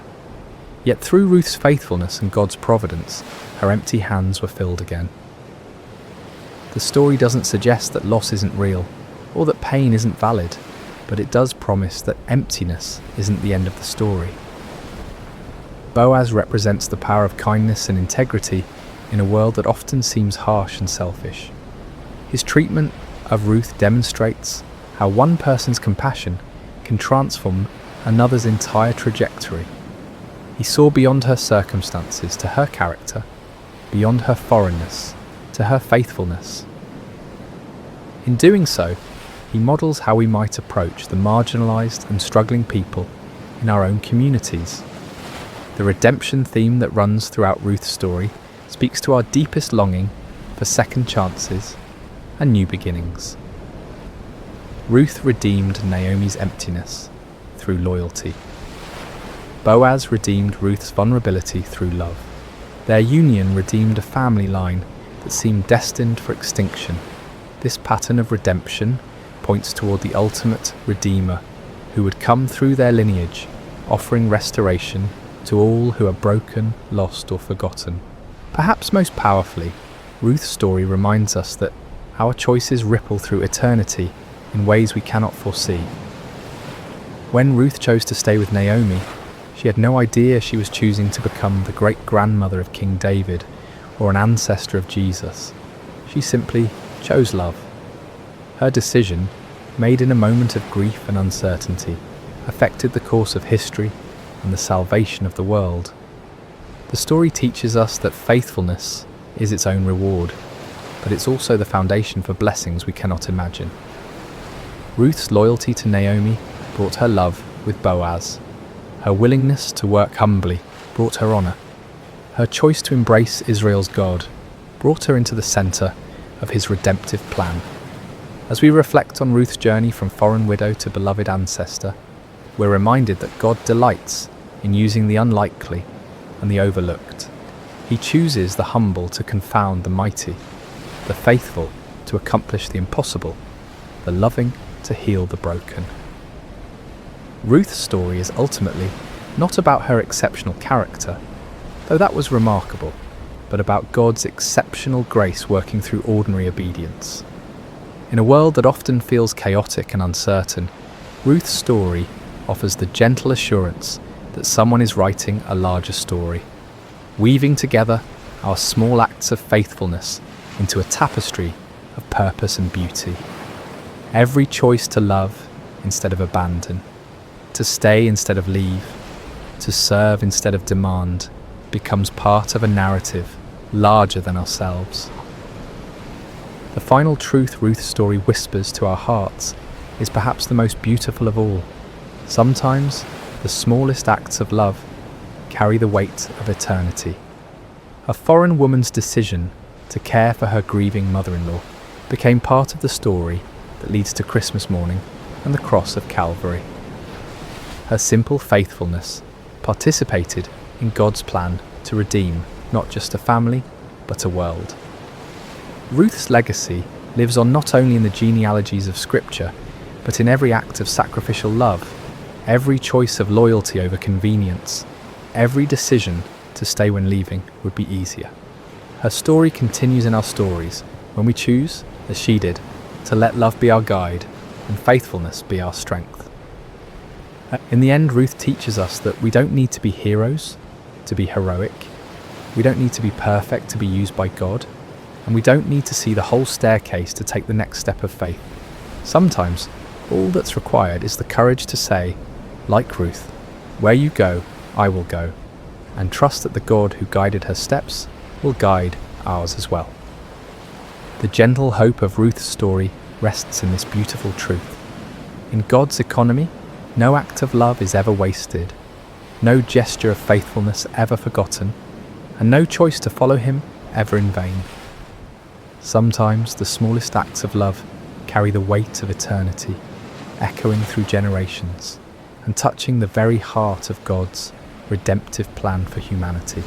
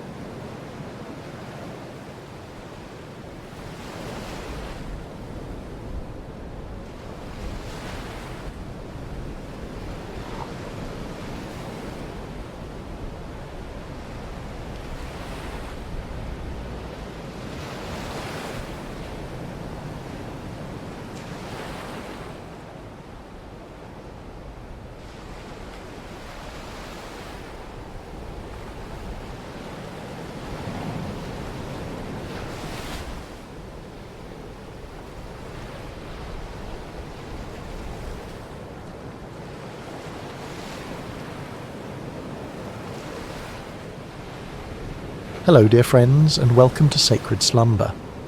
Before we begin this beautiful journey together, I'd love to connect with you for just a moment. How has your day been? Whether it's morning, afternoon or evening where you are in the world, I hope this story finds you in a peaceful place, ready to receive some comfort and inspiration. No matter what corner of the globe you're listening from, you're part of our Sacred Slumber family. If you haven't already, please consider subscribing to Sacred Slumber for more stories like this one that will nourish your soul and bring peace to your heart.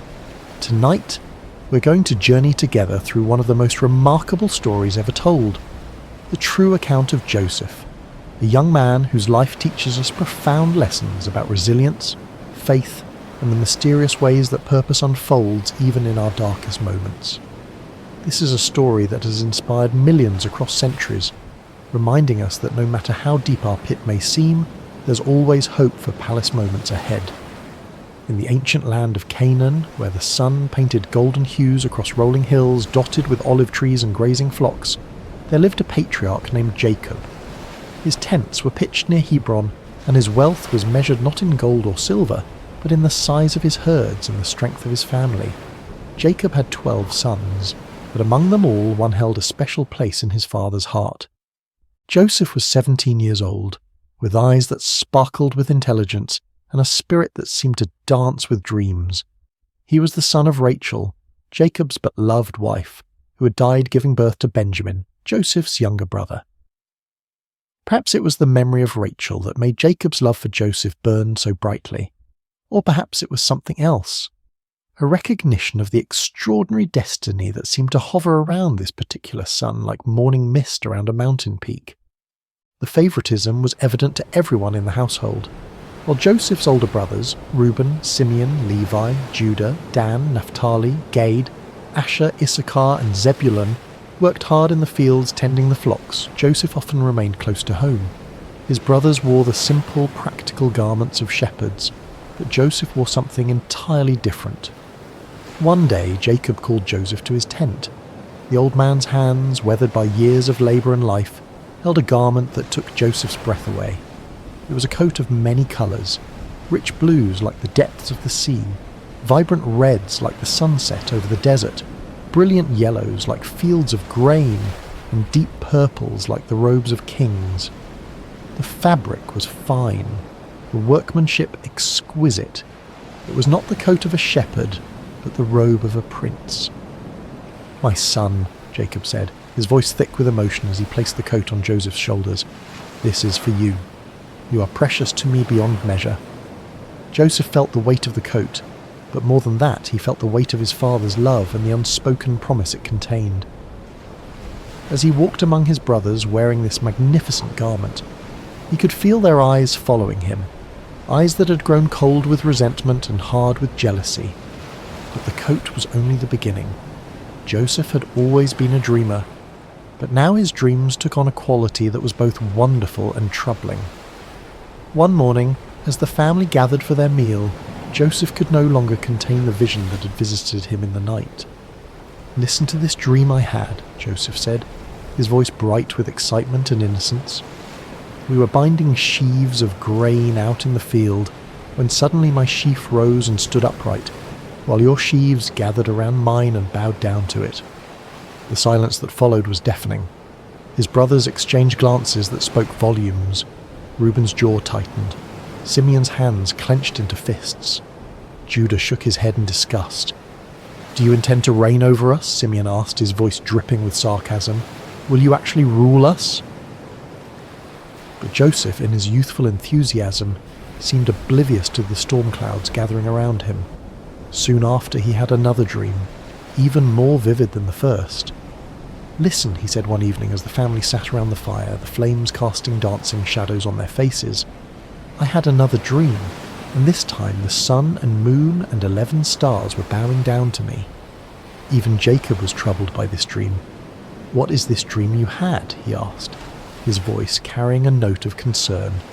"Will your mother and I and your brothers actually come and bow down to the ground before you?" Though Jacob rebuked Joseph publicly, privately he pondered these words in his heart. There was something about his son's dreams that felt different from ordinary night visions. They carried the weight of prophecy, the sense of divine purpose. But for Joseph's brothers, these dreams were the final straw.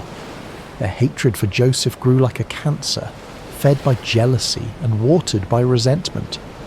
The brothers could hardly speak a civil word to Joseph anymore. When he approached, conversation stopped. When he tried to join their work, they found reasons to send him away. The coat of many colours became a symbol of everything they despised about their father's favouritism and their brother's apparent arrogance.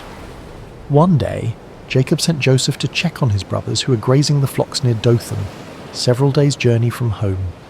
As Joseph set out, wearing his beautiful coat and carrying provisions for his brothers, he had no idea that he was walking toward a destiny that would change not only his life, but the course of history itself. The brothers saw him coming from a long distance, the colours of his coat visible even across the rolling hills. As that familiar figure approached, the resentment that had been building for years finally reached its boiling point. "Here comes that dreamer," one of them said with venom. "Let's kill him," another suggested. "We can throw him into one of these cisterns and say that a ferocious animal devoured him. Then we'll see what comes of his dreams." For a moment, murder hung in the air like a storm cloud ready to burst. But Reuben, the eldest, felt the weight of responsibility on his shoulders. "Let's not take his life," he said quickly. "Throw him into this cistern here in the wilderness, but don't lay a hand on him." Privately, Reuben planned to rescue Joseph later and return him to their father. When Joseph finally reached his brothers, he greeted them with a smile, completely unaware of the dark thoughts that had been brewing in their hearts. But instead of the warm welcome he expected, they seized him roughly. Hands that should have embraced him tore at his beautiful coat, stripping it from his body. Before he could fully comprehend what was happening, they had grabbed him and thrown him into an empty cistern. The pit was deep and dry, its walls smooth stone that offered no hope of escape. As Joseph hit the bottom, the breath knocked from his lungs. He looked up to see the circle of sky above growing smaller as his brothers walked away. The silence was overwhelming. One moment he had been walking free under the open sky, and the next he was trapped in a hole in the ground, abandoned by his own family. Above him, his brothers sat down to eat their meal as if nothing had happened. The casual way they consumed their bread and cheese while their brother suffered below spoke volumes about how completely their hearts had been hardened by jealousy. But God's purposes are rarely thwarted by human cruelty, and even as Joseph sat in that pit, wondering if he would die there, divine providence was already at work. In the distance, a caravan of Ishmaelite traders appeared on the horizon, their camels loaded with spices, balm and myrrh bound for Egypt. Judah, perhaps feeling some stirring of conscience, looked at his brothers and said, "What will we gain if we kill our brother and cover up his blood? Come, let's sell him to the Ishmaelites and not lay our hands on him. After all, he is our brother, our own flesh and blood." The brothers agreed, seeing an opportunity to rid themselves of Joseph while making a profit. They pulled Joseph out of the cistern and sold him to the traders for 20 shekels of silver. As the caravan disappeared into the distance with Joseph bound among the slaves, the brothers took his coat of many colours and tore it. Then they killed a goat and dipped the coat in its blood. When they returned home, they presented the bloodied coat to their father. "We found this," they said. "Examine it to see whether it is your son's robe." Jacob recognized it immediately. The colours that had once brought him such joy now brought only anguish. "It is my son's robe," he cried. "Some ferocious animal has devoured him. Joseph has surely been torn to pieces." Jacob tore his clothes in grief and put on sackcloth. He mourned for his son many days, and though all his sons and daughters came to comfort him, he refused to be comforted. "No," he said, "I will continue to mourn until I join my son in the grave." Meanwhile, the caravan carrying Joseph continued its journey toward Egypt, each step taking him further from everything he had ever known and loved. As the young man looked back at the fading hills of his homeland, he could not have imagined that this betrayal, this moment that felt like the end of everything, was actually the beginning of a story that would demonstrate the power of God to bring beauty from ashes and purpose from pain. The journey to Egypt was long and grueling. Joseph, who had never known anything but comfort and privilege, now found himself chained among slaves, his feet bloody from walking across rough terrain, his throat parched from the desert sun. The traders were not cruel, but neither were they kind. He was simply merchandise to them, a commodity to be delivered in good condition to fetch the best price. As the caravan crested the final hill before entering Egypt, Joseph's eyes widened at the sight before him. Egypt was unlike anything he had ever seen. The Nile River stretched like a blue ribbon through the landscape, its banks lined with lush green vegetation that stood in stark contrast to the golden desert beyond. Pyramids rose majestically in the distance, monuments to the power and sophistication of this ancient civilization. The cities teemed with activity, merchants hawking their wares, craftsmen plying their trades, and everywhere the bustle of a society that had mastered the art of turning the desert into a garden. In the slave market of Memphis, Joseph stood with the others as potential buyers examined them like livestock. His youth and obvious intelligence caught the eye of several bidders, but it was Potiphar, an officer of Pharaoh and captain of the guard, who ultimately purchased him. Potiphar was a man of considerable wealth and influence, with a household that required numerous servants to maintain its operations. Joseph's new life began in Potiphar's house, where he was assigned to work among the other servants. Everything about his circumstances had changed. He who had once worn a coat of many colours now dressed in the simple linen of a slave. He who had once been served was now serving others. He who had once been the favoured son was now property, with no rights and no freedom. But something remarkable happened in Potiphar's house. Instead of becoming bitter or despondent, Joseph chose to serve with excellence. When he was given a task, he completed it better than anyone expected. When he was assigned to care for something, he treated it as if it were his own. His attitude was not that of a man who'd been wronged, but of someone who understood that his character was more important than his circumstances. It didn't take long for Potiphar to notice this exceptional young man. While other servants did only what was required of them, Joseph anticipated needs before they were expressed. He learned the Egyptian language with remarkable speed, mastered the customs of the household, and demonstrated an administrative ability that was far beyond his years. Most importantly, there was something about Joseph's presence that seemed to bring blessing wherever he went. Potiphar began to entrust Joseph with greater responsibilities. First, he made him his personal attendant. Then he put him in charge of his household affairs. Before long, Joseph was managing all of Potiphar's possessions, his property, his servants, his business dealings. The Egyptian captain of the guard had never seen anything like it. Everything that Joseph touched seemed to prosper. Years passed, and Joseph grew from a teenager into a handsome young man. The hardships he had endured had not broken him, but had instead forged him into someone of remarkable character and capability. Potiphar trusted him completely, to the point where he concerned himself with nothing except the food he ate. Everything else was in Joseph's capable hands. But success and favour can sometimes bring their own dangers, and Joseph was about to face a test that would prove even more challenging than the pit his brothers had thrown him into. Potiphar's wife had noticed the young Hebrew slave who had risen to such prominence in her household. Joseph was not only capable and trustworthy, but he had grown into a man of striking appearance. Day after day she watched him as he went about his duties with quiet dignity and remarkable competence. Soon, watching was not enough. "Come to bed with me," she said to Joseph one day when they found themselves alone. Joseph was stunned by her proposition. The wife of his master, a woman of rank and privilege, was propositioning a slave. But Joseph's response revealed the depth of his character and the strength of his convictions. "No," he said firmly but respectfully. "With me in charge, my master does not concern himself with anything in the house. Everything he owns he has entrusted to my care. No one is greater in this house than I am. My master has withheld nothing from me except you, because you are his wife. How then could I do such a wicked thing and sin against God?" Day after day she spoke to Joseph, but he refused to go to bed with her or even to be with her.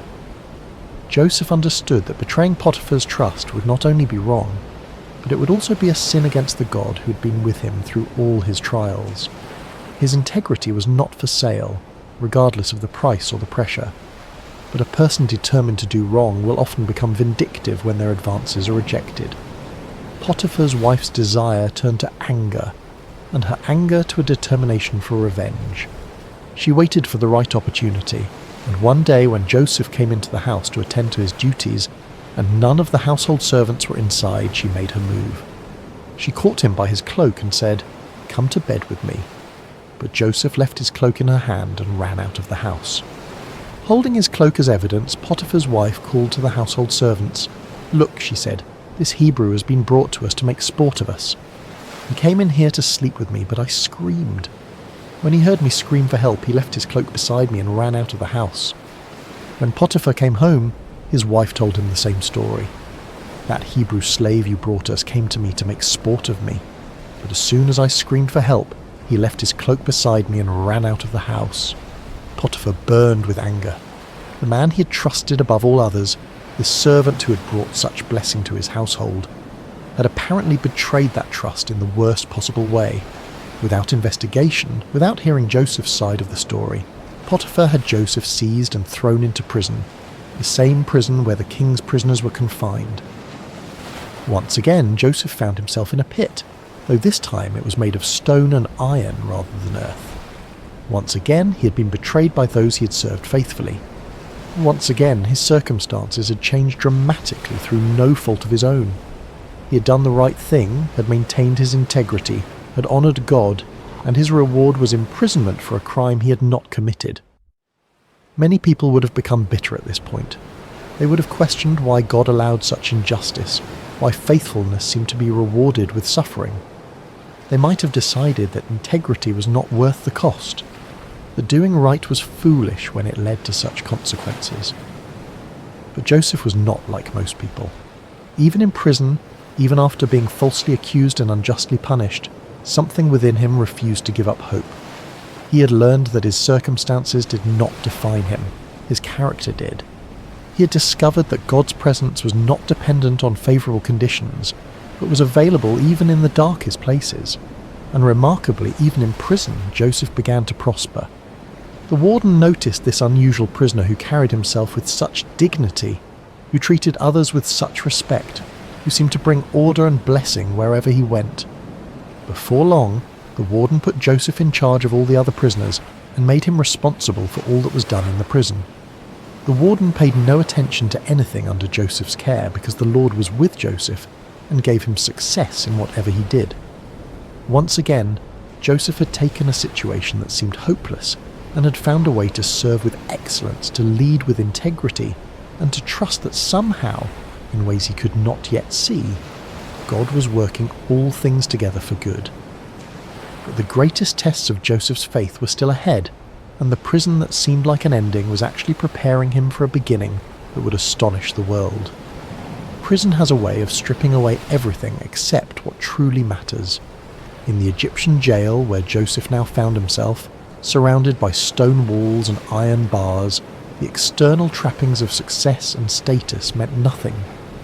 Here, in this place reserved for those who had supposedly committed crimes against Pharaoh, Joseph faced the ultimate test of his character.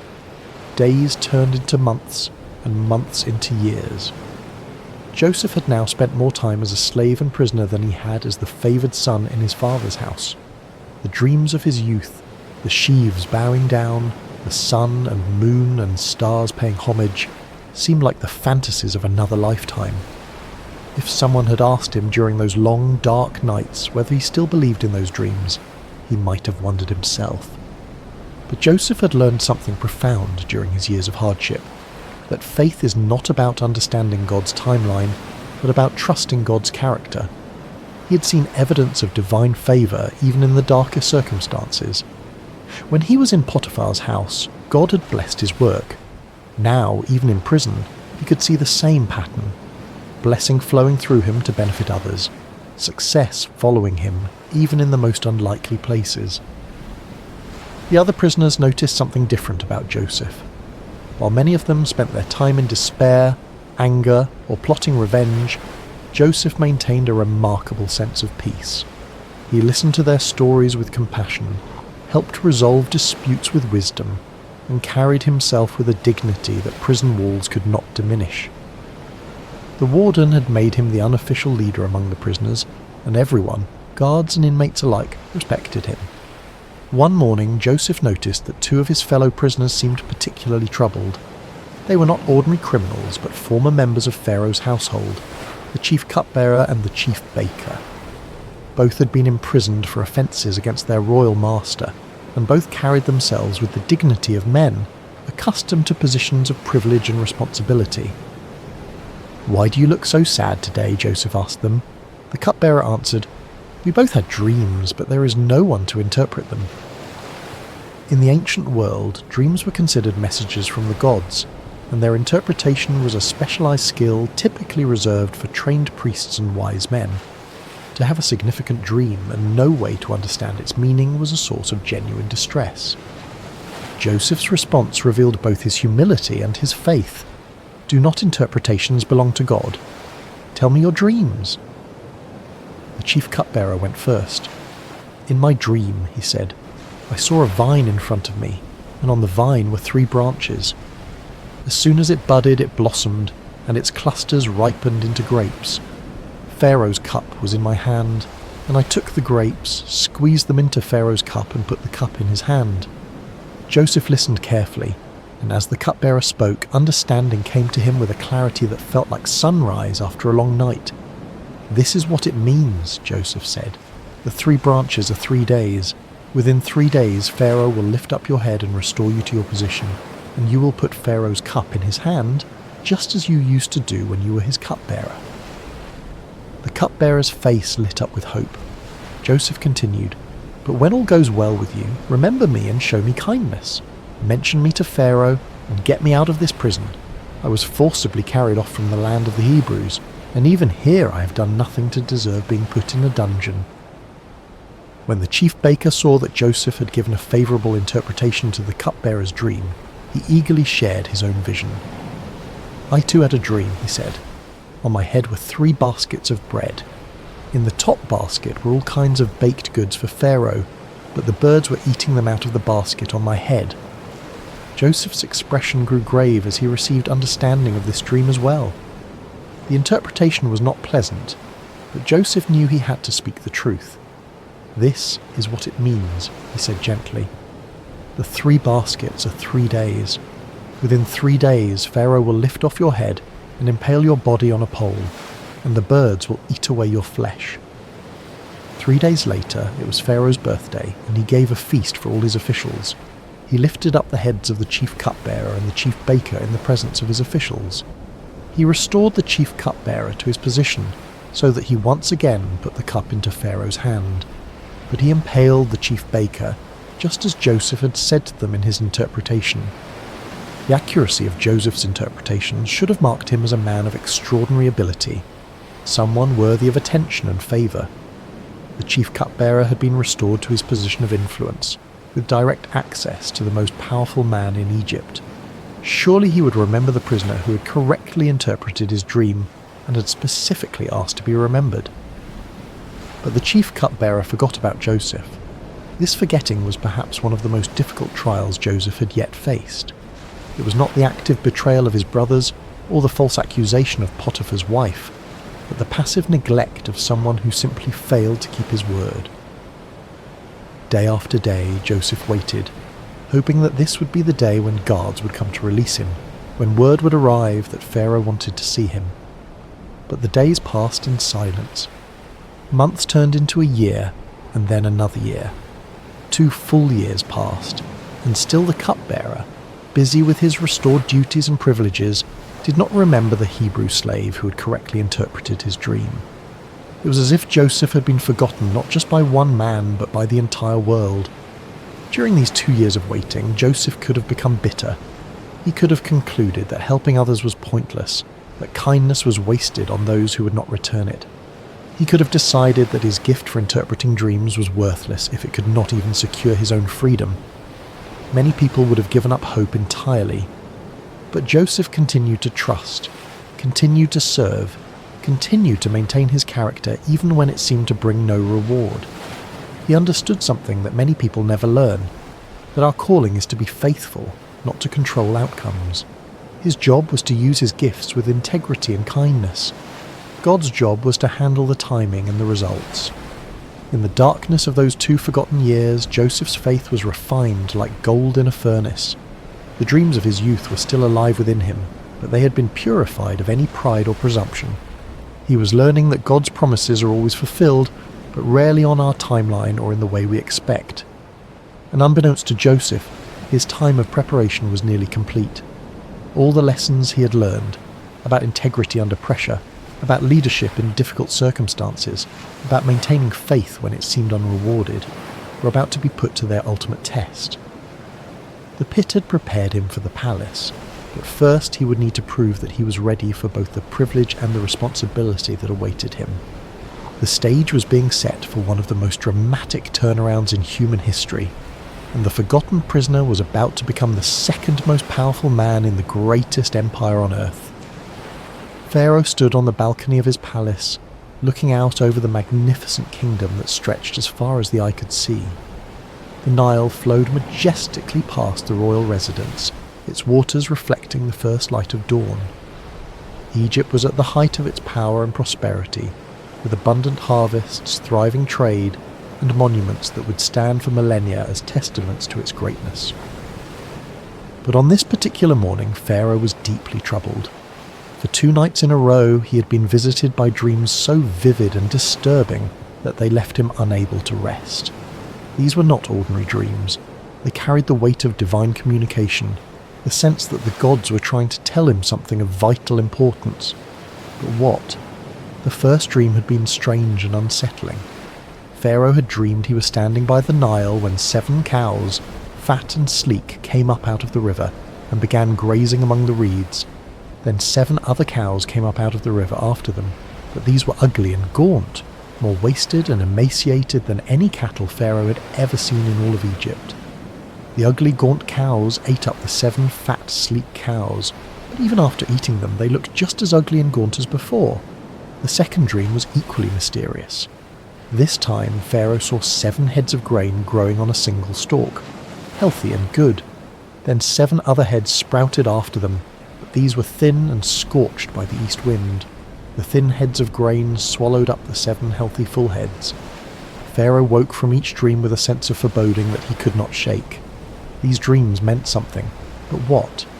He immediately called for all the magicians and wise men of Egypt, men who were trained in the ancient arts of dream interpretation and divine communication. They came quickly at their king's summons, eager to demonstrate their wisdom and earn royal favour. But as Pharaoh recounted his dreams to them, something unprecedented happened. These men, who had built their reputations on their ability to interpret dreams and divine the will of the gods, were completely baffled. They offered various theories and possibilities, but none of them carried the ring of truth. Pharaoh could sense their uncertainty, their fumbling attempts to provide answers they simply did not have. It was in this moment of royal frustration and growing anxiety that the chief cupbearer suddenly remembered something, or rather someone, he had forgotten for 2 long years. "Today I'm reminded of my shortcomings," the cupbearer said, approaching Pharaoh with obvious embarrassment. "Pharaoh was once angry with his servants, and he imprisoned me and the chief baker in the house of the captain of the guard. Each of us had a dream the same night, and each dream had a meaning of its own. Now a young Hebrew was there with us, a servant of the captain of the guard. We told him our dreams, and he interpreted them for us, giving each man the interpretation of his dream, and things turned out exactly as he interpreted them to us. I was restored to my position, and the other man was impaled." Pharaoh's eyes sharpened with interest. A Hebrew slave who could interpret dreams with perfect accuracy, when his own wise men were stumped. "Send for him immediately," Pharaoh commanded. Guards rushed to the prison and found Joseph. "Pharaoh wants to see you," they announced. "Quickly, make yourself presentable." Joseph could hardly believe what he was hearing. After more than a decade in Egypt, first as a slave, then as a prisoner, He was suddenly being summoned to appear before the most powerful man on earth. He shaved, changed his clothes, and tried to prepare himself mentally for whatever was about to happen. As Joseph was led into the royal presence, he could not help but be awed by the magnificence that surrounded him. The palace was a testament to Egypt's wealth and sophistication, with soaring columns, intricate carvings, and precious metals gleaming everywhere. Pharaoh himself sat on a throne that seemed to embody the power and mystery of the gods, dressed in robes that spoke of unimaginable authority. "I had a dream," Pharaoh said without preamble, "and no one can interpret it. But I have heard it said of you that when you hear a dream you can interpret it." Joseph's response revealed the humility and faith that had sustained him through all his trials. "I cannot do it," Joseph replied, "but God will give Pharaoh the answer he desires." This was a remarkable statement for several reasons. First, Joseph gave no credit to himself, acknowledging that any ability he had came from God. Second, he was confident that God would provide the interpretation, even though he had not yet heard the dreams. Third, he was willing to stand before the most powerful man on earth and speak about his Hebrew God, a courageous act that could have had serious consequences if Pharaoh had taken offense. Pharaoh proceeded to tell Joseph both of his dreams in detail, describing the fat and gaunt cows, the healthy and withered grain. As he spoke, Joseph listened with the same careful attention he had given to the dreams of his fellow prisoners years earlier. When Pharaoh finished, Joseph spoke with clarity and confidence that amazed everyone present. "The dreams of Pharaoh are one and the same," he said. "God has revealed to Pharaoh what he's about to do. The 7 good cows are 7 years, and the 7 good heads of grain are 7 years. It is one and the same dream. The 7 lean, ugly cows that came up afterward are 7 years, and so are the 7 worthless heads of grain scorched by the east wind. They are 7 years of famine." Joseph continued, his voice carrying the authority of divine revelation. "It is just as I said to Pharaoh. God has shown Pharaoh what he's about to do. 7 years of great abundance are coming throughout the land of Egypt, but 7 years of famine will follow them. Then all the abundance in Egypt will be forgotten, and the famine will ravage the land. The abundance in the land will not be remembered, because the famine that follows it will be so severe. The reason the dream was given to Pharaoh in 2 forms is that the matter has been firmly decided by God, and God will do it soon." But Joseph did not stop with the interpretation.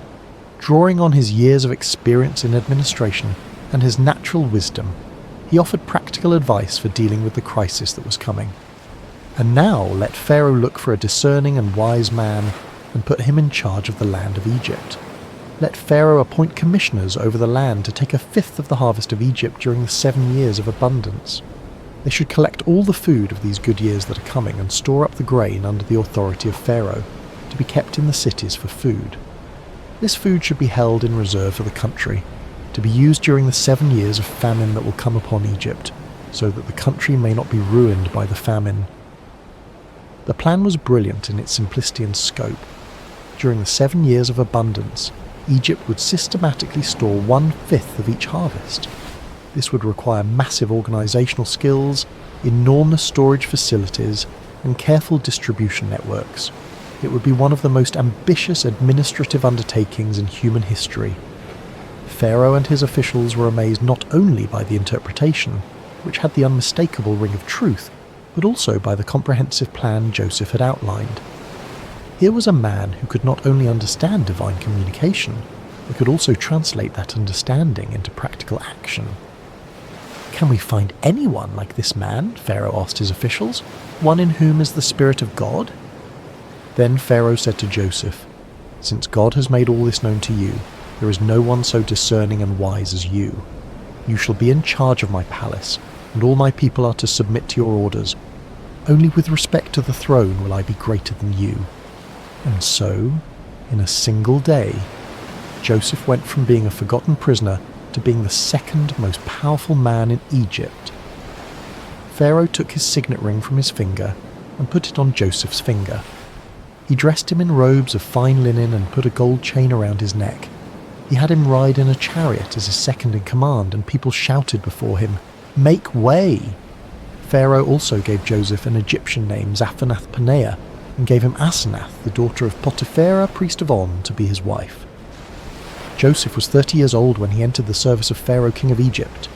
13 years had passed since his brothers had thrown him into that pit in Dothan. 13 years of slavery, false accusation, imprisonment, and being forgotten. But now those years of preparation were revealed as exactly that. Preparation for a responsibility that would affect not just Egypt, but the entire known world. As Joseph began his new role, organising the massive project of storing grain for the coming famine, he could not help but remember the dreams of his youth. The sheaves bowing down, the sun and moon and stars paying homage. Those dreams had seemed so impossible during the dark years of his trials. But now he was beginning to see how God had been weaving a story of redemption that was far grander than anything he could have imagined as a 17-year-old boy in his father's house. The 7 years of abundance began exactly as Joseph had predicted, and Egypt's harvests were more bountiful than anyone could remember. Under Joseph's careful supervision, vast storehouses were built in every city, and grain was collected and preserved on an unprecedented scale. The administrative system he designed was so efficient and comprehensive that it became a model for future generations. During this time, Joseph and his wife Asenath were blessed with 2 sons. He named the first Manasseh, saying, "It is because God has made me forget all my trouble and all my father's household." The second son he named Ephraim, saying, "It is because God has made me fruitful in the land of my suffering." These names revealed Joseph's heart. He was grateful for the blessing of forgetting the pain of his past, but he also recognized that God had made him fruitful precisely in the place where he had suffered most. His trials had not been meaningless. They had been the very soil in which his greatest purpose had grown. As the 7 years of abundance came to an end and the 7 years of famine began, Joseph's careful preparations proved their worth. While neighbouring countries struggled with crop failures and starvation, Egypt had grain in abundance. People came from all over the known world to buy food from Joseph, and Egypt became the lifeline for countless nations. The famine was severe throughout the world, and it reached even into the land of Canaan where Jacob lived with his family. When Jacob learned that there was grain in Egypt, he said to his sons, "Why do you just keep looking at each other? I have heard that there is grain in Egypt. Go down there and buy some for us so that we may live and not die." So 10 of Joseph's brothers went down to buy grain from Egypt.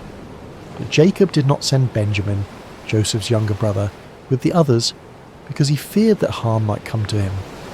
Benjamin was now the only remaining son of his beloved Rachel, and Jacob could not bear the thought of losing him too.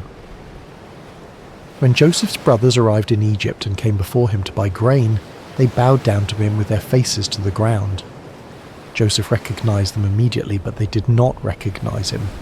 Here was the fulfillment of his boyhood dreams, his brothers bowing before him, but it came not with triumph, but with the weight of enormous responsibility. Joseph remembered his dreams about them, but he pretended to be a stranger and spoke harshly to them. "Where do you come from?" he demanded. "From the land of Canaan," they replied, "to buy food." Joseph accused them of being spies, testing them to see what kind of men they had become. Through a series of encounters, he kept Simeon as a prisoner and demanded that they bring Benjamin to prove their honesty. When they returned with Benjamin, Joseph's emotions nearly overwhelmed him, but he continued to test them. The final test came when Joseph had his silver cup planted in Benjamin's sack, then accused him of theft. When the cup was found, Joseph declared that Benjamin would become his slave. It was then that Judah, the same brother who had suggested selling Joseph years before, stepped forward and offered to take Benjamin's place as a slave, saying he could not bear to see his father's grief if Benjamin did not return. This act of selfless love broke Joseph's heart. His brothers had changed. The jealous, cruel men who had thrown him into a pit were now willing to sacrifice themselves for each other and for their father's happiness. Joseph could no longer control himself. He sent all his attendants away and revealed himself to his brothers. "I am Joseph. Is my father still living?" he said, weeping so loudly that the Egyptians heard him. His brothers were terrified, but Joseph reassured them, "Come close to me. I am your brother Joseph. the one you sold into Egypt.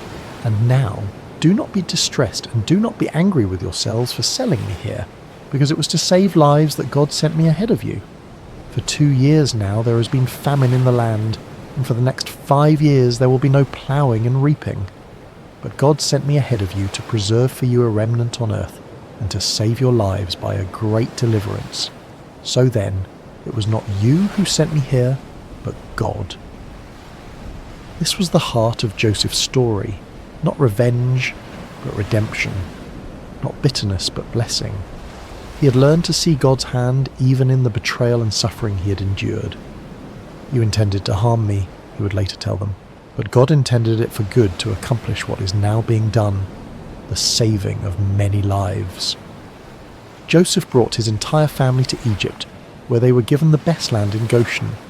Jacob, who had mourned Joseph as dead for over 20 years, was reunited with his beloved son. The family was restored, the famine was survived, and the promises God had made to Abraham, Isaac, and Jacob continued to unfold through their descendants. When Jacob died years later, Joseph's brothers feared that he might finally take revenge on them. But Joseph wept and said, "Don't be afraid. Am I in the place of God? You intended to harm me, but God intended it for good to accomplish what is now being done, the saving of many lives. So then, don't be afraid. I will provide for you and your children." Joseph lived to be 110 years old, seeing his family multiply and prosper in Egypt.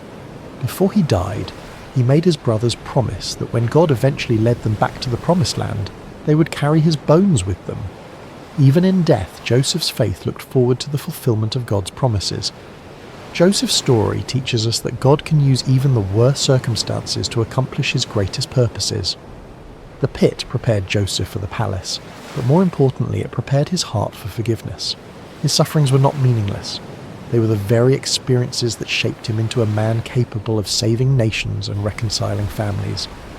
In our own lives, we may face betrayal, false accusations, forgotten promises, and years of waiting that seem endless. But Joseph's story reminds us that God is always working, even when we cannot see his hand.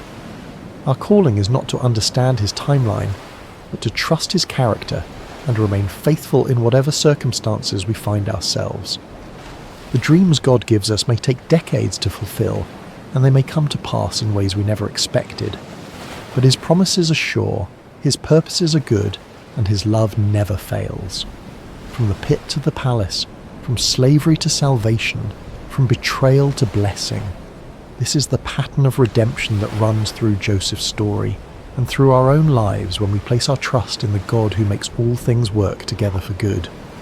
Rest well tonight, dear friends of Sacred Slumber, knowing that your story too is being written by a loving God who specializes in turning mourning into dancing, ashes into beauty, and the deepest valleys into the highest mountains of purpose and joy.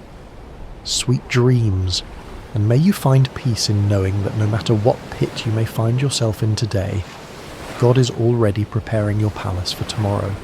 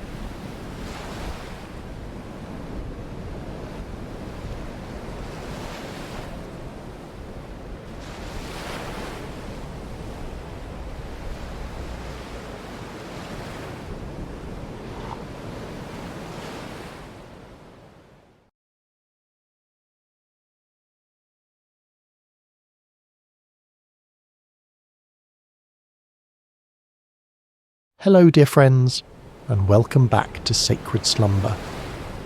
Before we begin tonight's story, I hope your day has been filled with blessings and peace. Whether it's morning where you are, the quiet of afternoon, or the gentle embrace of evening, know that you are exactly where God wants you to be in this moment. I'm curious about where in this beautiful world you're listening from tonight. Are you nestled in your bed in a bustling city, or perhaps finding solace in the countryside under a canopy of stars? Wherever you are, whatever time it is for you, you are welcomed here with open arms. If this story touches your heart tonight, I encourage you to subscribe to Sacred Slumber. We gather here regularly to explore the profound truths and timeless wisdom found in God's Word, bringing comfort to weary souls and strength to troubled hearts. Your subscription helps us continue sharing these sacred stories that remind us of God's unfailing love and faithfulness. Now let us journey together to ancient Israel, to a time when kingdoms stood at crossroads, when truth was a dangerous commodity, and when one man's courage would echo through the ages. This is the story of Micaiah, the forgotten prophet who dared to stand alone. The sun blazed mercilessly over the ancient city of Samaria, its golden rays dancing across the limestone walls of King Ahab's palace.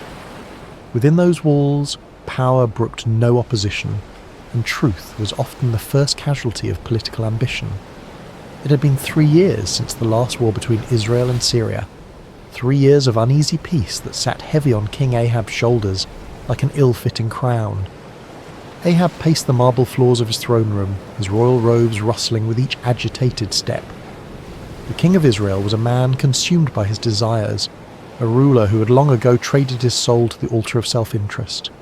His marriage to the foreign princess Jezebel had brought prosperity to his kingdom, but at a cost that would echo through generations. The worship of Baal had infiltrated the very heart of Israel, and the prophets of the Lord had been hunted, killed, or driven into hiding. Yet today something stirred within Ahab's ambitious heart. News had arrived that morning of Syrian movements near Ramoth-Gilead, a strategic city that had once belonged to Israel, but now languished under enemy control. The city's location made it a prize worth fighting for, a gateway that could secure trade routes and strengthen his kingdom's eastern border. As Ahab contemplated this opportunity, word came that King Jehoshaphat of Judah was approaching Samaria with a considerable entourage. Jehoshaphat was everything Ahab was not. A king who sought the Lord's face, who had torn down the high places of idol worship, and who ruled with righteousness as his compass. The irony was not lost on Ahab that he would need the help of such a man to achieve his ambitions. The great doors of the throne room swung open with a resonant boom, and Jehoshaphat entered with the dignity befitting a king of David's lineage. He was a man of medium stature but commanding presence, his beard meticulously groomed, and his eyes holding the wisdom of one who had walked closely with the Almighty.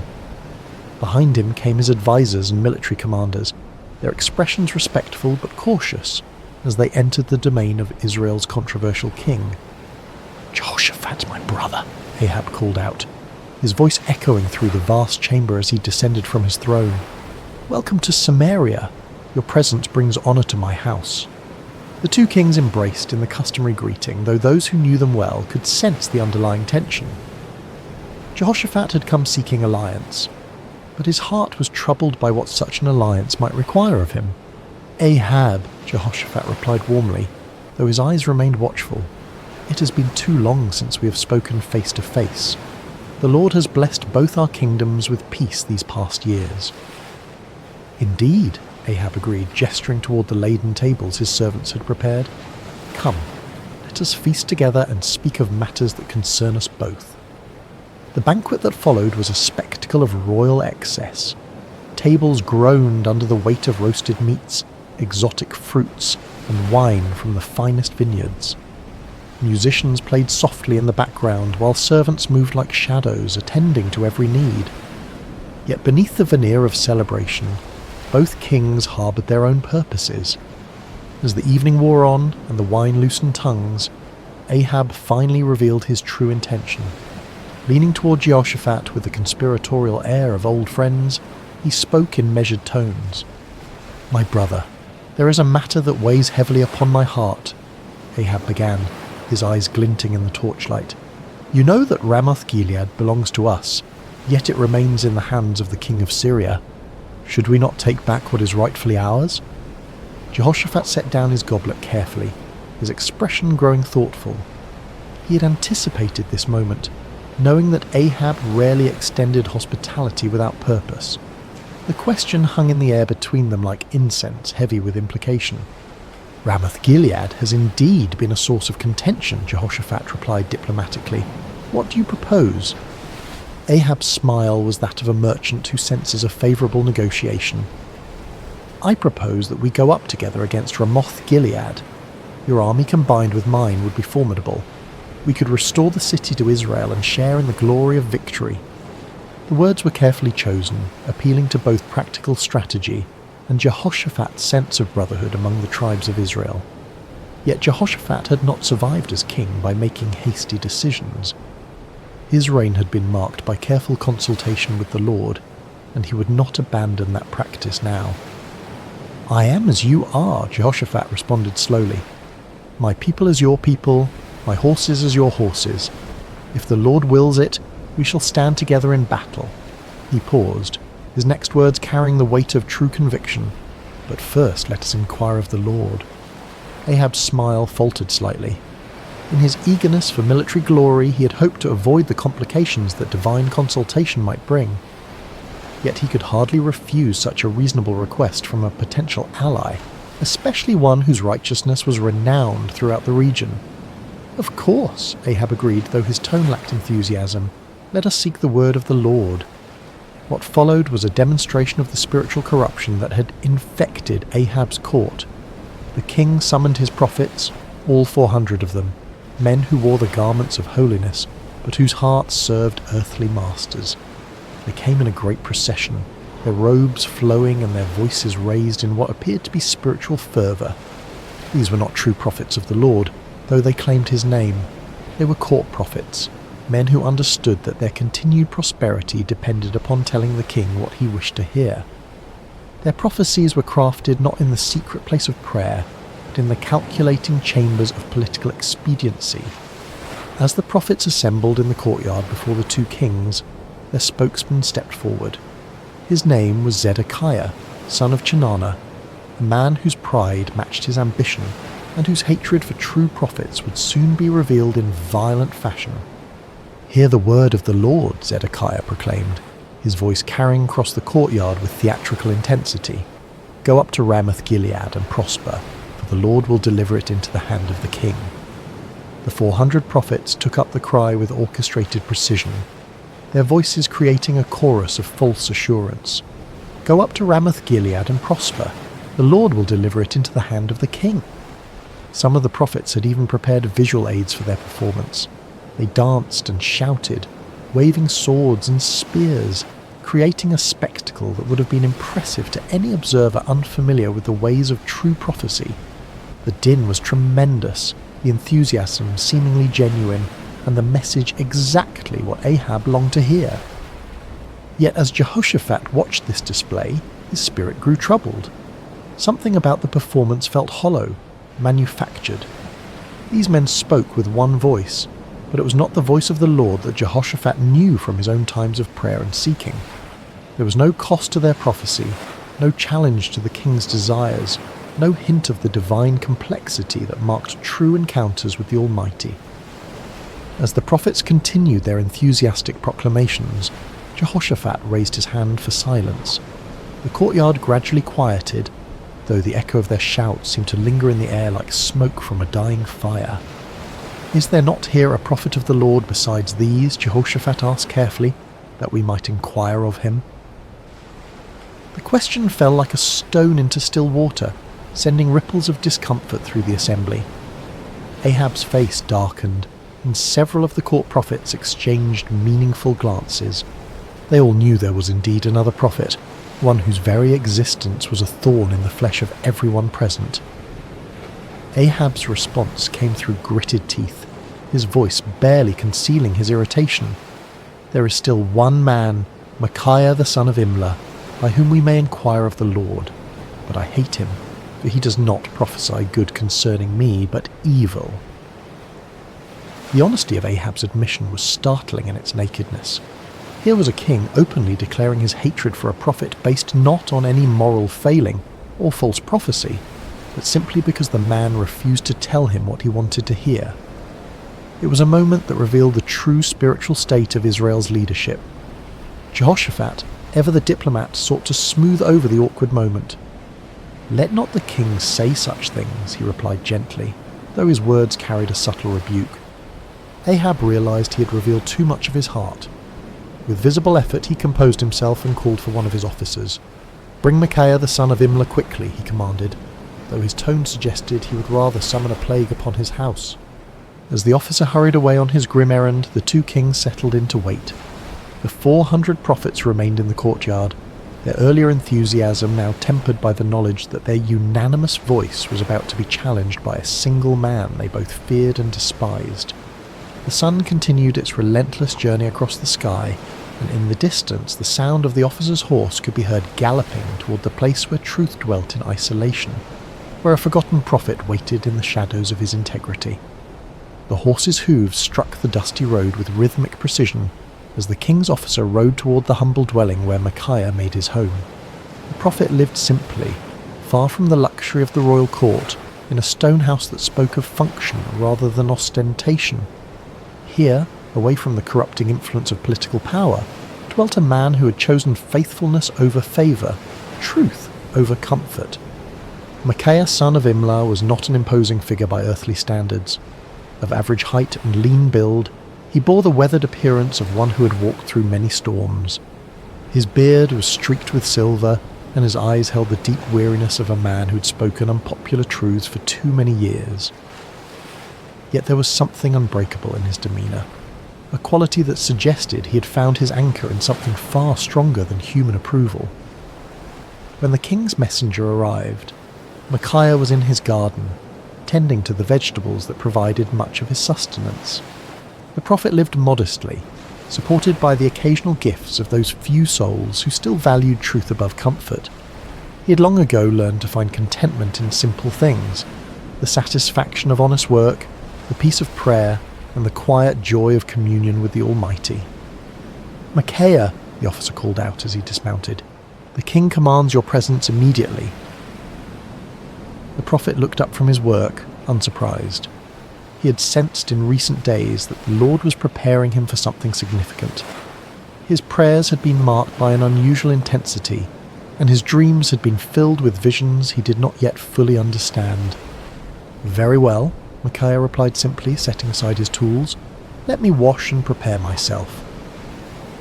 As Micaiah went about the task of making himself presentable for the royal court, the officer felt compelled to share information that might save the prophet from making a costly mistake.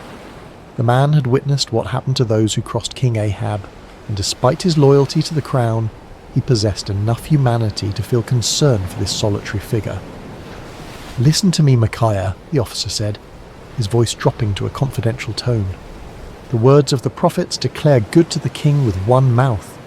Let your word be like the word of one of them, and speak favourably." It was well-intentioned advice, offered by a man who understood the political realities of Ahab's court. The officer had seen the 400 prophets deliver their unanimous message of victory and prosperity. He knew that Micaiah's reputation for speaking uncomfortable truths could lead to imprisonment, exile, or worse. In his mind, he was offering the prophet a lifeline, a chance to align himself with the majority and avoid the consequences of standing alone. Micaiah paused in his preparations, considering the messenger's words. The offer was clear: conform, agree with the crowd, tell the king what he wants to hear, and enjoy the benefits of royal favour. It would be so easy, so practical, so utterly reasonable by every human measure. But as Micaiah looked into the officer's earnest face, he felt the familiar stirring of the spirit within him, that unmistakable presence that had guided him through decades of faithful service. The Lord had not called him to an easy path, but he had never failed to provide strength for the journey. "As the Lord lives," Micaiah replied with quiet dignity, "whatever the Lord says to me, that I will speak." The words hung in the air between them, a declaration of absolute commitment that left no room for compromise. The officer's face showed his disappointment and concern, but he knew better than to argue further. He had delivered his warning. What the prophet did with it was beyond his control. The journey back to Samaria was made in relative silence, the officer pondering the stubborn integrity of his passenger, while Micaiah prayed and prepared his heart for whatever lay ahead. As they approached the city, the prophet could see the banners of both Israel and Judah flying from the palace walls, confirming his suspicion that this summons involved more than a routine consultation.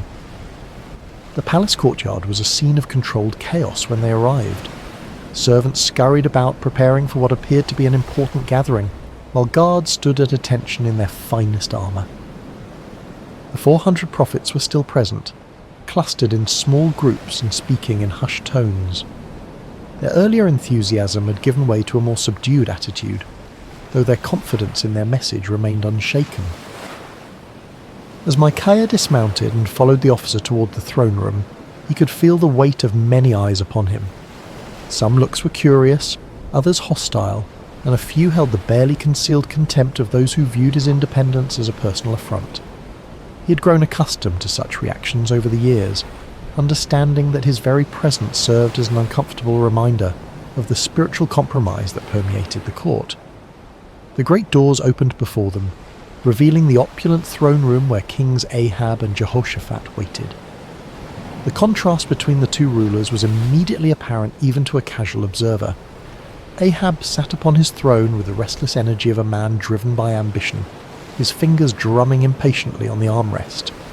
Jehoshaphat, seated in a chair of equal honour nearby, maintained the composed dignity of one accustomed to seeking divine guidance before making important decisions. "Ah, Micaiah," Ahab said as the prophet entered, his tone carrying forced joviality that fooled no one. "At last, our final consultant arrives." Micaiah approached the throne with measured steps, neither hurrying to show deference nor dawdling to display defiance. He had learned long ago that in the presence of earthly power, his allegiance belonged to a higher authority. When he reached the appropriate distance, he bowed respectfully but not obsequiously, acknowledging the king's position without compromising his own integrity. "You summoned me, Your Majesty," Micaiah said simply, his voice carrying clearly through the chamber. King Jehoshaphat studied the prophet with interest. He had heard reports of Micaiah's reputation for uncompromising honesty, and after witnessing the theatrical performance of the 400 prophets, he was eager to hear from someone who might offer a different perspective. Ahab leaned forward on his throne, his eyes fixed on the solitary figure before him. "Micaiah, shall we go to war against Ramoth-Gilead, or shall we refrain?"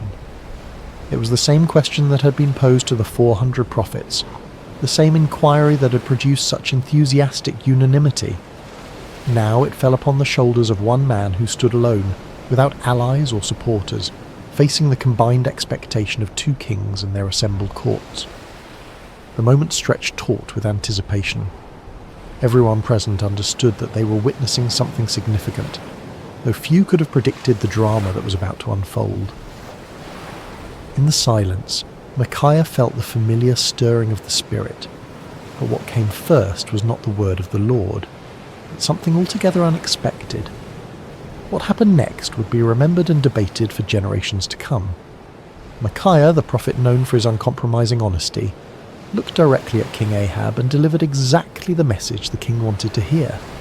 "Go up and prosper," Micaiah declared, his voice carrying throughout the throne room, "for the Lord will deliver it into the hand of the king." A murmur of surprise rippled through the assembled court. The 400 prophets exchanged glances of confusion and perhaps a touch of irritation. Here was the man they had feared would contradict their unanimous verdict, and instead he was confirming their prophecy word for word. Some of them smiled with what they imagined was vindication, while others seemed puzzled by this unexpected development. But King Ahab was no fool. Despite his many moral failings, he had known Micaiah for years, had heard his prophecies of judgment and warning countless times. Never once had the prophet told him what he wanted to hear. Never once had Micaiah's words aligned so perfectly with royal desires.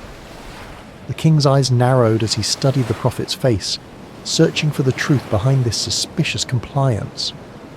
There was something in Micaiah's tone, a subtle quality that suggested layers beneath the surface of his words. It was the same tone a parent might use when agreeing with a child's obviously foolish plan, allowing them to proceed while knowing full well what the consequences would be. King Jehoshaphat too sensed that something was amiss, though he remained silent, observing the interaction with keen interest. "How many times shall I make you swear," Ahab said slowly, his voice carrying a warning, "that you tell me nothing but the truth in the name of the Lord?" It was a remarkable moment. Here was a king who had just received exactly the prophecy he desired, yet his own conscience convicted him that it could not be genuine. Ahab understood Micaiah well enough to know that such easy agreement was completely out of character. In demanding the truth, the king was inadvertently acknowledging that he recognized the difference between authentic prophecy and the comfortable lies he typically preferred. Micaiah stood silent for a moment, and those watching could see a visible change come over him. The sardonic expression faded from his face, replaced by the solemn countenance of one who was about to deliver a message from the throne room of heaven. When he spoke again, his voice carried a different quality altogether, the unmistakable authority of divine revelation. "I saw all Israel scattered on the hills like sheep that have no shepherd," Micaiah began, his words falling like stones into the sudden silence. "And the Lord said, 'These have no master. Let each return to his house in peace.'" The impact of these words was immediate and devastating. The vision was clear to everyone present. Israel would be defeated, their army scattered, and their king would not return from battle. It was a prophecy of military disaster and royal death, delivered with the calm certainty of one who had seen beyond the veil of earthly circumstances. King Ahab's face flushed with anger, but beneath the rage was something that looked remarkably like fear. He turned to Jehoshaphat with the bitter satisfaction of one whose worst expectations have been confirmed. "Did I not tell you," Ahab said, his voice heavy with frustration, "that he would not prophesy good concerning me, but evil?" But Micaiah was not finished. The Spirit of the Lord had opened his eyes to see into the very council chambers of heaven, and what he had witnessed there needed to be shared, regardless of the consequences. The prophet's voice took on an even more solemn tone as he continued. "Therefore hear the word of the Lord," Micaiah declared, his words cutting through the tension in the room like a sword. "I saw the Lord sitting on his throne, and all the host of heaven standing by, on his right hand and on his left." The court fell absolutely silent. Even the most worldly and cynical among them recognized that they were hearing something extraordinary. This was not the political maneuvering they were accustomed to, nor the comfortable reassurances of the court prophets. This was a glimpse into eternal realities, a revelation of divine purpose that transcended human understanding.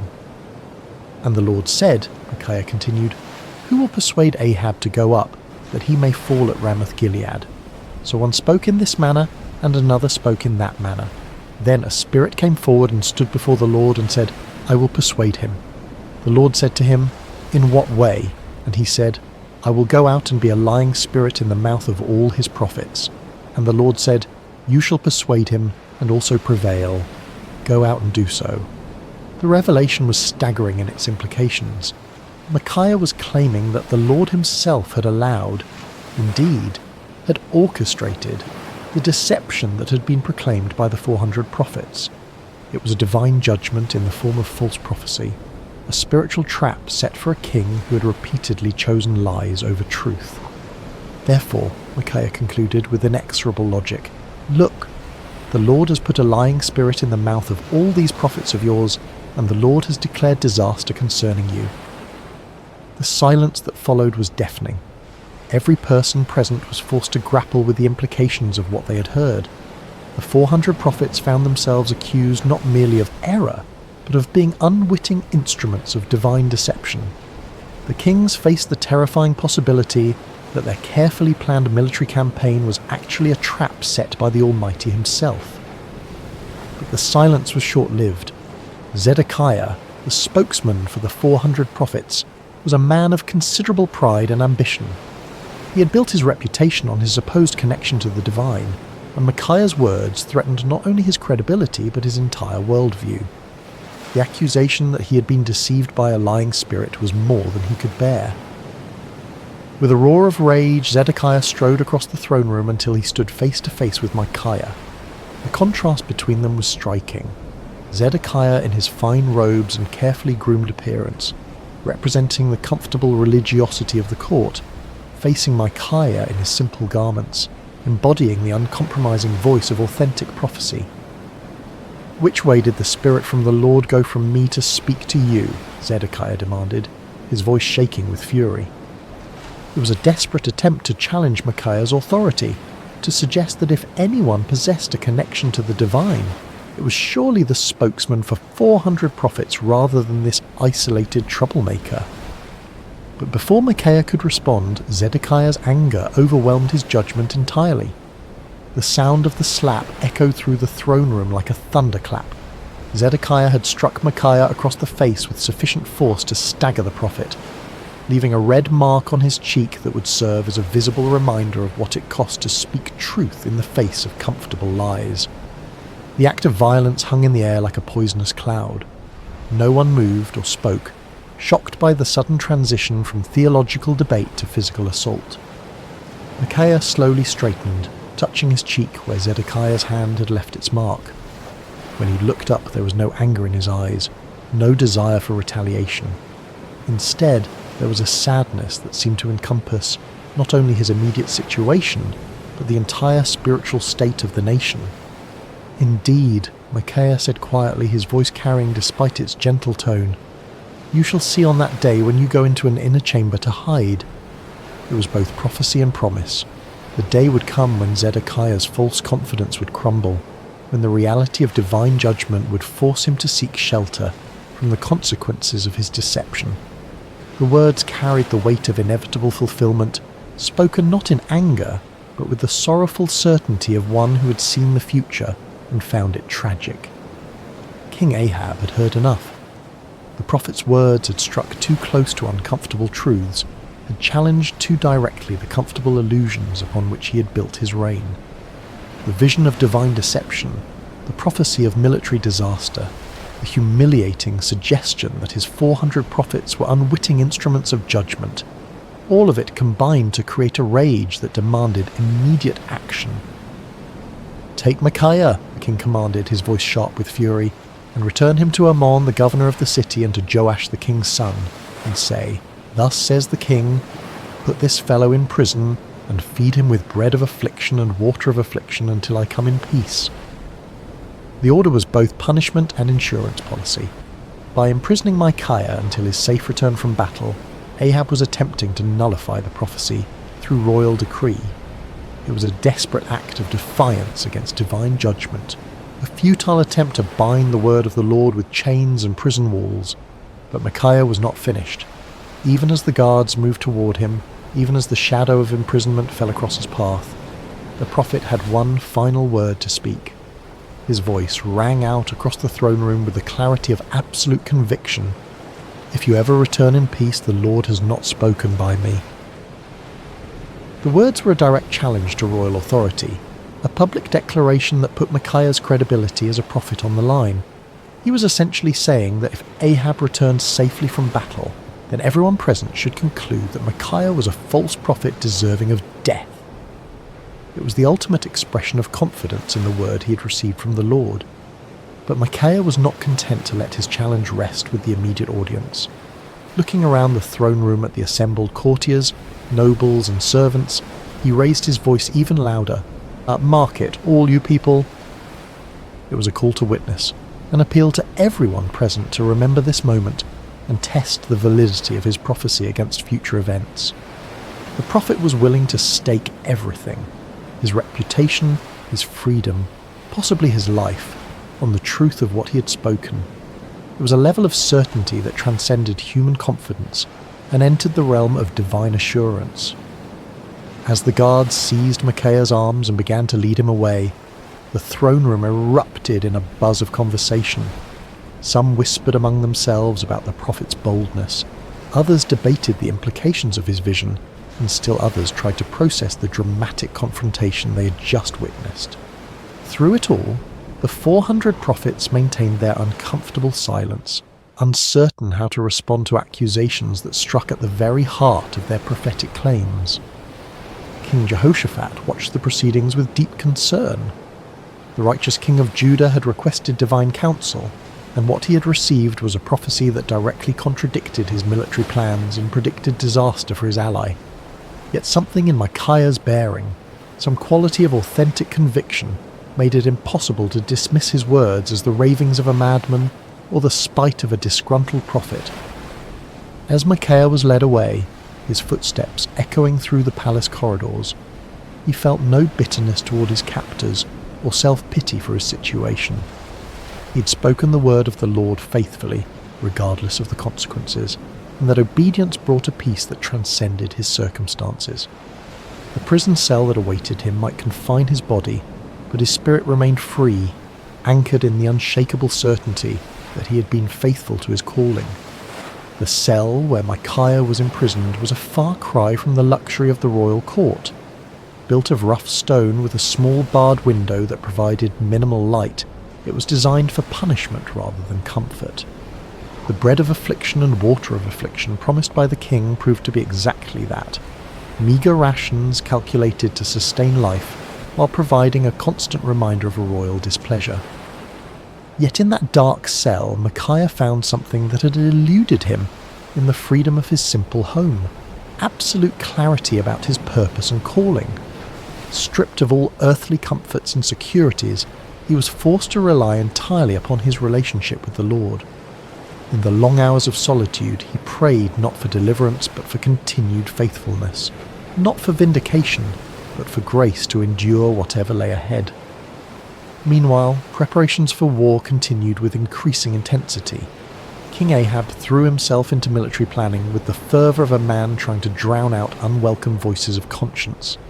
He consulted with his generals, inspected his troops, and made elaborate arrangements for what he was determined would be a glorious victory. The prophecy of the 400 court prophets was repeated frequently, as if constant repetition could somehow make it more reliable. King Jehoshaphat, however, found himself deeply troubled by the day's events. The contrast between the theatrical unanimity of the 400 prophets and Micaiah's stark authenticity had left him with serious doubts about the wisdom of the planned campaign. Yet he had given his word to stand with Ahab, and the political implications of backing out now were significant. As the day of departure approached, Ahab made one final attempt to circumvent the prophecy that haunted his thoughts. If the word of the Lord through Micaiah was true, then King Ahab was destined to die in battle.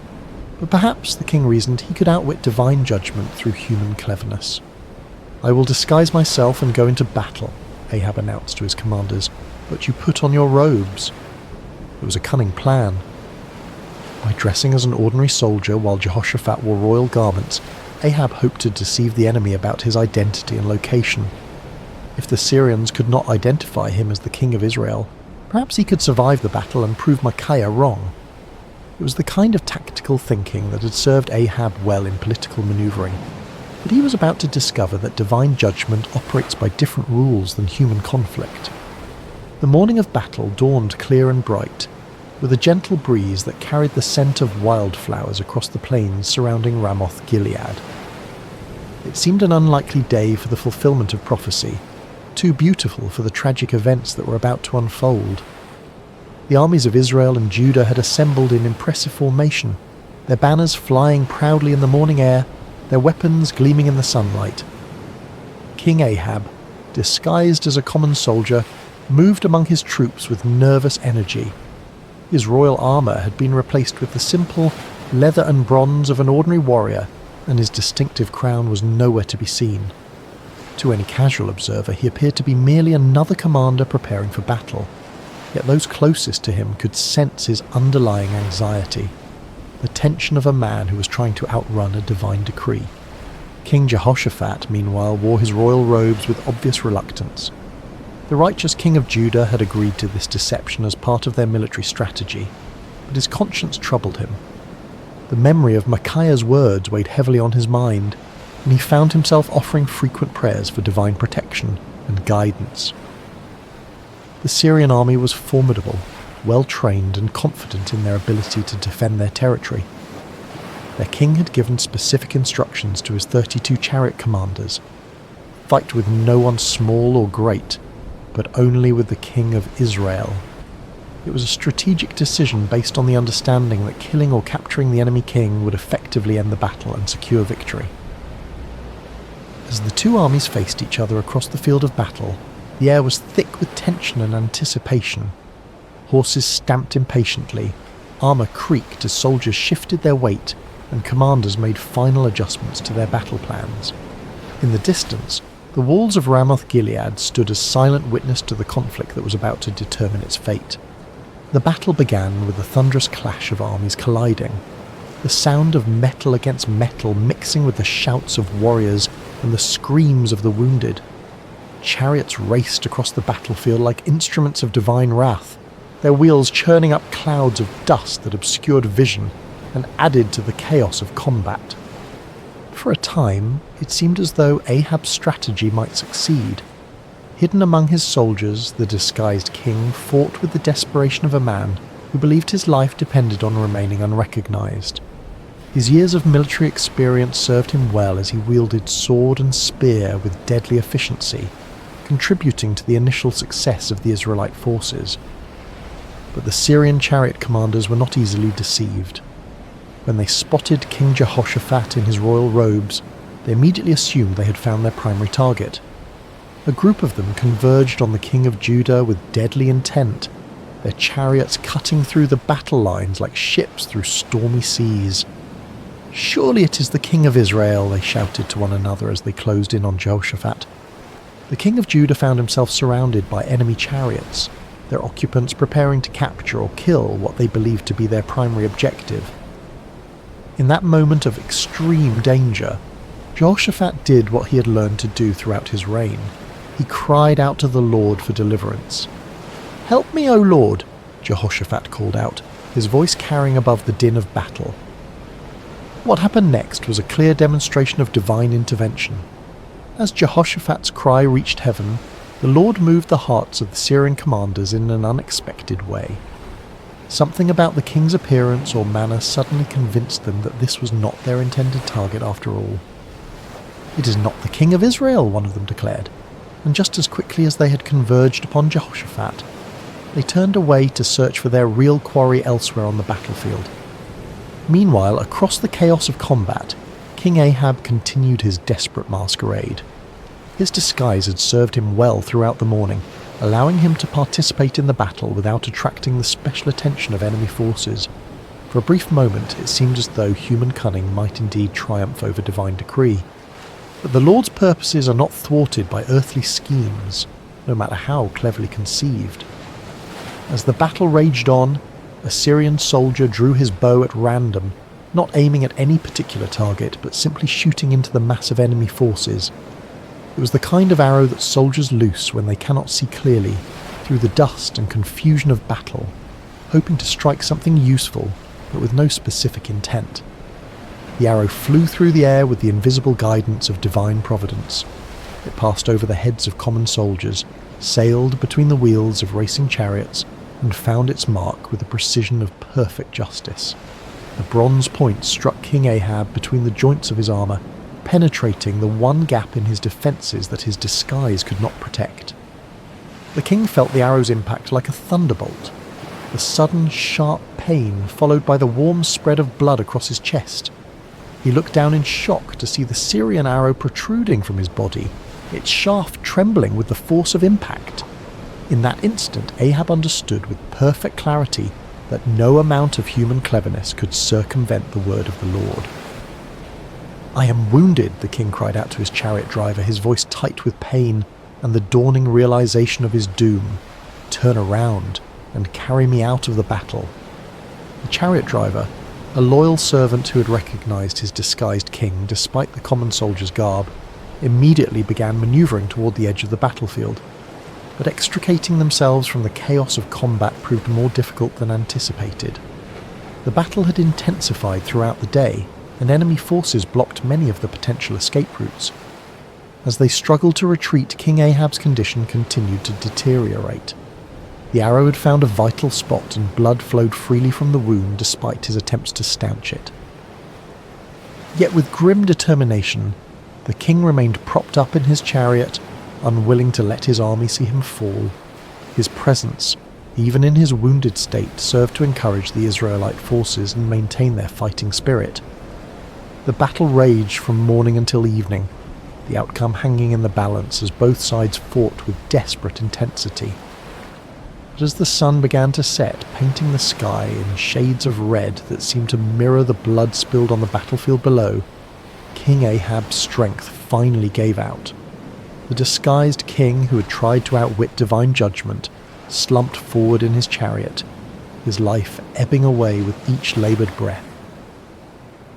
As word of the king's condition spread through the ranks, the cry went up that would fulfill Micaiah's prophecy with devastating accuracy.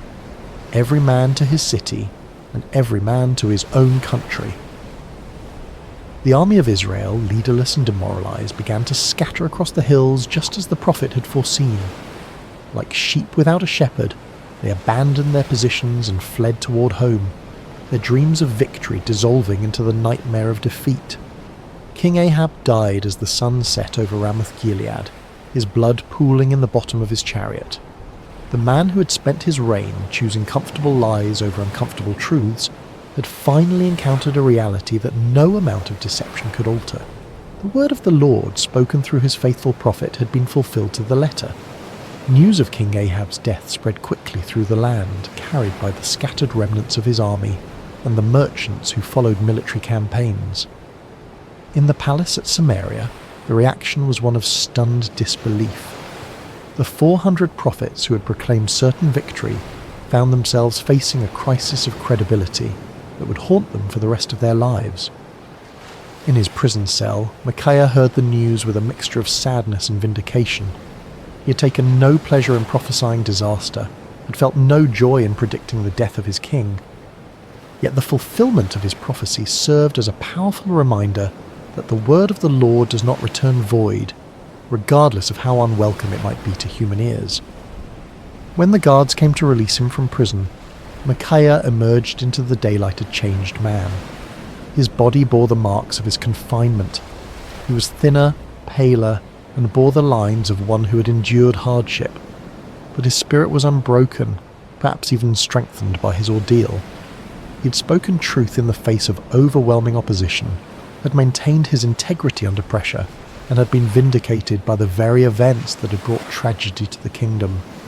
The political ramifications of Ahab's death were immediate and far-reaching. His son Ahaziah ascended to the throne, inheriting a kingdom shaken by military defeat and spiritual confusion.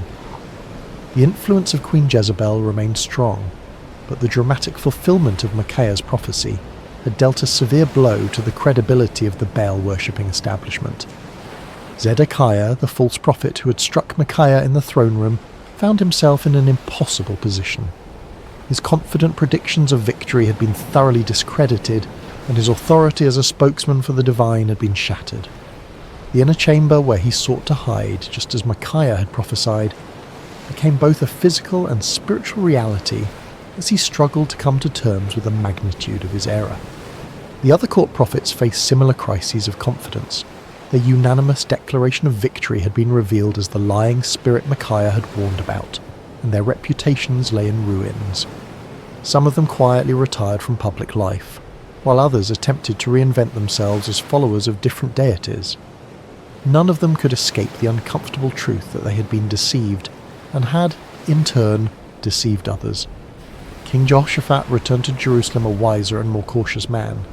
His alliance with Ahab had nearly cost him his life, and the experience had taught him valuable lessons about the importance of seeking genuine divine guidance rather than accepting comfortable confirmations of predetermined plans.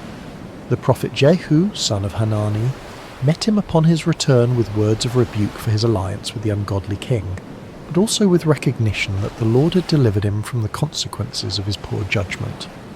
Throughout the kingdom, people began to reassess their understanding of prophecy and divine revelation. The dramatic contrast between the false assurances of the 400 prophets and the accurate warnings of the solitary Micaiah had provided a vivid lesson in discernment. Many began to understand that true prophecy was not measured by its popularity or its agreement with human desires, but by its faithfulness to the word and character of the Lord. Years passed, and the story of Micaiah's stand against the 400 false prophets became one of the most remembered episodes in the history of Israel. Parents told it to their children as an example of courage and integrity, while religious teachers used it to illustrate the difference between true and false prophecy. The tale grew in significance with each telling, not because it was embellished, but because its lessons proved to be timeless and universal. The first and most obvious lesson was about the cost of speaking truth. Micaiah had paid a heavy price for his faithfulness: imprisonment, isolation, and the hostility of the powerful. Yet his willingness to endure these hardships had ultimately served a greater purpose, preserving the integrity of prophetic ministry and providing a clear example of what it meant to fear God rather than man.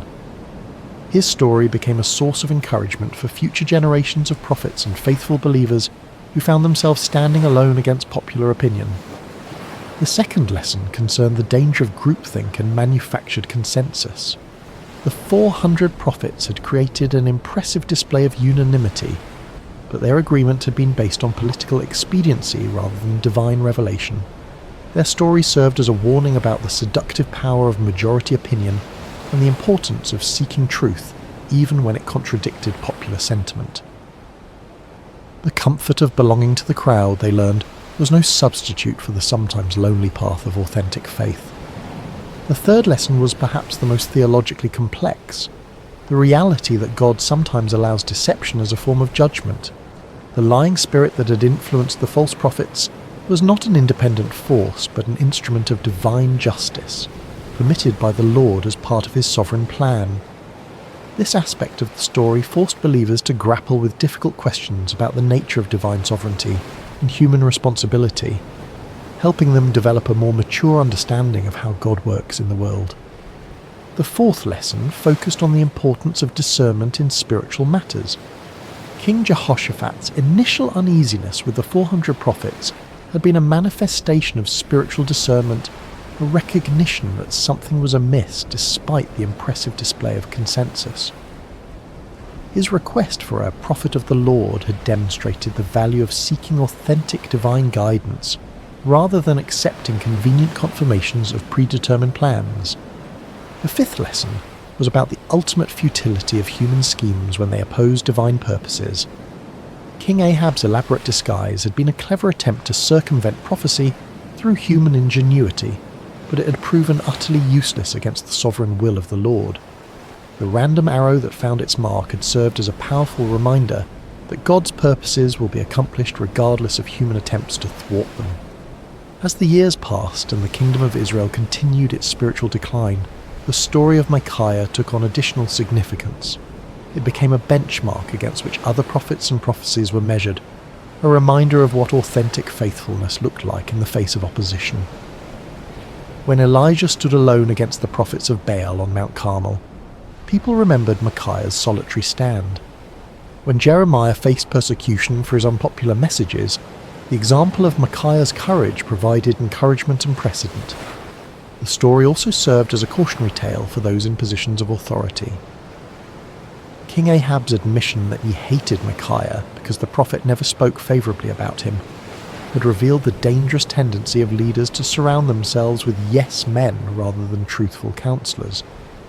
Future kings and officials who heard the story were challenged to examine their own relationships with advisors and to consider whether they were seeking truth or merely confirmation of their existing beliefs. In the quiet of his later years, Micaiah often reflected on that pivotal day when he had stood alone before 2 kings and 400 false prophets. The physical scars from his imprisonment had faded, but the spiritual impact of his experience continued to shape his understanding of his calling and his relationship with the Lord. The prophet had learned that faithfulness was not measured by immediate results, but by obedience to divine instruction. His warning had not prevented the battle or saved King Ahab's life, but it had preserved the integrity of prophetic ministry and provided a clear demonstration of the difference between true and false revelation. Sometimes, he realised, the greatest victories were won not through changing circumstances, but through maintaining faithfulness in the midst of difficult circumstances. Micaiah had also discovered that standing alone was not the same as being alone. In his prison cell, deprived of human companionship and comfort, he had experienced a deeper intimacy with the Lord than he had ever known before. The isolation that had seemed like punishment had actually become a pathway to greater spiritual understanding and strength.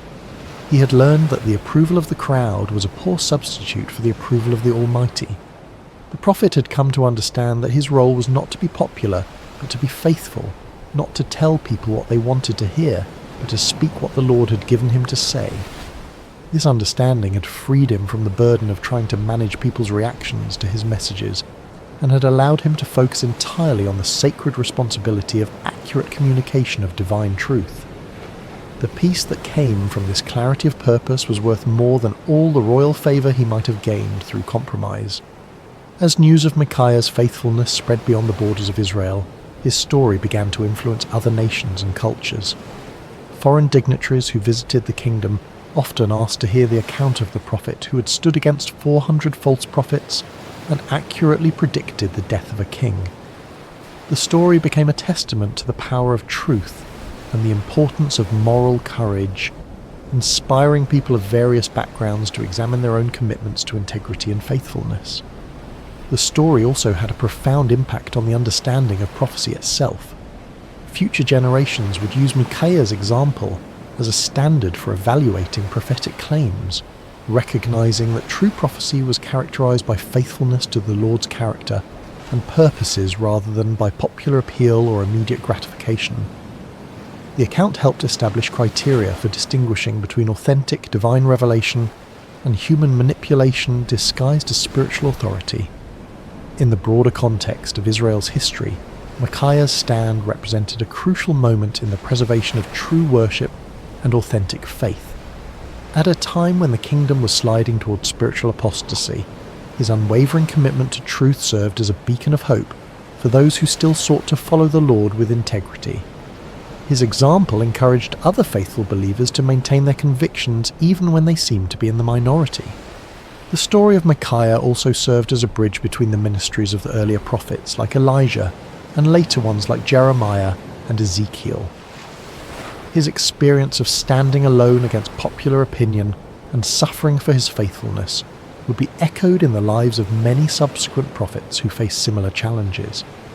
The patterns of persecution, vindication, and ultimate triumph that characterized his story became recurring themes in the ongoing narrative of God's relationship with his people.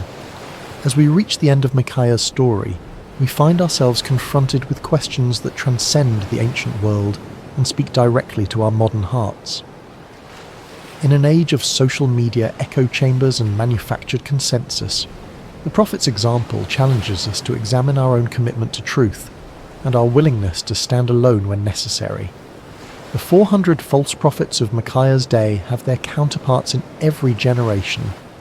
Those who tell us what we want to hear rather than what we need to hear, who offer comfortable lies instead of challenging truths.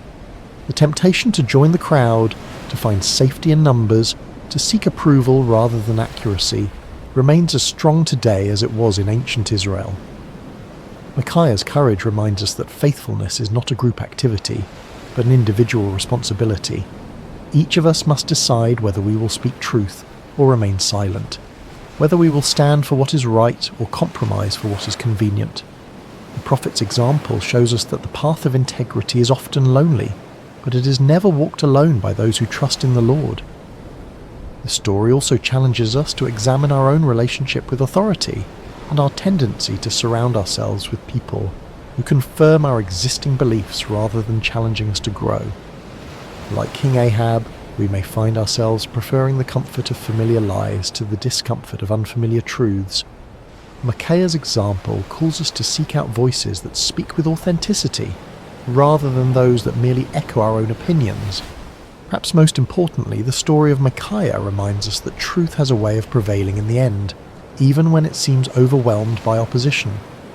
The prophet's vindication did not come immediately, and it came at great personal cost, but it came nonetheless. His example encourages us to trust in the ultimate triumph of truth and to remain faithful even when the outcome is uncertain. In our own lives, we may face moments when we are called to be like Micaiah, to stand alone against popular opinion, to speak uncomfortable truths, to choose faithfulness over favour.